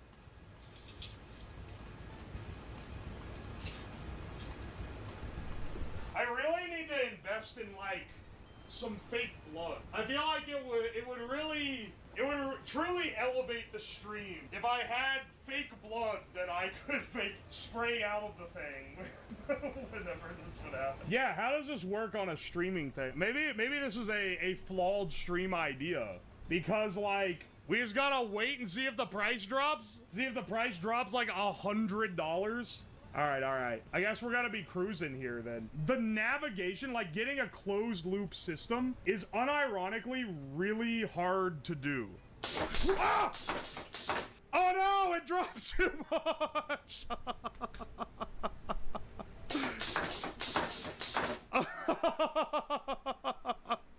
That scared me, dude. Holy shit. Oh, no, he's dead, bro. Alright, hang on. Chill out. Oh, fuck. Wait, I broke it off. I can't fix it, because it's gonna stab me if I try to get my hands in. Successful projects? Question mark? It literally jump scared me that it dropped enough to do this.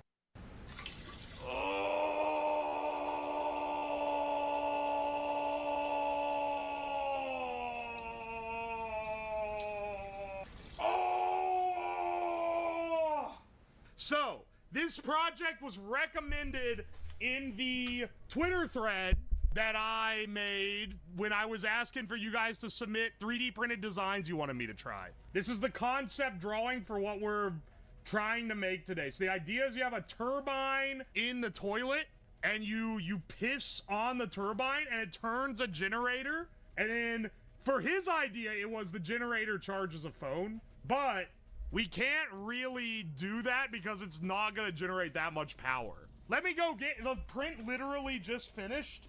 Let me go get it. All right, for some inexplicable reason, 2 of the fins didn't print right, but all the other ones did. So you should still be able to piss on it, you know, if all is well. Some of the fins are thick, like see how they have like, they're sort of angular on either sides. And then other ones, like this one here, is thin. It's like it's concave instead of convex. However I, like, extruded this out, there were some and then these 2 didn't fucking print at all. So I probably broke the mesh in some way. Whatever, man. We're gonna piss on it, dude. Now, we just need to fit this onto my micro motor. This is what I'm using as the motors for the BattleBots weapons, speaking of... I'm realizing now that the fins are facing the wrong direction. No worry, I have the hole go all the way through, so I can just mount on this side instead.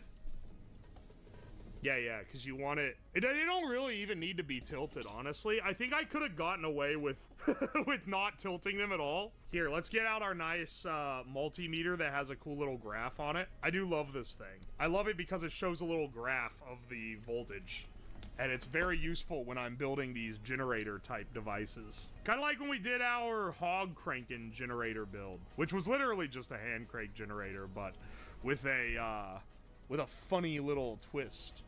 Let's get this guy strapped in. Will it be more efficient with a slower flow? So, that's part of the game here, right? Because what this thing is going to do is it's going to try to measure your flow. Now, I would have loved to get some bros over and have us all piss in the same toilet to see who has the strongest flow. Unfortunately, couldn't really swing that for this time. So, what I'm going to have you guys do, I need you guys right now in chat, start chugging. I need you to go and stopwatch your piss and then get me the times for later in the stream so we can see which one of you guys has the longest one and we can measure how much power it would generate. If you start now, you can chug enough to get a really good one. All right, let's try this. You can see the meter shot up. A stable piss should be bringing in like so. Let's actually attach a load to it. So sound effect.png. Nothing too bad. Just enough that we'll have something to measure the voltage across. And I don't know if you guys cheat if you tried submitting some absolute magnum pisses. The way I'm printing, the 3D printed brace that I'm making is designed to go on the left side of the toilet with the motor facing this way. So I think this is the prop facing the right direction. All right, let's see what we do here. There we go. Now that it has a load to dissipate across, you get some serious volt on that. So you can see here that, like, hitting it real hard, that really makes the thing spin. Here, these are nice, big, colorful arcade indicators. I think actually we'll do 5 green and then 3 red. These are like when you hit like the giga piss. What the plan is we have these lined up in an enclosure on top, right? Like this. These will be connected to this relay board. I'll probably just use an Arduino because it's easy. We get an Arduino connected to this relay board with these 8 outputs. When you piss, it's gonna go and it's gonna monitor how strong it is on this. And then at the end, it's gonna give you a number of lights. Like after it ends, it's gonna flash up and show you your ranking on the lights. Now I could go the extra mile and add a little like 7-segment readout to give you like a more granular score. But to start, you know, just as a starting set, we're just gonna have it do that. Maybe we should try to find our enclosure first, which is gonna be pretty simple. With these, we can we mount through MDF? Let me see real fast. I want to see if I have enough clearance. Probably not enough, but we could also just make it so it fits snug enough in there that we don't need a lot of clearance on this guy. If we just took a big MDF piece, we could mount all these up into a nice big row.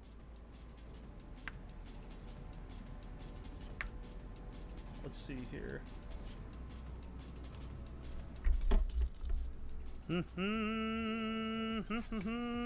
I put the measuring tape across this. Didn't use it at all, basically.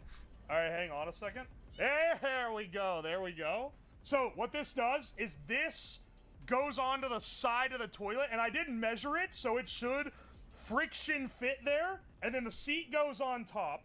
This guy, oh, I could see it lifted the bed a little bit. It didn't quite bed level well enough. Whatever. This guy goes here. It's a little looser than I'd like him to be, so let's add a little buffer tape here. All right, here's our piss generator.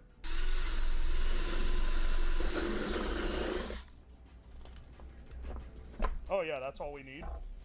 What is he doing now? I'm making the scoreboard for the piss reader.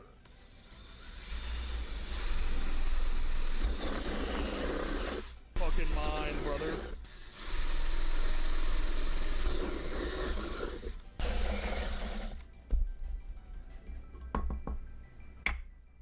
Well, most of it anyway. It's not gonna generate piss. The piss does the generating. It's the other way around.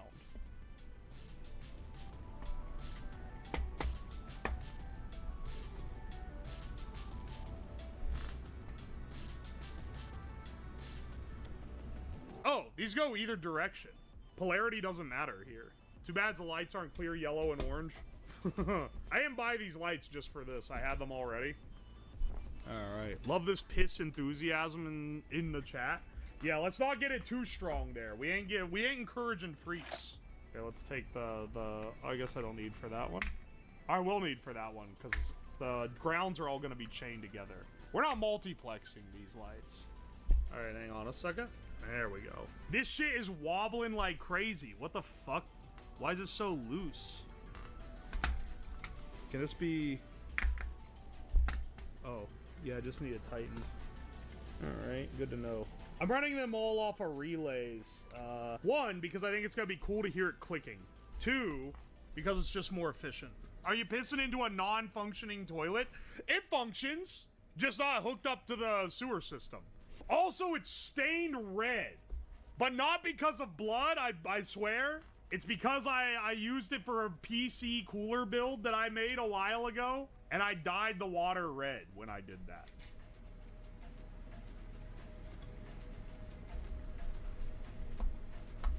And this will go in. We'll need 5 volts from the board here, and then we'll need 12 volts into this.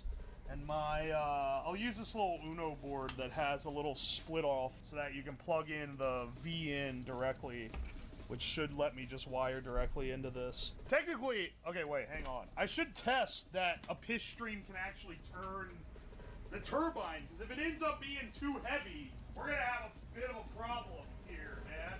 Where's my... Can this actually spin the turbine? Oh no. Oh no, bro. Hang on a second. One second. Let's get the, you know what? I wasn't really holding it right, because here it's kind of hanging. Yeah, actually, here it has more friction than if you hang it straight. All right, hang on a second. Oh, this is bad, brother. When I cut to this toilet, I want to stress, this is a brand new, never pissed in, never shit in toilet. It's just got stains in it from when I did a PC cooling project using it on this stream, okay? There is photographic evidence of the project that led to it looking like this, which is also why it's red. Bro is on his boy period.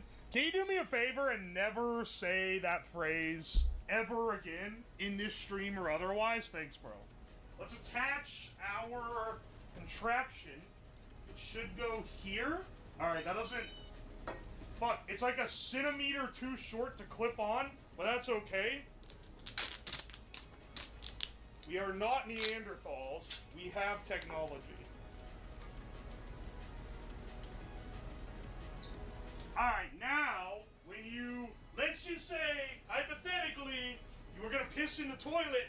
I'm not pissing in it, though, because that would be against TOS. If you went to piss, it should go... Oh no, bro. Okay, wait. It does work. Holy shit, it sprays it everywhere. I don't know, did you see that? Do you see how much that fucking sprayed?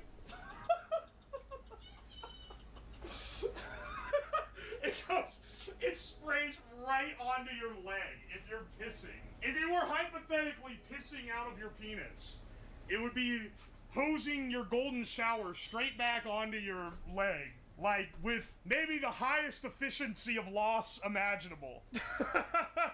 You really gotta aim at the right spot. If you don't get the positioning correct, it doesn't spin the turbine well enough. No grounding, we short like men. I'm not gonna ground the case, okay? Hang on, I'm getting another, I'm getting a little wall adapter to test all this stuff with. Oh, wait. Here's the one I actually want to use. Because this one has a, this one's nice because it has a little switch on the cable, which a lot of these don't have anything like that. Are we pissing soon? Yeah, we should be. I'm just testing to make sure the thing works.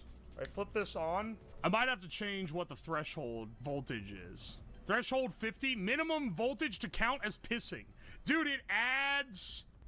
they add fucking comments that talk about how it's for the piss amount.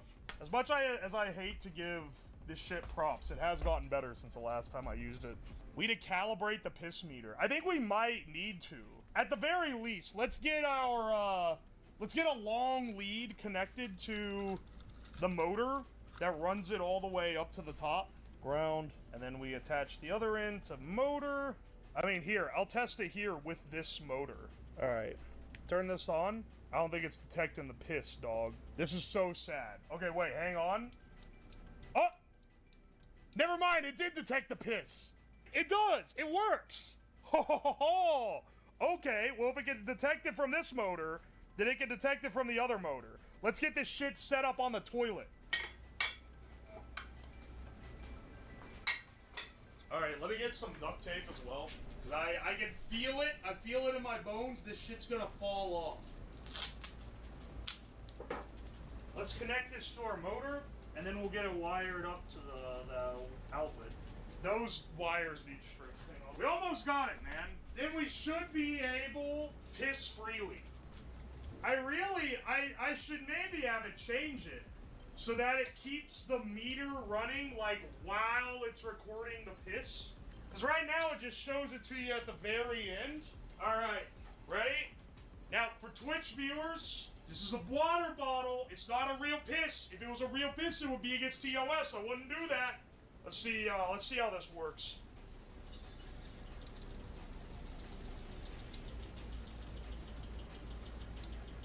It's hosing me everywhere. What do you mean, 1? That was at least like a 4 out of 10, dog. What the fuck you mean, 1? Dude, it's fucking messing with me, dude. What the hell?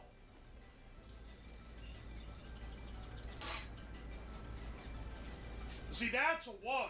Hang on. I think it's like slow enough to start that it's like, fuck, man, I need to calibrate my piss meter. It's so slow to start that it's like taking a while to, because if I come in here and just do this. Oh wait, maybe it's expecting it to go the other direction. Wait, maybe I connected it backwards. Hang on, one way to test that. Did I already fuck it up somehow? That would be tragic. Like that should make it blink. Alright, hang on, let's try it. Maybe I fucking water hosed the motor and now it's not working no more, man. It's literally just not doing it now, man. What the fuck? Did I break it? Did I knock something loose? No, I think it's all there.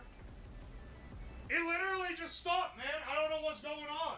Use the air compressor? I don't think the problem is the force. Maybe it is. Maybe it is the force. I mean, hang on. It definitely reads it when you piss on it. I think we might need to calibrate this boy a little. Dude, we've fucked something up.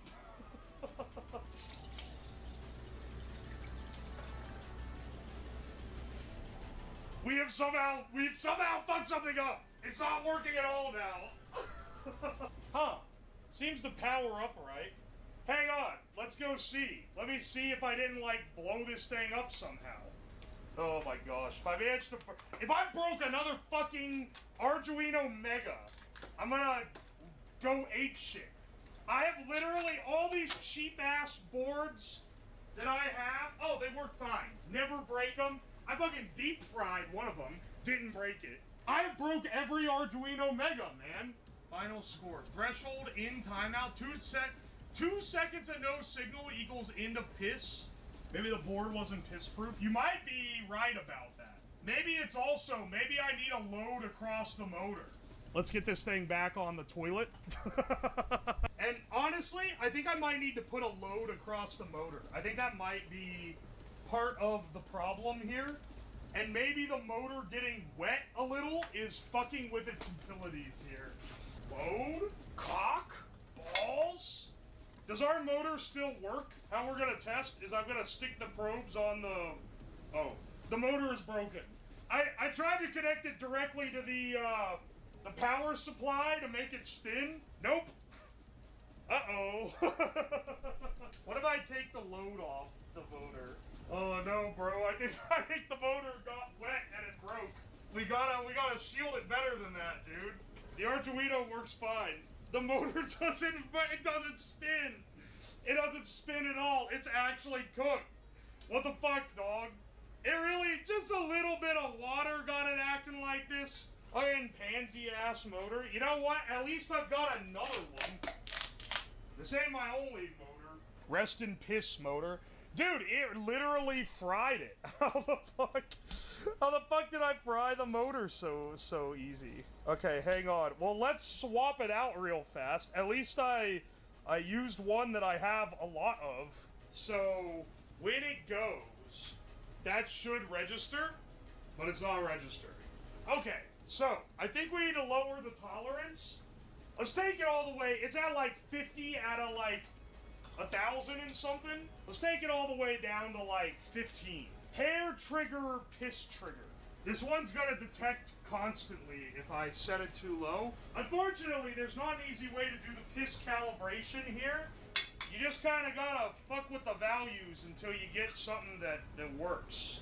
I don't have an easy, like, benchtop way to do this, you know? And if we spin this...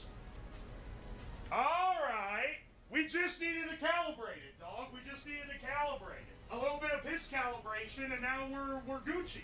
Let's see if you can piss in the most efficient way to rack up the highest score. If we can get a red zone piss, that means we're going crazy.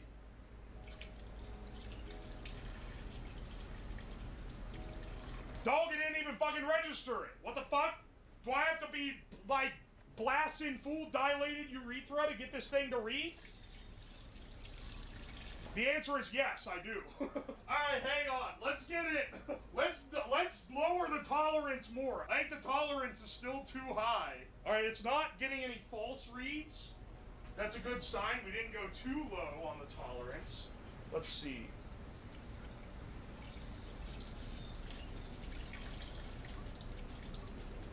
There we go. Oh. Oh. Okay, there we go.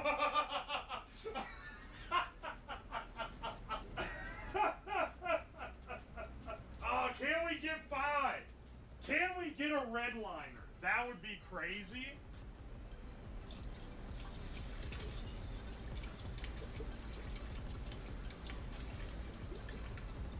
Come on, bro. Come on, bro. Come on, bro. Come on, bro. Yes! Oh! This is the premium experience. This is truly the life.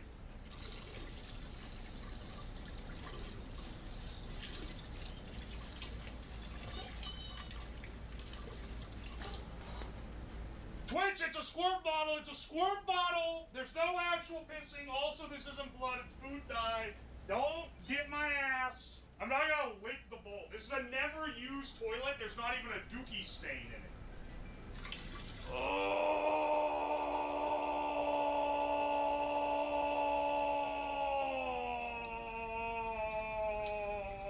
Oh! Shit! We weren't able to get to red. We need more piss? We do. Hang on. We gotta get to the red again. I don't know if it's possible to get to the second red notch. That's like marathon tier. That's like crazy. Alright, let's see. Let's see what we can do.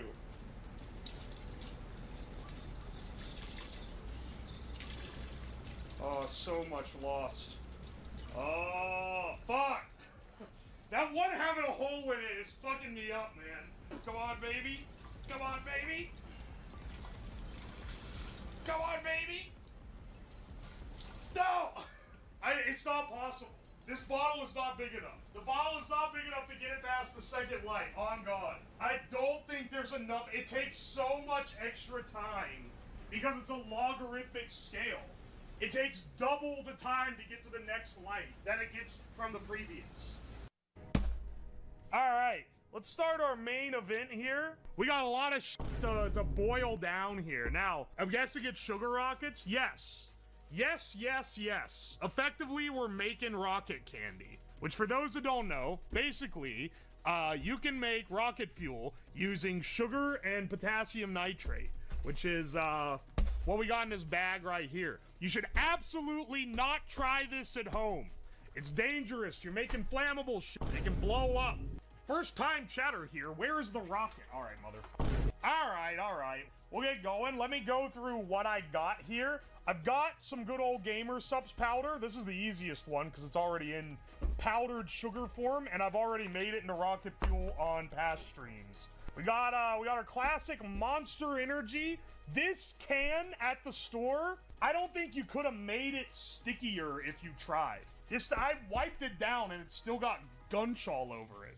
All these cans of energy drinks feel like they've been on the shelf for like over a year. They're all covered in dust. They're all sticky, like someone spilled something down the front. This one, we'll get to it, is like so beat up. And I've snipped the receipt here so I can give you prices on all of them because they vary pretty. Monster Energy was a whopping $2.75. We also got Zero Sugar Monster, so White Monster. Now, I do know people are gonna be like, how is the Zero Sugar gonna work for a sugar rocket?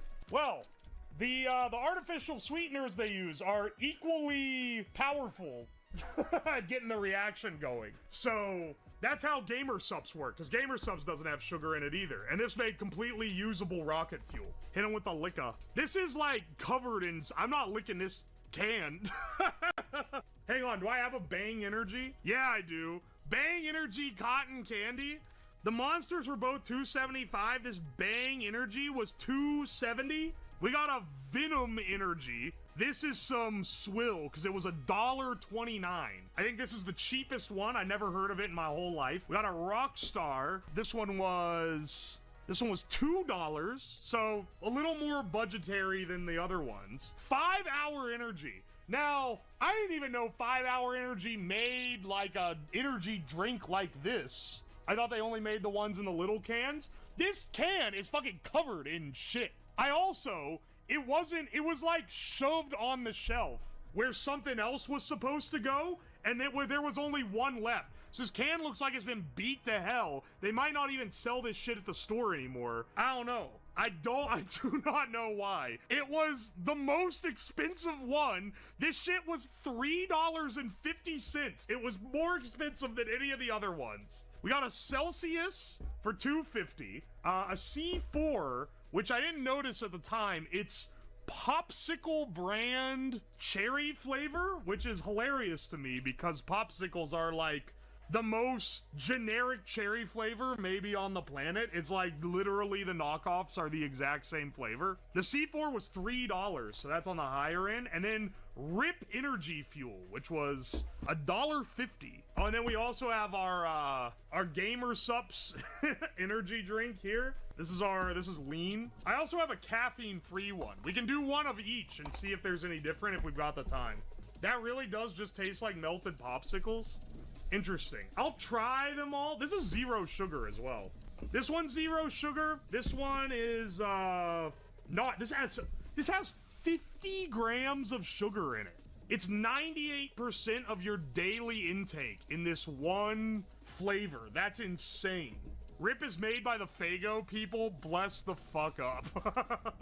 Celsius, this shit is this is sugar-free. 5 Hour Energy, sugar-free. Rockstar, I don't believe is. 61 grams of sugar. Venom Energy, 40 grams of sugar. Let's see, Bang, zero sugar. White Monster's obviously zero sugar. And then normal Monster, 54 grams of sugar. So the sugariest one is Rockstar. Rockstar and then Monster, and then the rest. Original Monster is ass. I've legitimately never had it before. Dollar General sells Venom for $1. Damn it, I got ripped off. Well, it's only $1.30. Real budget energy for sure. So what we're gonna do, ew, it's leaking, dude. What the hell? Wait, which one of these has like shit on it? Could I get any Ghost? I knew there would be some brands that I didn't get and people would be bitching about it. I couldn't get any Ghost. They didn't have it. And no Red Bull. The 5 Hour Energy's leaking. It is like brown. I feel like this one has gone rancid, which is unfortunate because it was the most expensive one. Now, here's the question. There's a proportion, there's a ratio of sugar to potassium nitrate that you mix to get to make the rocket candy. Here's my question for you guys. Do I go off the grams on the can and mix it proportionate to those grams, or do I weigh the total product left in the bottom of the skillet? Because the 0 sugar ones, I'm gonna need to weigh the total product. Weigh? Okay. Before we start boiling shit down, I want to ask the other thing. How would you guys like to test the final fuel? Because what it's going to be is we're going to basically melt it in the skillet, which is the same skillet we're going to use to boil down the stuff. Do you want to melt it in the skillet, pour it into like a little like cap, and then stick it on like a spinny thing and see how many times it can go around? Cooking with rocket fuel? Well, it doesn't burn very long, right? It just kind of burns fast and very smoky. I have this lawnmower wheel. It's got bearings in it, so it can spin, but it does take, like, a decent amount of force to get going. I don't know if a sugar rocket would be able to move it. I tried to attach something to this. It's got a rattle where I drilled into it and, like, a bolt fell in. Someone on Twitter was like, I wonder how much he spins for all this. Well, this stream cost me $22.74. I guess you could say we're pretty fucking rich now. We're gonna make a small rocket engine, like a model rocket engine, which is just a tube filled with fuel. And then we're gonna light it and see how much it can go around this tube. It'll be strapped, or around this wheel. It'll be strapped to the side. The wheel's pretty heavy, so it takes a bit of momentum to get it going. Yeah, like a Boy Scout sugar rocket. Yeah, if we just drill a hole in this can hold it up pretty well, because this is real stable. White Monster is so goated. I've never had most of these energy drinks. I've had Bang before, but not Bang cotton candy flavor, that's for sure. I generally don't like energy drinks that much.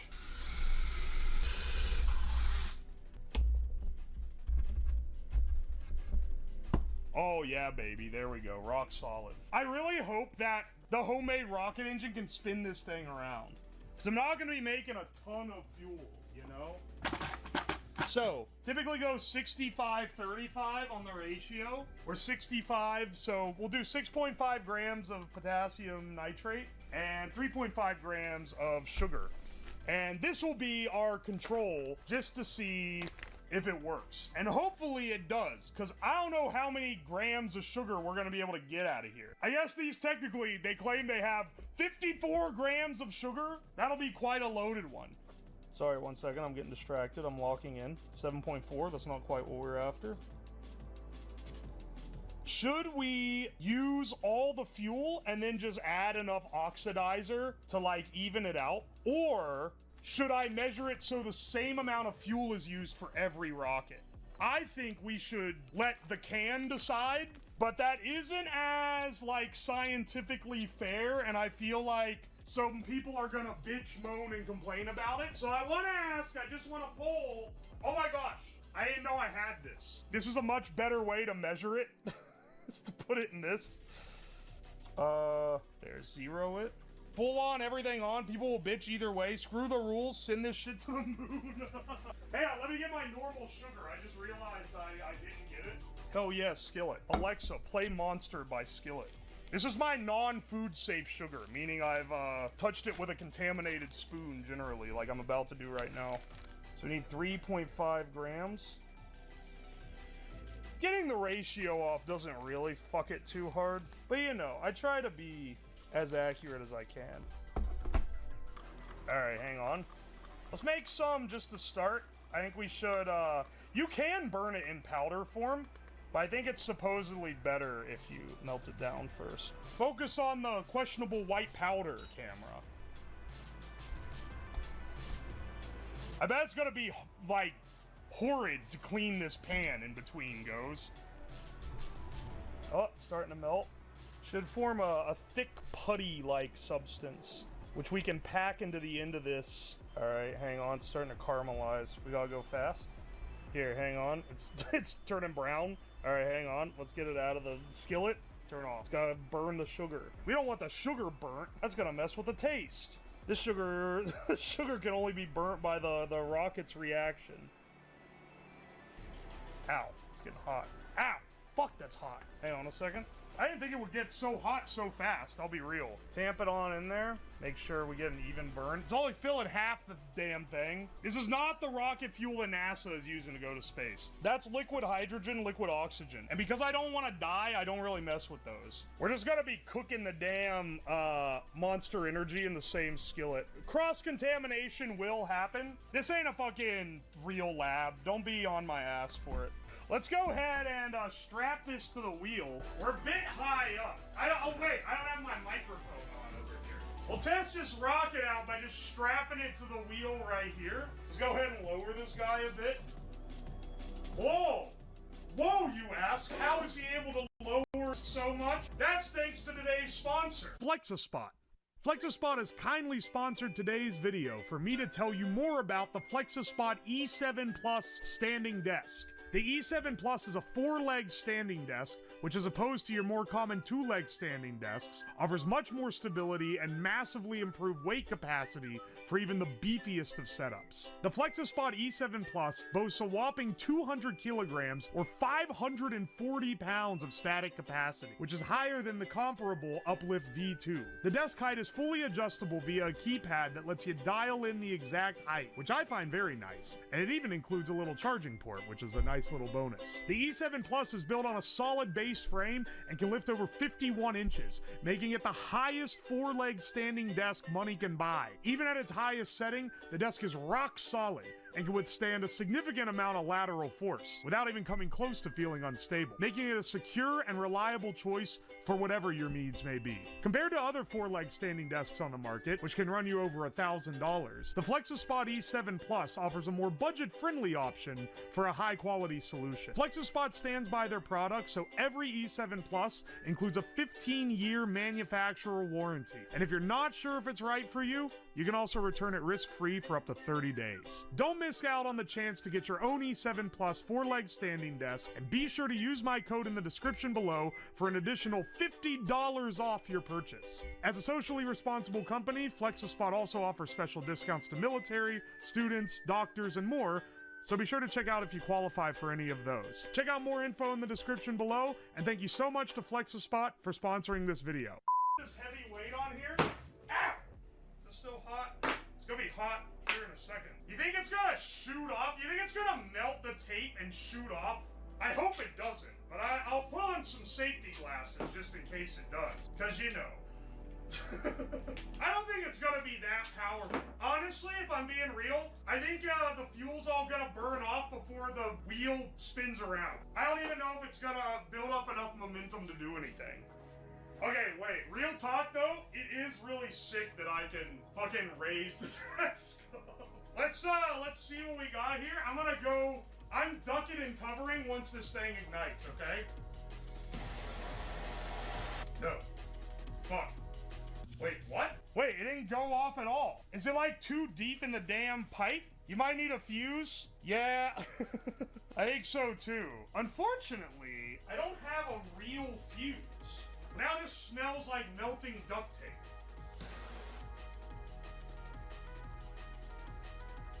Alright, hang on a second. Maybe? Or I'm gonna have to, like, make an igniter, because this is a little bit ominous, to say the least. I think this is a little ominous. Maybe I could use this grill lighter. I put the thing too far up in there, man. It has an oxidizer, so once it starts, it doesn't need oxygen. But getting it started needs oxygen. There we go. There we go. Come on. Move. Move. It's making smoke everywhere. Well, the test rig was not a success. Nozzle is too big? You're actually right. The nozzle needs to be pinched. All right, fantastic. You know, I would just have the vent going, because it's going to be producing smoke like crazy. And unfortunately, in Ohio right now, there's a billion little flies that are trying desperately to get into my house. And if I add the vent, it's gonna just it's gonna fill my house with bugs. So I think we're gonna have to thug it out a bit. Bugs will die from smoke? Yeah, but it's gonna be sucking the smoke out. It's gonna suck out. Dude, there's so much smoke from that. No screen door. Unfortunately, the screen door got blasted away in a windstorm, and that's not even a joke. Fuck, dude, we actually are gonna need the vent, and I'm just gonna get a house full of bugs. Maybe I wouldn't do anything, though. I don't know. Ah! Fuck! A second, I'm trying to not die. Don't mind me, just trying to undo the fact that I effectively made a smoke bomb in my house. Dude, this thing's all full of crap. We are gonna have to, like, I think the only way we get propulsion out of this is crushing the nozzle a little thinner. Let's try, first, let's try Monster, the classic. Ew, this smells. I've never had original Monster. What's it taste like? Wow, that's giga sweet. 54 grams of sugar. Ew, this smells is truly classic. The fact that I could smell it when I opened it up, even though the entire basement is full of smoke, it's gotta be worth something. All right, let's get this guy boiling. We need to get it down to its essentials. That's gonna smell crazy. We're gonna see which one burns the best. We'll see which one burns the best, and if we get one that's pretty effective, then I will see about doing a stream where we launch a real rocket. I have no clearance or certifications to do that, though. So I would need to go through a lot of hassle. That's why I can't promise it out the gate. All right, all right. Let's start making this one into a rocket fuel. Then on the next batch, I'll get 3 going at once. And then we'll finish them in here. Hopefully this dissolves the nitrate. Hot sauce, tight beat. Alright, let's see how we go here. Oh yes, pilk color. You know, it's kind of surprising, but be careful or it can happen to you too. Some people's personality is pilk. Hang on, we haven't added all the nitrates that we need to add. This is gonna make a disproportionately large amount of rocket fuel compared to the first one. I really hope the fume sucker works. You know what? Maybe it's worth tanking the fact that I'm just gonna get a shitload of bugs in my house, and I just gotta tank it and put it outside, man. This smells fucking rancid. What is that powder? That's our oxidizer. That's potassium nitrate. Rocket fuel is an oxidizer and a fuel. In, like, the rockets they send to space, it's liquid oxygen, the finest oxidizer of all, and liquid hydrogen, which is an incredibly strong fuel. All right. Keep in mind, this started as Monster. I just want to remind anyone who's wondering what we're doing here. I should have put the fuel in and then scrunched the end. Good news is, it is becoming a putty, which means we did reduce it enough. Oh my gosh, this is such a mess. I hope this fucking works. Holy shit. Alright, hang on. What do we do with all this extra? I wasn't prepared for the idea of creating a massive excess. I'll be honest. Alright, we got it all loaded up here. Mix it all together for a big poof at the end. This is like a crazy amount. This is an insane quantity of it left. Let's get a big tin can to put it all in. There we go. We got our extra sludge container, and then here's our rocket engine. Just get everything arranged. The more I see this, the more worried I get. Don't worry, brother. However worried you are, at least you're not me.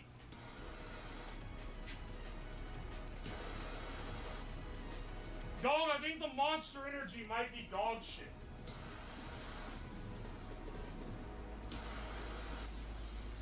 No, bros. It's... this, it doesn't seem to be doing much. Well, that was disappointing. That was worse than the control. Hey, maybe Monster Energy itself is just not very good at this. I think we need a different test. Let's do, you know, we're being all objective and scientific right now. We put it on something that required less thrust. That's what I'm thinking. I'm also thinking, because this takes a little bit to get going. Like, it's heavy. This is a heavy wheel. I'm thinking maybe it's too heavy for the technology that we're working with here. Maybe instead we should just burn a fucking can of it and see how well it burns, and then judge based on that. The actual bottle rocket didn't even move it. You're actually right. Yeah, let's just measure burn rate. Oh, we're getting a system now, okay? Look how much fuel there is. It's a big turd of Monster Energy fuel. Yeah, this should work completely fine. This should not have any possible bad side effects. Alright, you ready? 3, 2, 1.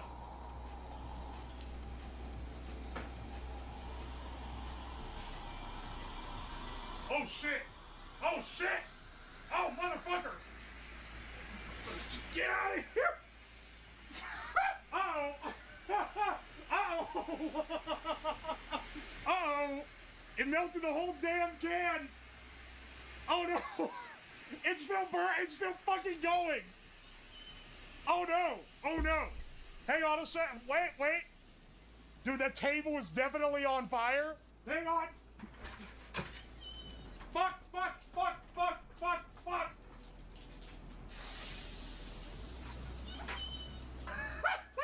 Alright, well, I think that was a great way of testing.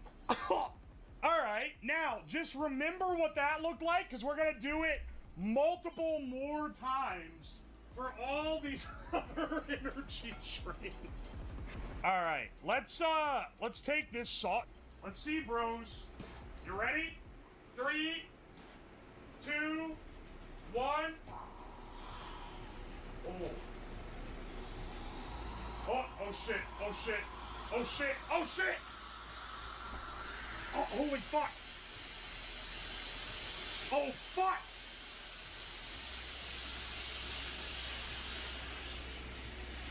Good Lord.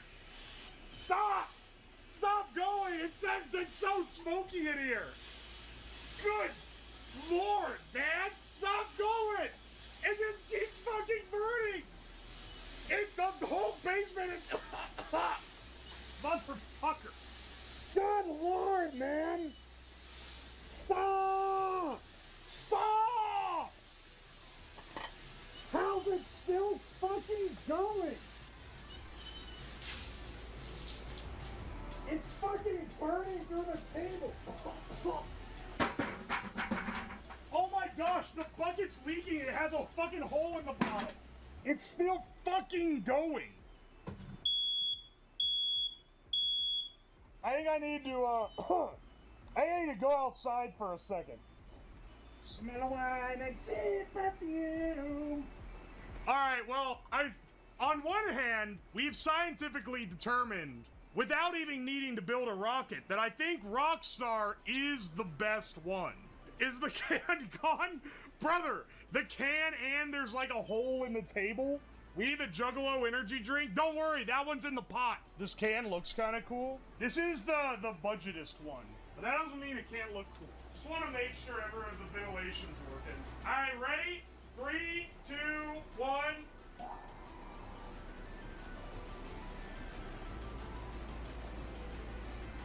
Up. Why is it so black? Holy shit! Holy shit! Why is it on? Like, there's so much fire! What the fuck?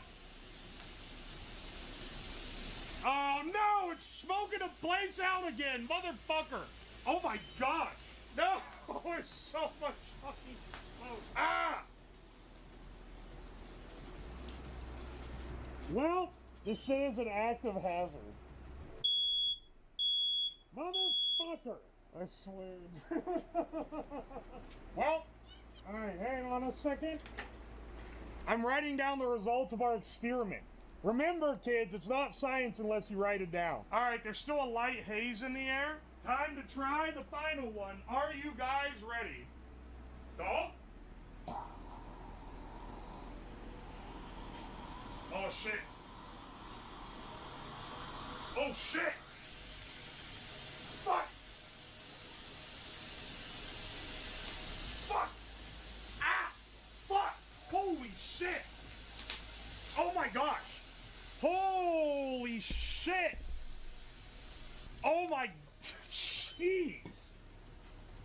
That's like the most violent one! That, wow! That wasn't even the...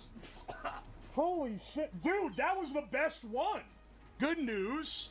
No flies are coming in the house, surprisingly. The bad news is the entire house looks like you're hotboxing in it. Because I went upstairs to the first floor. Oh my gosh, it's all full of smoke, man. It's not this thick, but it's like... There's a measurable haze through literally the entire place. Opium den aesthetic? Oh my gosh. We get a big swap of peanut butter, drop them in the milk. Milk dunked peanut butter biscuit, 20% protein each.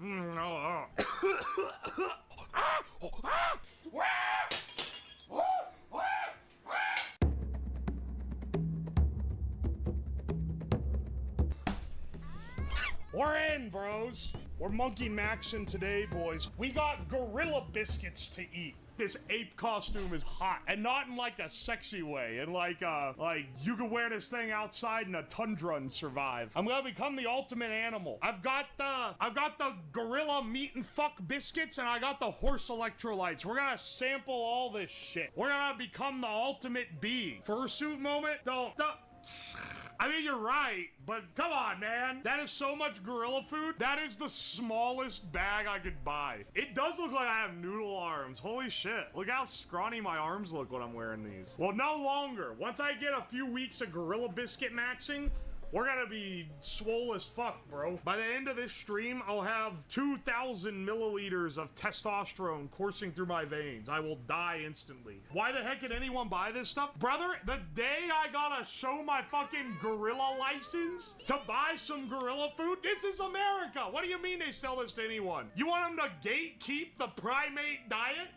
So I bought that on their bespoke website, which just sells exotic animal foods. And I paid with PayPal, which shows who you paid on like the statement that it emails to your inbox. And apparently my payment for the gorilla maxing primate food went to Lando Lakes Incorporated. This motherfucker made by the Butter Company. If I can survive, I just read that as sepsis. You can survive this? Hell yeah. Hell yeah, I will. Not only am I gonna survive, I'm gonna fucking thrive. I'm gonna become the true alpha male. I'm gonna be part gorilla, part horse. I'm gonna have gorilla arms and a horse cock by the time we're done with this experiment. I'm not in the science and tech category today, so we ain't gotta be scientifically accurate. Anyway, guaranteed analysis. 1 volume ounce equals 38 grams. For use in horses only. That's cowards talk. Yeah, this is that gamer subs you've heard about.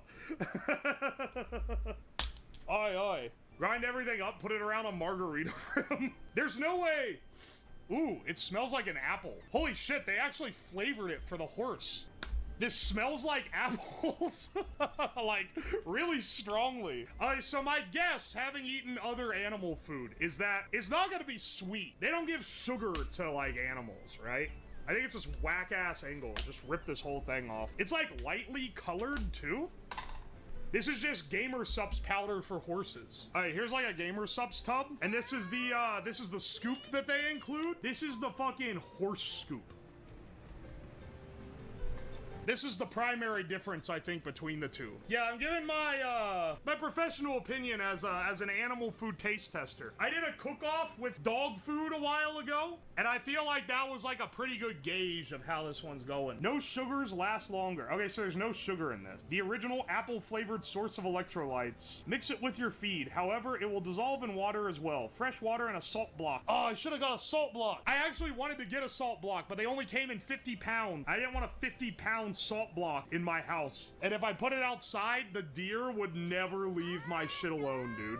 Ingredients: salt, potassium chloride, sodium bicarbonate, calcium carbonate, magnesium sulfide, calcium lactate, zinc sulfide, artificial apple flavor, magnesium sulfate, ferrous sulfate, copper sulfate. Can you eat copper sulfate? I mean, I'm gonna cut this into water, okay? Now, not saying the guy on Twitter is like the registered expert of horse electrolytes, though he is the one that ate it, but like, I know that he put 1/4 of a scoop in a gallon of water. I think we go with 1 gamer sup size scoop, this little micro scoop, and put it in like a shaker of water. You can stare at him for a minute while I go up and get my stuff. Wonder how many microplastics are in it? I don't know how many microplastics are in the horse electrolyte, but I know in the gorilla pellets, they are guaranteed to be no more than 8% ash. I worry about iron. I think, if I remember correctly, because I did do some quick numbers on these, the real problem is the magnesium. This has a shitload of magnesium in it. Here, I'm gonna find out real fast if it's toxic to humans. We're gonna do a little experiment. We're gonna do 1 little scoop of the horse electrolyte. Surely, snort a line of it. We gotta ease our way in, okay? It's actually perfectly fine. Exactly what I'm saying. Oh, it has no color. With some red 40 in there. We're gonna see how the flavor is. We might be able to combine it with something that has a little color to spice it up for me. All right, hang on. Let's see how the horse Gatorade tastes, bros. Cheers. That barely tastes like anything. It tastes mildly salty. Actually, let's add some gamer subs to it. It's gonna make it taste a lot better. Here, so I'm doing 1 scoop horse powder, 2 scoop gamer sub powder. I feel like will probably be pretty good as far as flavor goes. I didn't wash the scoop before dipping it back into the powder. They're probably fine. Let's try some more horse electrolyte with the gamer subs now. That does taste better. Wow, though, having a flavor in there makes me realize that the horse powder is not flavorless. Because that, like, directly fucks with the base flavor. Adding a flavor has made this taste, like, noticeably saltier. Get an IV drip that pumps your veins full of horse electrolyte saline mix. Is it not it's never enough for you motherfuckers. I'll be like drinking a horse electrolyte. They're like, why aren't you injecting it directly into your veins like a fucking animal? Oh, I forgot I had the Glock horse semen page open on my browser. Hang on a second. Plants crave the horse electrolytes? I don't know, but I sure do. I'm horse maxing. This tastes worse every time I take a swig. Here's the problem with the comparison of the flavor is I tasted tap water and it tasted better by comparison. Pound the whole thing. We're going slow, okay? We need to sip this. We need our horselites to sip along with our gorilla biscuits. Make a stir fry from the gorilla biscuits. We're gonna try some different stuff. After we do some baseline taste tests, I'm gonna run up and get some sauces to put on them. I'm not saying the gorilla biscuits aren't gonna taste good, but like, it smells like dog kibble. If I'm being completely real. You can buy them on Amazon. What the fuck? Let us see. I'm getting it. Look, they look like chicken nuggets. They don't smell as bad as dog kibble. I shouldn't say that. Gorilla biscuit. Some people also say they taste like bananas and or coconut. What do they smell like? They smell kind of sweet. Yeah, saying they smell like a dog kibble is not really accurate. Can you read what's in them? Oh, absolutely. Yeah, this is the Missouri Primate Growth and Reproduction Biscuit. They have Primate LS Sticks Banana, LS Biscuits Cinnamon. That one sounds like it tastes better. High Fiber Sticks, Leaf Eater Primate Diet. We don't want that one. Monkey Crunch 20. We get some damn Monkey Crunch. Crude protein, not less than 20%. Crude fat, not less than 5%. Crude fiber, not more than 12%. Moisture, not more than 12%. Ash, not more than 8%. Ingredients, soybean meal, ground corn, ground soybean hulls. There are a lot of soybeans in this. I thought the gym bros hated that shit. Dicalcium phosphate. Someone looked that up to make sure I won't fucking die. Alfalfa meal. Salt, DL, methionine. All right, someone looked that one up so I don't fucking die. They'll do their proper research when constructing the diet. Yeah, but it's the cheapest protein ratio on the market. Ash, like the fire kind? Yes. Yeah. It's food ash. Bro's eating straight up hay, lamau, alfalfa. Shut the fuck up. There's also soybean meal in it. L-ascorbyl 2-polyphosphate. That's vitamin C. Taurine. That's in like energy drinks. I'm not gonna poison myself. Yeah. Ash is in like most animal feed. This is some whack shit. Alright, looking into reviews right now on the website. I mashed them up with whole milk and a scoop of protein powder for maximum gain. Cheapest and best food for bulking by a mile. Can't believe I used to waste my money on Purina. First impression, smells amazing. Like coconuts and bananas. Unfortunately, it just barely It tastes like barely flavored barley. Surprisingly crunchy and chews like a regular biscuit. Decent stuff. Gonna get yoked with these in my diet. We don't need to pretend these are only useful for primates. We can leave humanity behind, Jim Bros. Yes, good for my gain. Gonna add this to my diet. We're all gonna make it. Good taste, high fiber, and they are filling in my daily diet. I've used this product for years for my monkeys. Okay, it took down to here before. Also, who the fuck says for my monkeys? Who the hell just has monkeys? They actually scream for their biscuits. The actual monkey owner, real certified monkey owners, real monkeys out here, they scream for these biscuits. Or monkey maxing, bros. Here, let me have a sip of this horse electrolyte to remember where I came from. That is not tasty. Okay, the guy saying coconut and banana, I understand. They vaguely smell like coconut and banana. I'm putting it off, but I should try the damn monkey biscuit. All right, let's see. Let's test the gorilla biscuit and see if it lives up to standard. That's not that bad. Oh no, that's actually like not bad at all. This tastes way better than the horse electrolyte. This tastes like way better than the horse electrolyte. I hope this shit don't kill me, because it's kind of tasty. When you're getting taken over by the apes, I'm gonna be right there among them. They're gonna accept me as their own, and I'm gonna feed them gorilla biscuits. Feel like it'd be better dipped in sauce? Honestly, yeah. It'd probably spice them up a bit. I expect them to be hard as a rock. You've been eating like a horse for a while now. What's wrong with you? What's wrong with you, dude? Why are you not on the gorilla diet? Why are you not monkey maxing? Hang on, I'm gonna go get some sauces. Let's see if these taste good if you dunk them in like ketchup or something. I got some Sweet Baby Ray's. I got some ketchup. Did you get milk? I have milk. It's not down here with me right now, but I have it. Don't worry, we will try this as a cereal. It feels like it was meant to be a cereal. I got some Yum Yum sauce. I don't know why I have that. I got Chick-fil-A sauce. You could probably put Chick-fil-A sauce on fucking dirt and it tastes good. So I feel like that one's kind of cheating. And then I brought a bunch of little things to dip them in. Do you have any Nutella? I don't have Nutella, but I do have peanut butter. Do you want me to go home and get peanut butter? It's not made of gorillas. It's made for gorillas. These are specially formulated for massive Yakubian apes like myself.